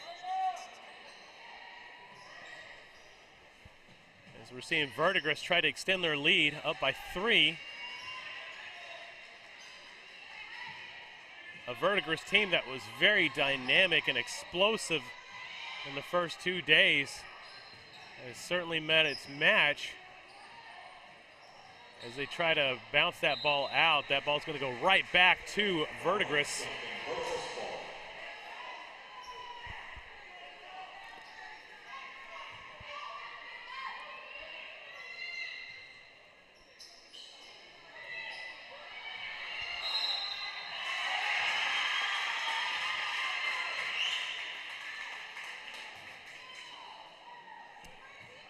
That one's going against Verdigris. Step out right there, and then we got Duncan coming back, trying to get that fast shot off. Almost a steal. Three-point land. Good! Williams on that three-point shot.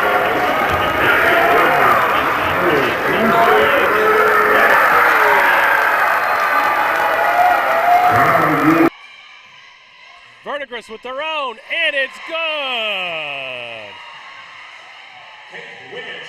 Wigginton with that one.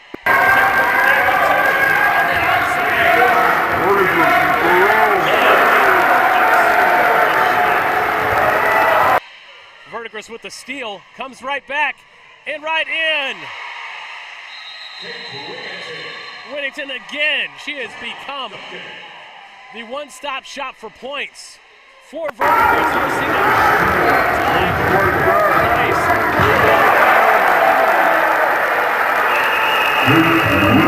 5-point game right now. We're going to take a quick timeout. We'll be right back. There's no place like home. Whether you live in Oklahoma, Arkansas, or Missouri, Realty Mart USA is your go-to real estate company for residential, commercial, agricultural, or land. We believe in strong connected communities and sponsor local events. Realty Mart USA, supporting our communities, supporting our future.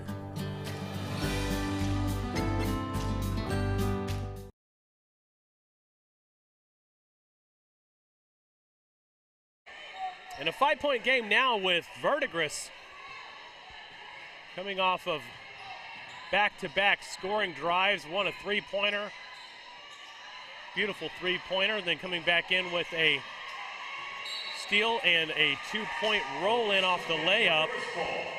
Verdigris is going to get it again, looking to extend their lead with $1:38 left in the third.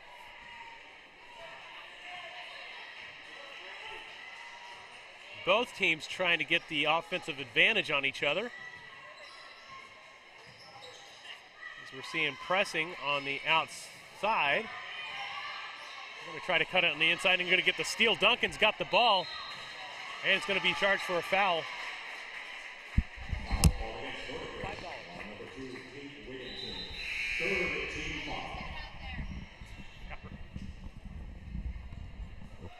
So we're going to take a quick timeout right there. Get everything set. And Duncan is going to come right back in this one, trying to find anything on the inside, but they have been dangerous on the outside too. And that's going to be a jumper. Rebounded by Duncan. Fakes the outside, comes back in and tries it again, but no dice. As Verdigris tries inside the paint, is going to get charged with a foul. And the charge, that's going to turn the ball right back over to Duncan. Board stat on the foul, and that's going to be the fourth team foul in the third period, as we are under 40 seconds here in the third period now.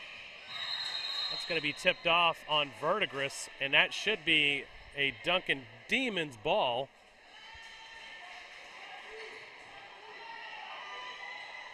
They'll take this one back underneath the paint with 38.8 seconds left to go in the third. Long throw.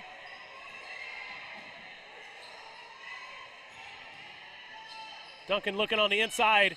Does not get it, but does a rebound and the easy layup. Elijah Williams on that one. And now we got a 3-point game. very manageable here for both teams, actually. Wide open and underneath the paint. Emma Young on that one. And we got another foul on the play. That one's going against Verdigris. And now we got our 5th team foul on Borgstadt now, who was called for it. Huge difference in fouls, 5-1 in favor of Verdigris, which is another steal. 2 seconds left. Will she get it off in time? She does, but there was a travel called. 1 second left to go in this third period. Duncan's going to get it. I'll probably just run out some time. And that's exactly what they're going to do. 5-point game. Verdigris still up, but still plenty of breathing room. We'll be right back, folks. Today's game is brought to you in part by Realty Mart, licensed in Arkansas, Oklahoma, and Missouri. Realty Mart is your go-to resource for real estate brokerage services. Look them up at realtymart-usa.com.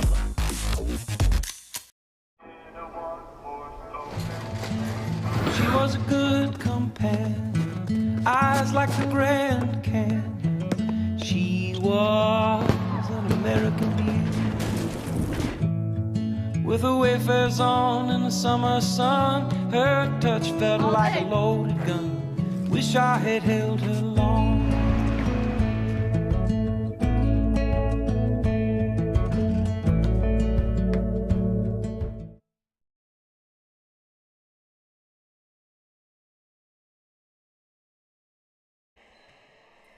And we are back with a 5-point advantage going to Verdigris. And what's been a back and forth game. Both of these teams trying to see it out through the stretch.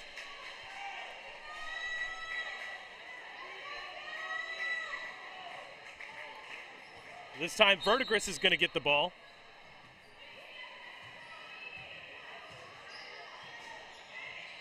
Verdigris is going to go on the outside, trying to find its way inside, but he's losing the ball. It's going to be a jump ball. Kate Whittington had that one, and that is in the direction of the Demons, who are going to retain possession of this one and regain possession, I should say.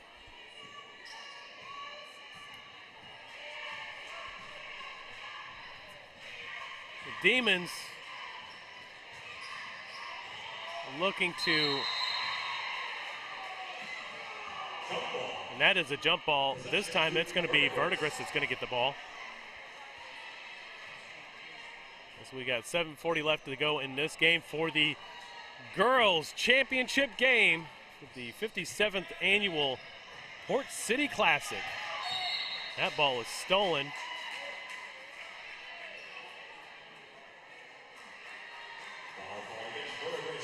That one's going against Verdigris. Addie Seiss actually had the ball for a moment there and fell. But Demons come back.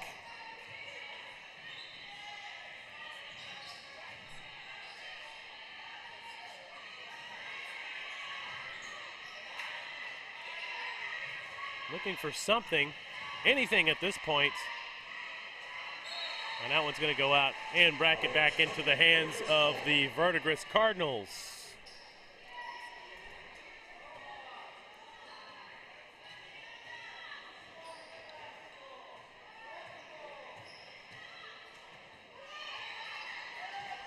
Cardinals driving, trying to get everybody set, being contested every footstep that they take. That ball was almost stolen, but thrown out of bounds. Verdigris will retain possession. Under 7 minutes here.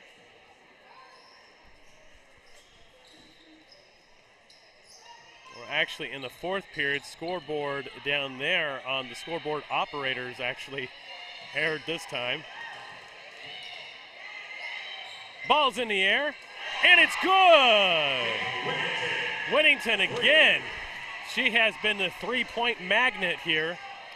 We'll take another quick look at this one.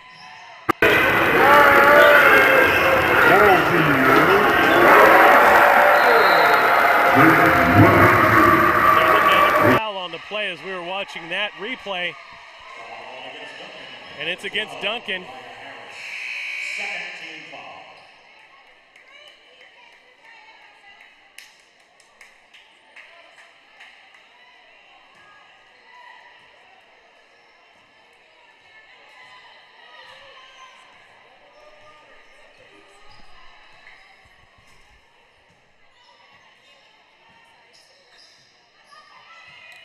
And we got that corrected for the scoreboard operator. He's got it corrected to the fourth period. Verdigris. Jump ball, it looks like. And that is going to go towards the Duncan Demons. Demons get the ball back. On an 8-point game now. 6:08 left to go in this one.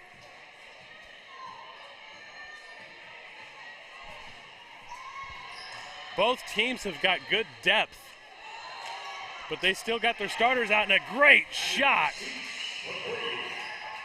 with a 3-point shot right there.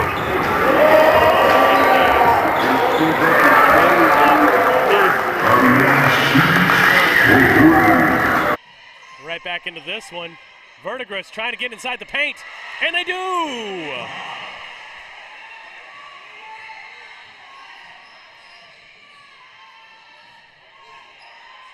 Inside shot off the backboard and no good.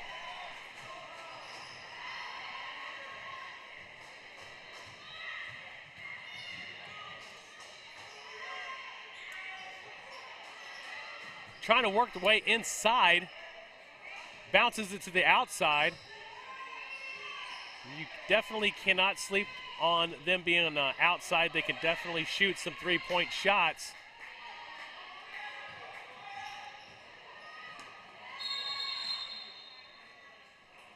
And we're going to take a timeout with 4:57 left.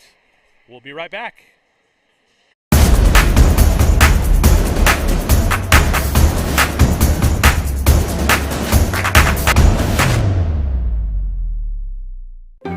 We are computer science pros, chemists and lab technicians, health professionals, mathematicians, and science educators.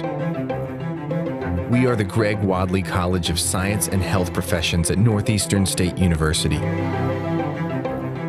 Choose from degrees in natural sciences, health and pre-health professions, mathematics and computer science, and more. Discover the possibilities at Northeastern State University. And we are back with 4:57 left to go in this game.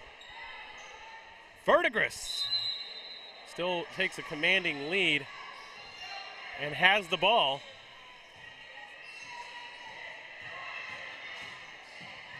And is driving. Had a shot for a 3, but decided not to take it. Instead, throws the ball outside. Duncan will take over.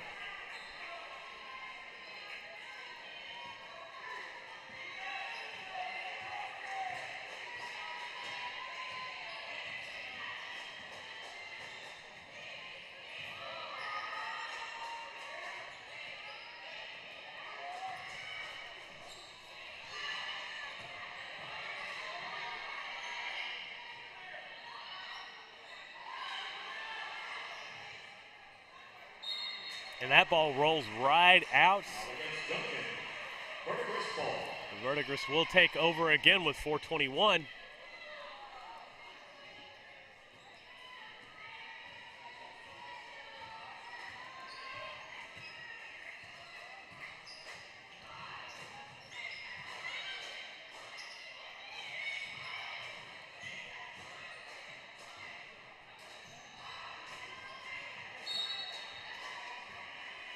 We're going to call a foul on that one. Duncan, that will be the third team foul in this half. They don't commit too many fouls in any game that we have seen.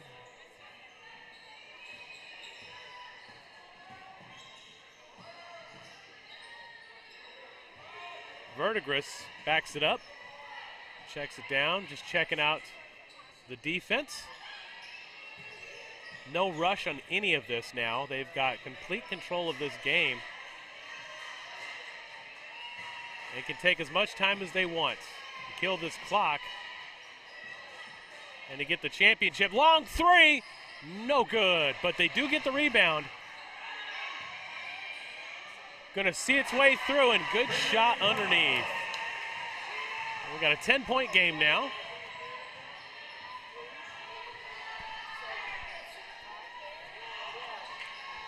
Duncan's got to find some way to get some points in. It thought about it. It decided not to, and we're under.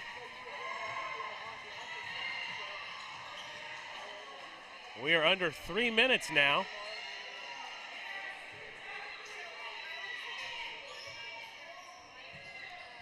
And Verdigris can really take their sweet time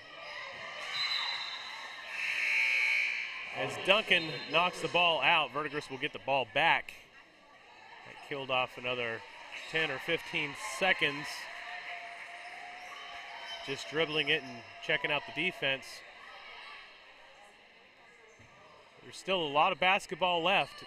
Anything can happen. But Verdigris has definitely got this one in the bag. There's going to be a timeout. Verdigris is going to take it, and we're going to take it with them. We'll be right back.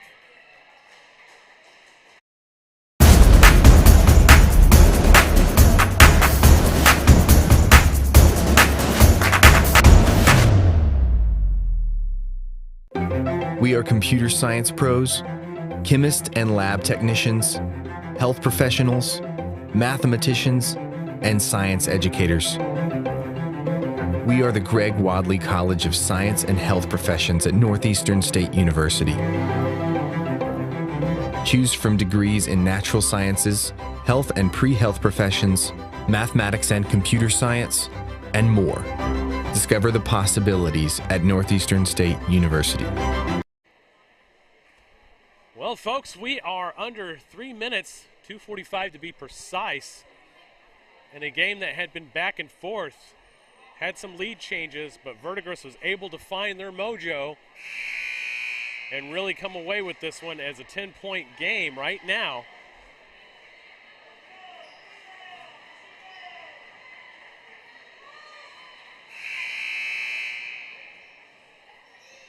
And they are total control of their own destiny at this point.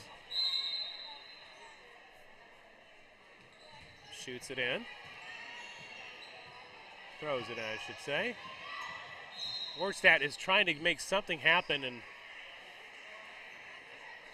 gets a foul on the play. That's their third team foul.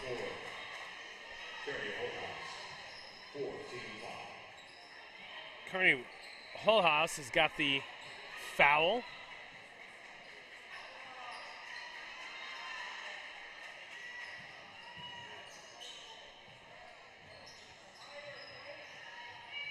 Wardstad had that ball for a moment there, looking on the inside, finding something. Maddie Daniels on the inside passes it off. Great shot to Breland Brown. It extends the lead to 12 now. And they're playing a little bump and run here. Kate Whittington on the foul. That's their 7th team foul. And that's going to bring him to the line for an attempt at some points.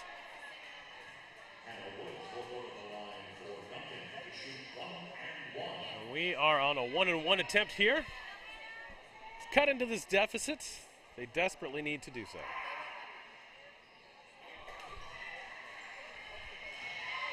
Did not do it there, and we are under 2 minutes in this game.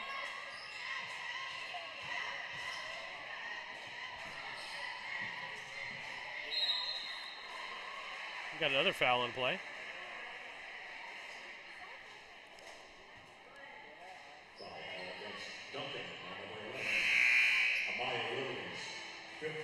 Duncan gets the foul, and it's going to send Verdigris to the line. Kate Whittington is going to go to the line again. She's been Swiss Army knife tonight. Has had some great shots. She's going to get an attempt to do 2 shots as she gets 2 attempts.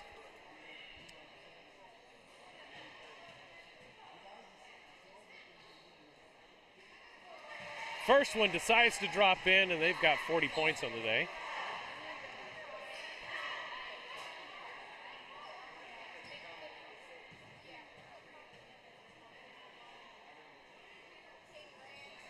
And we have a 13-point game as Duncan gets away with the ball, and it looks like it's going to be a charge.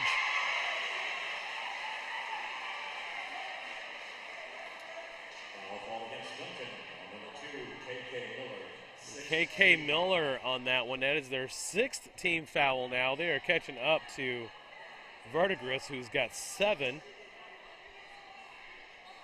They're trying to do anything and everything to make it happen, but KK is going to come off, it looks like. They're going to take a time out. We're going to take it with them. We're getting close.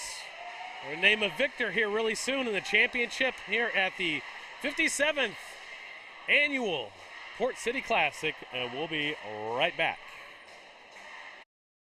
In 1851, the Cherokee ignited the lamp of learning in the wilderness. For more than a century, this has been a gathering place where minds are developed and lifelong relationships are made, where dreams find direction. The lamp burns brightly still at Northeastern State University.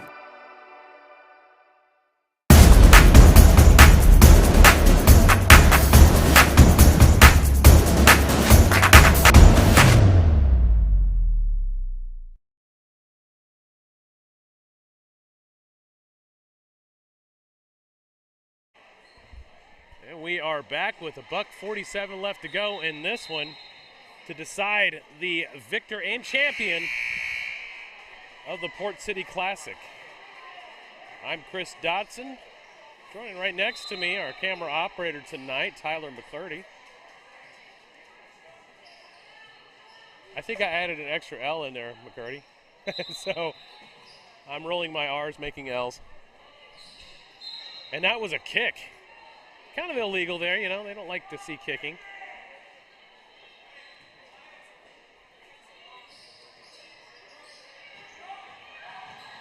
Verdigris with the ball.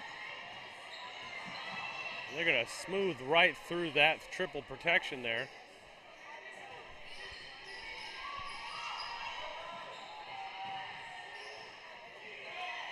Verdigris taking sweet time now, just killing that clock. They've got this game pretty much in the bag at this point.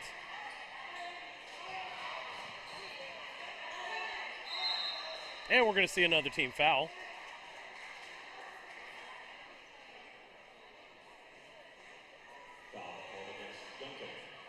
So Duncan and Verdigris matching with fouls at 7 apiece for team fouls. That's going to send it back to the line.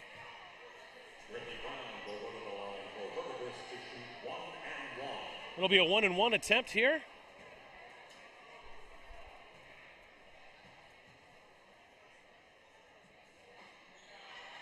And it's going to be none and none.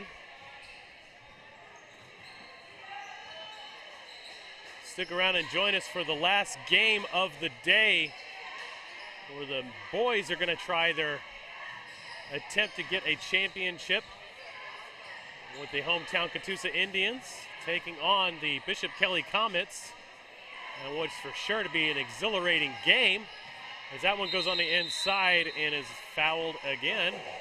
But, excuse me, that's a jump ball, not foul. And it's going to go back to Verdigris for that jump ball. And we're under a minute now. We're definitely going to name the champion here is definitely going to be Verdigris, as mathematically there's no possible way unless they decide to leave. I don't see that happening for Verdigris. But they are managing to go ahead and get another foul for their 8th team foul. That's going to send them to the line. KK Miller's going to go ahead and take a shot at this one for attempt.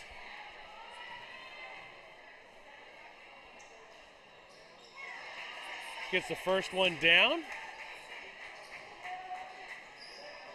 A 12-point ball game right now. And the second one is no good, but they do retain possession and lose possession now after the rebound. And we're under 30 seconds in this one. It's just all mathematics right now and just kill that clock.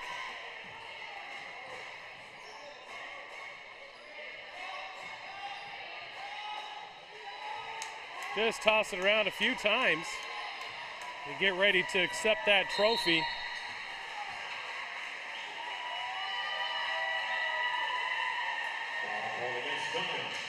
Foul's going against Duncan. That's going to get them right back to the line. Morgan Borgstadt will shoot 1 and 1. It'll be a 1 and 1 attempt.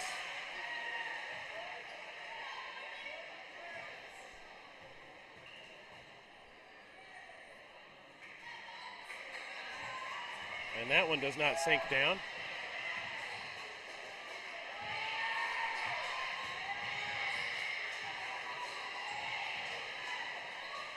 And that one is a long three-pointer.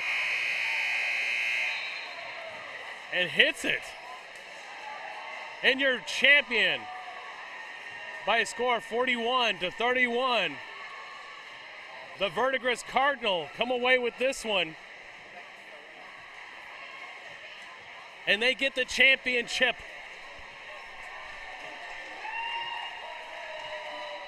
And they are your victors in the 57th annual Port City Classic here in gorgeous Catoosa, Oklahoma. Congratulations goes out to Verdigris for playing a great tournament. And they will get the championship trophy presented by our own Catoosa Athletic Director Courtney St. Clair and Assistant Athletic Director and Head Coach Christian Hood.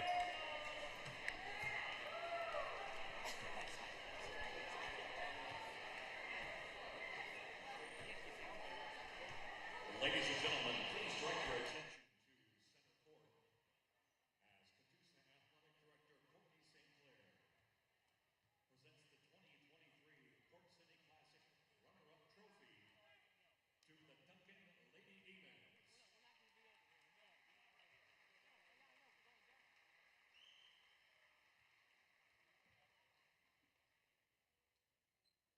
And now for the presentation of the 2023 Port City Classic Championship Trophy to the Verdigris Lady Cardinals. And the Lady Cardinals get the trophy. And a great job there for them. Outstanding work and complete body work here in Catoosa as they were able to walk away as victors and champions in a very stiff competition. Number 2 is going to go to the Duncan Demons, who themselves have had a great shot coming all the way from Southwest Oklahoma. And now, ladies and gentlemen, here is the 2023 Port City Classic All-Tournament Team. And we're going to announce the all-tournament team. Number 2, Kate Wigginton.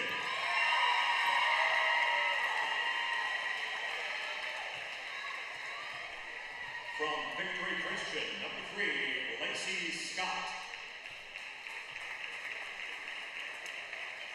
From Bishop Kelly, number 21, Addie Stanmark.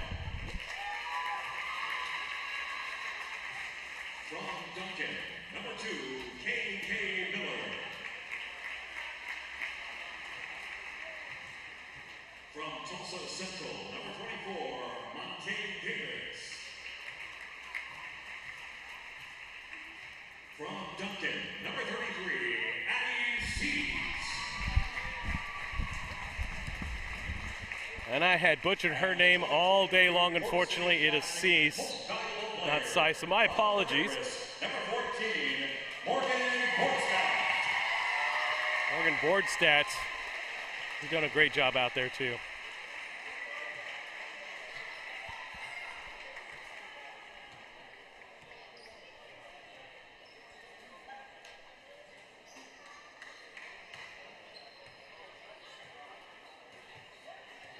And that is your all-tournament team, and we're going to take a quick break. We'll come right back for the championship game for the boys. Bishop Kelly and Catoosa when we come right back.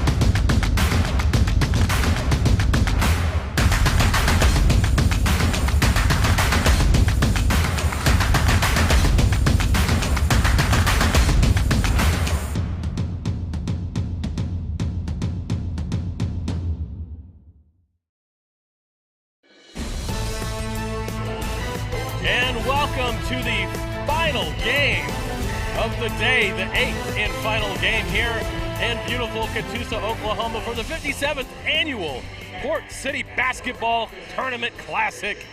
We're going to have two heavyweight matchups between the Bishop Kelly Comets taking on the hometown Catoosa Indians, and what's going to be a great game, I can assure you that. Both teams going down the stretch wanting to get this championship. And we're going to start off with the Port City Classic Bishop Kelly lineup here. They're going to start off with head coach Jordan Nagel. And we're going to have some of the players here: Tresden Noel, Brandon Avedon, Jack Hawkins, Stice Smith, Cooper Harris, Matthew Luciao, Seth Taylor, Brady Schultz, Lewis Rabb, Sam Rhodes, Charlie D, Will Essman, Cal Conroy, Bo Goodwin, and Blaine Morrison. On the Catoosa side, head coach Evan Drake. His players: Luke Beauchamp, Chance Hanley, Chris Brown, Titus Miller, Logan McCauley, CJ Hayden, Grayson Lewell, Caden Bristol, AJ Timmons, Landon Honeyman, Braxton Green, Sutton Woods, Sean Thompson, and Tylen Rogers.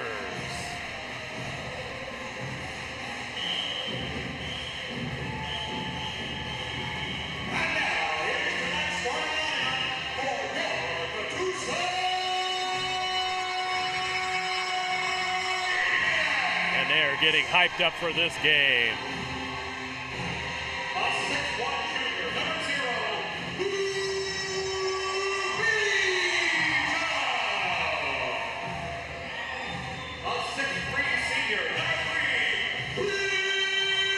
This game is brought to you in part by TTCU Credit Union, Tulsa Teachers Credit Union, and Realty Mart USA.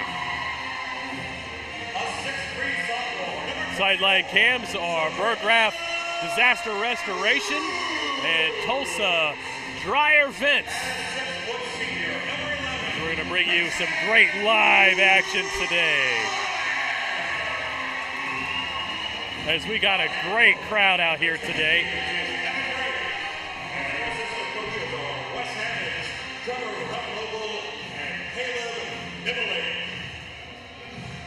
As we get ready for the tip-off,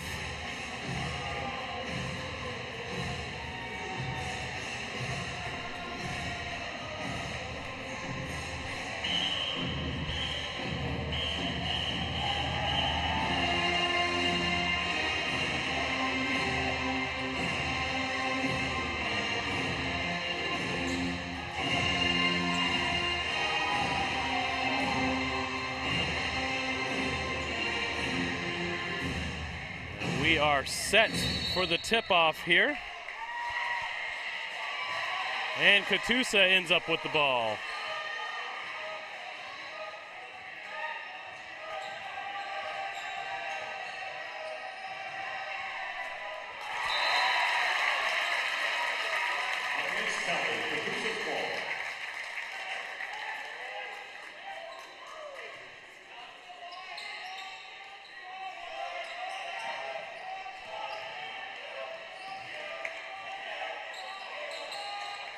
Ball is up and no good.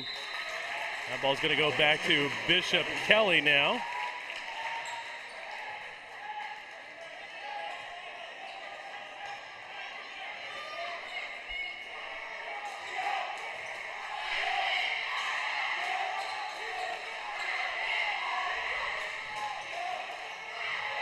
Bishop Kelly driving in. Ball is up and good. Bishop Kelly with the first points of the game.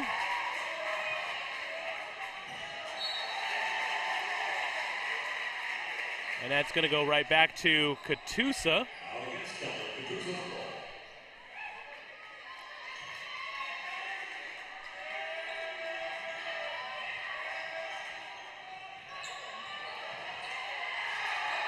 Catoosa with it. Good shot right there. We'll take another look at that one here.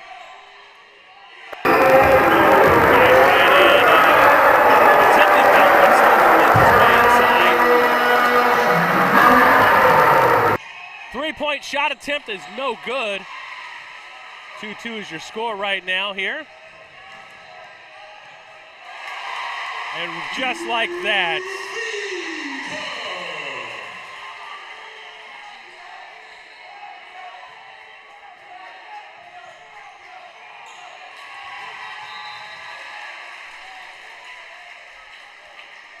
Now against Catoosa, Kelly's ball.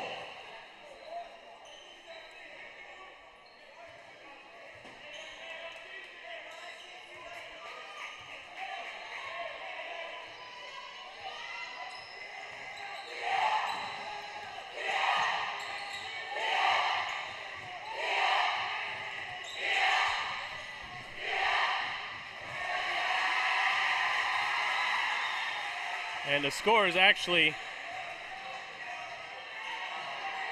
up and out. It should be 4-2 Catoosa.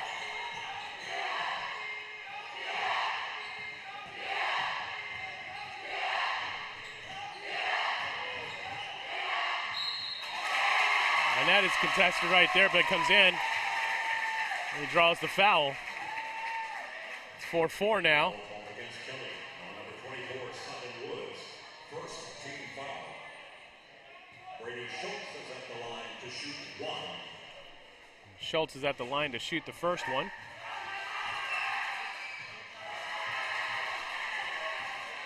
And did not get it.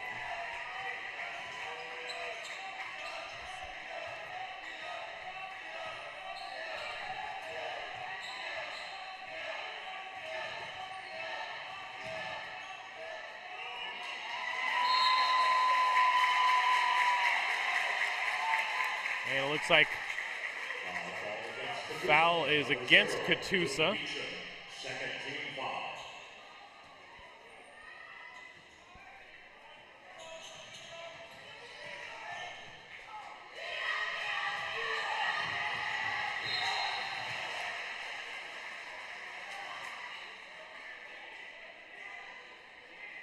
Foul called against Kelly on number 22, Charlie B. First team foul. First team foul goes against Bishop Kelly.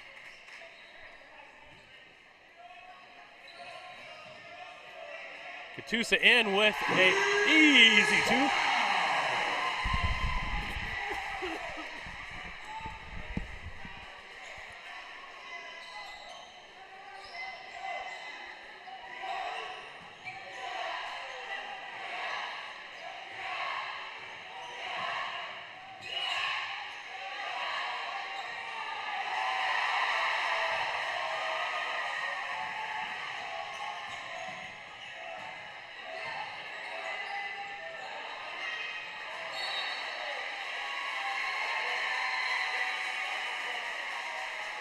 Foul called against Kelly on number 12, Brady Schultz. Foul against Second team foul. Bishop Kelly. Schultz is the one that got called. The 6'4" Catoosa. We'll get that corrected here for you pretty quickly.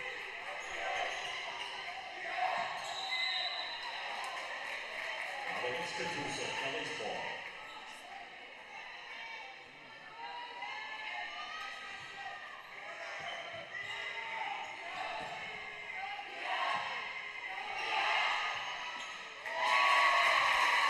And that ball is good for Bishop Kelly. It should be 7.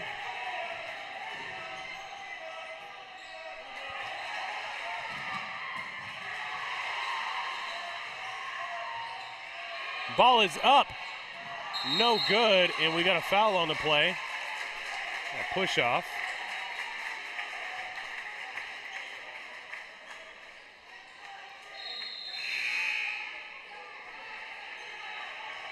And we got the scoreboard corrected now. Foul call against Catoosa on number 0, Luke Beecham. Third team foul. A third team foul against Luke Beecham now. Bishop Kelly's going to get the ball. They are 1 point up here.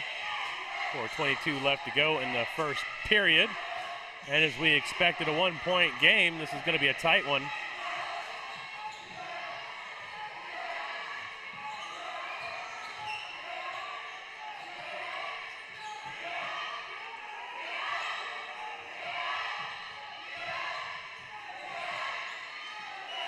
Bishop Kelly with the long three, and it's no good. Titus Miller with the rebound. Miller hands it off to Grayson Llewellyn. Back for a long three, air ball, but is recovered and brought in by Chris Brown.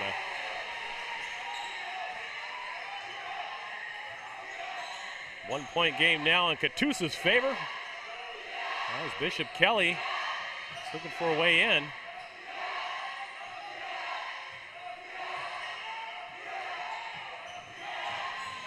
All the way in is number 3, Jack Hawkins.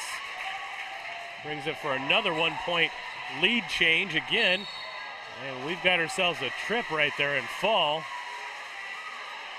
Foul against Harris and Kelly, so we've got both teams with 3 team fouls. This game starting off pretty strong.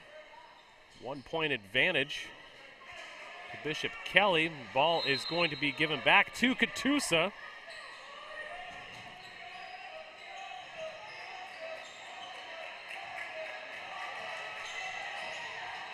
Logan McCauley on the carry right there. Trying to drive it in. Long three. Can we get it? No. Titus Miller with it.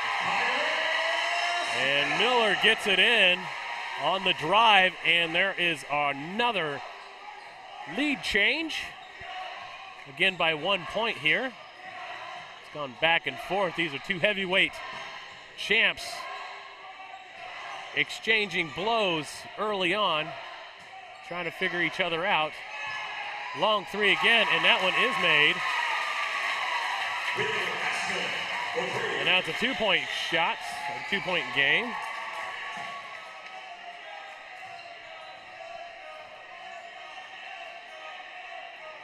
An attempt for another three, and it's fouled. We'll go back to that other 3 point shot by Bishop Kelly before we come back to that.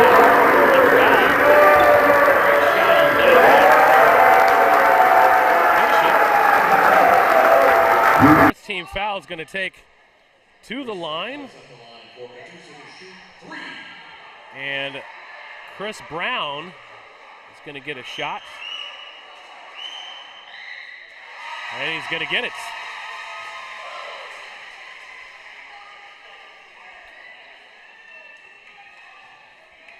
Shot brought to you by Burgraff Disaster Restoration. Misses the second attempt. He gets a third attempt, though. And he could tie this one up.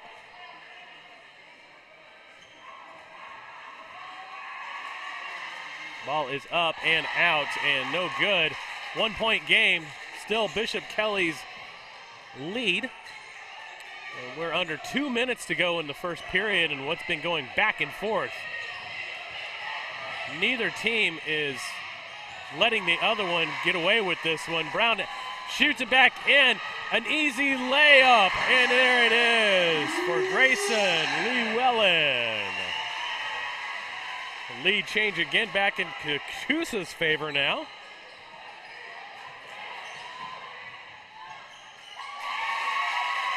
And right back to Bishop Kelly. We've had 9 lead changes so far in this game. And here's a long three that's missed, but rebounded by McCauley. Laid right back up by Titus Miller.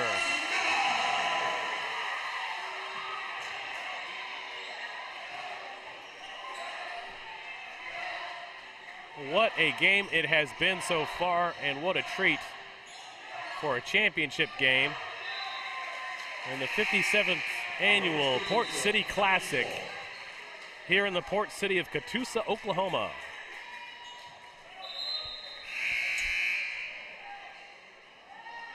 as the players get set and ready to get this one thrown back in by Bishop Kelly. Under 1 minute to go in the first period.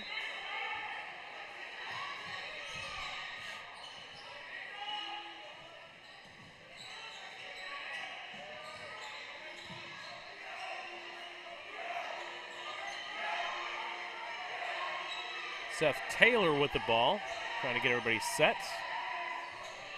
Taylor throws it on the inside, but gets it stripped out, and not stripped, but stolen. Easy layup, great shot by Titus Miller. As Catoosa extends its lead by 3. Tried the layup, did not get it, gets it tipped out. Ball still active and in fair play. Jack Hawkins with the ball. The final 10 seconds of play of the first period. Errant throw, does not get it. He's going to hold on to it, tries it, does not get the long one. And here we are, 3-point lead, Catoosa up on Bishop Kelly, 14-17. We'll be right back.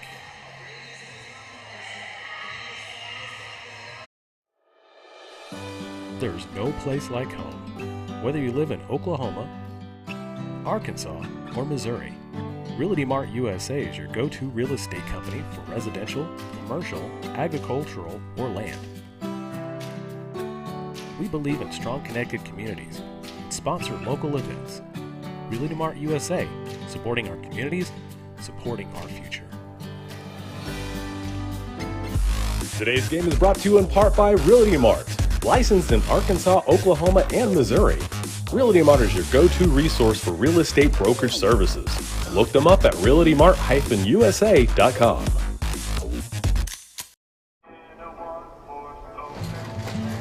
She was a good companion, eyes like the Grand Canyon. She was an American beauty, with her wayfarers on in the summer sun. Her touch felt like a loaded gun. Wish I had held her long.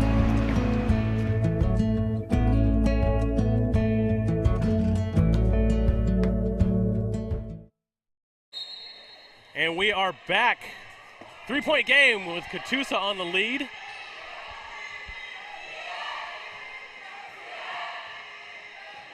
.752.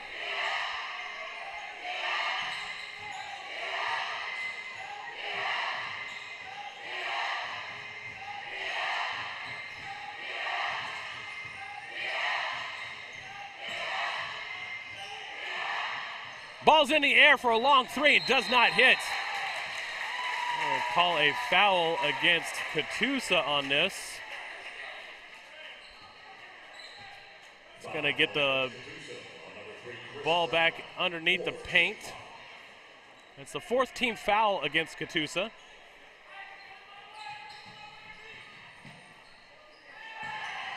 Ball is up and no good. And another foul against McCauley. It's number 5 for the team fouls. I'm going to throw it underneath the paint again.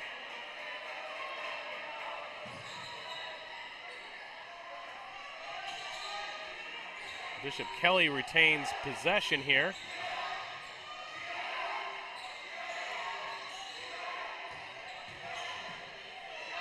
And they're going to try a long 3 again, and it's no good again. 3rd attempt does not get it at any points. Now Catoosa has a chance to extend their lead. A nice crossover, look at that. Boom shakalaka. Titus Miller again. We're going to take a second look at that one.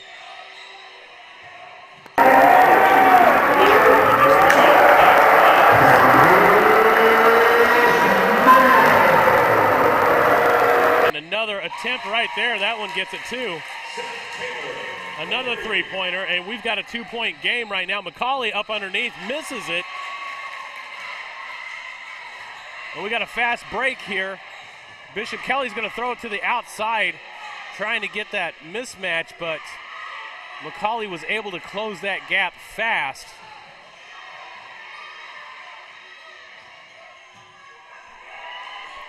That ball's in the air and no good. Rebound McCauley. He's going to dribble this one. Another attempt, no good by Titus Miller on that shot. 2-point game under 6 minutes here. Another three-point shot is no good. Both teams are not afraid to try to for the long haul. So our camera operator's having trouble keeping up, but there it is! Sinks it down.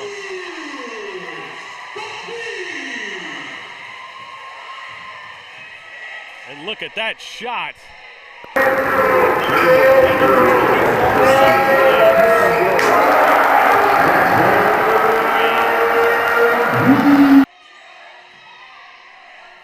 we got a 22-17 score. Inside the paint is no good. Chris Brown on the recovery.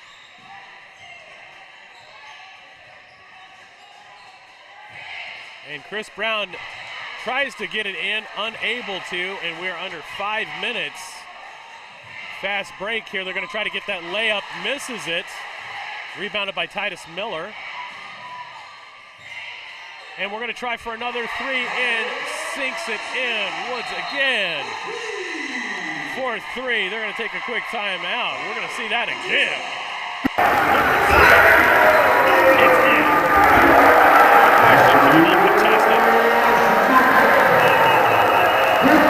And we're going to take a timeout with them. We'll be right back. In 1851, the Cherokee ignited the lamp of learning in the wilderness. For more than a century, this has been a gathering place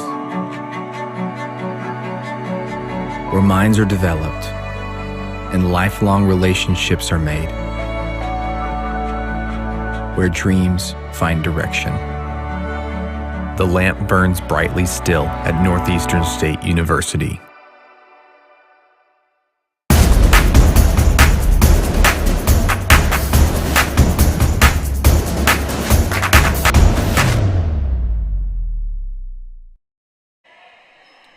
And welcome back in what's been an exciting second period.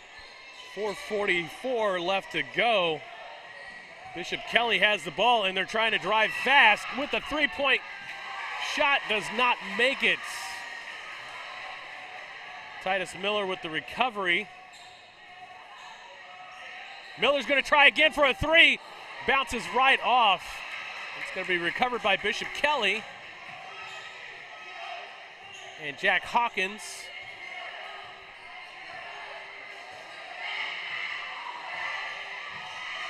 Harris with the ball, trying to figure something out here. D with the ball now. Hands it off to Seth Taylor. He's going to try to drive it in. Sneaks it to the outside. He's going to get inside that perimeter. Not going to get it, but it's going to. There is a foul called. And that's going to go against Bishop Kelly this time. So Catoosa's going to get the ball. We'll get some substitutions in as well.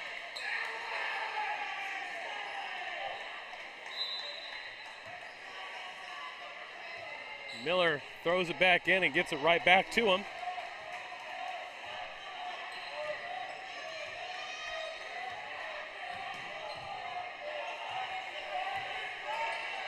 Miller to McCauley.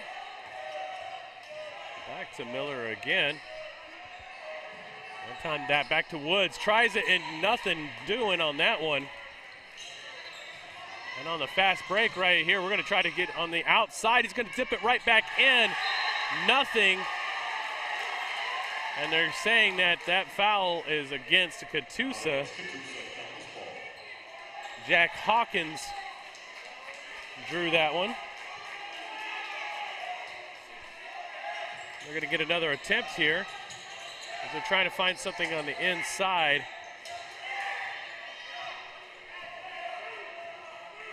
Cooper Harris now brings it way out. Get everybody set.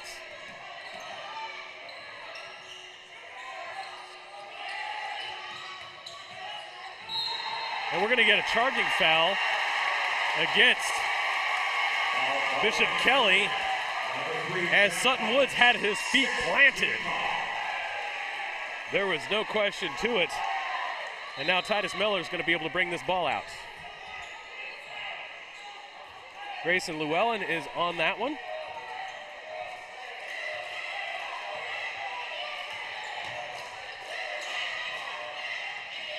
Look, Brown looked like he was going to get it for a moment. He does get it. He's going to try to drive on the inside paint. He's going to draw the foul.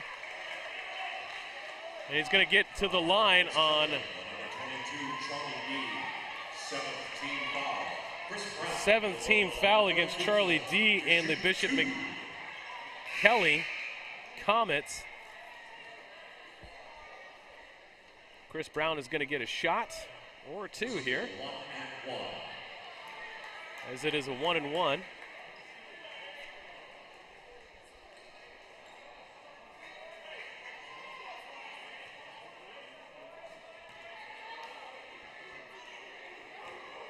Brown getting up to the line, attempts his first, sinks it right in.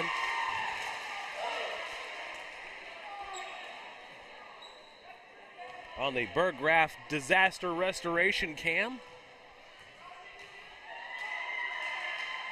Brown on the second one does not go in, but extends the lead to 9.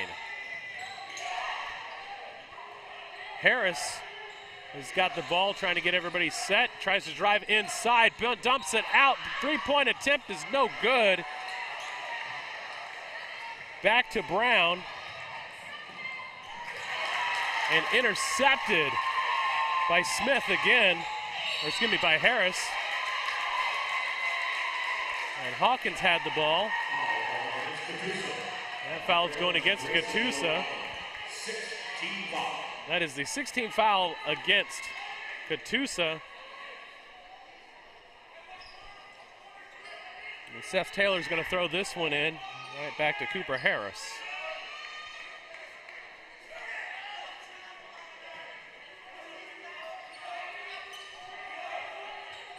Back to Taylor. Taylor's going to shoot it out. They like to go for those outside corner shots for threes. But Harris, the sharpshooter, is going to take it back out. He's going to try to find his way in to see if he can slip in. But they did slip in on that coverage and does make it, yes. Taylor on that one. And they're going to take a timeout. Timeout Bishop Kelly, and we're going to take it with them. Got $1:48 to go in the first half. We'll see you right after this. I can feel the warmth deep down in my bones. I know that I am home. I miss him too. Love brings us here. Together's where we all belong. You're my home. My home.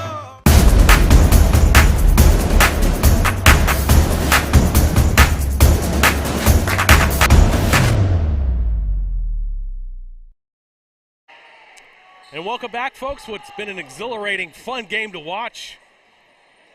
We've got a 7-point lead with Catoosa on top.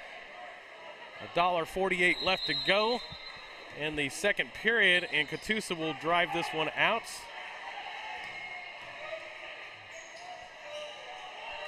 Grayson Llewellyn had the ball. Brown throws it back outside, tries a three-point attempt, does not make it. Brown does get the rebound, and another.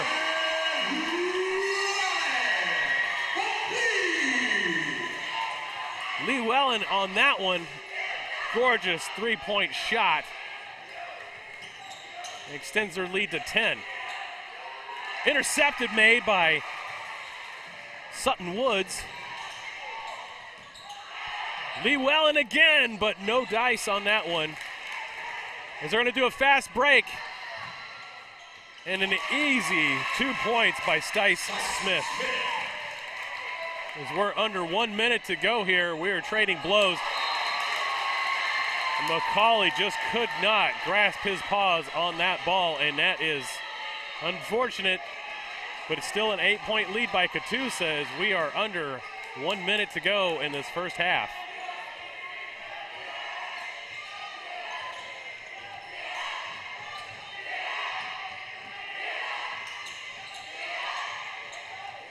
Schultz with the ball, trying to figure out what to do with it. They're going to try for that side corner again.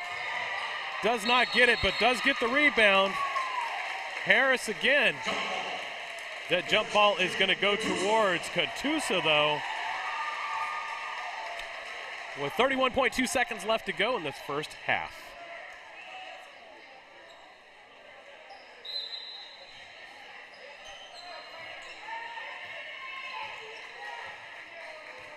This game is brought to you by Tulsa Teachers Credit Union. It looks like Lee Wallen is going to go to the line. Cooper Harris is guilty of that 8th team foul.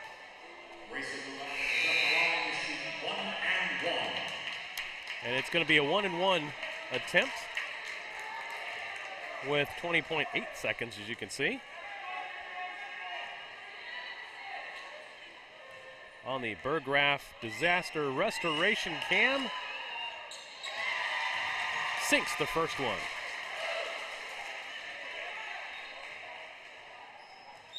Lee Wallen has made a huge impact in the game today by sinking some threes. He's got some great inside the paint shots. We've got a substitution, McCauley coming out. CJ Hayden is coming in his place. Charlie D is coming back into the game for Bishop Kelly. Lee Wallen is up and good. 10-point game again with 20.8 seconds left to go in the second period. Let's see what Bishop Kelly has got to offer in these final seconds.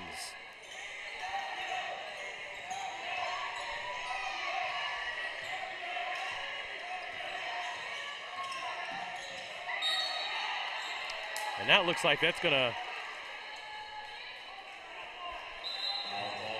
be a foul against Catoosa, and that's gonna be their 17th foul, and that's gonna put them to the line now. On the Tulsa dryer vents cam. Very important to clean out your dryer vents because that lint will build up. Could cause a fire. It's been responsible for many fires on homes. Definitely get those checked out and cleaned out. Got another substitution coming in. Matthew LaSalle is coming in. Seth Taylor on the attempt.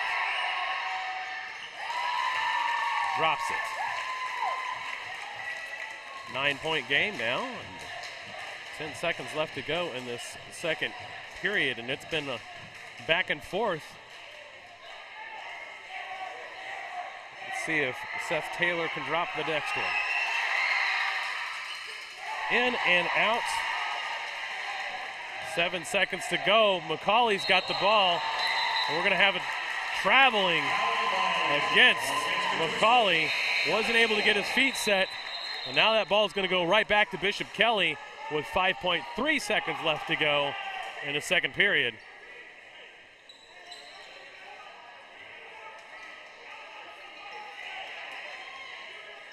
Both of these teams digging in. Seth Taylor gets the ball. That ball is up in the air, no good.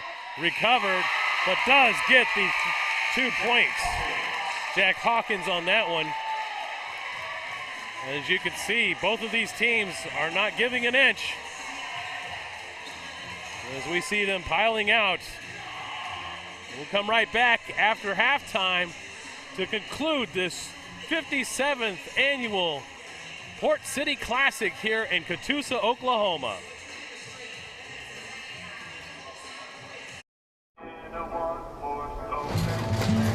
She was a good companion, eyes like the Grand Canyon. She was an American beauty,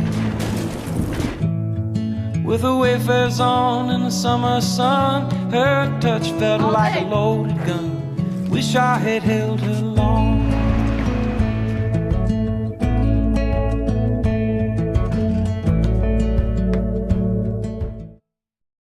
The College of Business and Technology at Northeastern State University is where education meets industry. Our in-demand undergraduate and graduate programs have real-world focus with practical workforce applications. Choose from degrees in accounting, marketing, supply chain management, information systems, healthcare administration, data analytics, and more. Lead with experience from Northeastern State University. I can feel the warmth deep down in my bones. I know that I am home. I miss him too. Love brings us here. Together's where we all belong. You're my home. My home. The College of Education at Northeastern State University prepares educators, mental health providers, and fitness or health professionals with undergraduate and graduate programs. Choose from degrees in elementary, secondary education, special education, health and human performance, psychology, and more. Be ready from day one at Northeastern State University. Things could be stranger, but I don't know how. I'm going through changes now. Spend a lifetime trying to figure it out.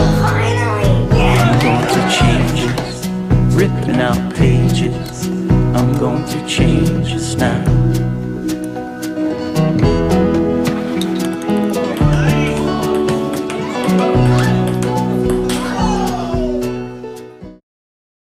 At Northeastern State University in Muskogee, we take care of our students so they can take care of others.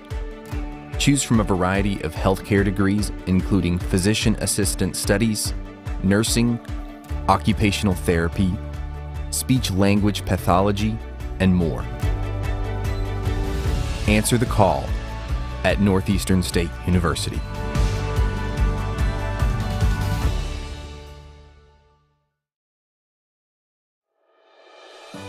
There's no place like home. Whether you live in Oklahoma, Arkansas, or Missouri, Realty Mart USA is your go-to real estate company for residential, commercial, agricultural, or land. We believe in strong connected communities and sponsor local events. Realty Mart USA, supporting our communities, supporting our future.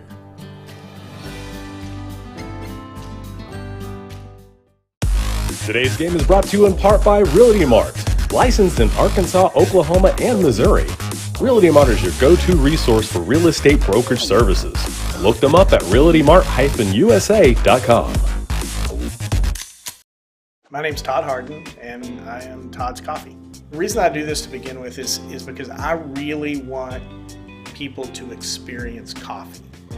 What I'm doing and what other roasters are doing as well is, we're trying to figure out what the bean is trying to tell us. My goal and my customer really is, there's probably 2 out of 10 people that could taste the difference in one of my better roasts versus an average roast. If I can make those people happy, I'm making everybody happy. And so that's kind of my philosophy when it comes to roasting. You can just go to toddscoffee.com. You can get a whole bean, or I'll grind it for you. Either way, there'll be a drop down in there that you can order it that way.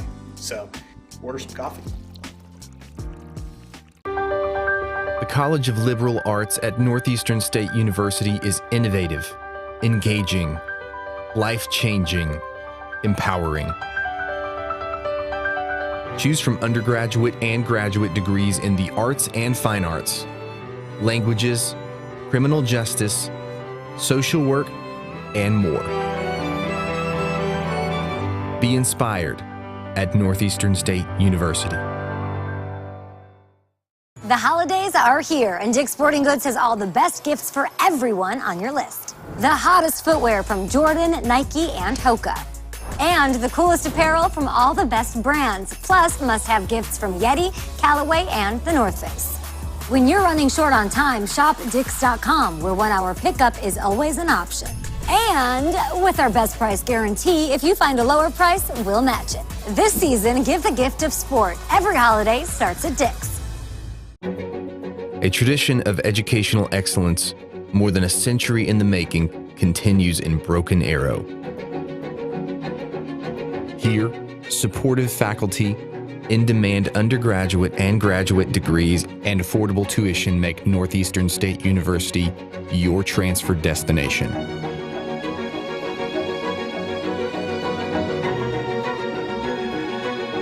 Finish what you started. She was a good companion, eyes like the Grand Canyon. She was an American beauty, with her wayfares on in the summer sun. Her touch felt like a loaded gun. Wish I had held her long.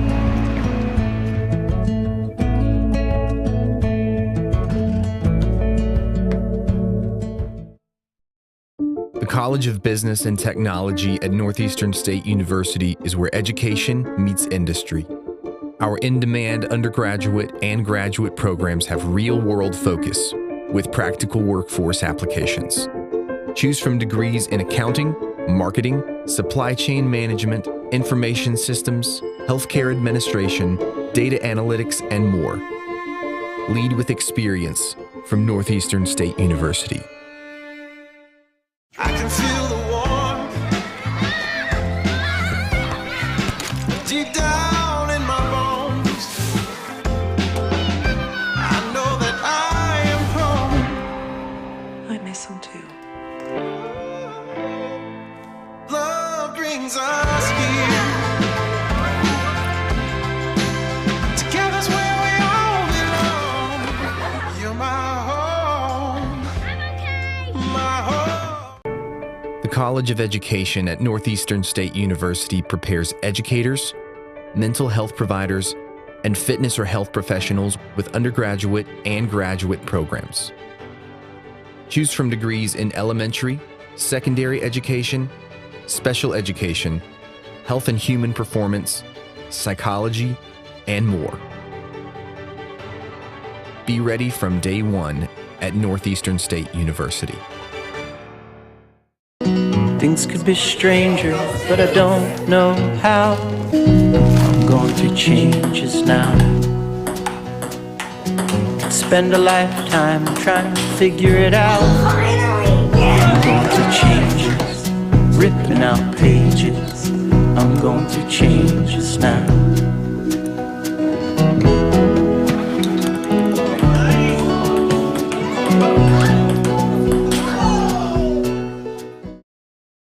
At Northeastern State University in Muskogee, we take care of our students so they can take care of others. Choose from a variety of healthcare degrees, including physician assistant studies, nursing, occupational therapy, speech language pathology, and more. Answer the call at Northeastern State University.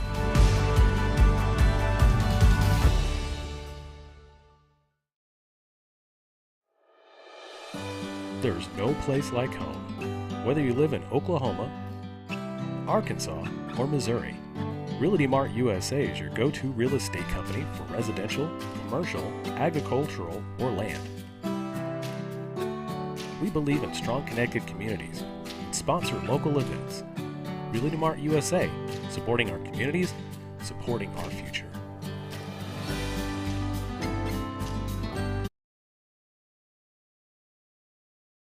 And we are back. Your score right now, Not much of a huge lead, but a still good enough lead here for Catoosa. As Bishop Kelly gets the ball in the third.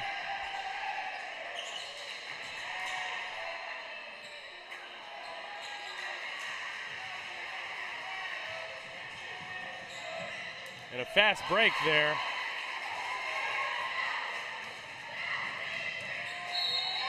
As we're going to get a charging foul against Bishop Kelly.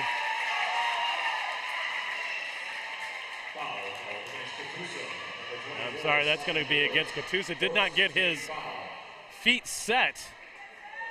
Sutton Woods was trying to sit there, but Seth Taylor is going to take this one at the line on our Burgraph Disaster Restoration Cam.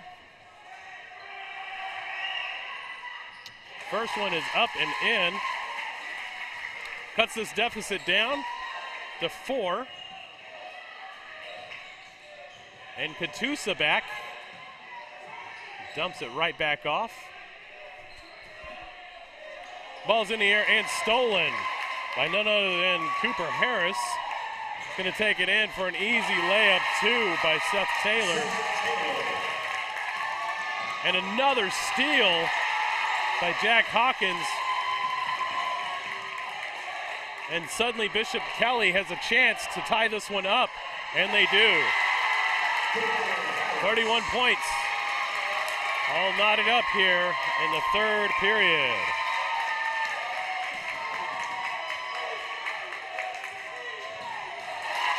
And this time, Grayson Lee-Ellen loses it. Chris Brown tries to defend. That's going to be a ball right back to Bishop Kelly. And their attempt to take over the lead. Harris gets it. Long three-point shot attempt by Jack Hawkins, does not get it. That's going to go out of bounds and right back into possession of Catoosa. The Indians' ball here.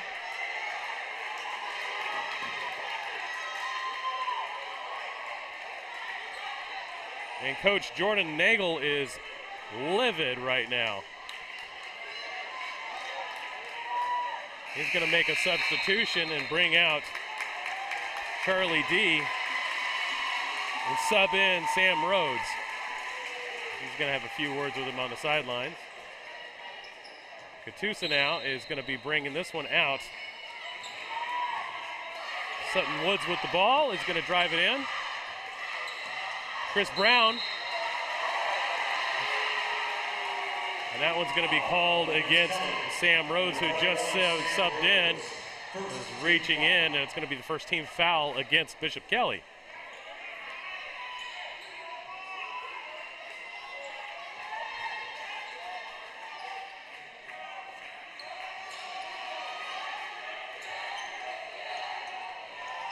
Llewellyn tries and does not get it, but they did get the rebound.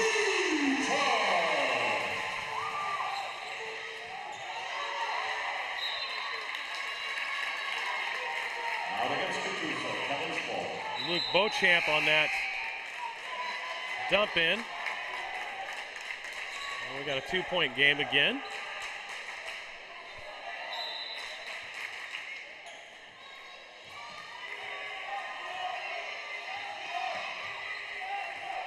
Cooper Harris with the ball, dumps it off to Seth Taylor, who is looking to try to find a hole in the defense, drives it in. They were going to look for the outside. He tries it again, does not get it, but rebounded.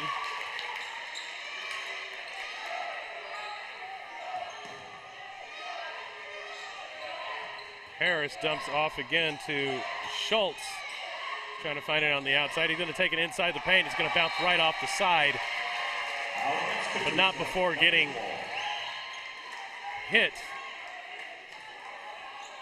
It's going to give the ball right back to Bishop Kelly. Inside run, does not get it. Rebounded back to Catoosa on a hustle play. Three-point attempt up and no good. Chris Brown with the recovery and tip in. And we've got ourselves a 4-point game.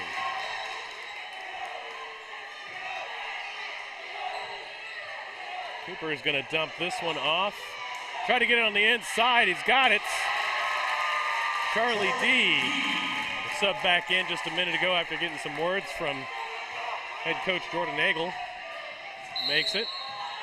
We got a drive, and we've got the and one by Chris Brown. Who's going to go to the line? It's already a 4-point game right now. His attempt to make it a 5.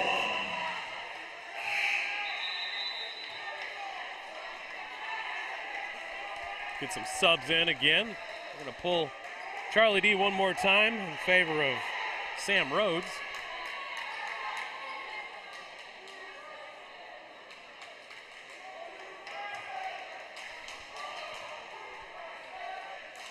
Chris Brown getting set. Up and away and no good.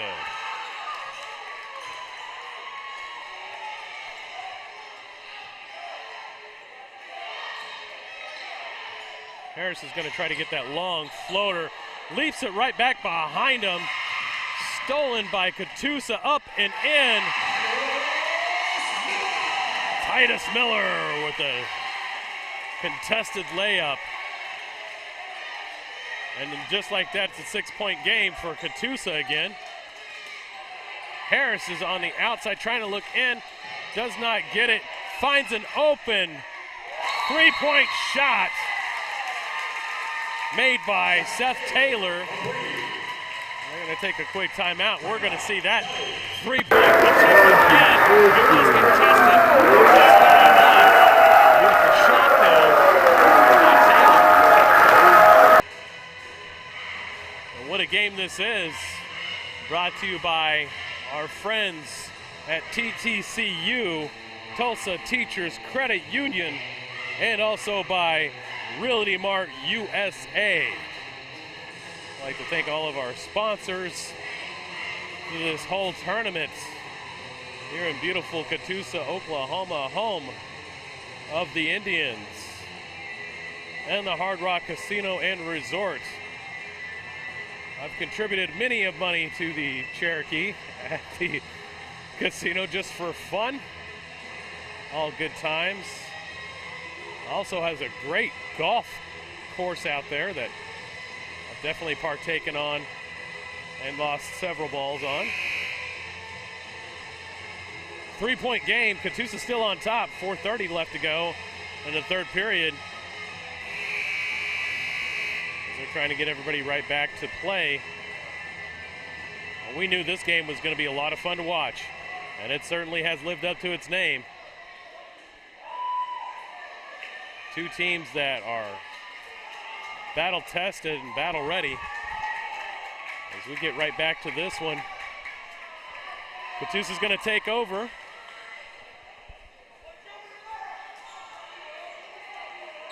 Titus Miller going to throw it in. Sutton Woods is going to dribble this one down past half court. Nice crossover. Chris Brown with the ball. He's going to shove it in, and he's going to dump it off, but nobody behind him. He's going to give it back to Jack Hawkins for Bishop Kelly. He's trying to get it on the inside. He just fell. That's a travel, and that ball is going to go right back to Catoosa. We're going to see a sub in. As Sutton Woods comes out, C.J. Hayden is going to take his place. Let him have a breather.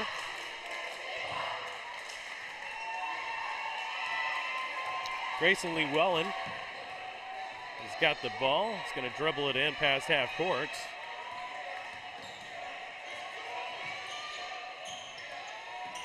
He's going to dump it off, almost taken away there. Titus Miller. Llewellyn has got the ball again. He's trying to find something inside. Trying to get to that backside, and Chris Brown finishes it off. 5-point game now. as Harris almost found himself getting stripped, and that ball was greatly defended by C.J. Hayden. That foul's going against Catoosa. It's going to be a throw-in from the backside in the paint by Jack Hawkins. Another substitution coming in. Logan McCauley's coming in for Bo Champ.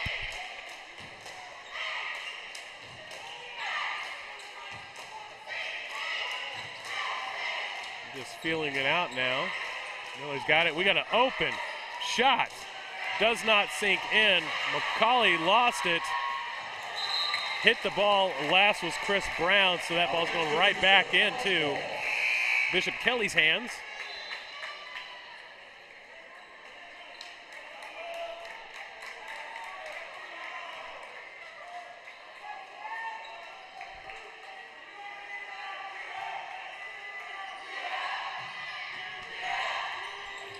And a long three-point attempt is no good. That ball hit right off of Grayson Lee Wallen's nose,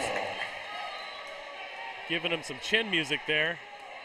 So Bishop Kelly will get the ball back again for this third attempt. Chris Brown defending. Seth Taylor to throw in. Taylor throws out to a wide open Jack Hawkins. That ball closed in, a long three. Cooper Harris with that one again.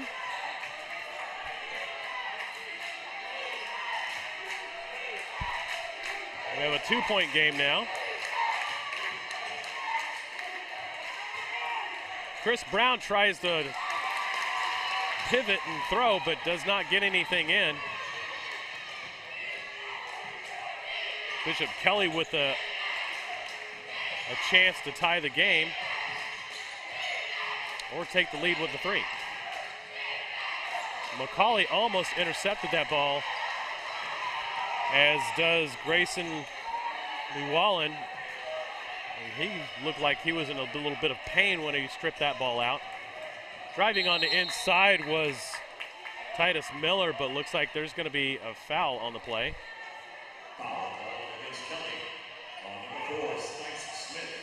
Smith on the foul. That's going to let Lee Wallen throw the ball out from the paint. Still a 2-point game late in the third.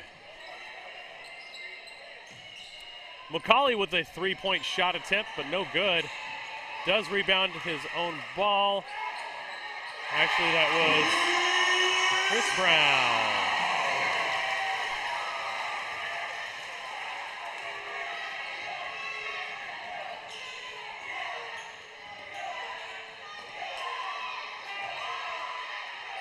McCauley tried to save that one, but Smith came in and then followed up by Harris that stole it. Now we got a tie game.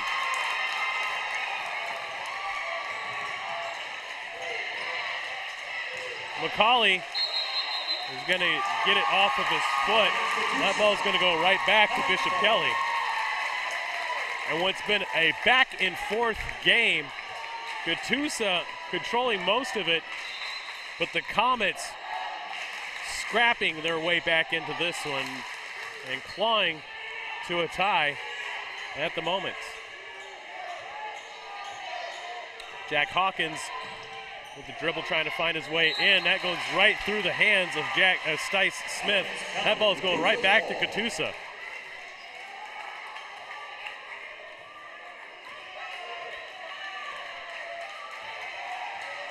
Titus Miller with the ball.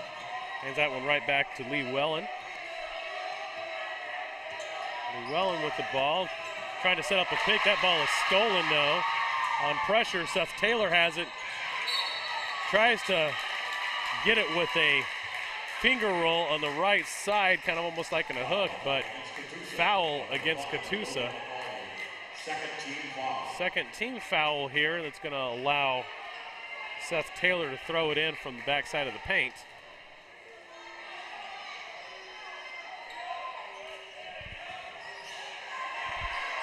That ball is up and no good.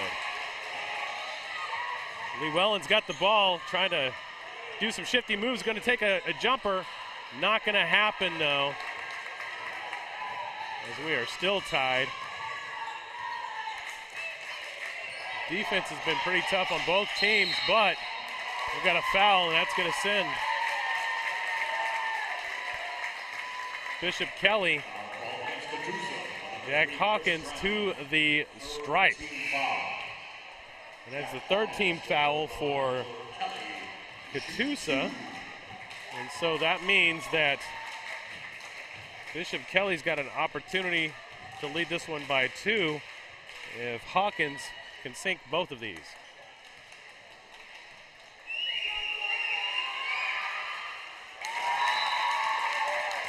One and in on the Verdigris restoration cam. As we see the student section off on the sides for Catoosa there. Ball is up and no good. Chris Brown with the ball is going to try to drive in, is going to dump it off. And get it right back. He's going to try to make matters in his own hands, but he's going to travel. On this 1-point game, another lead changeover in Bishop Kelly's favor here as we get another sub.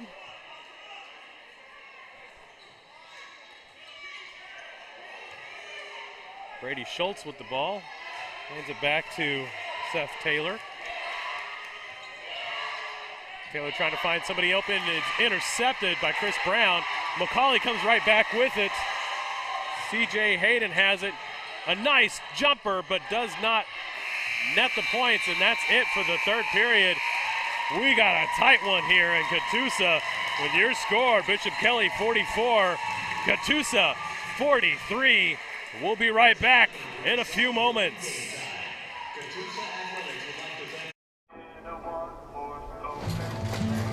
She was a good companion, eyes like the Grand Canyon. She was an American beauty,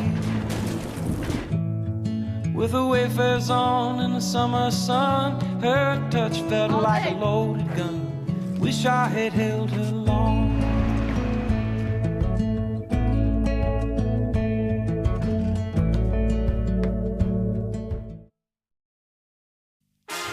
And welcome back, folks. It's been a tight game. These two are not going to let each other get a blowout in this one. That's for sure. Definitely an understatement there. As we've seen several lead changes, we've seen some great play. Catoosa's had a huge margin, but Bishop Kelly clawed their way back to get a 1-point favor right now. And what's been a great championship game for this 57th annual Port City basketball tournament. I'm your host, Chris Dodson. Right beside me, camera operator Tyler McCurdy, doing a great job on the cam for us tonight. As we get ready for the final stanza in this one, the fourth period, Catoosa's going to take this one in. Sutton Woods with the ball. Going to hand it off to Chris Brown. And that one right back to Titus Miller. Miller's going to do a little bit of fancy footwork and some dribbling. Nice layup, but does not go in. Sutton Woods tried. Bishop Kelly has an opportunity to extend the lead, but instead will get a foul. The fourth team foul. It's going to send him to the Verdigris restoration cam line. And Charlie D is going to be at the line. He's going to get an opportunity for 2 points to extend the lead to 3.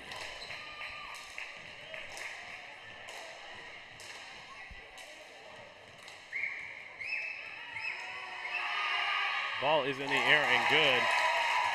Up by 2 now.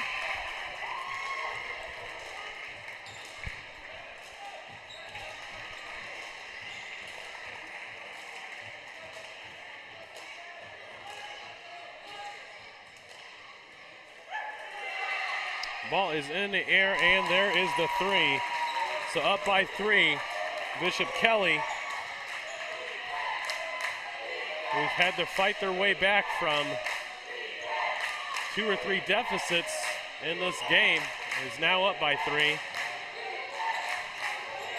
And that Sutton Woods had handed it back off, and that ball is good. Grayson Llewellyn is able to cut this one down by a 1-point lead for Bishop Kelly.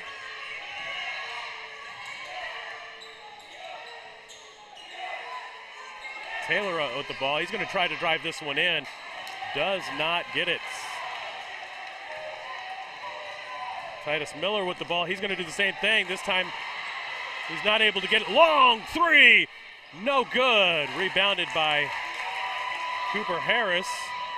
They're going to try to drive this one in, and they do.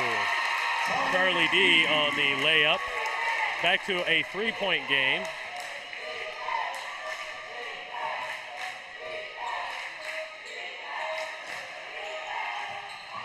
Tries that three again, does not get it. Is able to get that one though. Luke Beauchamp is able to get that in. We got another 1-point game here. Both of these teams just doing an outstanding job of keeping with it and not letting this game get out of hand, as you would expect by 2 heavyweight champs here. Another shot, and we got a whistle. That's going to go up against Bishop Kelly. Catoosa's going to get the ball and the opportunity to take the lead back over. 5:58 left to go in this one. What a game this has been.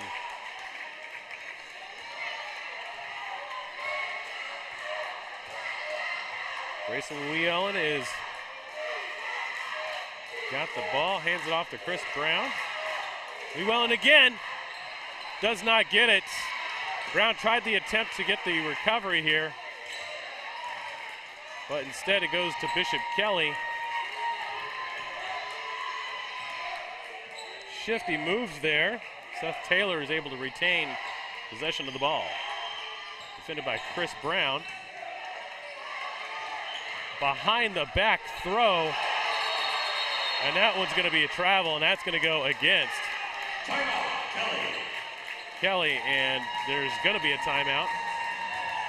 That was called prior to that, so they'll retain possession and take that one back in from the paint.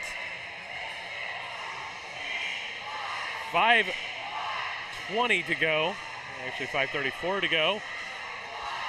What a game.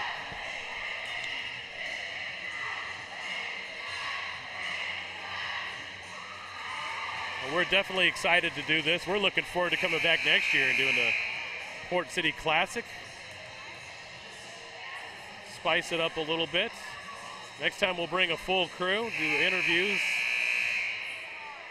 halftime information, and all sorts of fun stuff. Follow us on Facebook, Twitter, Instagram, TikTok. We're all over the place. We are the Southern Sports Network. We are happy to do this 57th annual Port City Classic here in Catoosa. Bishop Kelly is going to take the ball. Open man, 3-point land.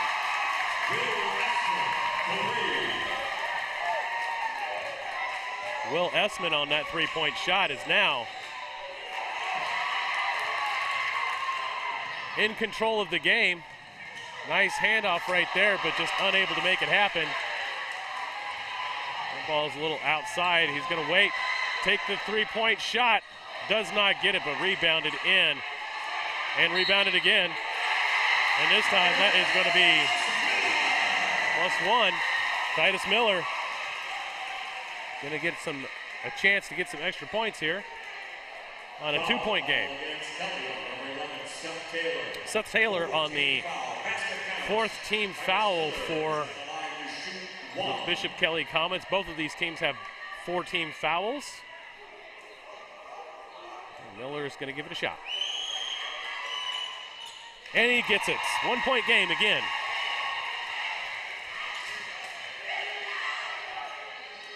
Under 5 minutes in this game.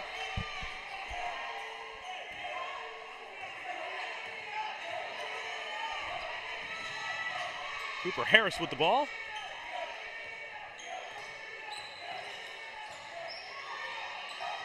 Back off to Seth Taylor. Seth Taylor's going to dump that one back off. They're going to try to find an open man. Almost intercepted. That ball was intended for Cooper Harris. But Luke Beauchamp had other ideas for that ball. Good attempt. Just wasn't able to control it. Bishop Kelly with the ball. Harris again. Brings it from half court. Back to Seth Taylor.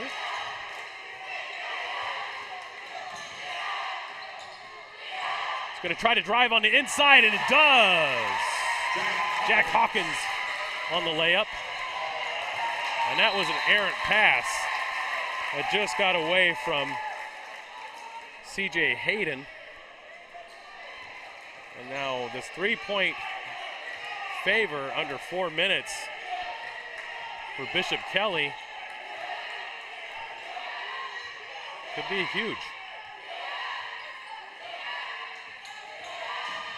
Seth Taylor on the outside. Going to try to get it to Charlie D. He's going to work his way. He's got the outside, and he gets it. Essman for three. And then we got a 6-point game. Got another three up and out. Nothing but net, but on the backside of the net. Does not count. That ball is up. We got a fast break. We've got another attempt for a three-pointer. It's no good. Going to drive it on the inside. Bounces off the foot of his own foot. Titus Miller was not able to control it. Now the ball is going right back to Bishop Kelly. 6-point game. 3:12 to go.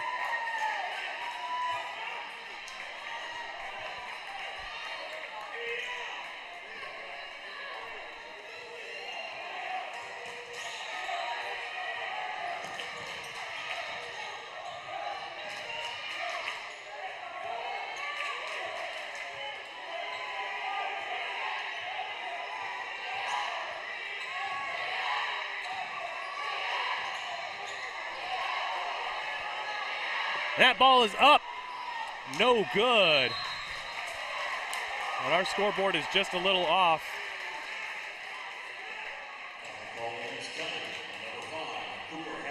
Cooper Harris with the penalty.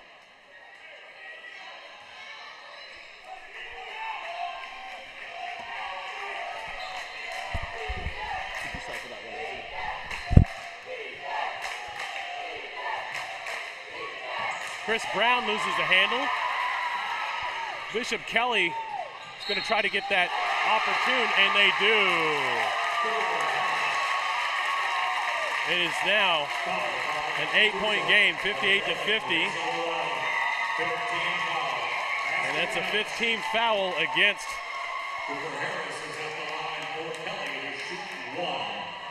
who's going to shoot one.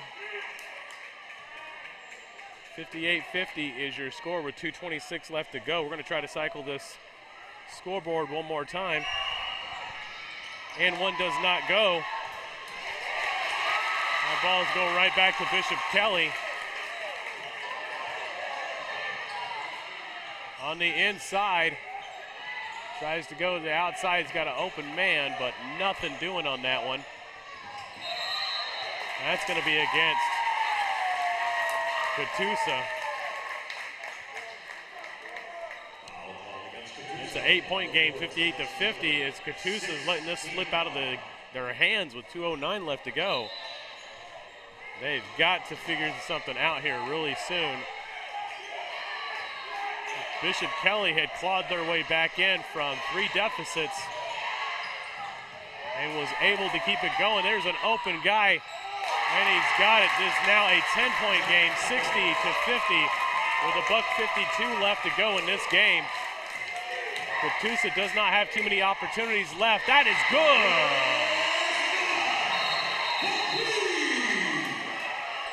And we have got an injury on the field or the court here. Took out some ankles of Titus Miller. And Catoosa's going to take a timeout. We're going to take it with them with 1:52 left to go in this game. 53-60, Bishop Kelly.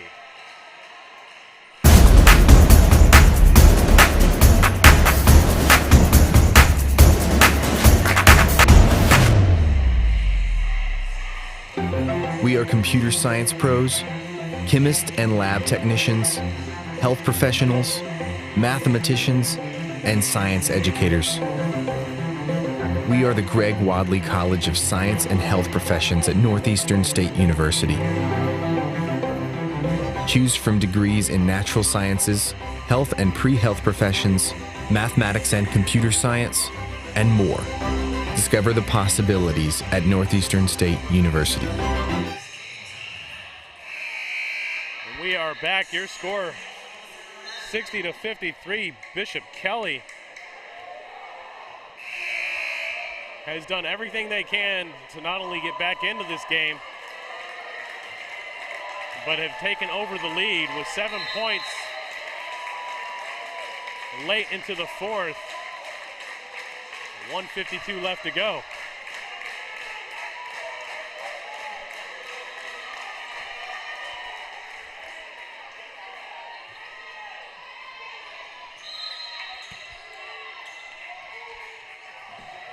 Bishop Kelly's going to get this one back in. There's going to be a full court press here. They're going to throw it off of the legs of Titus Miller, get the ball right back.